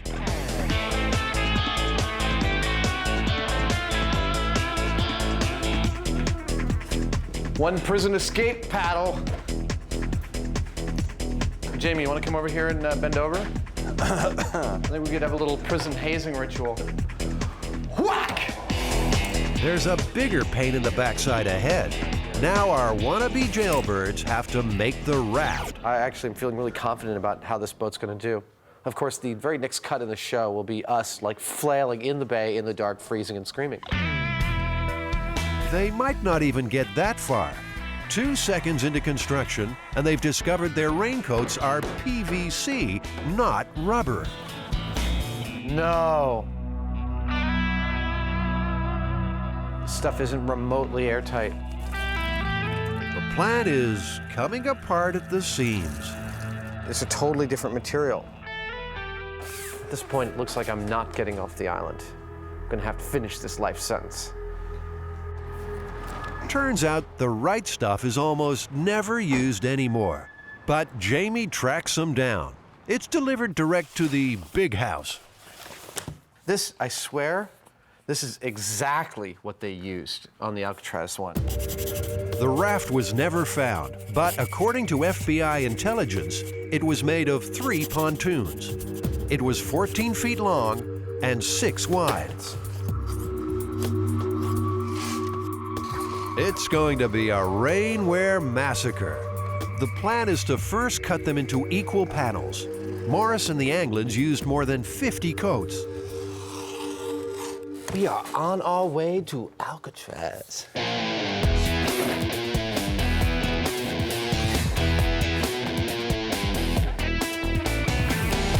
According to the FBI, the escapees had access to contact cement in the prison workshop. Jamie and Adam will use the same stuff to glue the panels together into long sheets. What I was thinking of doing was basically something like this. Folding it over, okay. Yeah, see? So you do glue, glue, glue, glue, glue, glue. Sounds easy, but the glue's becoming a sticking point. Do a full-on, like 2.5-inch lap. Why don't we compromise and make it like 2 inches? Why do you want to do a smaller one? Because it just is, it's like, it's not really going to help us any. And, Yes, it is. I don't know. It's insurance. I have to insist on this one. It's absolute insurance. You know, it just, it Make it 2 inches. That's like double what you need. All right. And so we'll just each take a table. To make sure the raft is airtight, each seam needs to be glued, dried, and compressed together. The real escapees did this in the dark and silently. Wait, was that a guard? No. Yeah, check it out, man. 1, 2, 3, 4, 5. We're at 5. We're just over 6 feet here. That's big enough for the first pontoon. Might help. They just have to roll it up like a rug and seal the ends. I'm a little worried. It looks a little too good. And it's almost going to be like, no, we swear it was raincoats. Hey.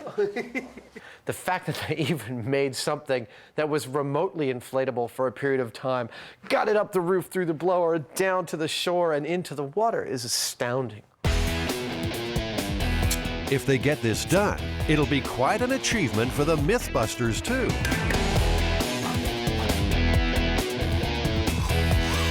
My calibrated eyeball detects no leaks whatsoever. Dude, that's a boat. I'm really impressed with these prison guys. Come on, get in. Hurry up, they're coming. The last step is to build in the floor. Just a thin skin of raincoat between them and the sharks. But before they do it, there's a distraction no prisoner ever contended with. It's a little hot. They're needed for a Discovery Channel photo shoot. They've got to stop playing at bank robbers and start pretending to be stars. Ow! I don't do makeup. They get near me with some powder and some scissors for my mustache. They're going down. Well, maybe just a little touch-up for the tough guy. You want to look your best. Is it okay if I trim this as a tidbit? No. No, it's not? just a little bit. Put it around the arm. Yeah, he's tough, all right. It's a good thing they're not in Alcatraz now. Oh, baby! Here comes the other lady of the evening. Man, you look so beautiful. They say these guys can make anyone look good. Sometimes they just have to try a little harder.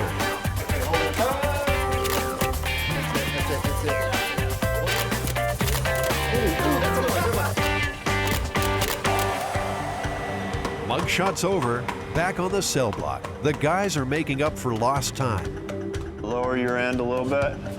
You drew the line, so you have a good idea about where the whole deal sits, yeah? Just do it one a section at a time. It's gonna wrinkle. Yeah. They're nearly done. Just a last check for leaks. There's one. See that? That's a leak.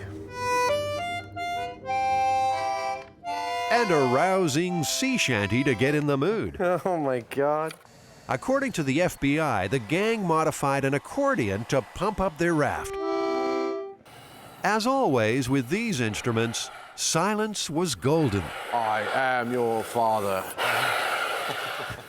Using a ping pong ball, Jamie engineers an ingenious one-way valve so the thing will blow air in but not suck it out again. Works beautifully. That's pretty good. Working. Yeah. It took 30 raincoats, but the MythBusters have their raft. They're ready to use it to escape the rock. Based on the information that we have, I think the raft is very similar to what they had on Alcatraz.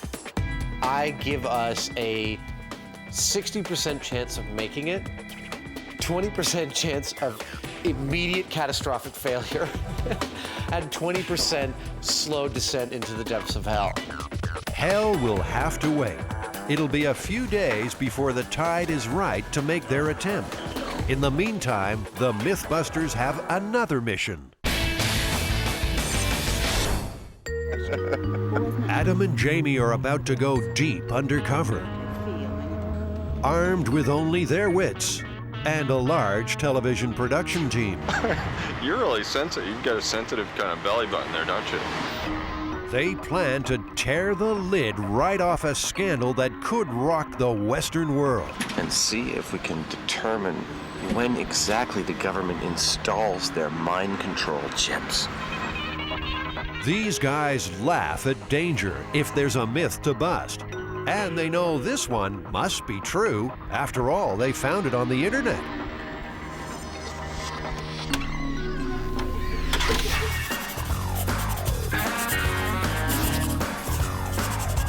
This one comes fresh off the net. The writer of this myth claims that he had had a chip embedded in him while visiting his local hospital. And he was so afraid of this, that this was some kind of mind control chip, and he wanted to check for it. So he went to the local Home Depot and he got a stud finder. And he ran the stud finder over his arm. And sure enough, right there, he detected both electrical activity and metal. This legend also links up with the idea of alien implants. The idea that aliens are implanting us with some kind of chip to control our minds or to monitor what we're doing and what we're saying. Stud finders, aliens, and mind control chips. Chuck Hager can help with the first part. He's a stud finder stud. It sounds like something that might be right out of a science fiction novel. Chuck designs and makes stud finders. Well, Chuck, can you give me a demonstration about how the stud finder actually works? You bet. Let's see what happens. I'm going to place the unit against the wall. Let's turn it on. Now I'm going to slide it, and as I approach the stud, there's the first edge. All right. Stud finders are used by builders and home handymen about to punch holes in walls. The finder uses an electrical field to detect wooden studs, metal beams, and wiring hidden behind the surface. There must be some metal back there. But can it find a mind control chip buried in someone's arm? If there were metal embedded under the flesh, in metal sensing mode, again, if the metal were large enough and not too deep, we could certainly sense that. Adam and Jamie will be counting on that back at the American Red Cross. They're still answering questions. The name Kennedy was not mentioned, nor were any other political officials. No questions about my political affiliations, not that I could determine. In fact, the only questions were health-related. The guy's cunning plan is to give blood, and everyone is screened before making a donation. Oh, that's nice. Wow. They can't drop their guard. According to the myth, the IV needle they are about to receive could well contain a mind control chip. You can proceed, but we're watching you. Okay. Before going undercover at the Red Cross, the Mythbusters needed to be Jedi Masters of the Stud Finder.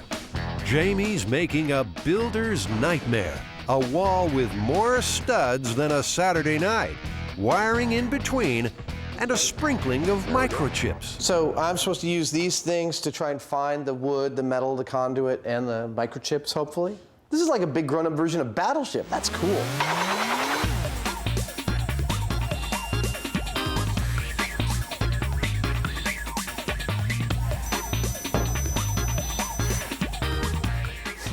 You're messing with me.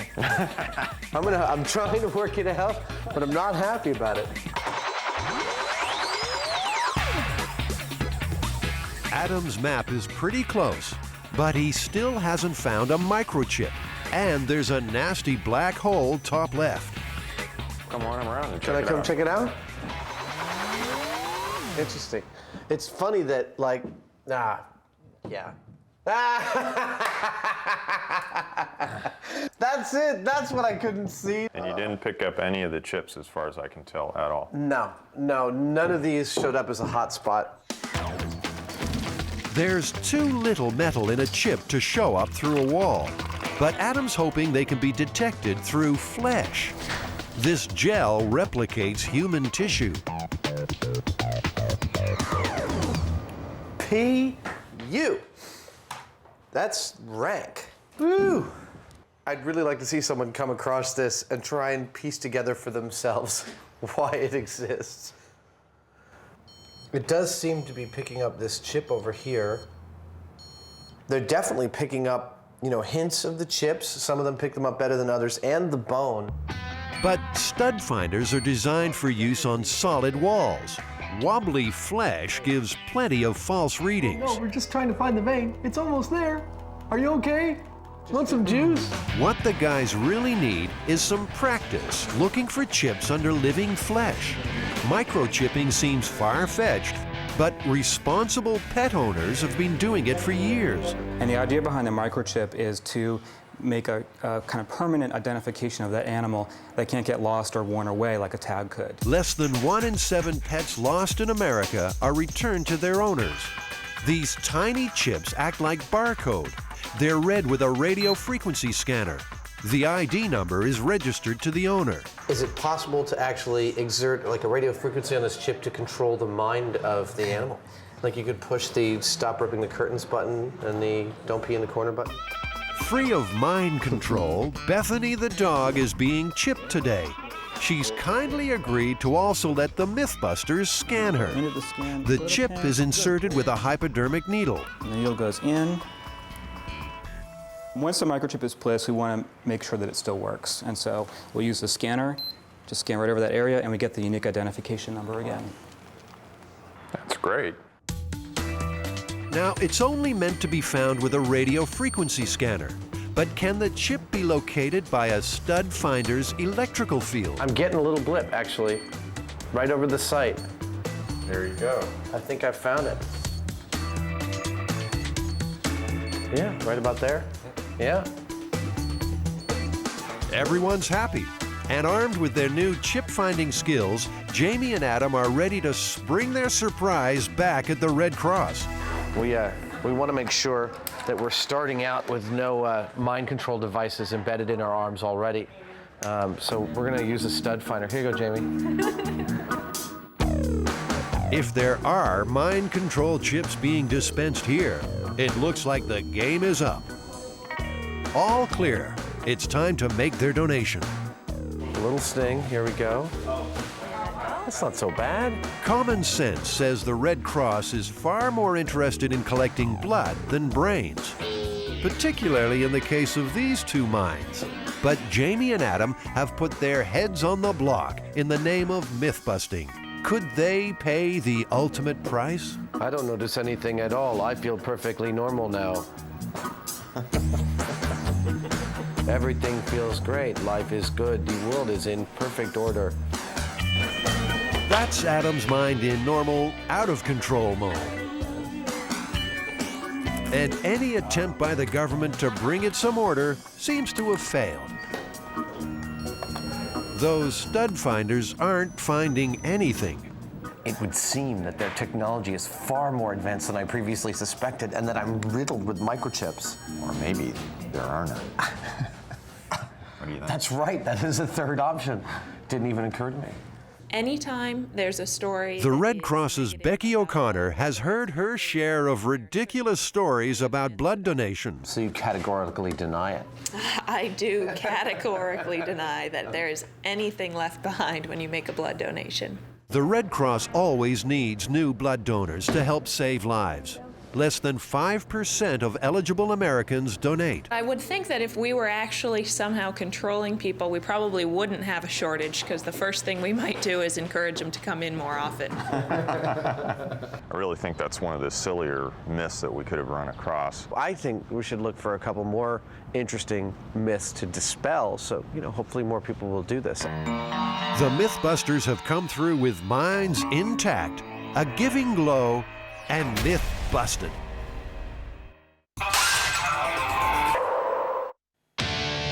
The night of June 11th, 1962, 3 desperate men break out of Alcatraz and trust their lives to the black water. They are never seen again. Frank Morris, Clarence Anglin, and his brother John.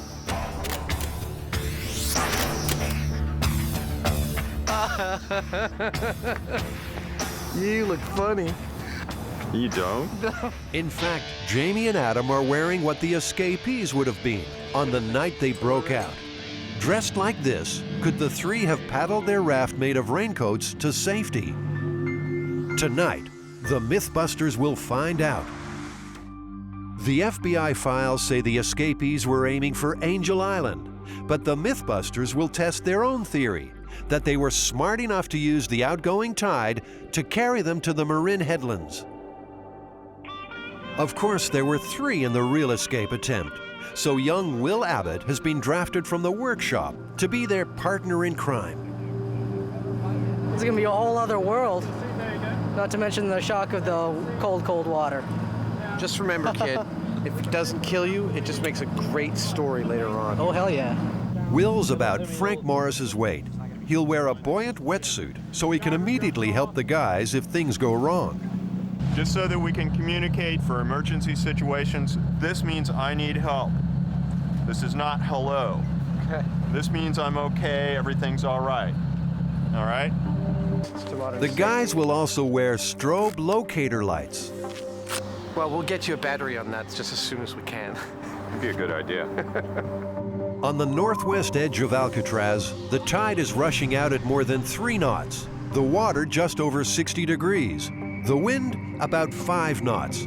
Those conditions are very similar to what faced Morris and the Anglins. And remember, they are presumed to have drowned. Dead or alive, I imagine that the 3 escapees would get a kick out of the fact that we are getting into a boat and retracing their steps for an entertainment show. I can only imagine what the convicts were saying when this was occurring. I guess nobody will ever know. But I'm pretty sure they weren't talking about how nice the view was. They're in position just off the spot where the escapees took their chances. Like them, the Mythbusters have no idea if their raincoat raft will float. You and me, 4 and F with Will in the middle. That puts the lightest weight at the highest Okay, we're weakness. in the same. It's cold, it's dark, and it's time to go. Paramedics and a trained lifeguard are standing by. Got it? Got it. Go, Jamie. It's all you, buddy. Oh, Jamie. You're the man, baby. The raft's passed its first test, It's holding Jamie's weight. Here I go, Jamie. Here I come. Oh yeah, we're taking on water. Okay. Okay, I'll take that. I got it. I got one paddle. Okay, we're off. Good luck, gentlemen. Here we are. We're escaping! Somewhere around here, no doubt, Morris and the Anglins celebrated too. They'd escaped Alcatraz. But what lay ahead? If that raft sank, they were swimming. If they were swimming, they would be in trouble relatively quickly. It was 9 or 10 hours before they were found to be missing.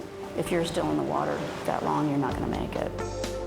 I have no idea where we are. Adam, Jamie, and Will are paddling across the tide. If they've miscalculated, the current will sweep them under the Golden Gate Bridge and out to sea. I can't see Alcatraz because there's some damn big boat in the view. Our legs are falling asleep. The raft is getting weaker. Every 10 minutes, they have to add more air. And the tidal rip is getting rougher.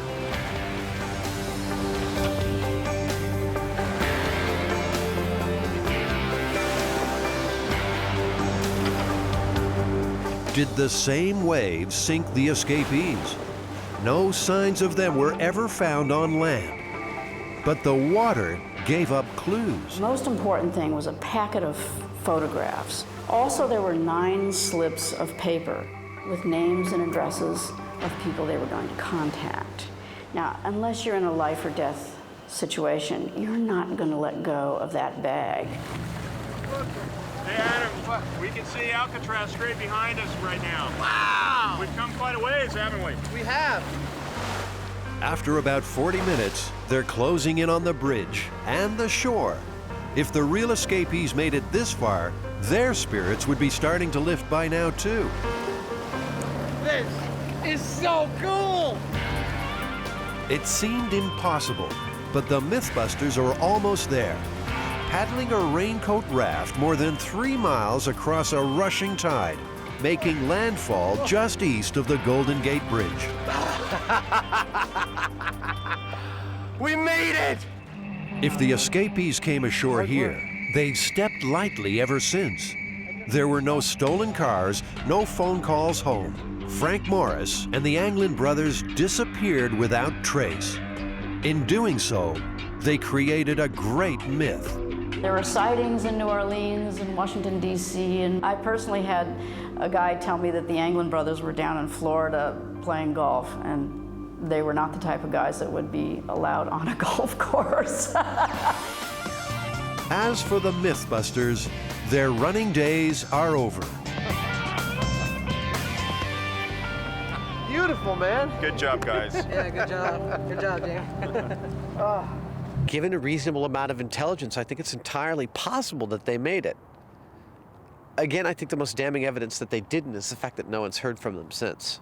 Unless they find any specific evidence that these guys, lived happily ever after or something after they got ashore, we won't know whether it was true or not. But we know that it could have been done, which is cool. Here's something to ponder, though. The tide carried an oar to Angel Island. That tide came directly from the Marin headlands. How did the oar get there, if not with the escapees? The mystery remains. I'm king of the world!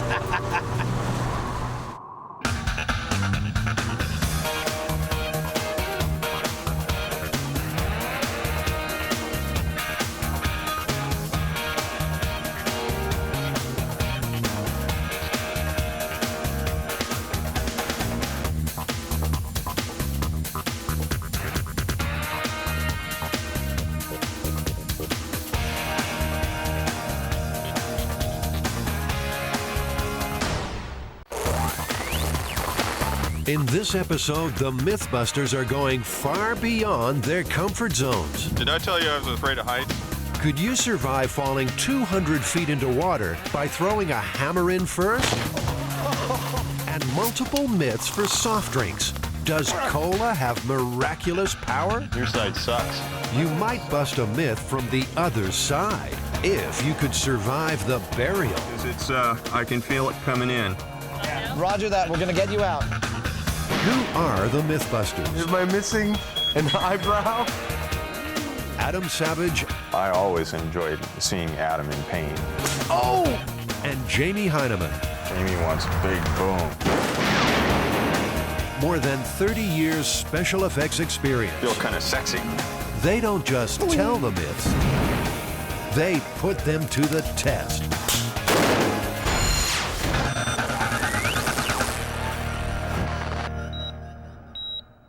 Are you ready? It's been nice knowing you.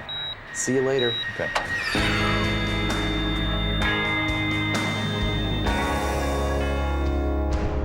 She thinks I look great in Naughty Pine. What do you think? How long could a human survive in the confines of a coffin 6 feet under? Farewell, cruel world. Adam's plan is to bury Jamie alive. How you doing, dead boy? Are you okay in there? This experiment is risky, asphyxiation a real possibility. I don't know if I'm gonna like this too much.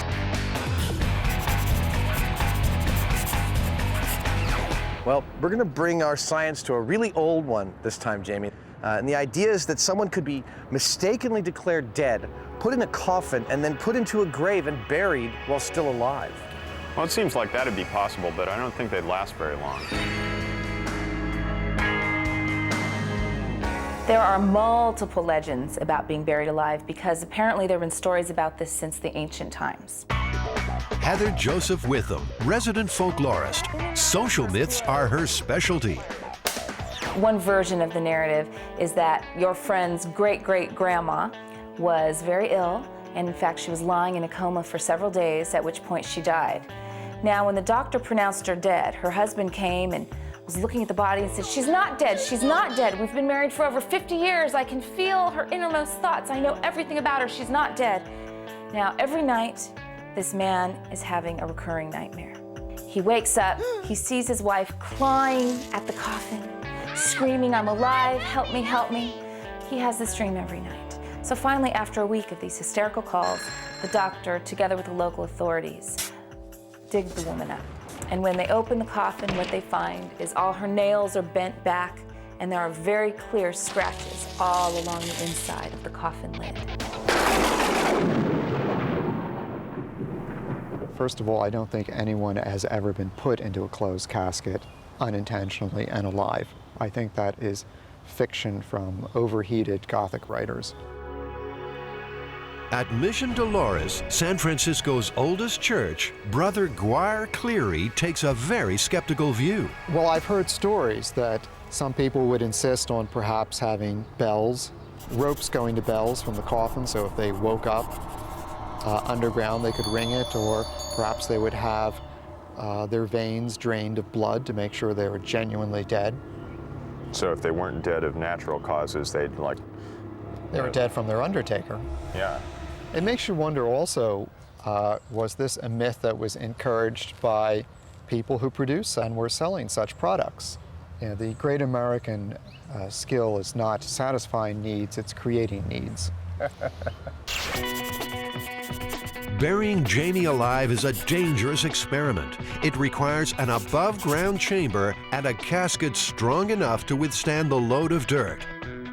Meters will monitor his pulse and blood oxygen levels and the amount of potentially deadly CO2 building up inside the casket.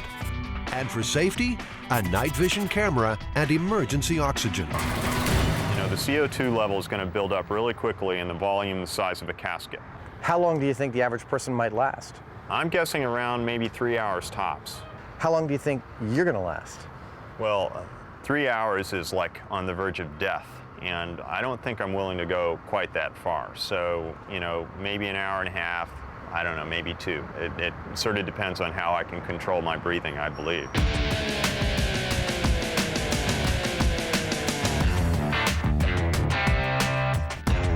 Kind of like that, you know. You like the cash drawer? Yeah, keep my wallet and valuables in there. The first item required is Jamie's coffin. His concerns are size, strength, and comfort. This is a 18-gauge steel casket. and velvet interior. Kelly Gillespie works closely with the bereaved at the Arthur Sullivan Funeral Home. And this is the pillow, so you'll feel how soft that is. Oh, that feels nice. All right. Are they going to be comfy for you? Yeah. And this is the spring bed mattress underneath, which does rise up and down. And then these notches up here go right into the hole, and then you can lock it. So if you were inside here and once it's closed, you're not getting out by yourself, right? I don't see any way of getting out from the inside. Bummer. You're gonna have to trust us. Not very comfy. This actually feels kind of lumpy. It's a press board that's covered in fabric. Kind of concerned about getting crushed. I don't know about a couple tons of dirt on there. It seems sturdy enough. It's 20 gauge steel. Maybe to make sure that I do come back intact, we should buy the Astral Phoenix. Well, then what do you think about this one, Jamie? I think I'd be okay with 20 gauge. I would feel a little bit more comfortable with, you know, loading all that dirt on it. Your comfort, Jamie, is our first priority. I need to be able to rest in peace. Exactly. The choice is made, a preference for steel over wood. You know, there's something vaguely disturbing about this, and I'm not sure what it is. You want to ride back in the back and I'll drive? Sure.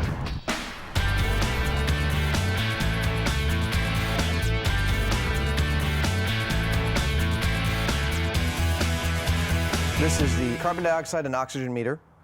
This is the pulse oximeter. This is the night shot camera. And this is our emergency supply of oxygen.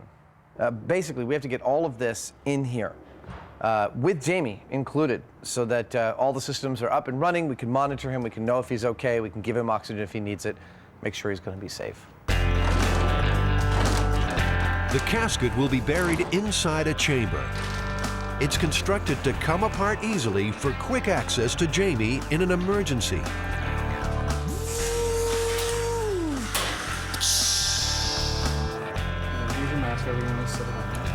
Safety is the first priority, so the casket is prepared for a trial run at the workshop with Jamie inside. The casket is sealed. 2 emergency medics will be on hand at all times. Jamie's survival may depend on their skills. Pulse is 81, and his blood oxygen level is 98. Hey, Jamie, you want to run through how you're feeling in there? Any change in the state of your head, i.e. Lightheaded, dizziness, seeing lights or anything? No, I don't think so. Everything seems fine. I'm just kind of thinking about sex a lot. Okay, that's only interesting if it's change in state. The medical profession is doubtful anyone could survive a burial.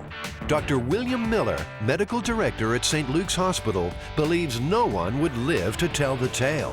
Well, I think that when I was a Boy Scout, we used to sit around telling each other stories around the campfire about, you know, bodies that had been dug up and scratch marks on the inside of a coffin.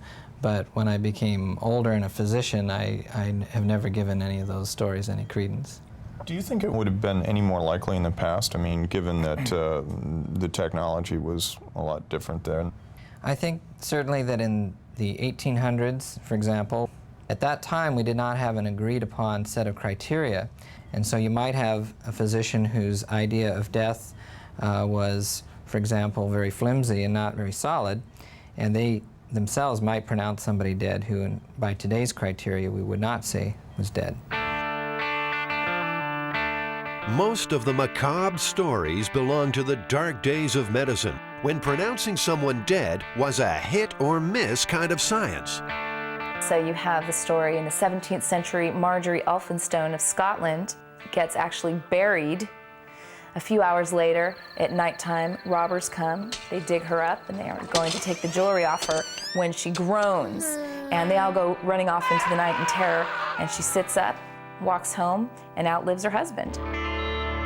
Modern medicine avoids uncertainties of the old days by using 5 different factors to pronounce someone officially dead. Well, the first thing that we would do is to induce some significant stimuli to see if there's any neurological response. And the way many of us do that is we take something scientific like a car key, and we push very hard on the thumb to induce pain. Then we check for a pupillary response, usually using a pen light, and see if the pupils react. Then we would take our stethoscope and we would listen for a heartbeat. And usually while listening, we also check for a pulse. And we use the carotid artery. And then finally, we would listen over both sides of the chest for any respirations.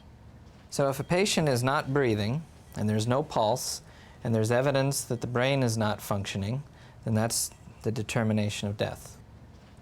Are you okay for another 7 minutes there, Heineman? Feel perfectly fine. It's hot.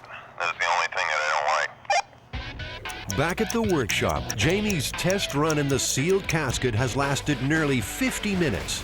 His blood level of carbon dioxide peaked at 3%. 4% is getting dangerous.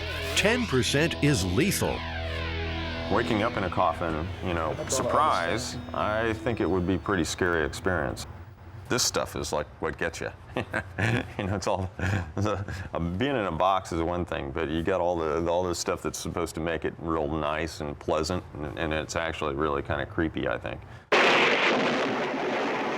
Many of these stories are relatively recent. You have a man in South Africa in 1993 who is pronounced dead after a car accident.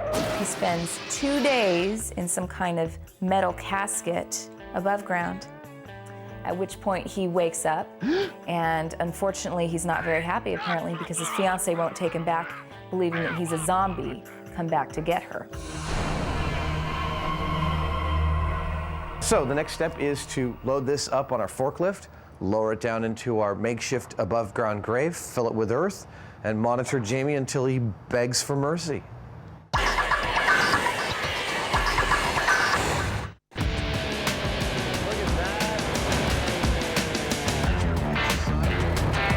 The MythBusters are about to defy nature in an attempt to bury Jamie alive. How you doing? Hey, what the hell are we supposed to do with all this dirt? So buried alive, huh? Buried alive. You ever heard about anyone being buried alive? Well, I've heard of him. You know, I've seen movies, but I've never really actually seen it happen. Yeah. Stop. I'm a little apprehensive at the moment. I'm hoping that the box won't collapse, but I think it'll be all right. His dry run lasted 50 minutes. But now, under real conditions, Jamie will be feeling stress, producing more CO2, reducing his survival time. Are you comfy? Ah, yes. Good deal? Yeah. Okay, so you got your walkie, you got your mic on, that's your emergency oxygen, you have your pulse oxygen meter here, camera, thermometer, humidity sensor. Are you ready, Jamie? Farewell, cruel world. Bye-bye, Heine man.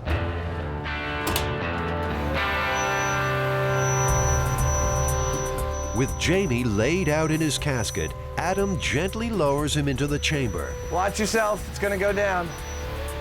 He's about to undergo a rare ordeal. He will be buried alive.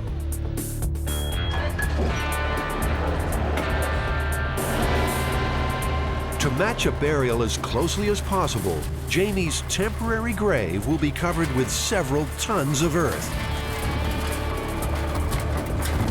I got a fair amount of dirt in here, and it actually crushed the container a little bit. Roger that. Are you nervous about it? Over. No, I think I'm fine. It definitely had an effect on the casket, though. Loading earth on the steel casket is a calculated risk. It's up to Jamie to make the call. Well, all I got to say is be gentle on those dumps, because I'm worried about the lid slipping off of its sides or something like that. Jamie, would you like me to come in and check the lid out? Over. You're not going to be able to tell anything more than I can at this point. I'd say just keep going. I wish I had a light in here. He's a trooper, man, I'll tell you. Oxygen levels? Oxygen, he's at 98%. The medics are watching his vital signs closely.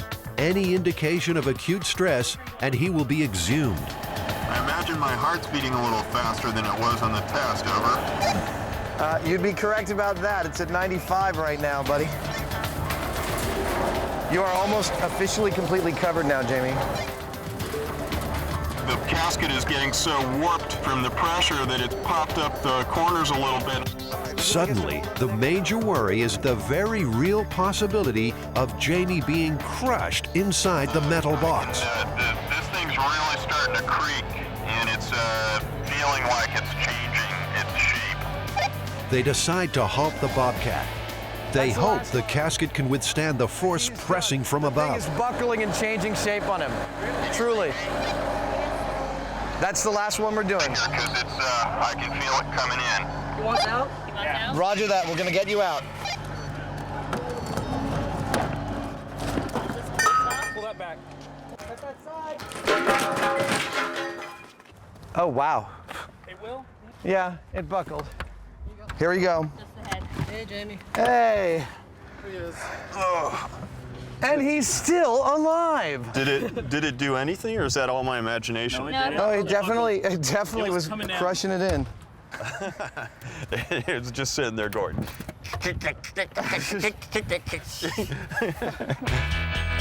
Yeah! Jamie persisted inside the casket for 30 humid minutes, breathing only the available air. I started to panic a little bit there at the end. I mean, it's pretty scary.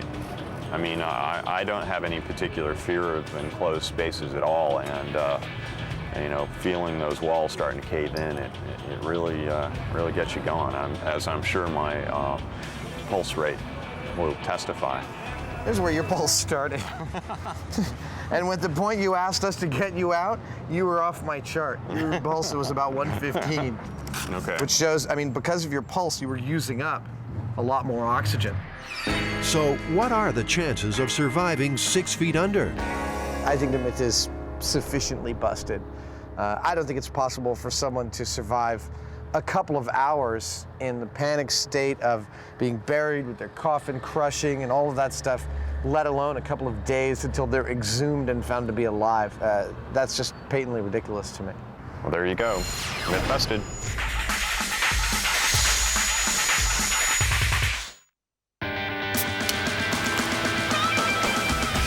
America's favorite drink has always attracted its own share of popular myths. Some of them true, most of them baloney, but all of them challenges for the Mythbusters. Jamie, how many things can we do with cola? Lots. We can clean up blood. You can dissolve a T-bone steak. You can clean chrome. Clean the corroded contacts on your battery. You can free a rusted bolt. You can clean your greasy laundry. Car paint work. Dissolve a tooth. You can clean your car engine. And it also might be an effective spermicide. This should be fun. Some of these sound actually like they're pretty reasonable to me. And some of them just sound absolutely ridiculous. So it would seem.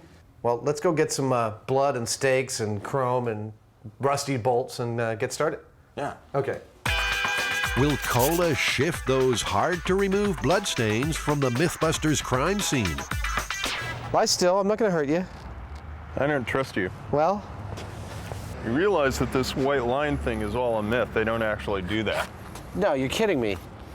Yeah, it would contaminate the site. When did the myth start? Was it ever used? You know, I don't know. I think it just looks good. It definitely looks good. Oh, yeah! You know, every Thanksgiving, it's the cranberry sauce that makes it special. Animal blood was used to keep the test as authentic as possible. Okay, so how long do we have to wait? Is it like the amount of time that it would normally take for an ambulance to get here? For the realism and effectiveness we always strive for.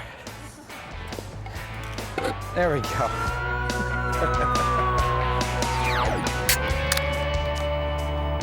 After 2 hours in the California sun, only Jamie's crime scene outline gets the cola treatment. It's kind of rejuvenating the blood, isn't it? Isn't that what they advertise it to do?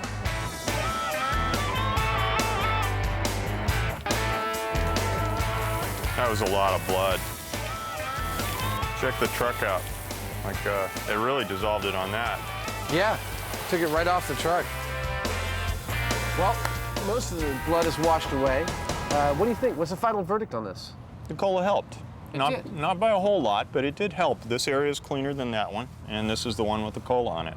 Yeah, I still see a blood streak on mine after all the washing we did, and it took it right off the bumper. Well, it works. All right, cool.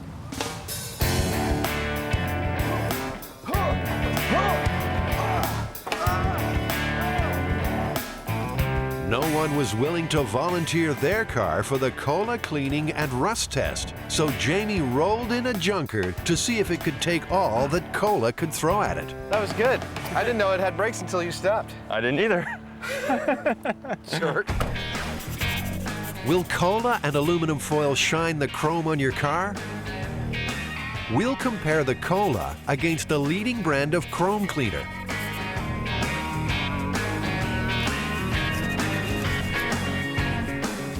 I'm not sure exactly what the aluminum foil does with this. Well, I think it ionizes the cola particles and brings the rust to the surface.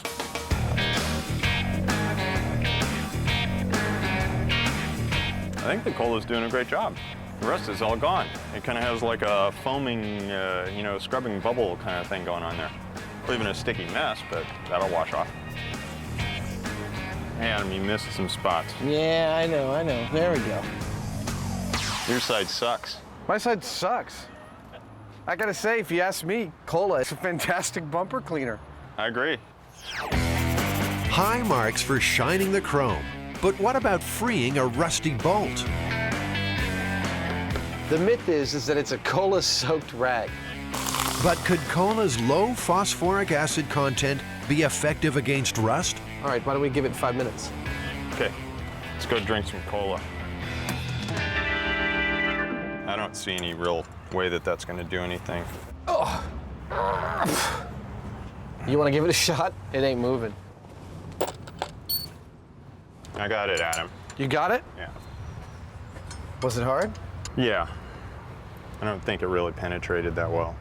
Well, I think this one was a total failure in that regard. Well, I'd agree. Maybe it removed a little surface rust on it. That's about it. So, what's next? Everyone's heard about cola's so-called corrosive qualities. Time to test the myths with 2 pennies and some teeth. And one more. Can cola dissolve a T-bone steak?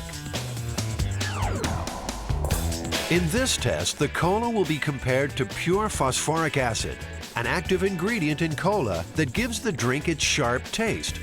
Most food contains naturally occurring acid, much of it stronger than phosphoric. So how will the cola react with the chosen test items? That looks yummy. Now that's a marinade. I'll have to try it. And you know what? It might actually be really, really tasty. Huh. Jamie, I think we've got something really important here. I notice that the steak tends to float in the acid, but not the cola. That's amazing. I would have guessed the other way around. Penny, cola. Penny, phosphoric acid. Tooth, phosphoric acid. Tooth, cola. The teeth and the pennies will soak for 24 hours.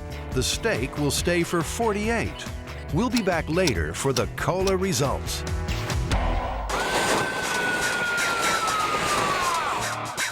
Did I tell you I was afraid of heights?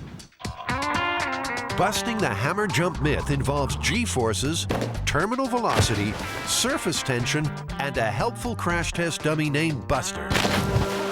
Oh, no. Poor guy.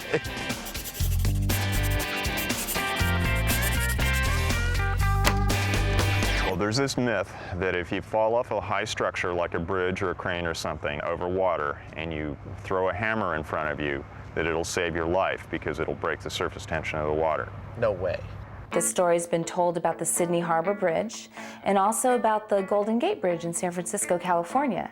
The story's told among people who work on bridges, construction workers, people who might fall off of a bridge and like to have the idea, at least subconsciously, that there's something they can do about it, that there's some way to save themselves. I guess this is based on the idea that if you fall from a really large height, hitting water is pretty much like hitting concrete. I mean, it doesn't move out of the way like we expect it to. It actually resists impact at that speed. Yeah, and so by throwing a weight in front of you, you're going to break the surface tension or possibly simply aerate the water to where it slows your deceleration down. You don't stop so quickly because that stop is what kills you. Right. The stop is where you incur all that G-force that like makes your organs go crazy. Yeah. Surface tension is what keeps water-striding insects afloat. It allows them to make indentations without getting wet. The apparently invisible skin is formed by water molecules creating even greater tension at the surface. And that's why belly flops hurt. In consideration of the myth, I would think it'd be very reassuring to believe that if you're working high steel, you misstep, it would be nice if your tool bell went first, broke the fall, and you survived. According to author Stephen Cassidy, the hammer myth may have originated during construction of the Golden Gate Bridge. In 1937, 12 men fell when a bridge section crashed into their safety net. Only one man survived. Did his hammer break the fall? The tool belts that those guys used had, among other things, spanners and hammers, so they might have 100 pounds of tools around a tool belt. Certainly enough heavy metal at their disposal in the form of tools to equate to a hammer or many hammers. At 220 feet above water, the Golden Gate Bridge would be ideal to test the myth of a hammer breaking an accidental fall. These days, for security reasons, the massive structure is off limits. So, to bust the hammer jump myth, Jamie and Adam need a way to get some serious height. That's what the crane's for.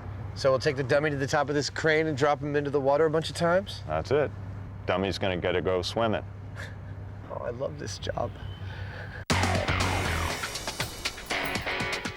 The MythBusters are at Mare Island, the former naval shipyard just north of San Francisco, where the Pacific Fleet used to put in for maintenance.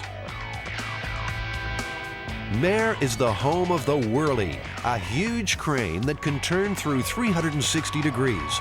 At full extension, it reaches up around 150 feet, the height Jamie and Adam need to drop the hapless dummy, Buster.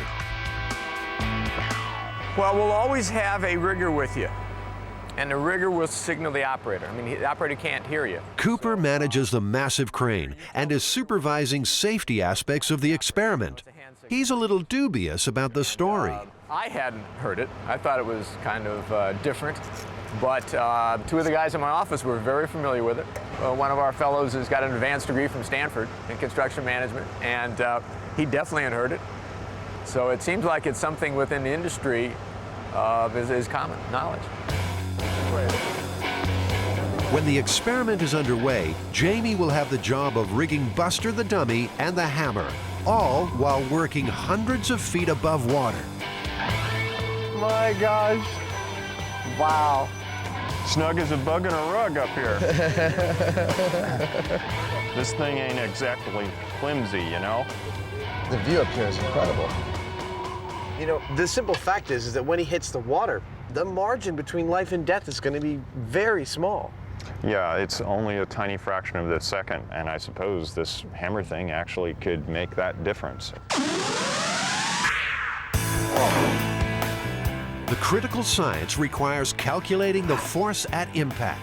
Adam will fit Buster with an accelerometer, the same type used by courier companies, to see if your packages are being treated gently. It measures the energy generated by sudden stops. We've got to put this in his head or in his torso, wherever it will fit. This is an accelerometer. This will measure the G-force when he hits the water. Oh, look at that. That's really pretty. All right, let's see. Do you want to get hit in the head? You're going to anyway. Buster's cavities are designed to hold smaller instruments for auto industry research. He's a crash test dummy after all. Adam's task is to make room inside the dummy to accommodate a larger accelerometer. I like this. I'm quite pleased with this. Let me get your chest back on.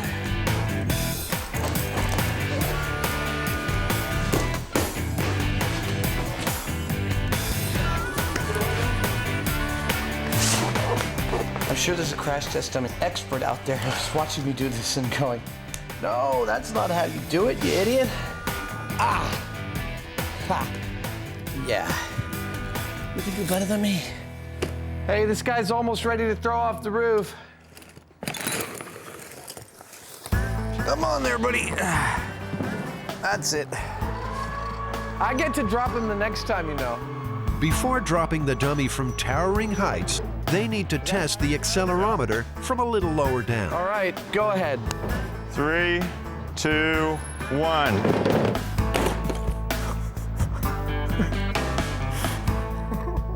That's really horrifying to watch. 3, 2, 1. That was perfect. Dude, we've cracked his entire head in. No, we can't go again. I guess we weakened it a little bit by... Yeah, I mean, just some big old welds along here should be fine, but, you know, our accelerometer, we should take it out and just read the events. Despite the mishap, Adam found the accelerometer was still functioning effectively. So, download. In addition to the head repair, Jamie needs to modify Buster before the big fall. The other thing that we've got to do to him is that we have to rig some sort of a slide that will allow him to travel along a cable so we can guide him precisely where we need to. To predict exactly where and when Buster and the hammer will hit the water, Jamie is rigging a quick-release cable and guide wires for the descent. All right. So let's say it's from 6 feet. All right. Buster's in for more pavement punishment while the quick-release mechanism is tested. Ready? 2, 1. Oh, oh man. In 3, 2, 1. These quick releases work great, Jamie. Yeah. Let's go for another one. Okay. Upsy daisy. But the dummy is not designed for this type of rough handling. Something's wrong. Uh-oh. Not again. Oh, well. All right, well, let's lift him by his head and get him back on the operating table. Okay. And get to work on him again. I can get the data out and we can see what the drops were like. Okay. This is our last intern.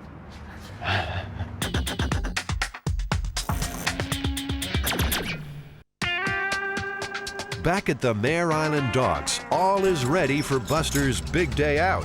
Will his dramatic drop prove that a hammer could break a fall and save a life? I just tested all the systems of the accelerometer, and they're all a go. So it's now recording events. It's probably recorded more than a few jostles on the way out here. But we should be able to see which ones are the events we really care about, because there'll be lots of G's. With the dummy's accelerometer on board, it's time to drop. The massive crane is rolled into position. It's a strange combination of like sheer terror and delight. I'm not sure.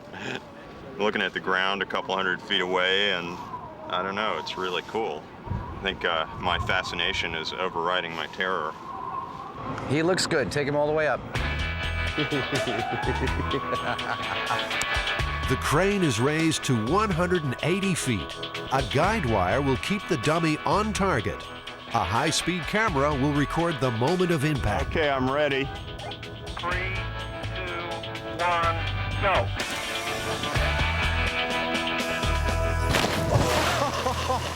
Oh no, poor guy. I think it was a back flop. I was looking for a belly flop, but this was a back flop. He probably experienced the full G-force that's possible from this height. Oh no, no, no. Somebody didn't remember to clip him into the cable. You know, there's a lot going on though, and we just forgot, or somebody forgot. We didn't forget to hook the legs on. In fact, Jamie forgot to hook the leg on. I said, by the way, I put a pin in the knee, but because the threading is stripped out, there's nothing there. You're gonna need to take a long bolt and put it all the way through that to make sure the leg is connected. Never got taken care of. Not my fault. There's only one answer. Someone's gonna get wet.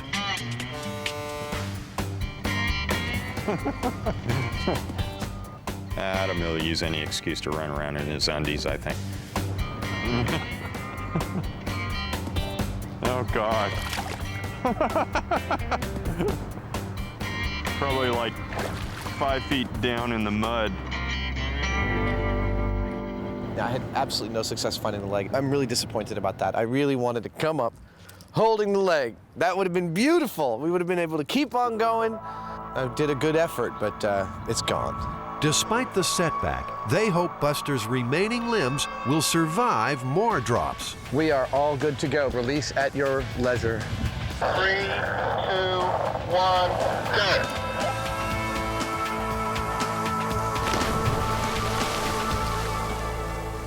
No.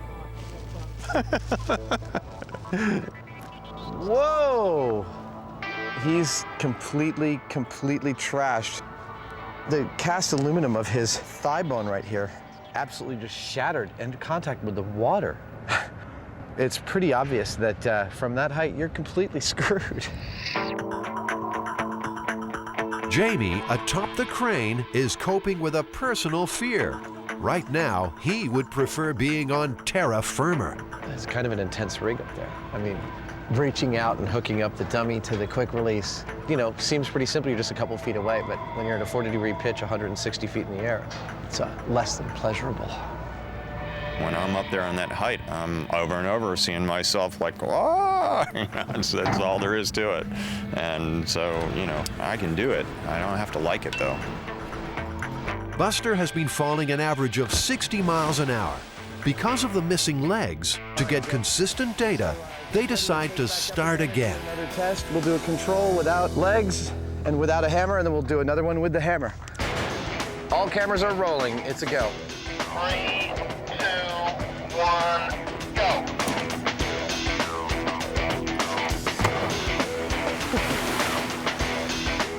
That's so radically hardcore. So hardcore, the accelerometer registered a force of 287 Gs, a devastating impact, considering an average car crash rates around 70 Gs. Time to attach the hammer. Will it break the surface tension and help prove the myth? We're ready on your count. 3, 2, 1, go.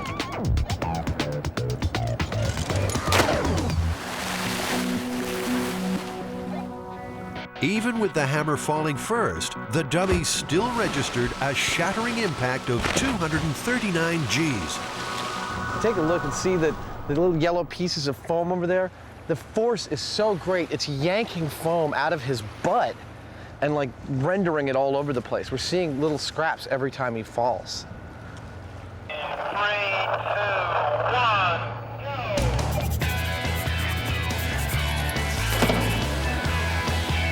You know, if I was to crash this dummy, I think that would have hurt more than any of the other falls. Go.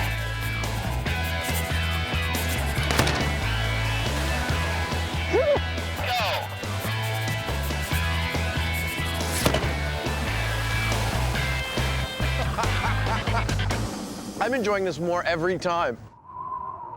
You know, I think Jamie's getting a little sick up there. Oh! Oh! I'd say that's a good day's work. I want to get the hell off this crane.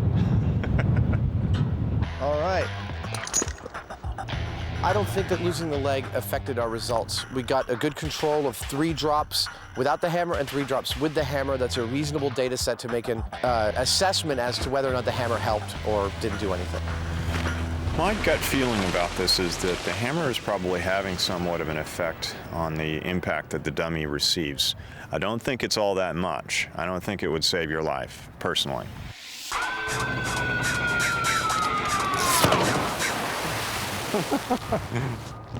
That's our first one with a hammer. Did a face plant at a slight angle, butt first. Back at the workshop, Adam and Jamie are comparing the different impact curves downloaded from the accelerometer. Yeah, there's effectively no difference in the length of that curve, just between 200 and 300 Gs. Even if the hammer helped a little bit, when he hits the water, he's going 60 miles per hour plus, which is like twice the speed that they test auto crashes at. You know, the thought that jumping off something and hitting water is going to like literally rip your limbs off your body is surprising. I never would have thought that. It blew my mind, actually. Yeah. And then bottom line, our data doesn't show any effect of the hammer at all. No, it doesn't. I would say that this myth is busted. I'd agree.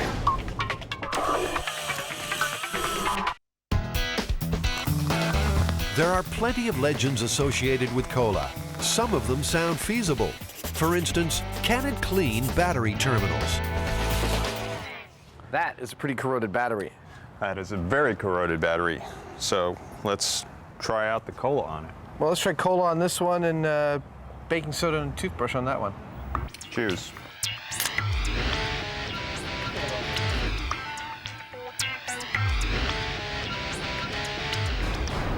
So, should we line them up and take a look-see? Sure.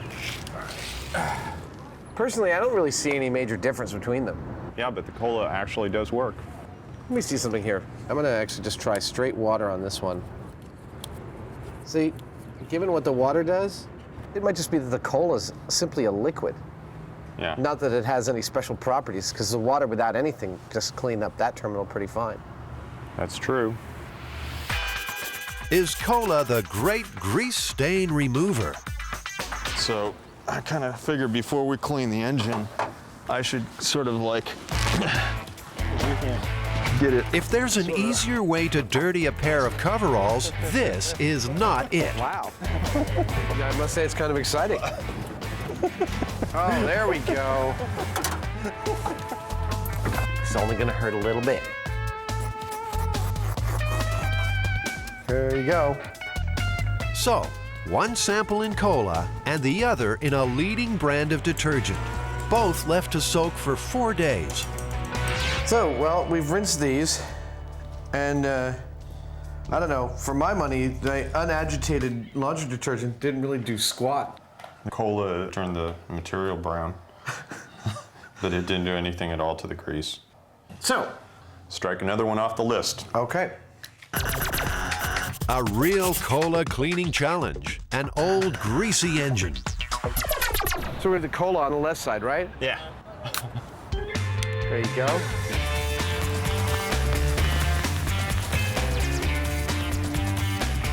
I'll tell you right now, I wouldn't do this to my car. What, should we let it sit like 10 minutes or so and then come back? Yeah. So it's blast time.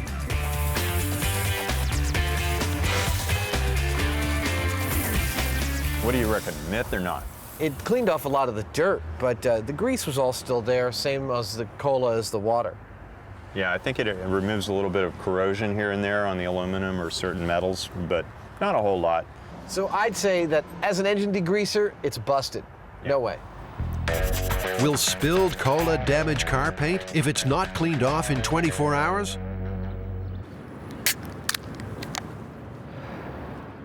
Once again, the cola is competing against the concentrated power of phosphoric acid.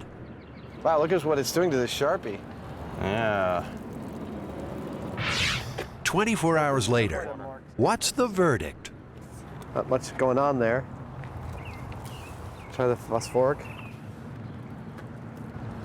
The phosphoric acid's bright and white. It's actually like, I might use it on my car. I think it actually changed the color of the truck, though. Yeah, I mean, it definitely ate through the paint, the phosphoric acid, but as an ingredient in cola, it's definitely not effective in ruining anybody's paint job. No. Another one busted. Yes, indeed. All right, let's get that penny out of there. Back at the lab for the cola soak test. What happened to the teeth, pennies, and the T-bone steak? Well, I see something interesting here, Jamie. I know for a fact when I looked at it that this penny, which was in the cola, this is the side that was down, and there was an air bubble right here. So we can see where there was air, it didn't clean, but where there was cola, it did. Wow, that's neat. Clearly see the difference that it actually did brighten up this penny. The cola did a better job than the phosphoric acid did. Yeah, I'd say it did a much better job, actually. I mean, it doesn't look like the phosphoric did very much at all. That surprises me. Well, you know, to me, it looks like the myth's true. The cola cleaned this penny really well. Now the teeth. Will they still be there after an overnight soaking? I still hear it rattling around in there. Well, it made it a yucky brown. Ugh. That's just disgusting. That's one sat in the phosphoric acid. did effectively nothing to it. Actually, Adam, there's a lot less of that other tooth than there was to begin with. Really? Yeah, it ate maybe half of it away. Wow, no, I didn't have any idea about that.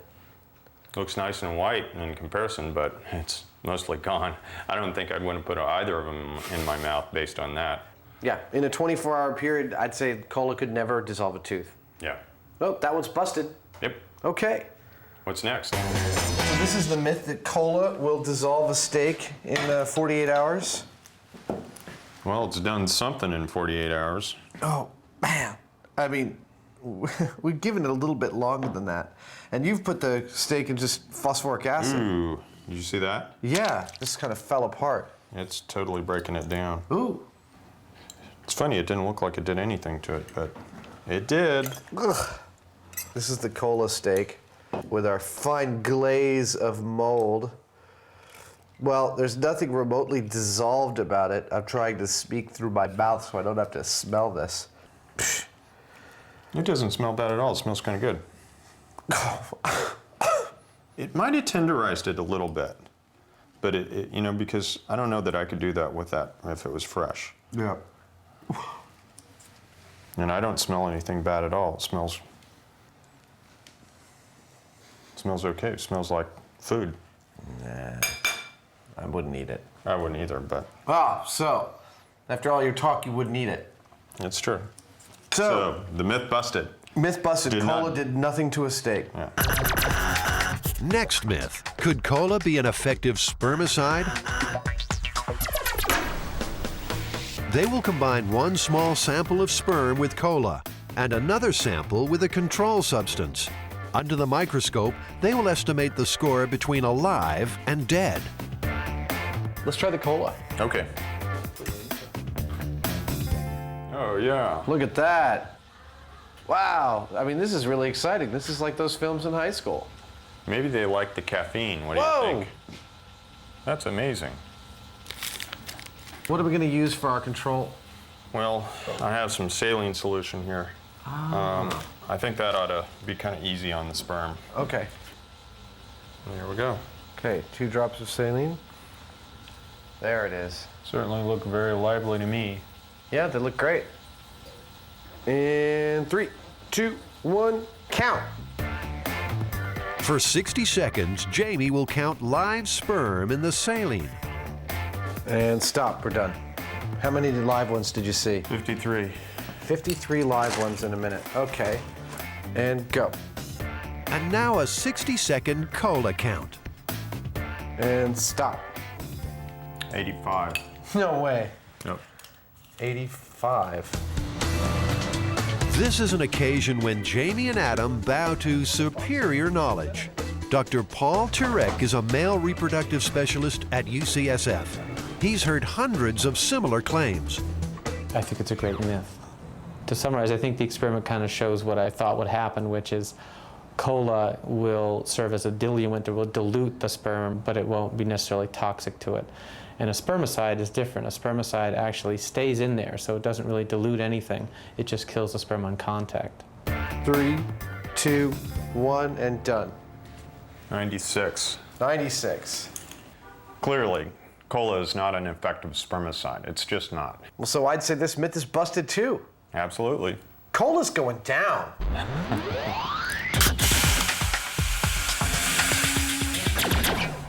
So, Jamie, we've been testing cola for a week. What did we end up with? Not a hell of a lot. Well, the only thing that it really did well was it did a great job of cleaning crumb. I agree. That's the best thing it did of anything. Yeah. Otherwise, it kind of sort of cleans up blood. It cleaned up a penny, kind of okay, but nothing really spectacular. The cleaning crumb was great. Then that's it. I mean, none of these others were really effective in any way. No.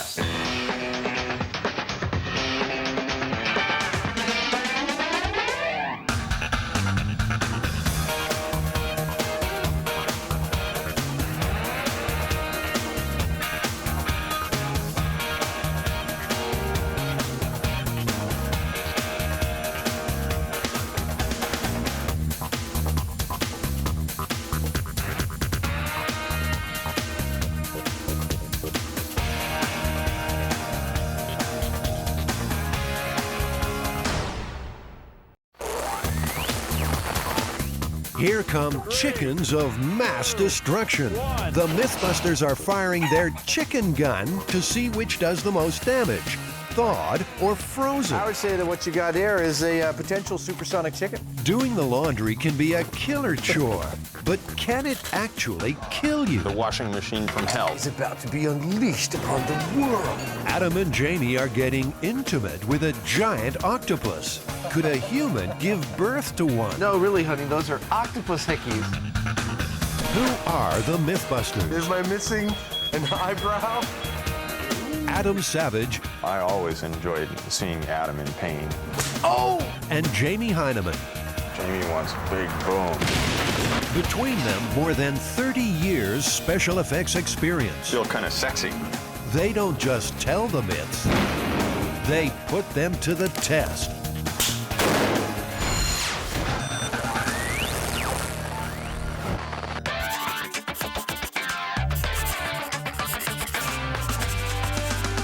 Well, Jamie, I got an angry chicken, a really big gun, and an airplane. What are we working on? Well, we're here testing the myth of the chicken gun. Scientists conduct impact tests by firing bird carcasses from big guns. With more than 3,000 bird strikes each year, aviation authorities spend millions trying to protect the cockpit crews. We know that the military uses chicken cannons to test windshields, you know, how they would do with a bird hit. What's the myth? Well, the myth says that the British borrowed this technology from NASA to test high-speed trains. But they ran into a problem, and the problem was that the chickens were going right through the windshields of the trains and even embedding themselves in the seats further down inside the train. That would be bad. Yeah. Well, the British were horrified at this, of course, and they sent a tape back to NASA asking for help. NASA replied saying, "Gentlemen, thaw your chickens." Well, so this is what we're testing here today. Not that there is a chicken gun in existence, but whether or not there's a difference between a frozen and a thawed chicken at a couple 100 miles an hour to an airplane windshield. That's correct. To fire thawed or frozen chickens at high speed, the MythBusters will need a sealed tank and compressor to supply air for the massive gun. An industrial-strength butterfly valve will provide an explosive release for firing the carcass down the long barrel. The target? A used fuselage and several spare windshields. There are loads of stories where one country pokes fun at another, particularly where America is involved. MythBusters folklorist Heather Joseph Witham. There are versions of this narrative where it's the Royal Canadian Air Force, for example, that invents the chicken gun, and it's borrowed by American airplane manufacturers who don't know how to use the gun right. First stop for anyone buying light aircraft spare parts in California is Ken Faith's yard in Sacramento. Windshields I'm thinking about might be over here, some of them. Acres of used light aircraft components make it a prime location for Jamie and Adam to find a fuselage and extra windshields. I love places like this. I could spend hours here looking through the gauges and headsets and seats and, you know, hats. Look, a chicken. Looks like a bird already went through it. It did. What about something like this, Jamie? You know, we get double the bang for our buck. I certainly like the looks of these better. Aircraft chosen. Now, how to get it home. Jamie and Adam have been all over Kenny's yard, but there's one question they forgot to ask, an oversight that will come back to haunt them. Not bad, sir. Very good. Never done that before. Keep going. Good. Had a lot of Stranger Things in my pickup at this point, so this is another one to add to my list. Okay, set it down. Back at the workshop, the plane is stored until the chicken gun is built and ready to fire. Well, we've got our target, so the next step and the hardest step is going to be to set up the chicken gun.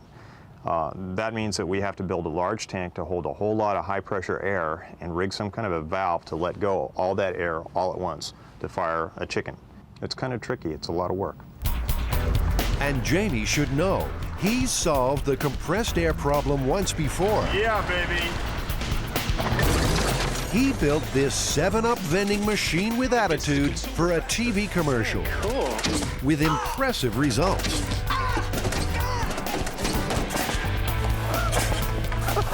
One of the things that I noticed was that the firing system that we set up required a large valve that delivered a whole bunch of air all at once. And thought, wow, this is great. You know, we should use this on the chicken gun because it requires exactly the same thing.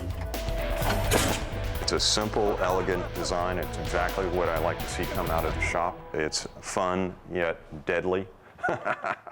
What else could you possibly want to come out of an effects shop? So the search for the perfect high-pressure tank begins. Wow.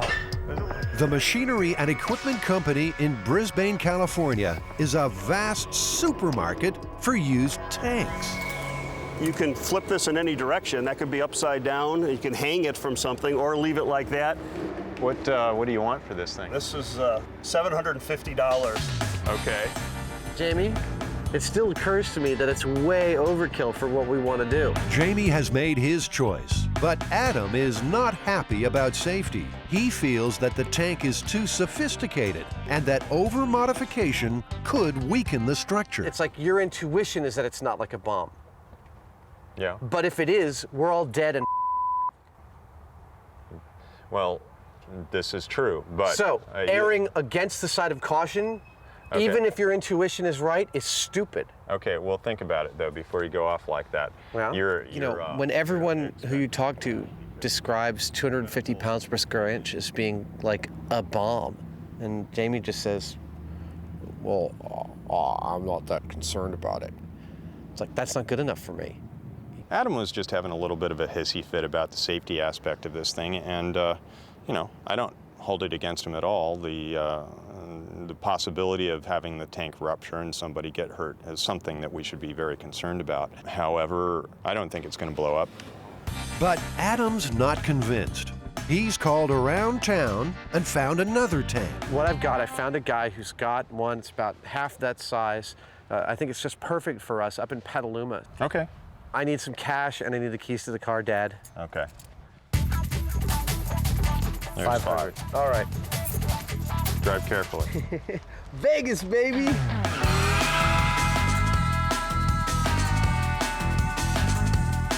Adam's ideal tank is waiting out back at Maselli & Sons. And what's it rated for? 200 PSI. There you go. That is good. I love it. Let's do it. That's it. Meanwhile, Jamie has found an oversized butterfly valve that will release the pressurized air. He also ordered 20 feet of quarter-inch steel pipe for a 10-inch diameter barrel. Hey, Savage. Yo, Heine. So, Here she is. Even Jamie is impressed with Adam's purchase. It's an ideal tank for storing enough compressed air to propel chickens. I recognize that your intuition, like mine, is... It appears Adam has a little something to get off his chest. I didn't mean to call you stupid this morning. Did you call me stupid? I didn't. I said stupid, and I was talking to you, but I wasn't calling you stupid. Okay. Nobody ever calls me stupid. I've called you stupid, but not to your face. Not in live.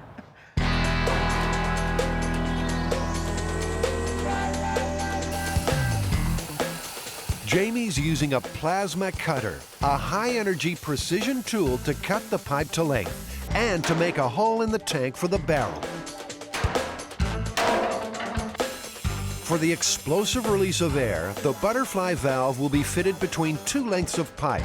Adam's job is to fit the short end to the tank.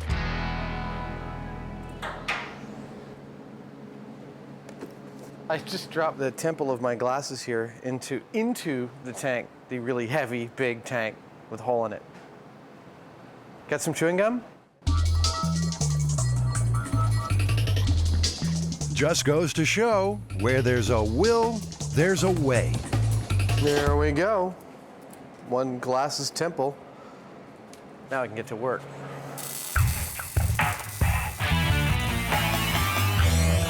The big valve is the most critical aspect. It's the only mechanism standing between a great shot and a weak one. When we pressure this tank up, this can hold 250 PSI. We'll get it to about 200 and then yank on this, and chickens be flying. The air compressor is connected to the tank. Time for a chicken-free test blast at 200 pounds per square inch of pressure. Stand clear. There goes the neighborhood. Give us a countdown then.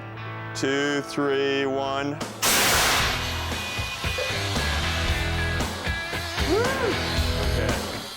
It looks impressive, yet the white smoke is simply water vapor forming droplets when the previously hot compressed air meets the cool. Feels like a Mack truck just drove by me. I just wonder what a chicken breaking the speed of sound sounds like.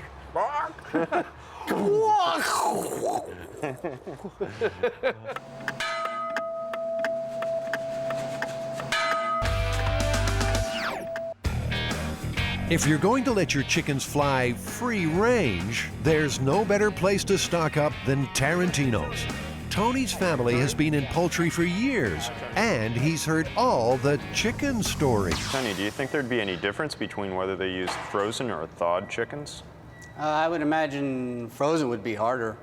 They could do more damage. Do a little bit more damage. I think the fresh just might kind of splat. Yeah. So if you were in a plane, you'd rather hit a thawed chicken than a frozen one?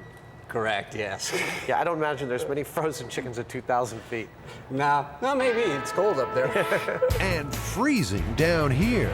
Their chickens of choice, 8 rock-hard 4-pounders. The key to launching chickens explosively is to ensure they fit the barrel snugly. Adam places them in a mold of expanding rigid foam. The result is a sleeve called a sabot. It enables projectiles to be fired from weapons of a larger caliber. So once the foam sets up and gets rigid, what we end up with is this perfect sort of molded cartridge for the chicken that equals the size of the barrel and allows us to propel it out. I would say that what you got here is a potential supersonic chicken. Just a few bolts to tighten, and this very potent chicken gun is ready for its first outing.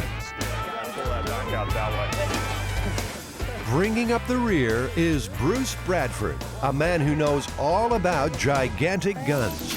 He's the designer of one called Second Amendment.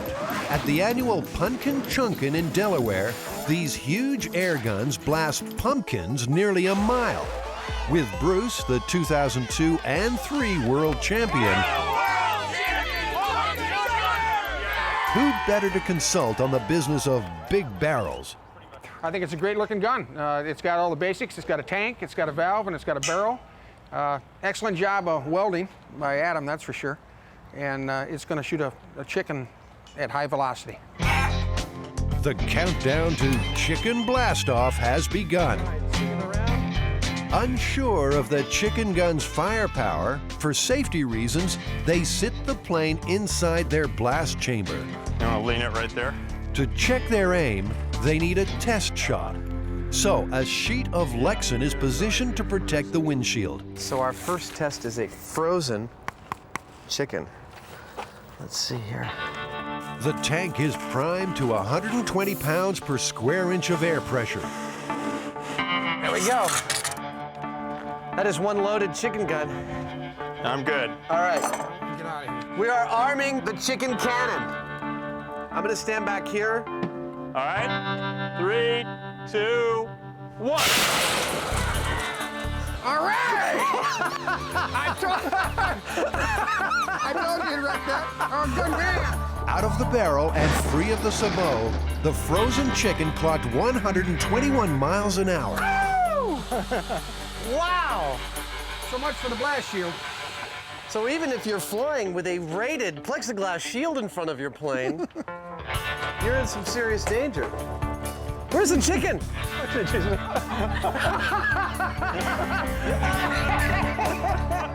Oh my God. You know, who knows what the damage to the neighbors would have been if this had gotten out. Oh. You know, that's about one of the more destructive things that I've ever done. That was cool. Yeah, that was exceedingly cool. Let's do a thawed. A replacement windshield is fitted for another shot. This time, a thawed chicken. The big question, will it cause as much damage as a frozen one? 3, 2, 1.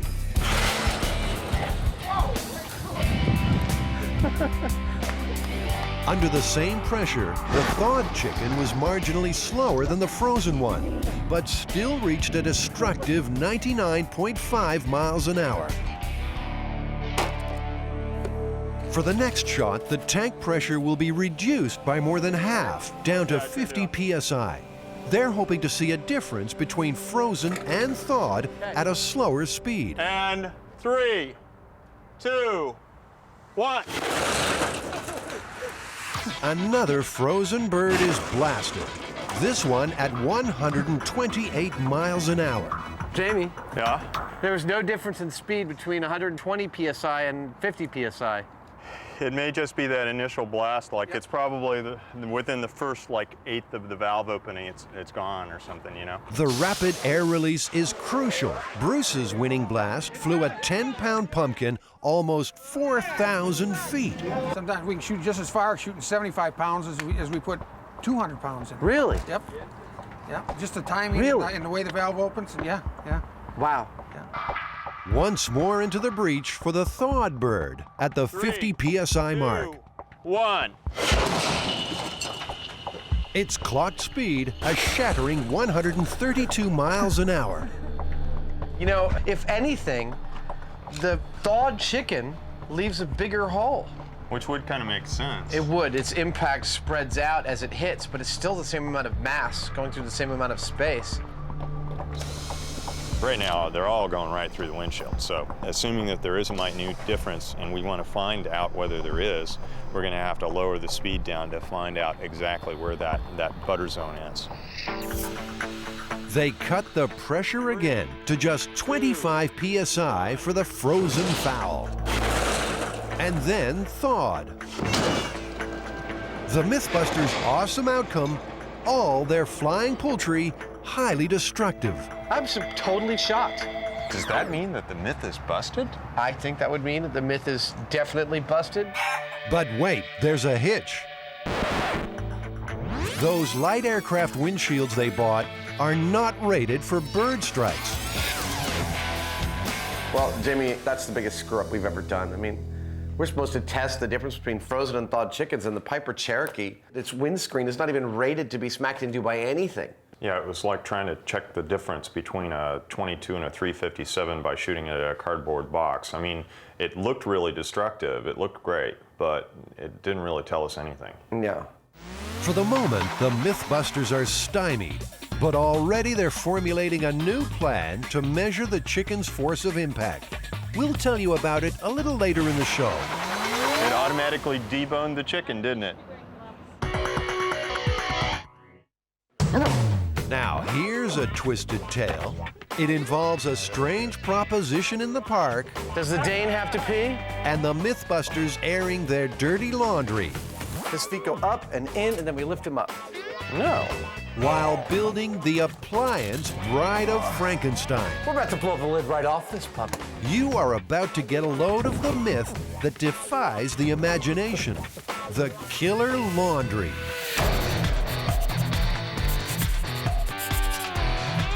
In 1998, a Charlottesville man attempting to do a large amount of laundry stuffed his washing machine with 50 pounds of clothes. So he wants to get all of his laundry into the machine at once. So he takes this 50 pounds of laundry and he's jumping up and down on top of the machine to get it in there when his foot accidentally kicks the on button. He sort of fell into the machine. His legs got stuck by the laundry and he banged into the shelf. He hit some bleach. Bleach blinded him. Apparently he might have even swallowed some. At this point, his dog runs in to see what the commotion is about. And as he spins around, this time he hits the shelf again and some baking soda pours out. This startles the dog, who then urinates on the baking soda, causing a small explosion, at which point the laundry machine went into its spin cycle, turning him at about 70 miles an hour, where he smacked his head into a shelf and died immediately. Well, that sounds ridiculous. Now, we do need some dog pee, but let's not rush into that. Start simple. Buy a washing machine. What's the largest one that you would have in stock? The large one. Yeah. It's a heavy duty, super capacity. Do you think that this could hold 50 pounds of clothes? Oh, yeah. Really? Yeah, I think. All right. So what do you think, Adam? My vote would be this one. Yeah? Yeah, for the volume. Okay. We, of course, went for Super Capacity Plus from a major maker of washing machines, and hopefully it'll be as powerful as about anything that's out there. And already, one part of this myth is looking a little busted. The very first precept of the myth, which is that he's standing in a washing machine that's running, is probably impossible. All the washing machines they have in here have cutoff switches when the lid is open. But this visit has proved one thing. Adam Savage can never leave a junk shop empty-handed. I'm thinking of, like, you know, maybe having it a way that my kids can get the toys out of their closet. Next on our laundry list, 50 pounds of clothes. Adam's favorite thrift store has what we need. Men's, women's, children's, you know, lingerie. You can get a lot of lingerie for 50 pounds. We actually use a lot of lingerie on this show, don't we? We For have, some strange actually. reason. Okay, let's see how much we got there. You got the scale? There we go. I say we're good, 50 pounds. 50 pounds of laundry is a lot bigger than I thought it was. I mean, it's like 2 full, hard-to-lift garbage bags of clothes. I know we're not going to get all of that in the washing machine. You know, maybe about half of it at most. And that wouldn't wash it very well. The guys construct a mini laundry in the workshop. Just like in the myth, bleach and baking soda are placed on the shelf. As far as I can tell, it's working. The machine runs like a dream. But they need to disable the cutoff switch so it can spin with the lid open. Go ahead. So is this the moment of truth? So it doesn't even want to spin me around. Like, I can go like this. I can stop it. All right. Okay, myth busted. We're done? No. I think the next thing is to get 50 pounds of clothes and see if we can even get this thing to run with that. Okay, let's load it up.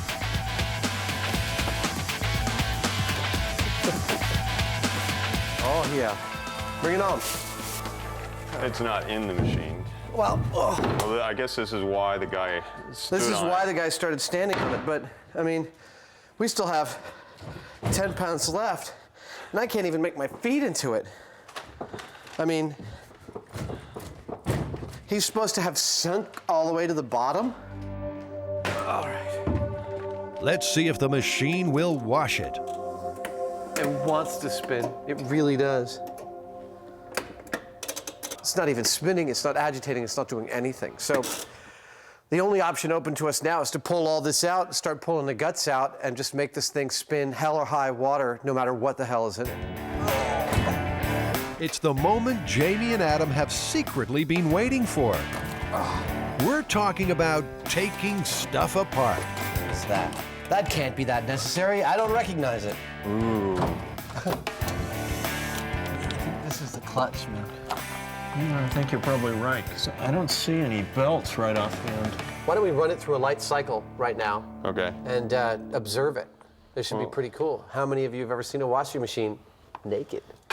To prevent accidents, like the one in the myth, the machine has an emergency clutch.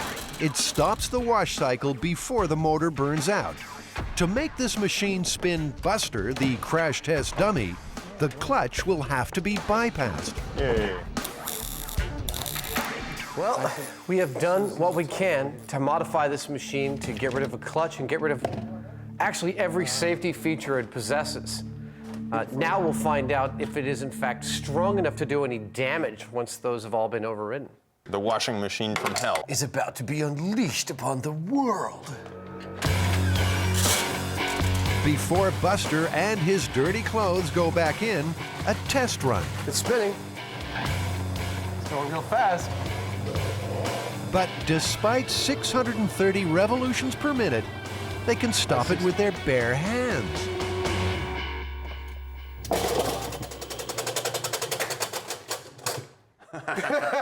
That was the thing that was going to break.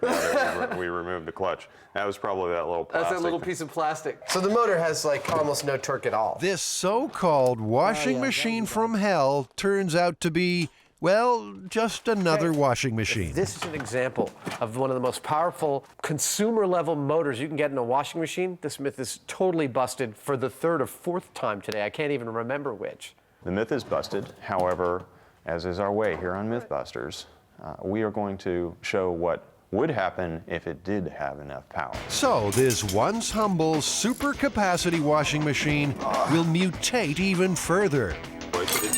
It's goodbye, baby regular motor. Hello, Big Daddy. They're upgrading to a motor from an electric car, a motor Jamie just happened to have lying around. These motors are 10 horsepower as well. They will literally pick this thing up and throw it. They will toss the dummy across the room or something like that. These propelled a full-sized electric car, so they're not something to be toyed with. Attaching the motor will be tricky.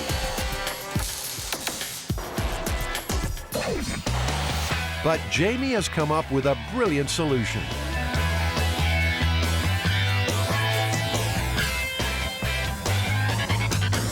Now the spin cycle is powered like a motorcycle. The car motor is connected to the main drive shaft by a motorcycle chain. Ah, there we go. Good. We have a very solid plan for making this thing go like hell. Jamie wheels in a special guest, the robot he built for a 7-Up commercial.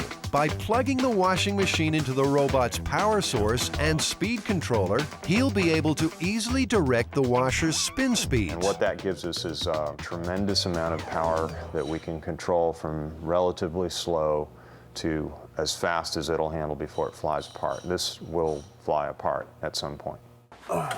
The machine is not built for this kind of power, and we'll probably find another weak link, and another, until we end up having no washing machine left and some big massive motor and a drum that we've made from scratch just so we can swing the damn dummy around. Right now, this thing doesn't really resemble a washing machine anymore so much as it does an electric car. Time to bring the Franken washer to life. This should be live, so watch out there.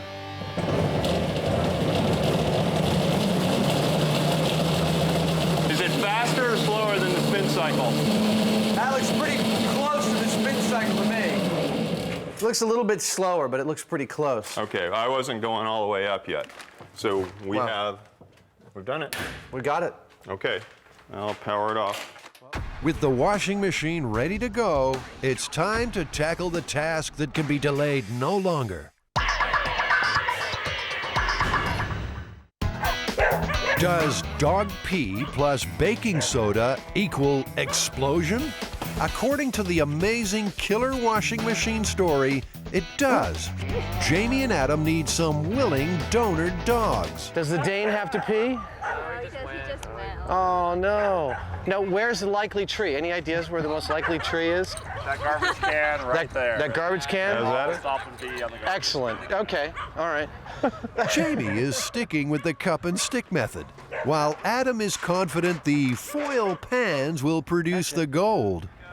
And sure enough, here's our first customer. Jamie! What? He was going to go in my pans. You messed it all up. Here, you take this camera and you go over there. Okay. You and I'll stay right here. Then a dog-loving friend of the MythBusters tries a rear guard action. Meanwhile, out on the park's perimeter, a lone wolf is on patrol. Is your dog like getting close or no? Yeah, he's not putting out.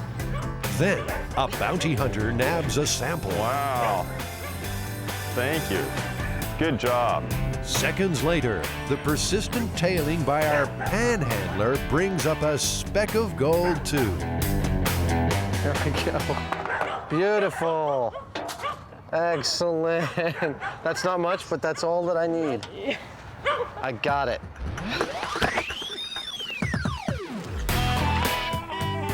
At the workshop, Buster is hauled up for another traumatic test of endurance.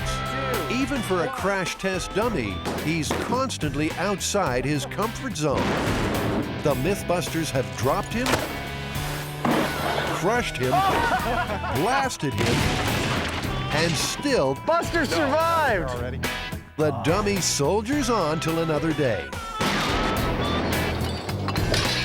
But even lifting Buster's 180-pound frame into the washing machine is causing aggravation. Grab one of his feet. Tell me what you're doing. If you followed me, it would all We got a happen really forklift quickly. here. His feet go up and in, and then we lift him up. No. No. Well, we got a forklift. You're complaining about how heavy he is. We got a forklift sitting right here. In 2 minutes, we'll be done. So he's swinging the butt all the way upside down, like this. Is the camera out of there? Yeah. Here. Now we lift him. Oh, wait. He's copping a feel. Wait. There we go. Buster. See? See? We're done. See, that was easy. Some of last season's fashions are packed around his legs. I told you no colors with the whites. All right, we got the bleach up here. All right, let's do it. Okay. I'm gonna operate it from over here at safe distance. Jamie throws the switch on the Frankenwasher.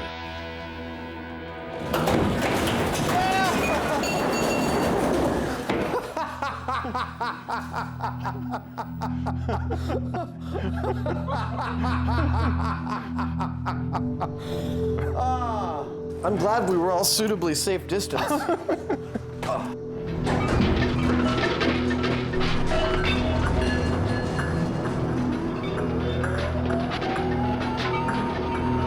That was a lot of fun. That was pretty cool. He was like a top or a Tasmanian devil. And now, for the experiment's final phase. There's the baking soda. It's dumped all over the place. I think that's exactly where a dog would pee if a dog came in and was startled by all this. Which it no doubt would be. Well, So we have our carefully collected specimens. Shall we see if this causes a small explosion?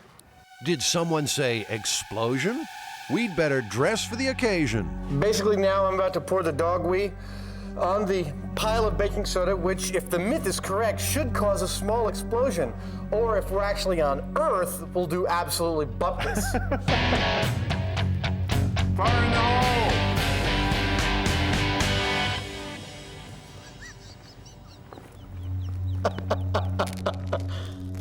Nothing happened. Get me the Jack Russell Terrier urine. That ought to do it. They're hyperloop creatures. All right, everybody behind the Lexan shield. Are you ready? Hot set! well, what do you know? Nothing happened. No explosion at all. Well, Jamie, that's actually, I think, a first for us. There's not one fact about this myth that's true. Yeah, you know, usually at least there's a tiny grain of truth somewhere in the stuff that we're dealing with. It has to start somewhere. But, you know, this one, it just isn't there. It's not practical, it's not reasonable, it doesn't make any sense. Myth decimated. One myth busted. But what about the unfinished chicken gun business? 3, 2. You'll recall that while testing which chicken hits hardest, frozen or thawed, the guys discovered that their light airplane windshields were not rated for bird strikes. As a result, all their flying chickens smashed every windshield.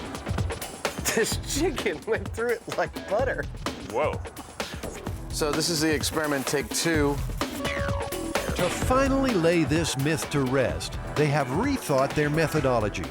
No more windshields. This is purely a moment of impact test. The chickens will be fired at a solid steel plate.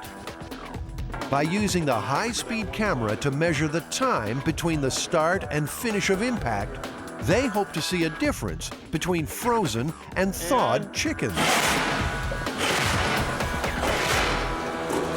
The 3 frozen chickens clocked more than 140 miles an hour.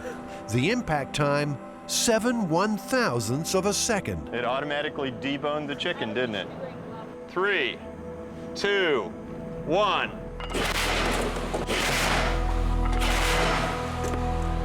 Impact times for the 3 thawed chickens showed a perfect match with the frozen poultry. 7 1/1000ths of a second. Here we go.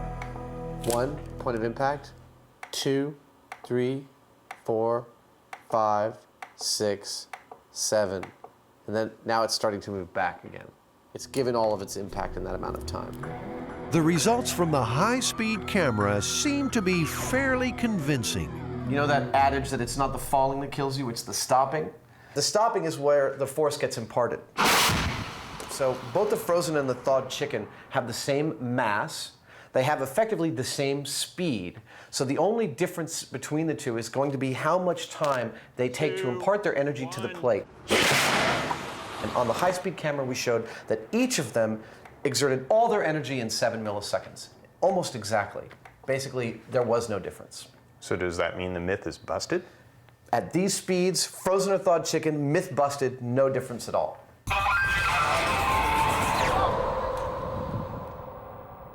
Now that we're done testing, we get to have some fun. That'd be pumpkin chunkin' kind of fun. Dude, look at this. It's what you get when the pumpkin chunkin' champion buys your pumpkin for you. It's perfect.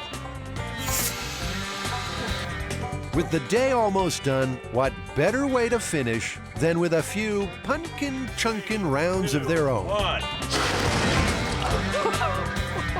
Was there anything in its way? I suspect that the pumpkin went through here. Oh, here we go. Jamie, can I ride it? 3, 2, 1.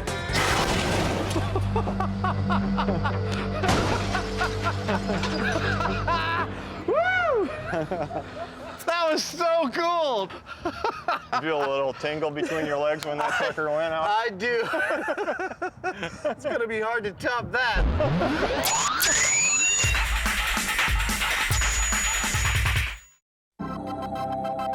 The Mythbusters are about to probe the mysteries of the deep in the aquarium at California's Monterey Bay, one of the world's largest marine sanctuaries. This odd story is one of the more enduring legends, with its origins way back in medieval times. No, really, honey, those are octopus hickeys.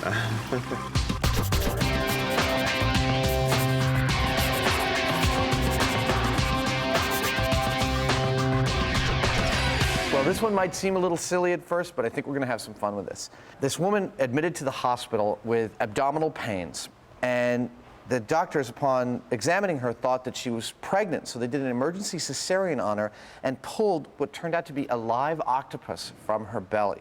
This is the myth. It seems that perhaps 6 months before, she was diving and ingested an octopus egg while diving, and it had grown to full size in her stomach. I think partially this story is playing upon young girls' fears of pregnancy and their mothers' fears that the young girls could become pregnant. I mean, it's almost the same as the story that you can get pregnant by going in the swimming pool if there happens to be sperm floating around in that pool despite the chlorine. To ground this myth in reality, Adam and Jamie consult the experts at Monterey Bay Aquarium. We have shrimp and squid. That's exactly what I had for dinner last night. Sauteed in a little butter. Yeah, exactly. Feeding the giant Pacific octopus is Julia Mariottini's job. But today, it seems Adam is on the menu. You taste different. Oh, wow. Oh, you must taste really good. Because he's really interested in you.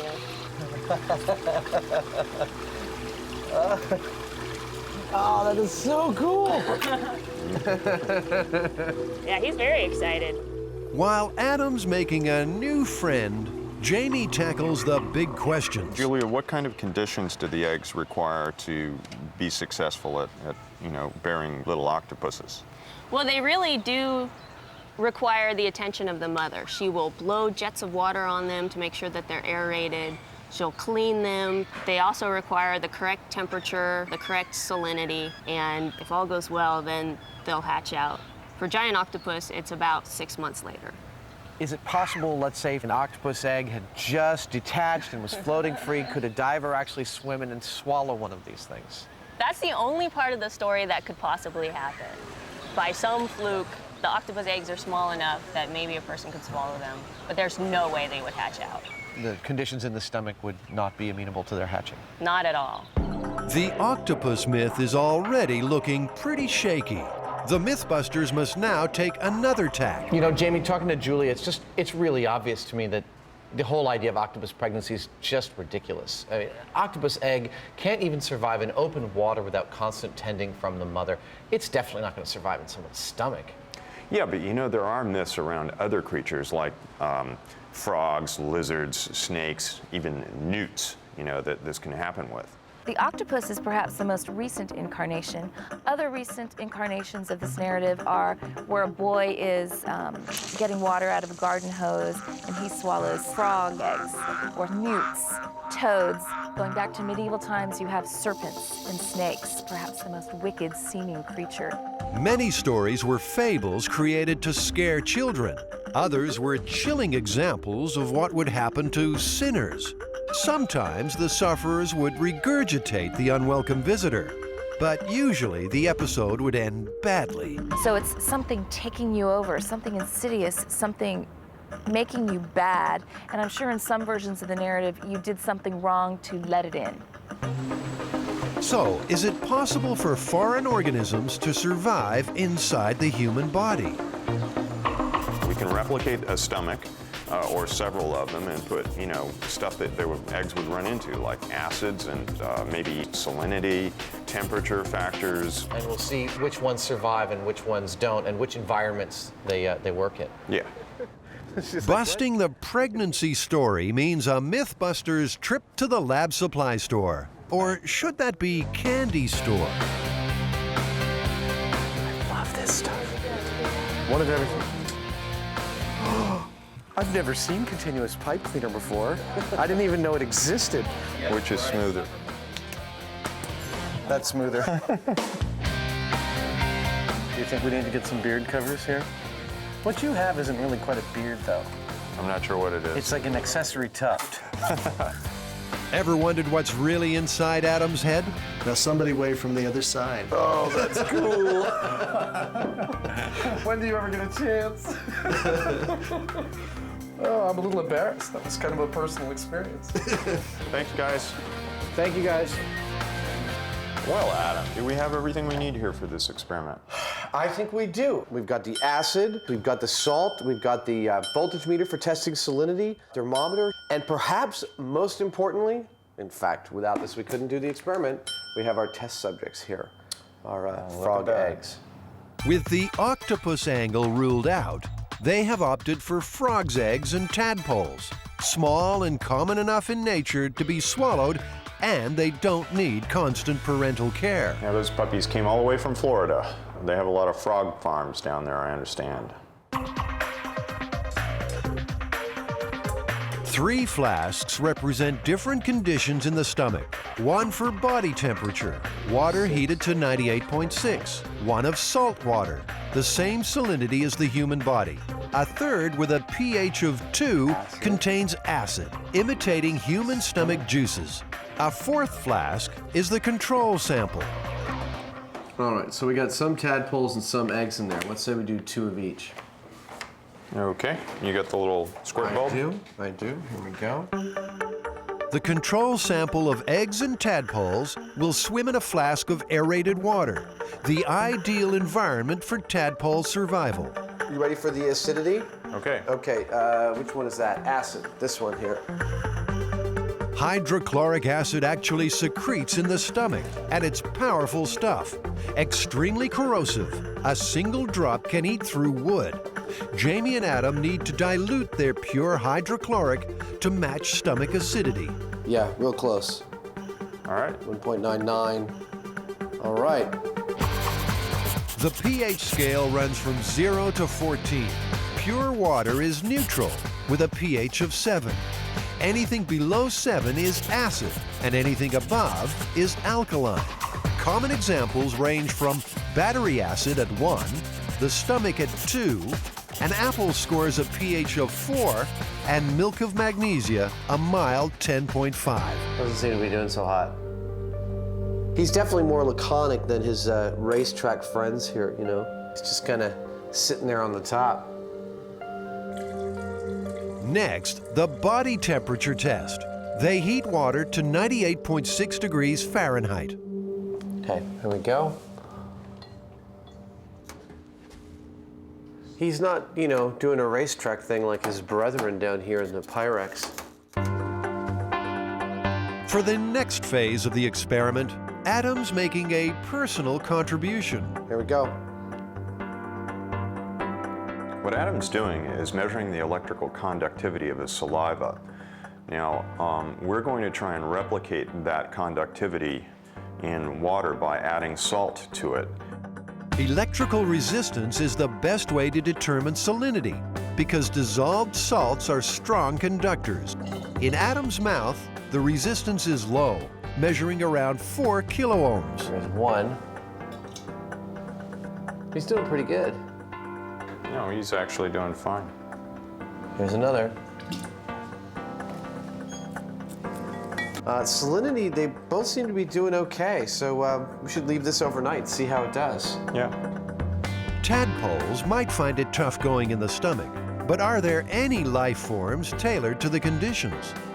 Come down here, I got some worms all set for you. If anyone knows about creatures surviving in the human stomach, it's Dr. Jim McCarroll from the University of California at San Francisco. As a professor of pathology, he's heard all the stories. Why would it not be possible for a thing like an octopus or a snake to grow and develop in your body? The acid in your stomach is there to dissolve meat and other food materials, and any type of living organism that doesn't have a way to protect itself against that is going to just wind up as digested food. So are there creatures that do have that type of protection that can make it through the acid in the stomach? Oh, most certainly. Tapeworms, for example, which are a type of parasite that you get from eating undercooked pork or beef. Also, certain types of roundworms, where in this case it's the egg of the worm that makes it through and then hatches in your intestine. And in both of those cases, the reason that they can actually make it through the gastric acid is that they're coated with a very hard shell. It's called a cuticle, and it's about as hard as your fingernail. So by having this, basically this armor on its surface, these worms can make it through the gastric acid, get into the small intestine, and basically live in paradise because they have as much food as they want to eat. In the United States, between 1900 and 1920, tapeworms were being advertised for weight loss. Each segment of the worm was sold individually with claims like no ill effects and easily swallowed. Today, worldwide, about 1 billion people are infected with parasitic worms, particularly in tropical regions. You know, with things this big and this prevalent, it's not surprising that a lot of stories probably evolved because people were seeing these things in their environment all the time, and they probably attained mythical proportions. When you look at these, the leap to an octopus doesn't seem like that great a leap. Sure, I mean, and imagine these all bunched together. You know, it would be like a Medusa head. Mm-hmm. And they'd often be passed by a child that way, so you actually would see something that looks like a Medusa head lying in the crib. That must be it. What do you think? I think no pasta for lunch. All right, Jamie, it's been 3 days. How are our frogs doing? Well, most of them are still alive. You know, the control group is great. They're happy little tadpoles swimming away in there. They look even bigger than they were a couple days ago. I believe they have grown a little bit. And the salt water seems to be fine with them. Yeah, they're you know, still going. They're doing just as well as a control group, actually. What were the killers? The real killers were the acid and the high temperature. Well, that killed them each in like 10 or 15 minutes, didn't it? Pretty much, yeah. Well, Jamie, I think we've done everything we can to show that octopus pregnancy is absolutely ridiculous. We've busted it wide open. And the octopus really liked your hand. I think I'm actually in love.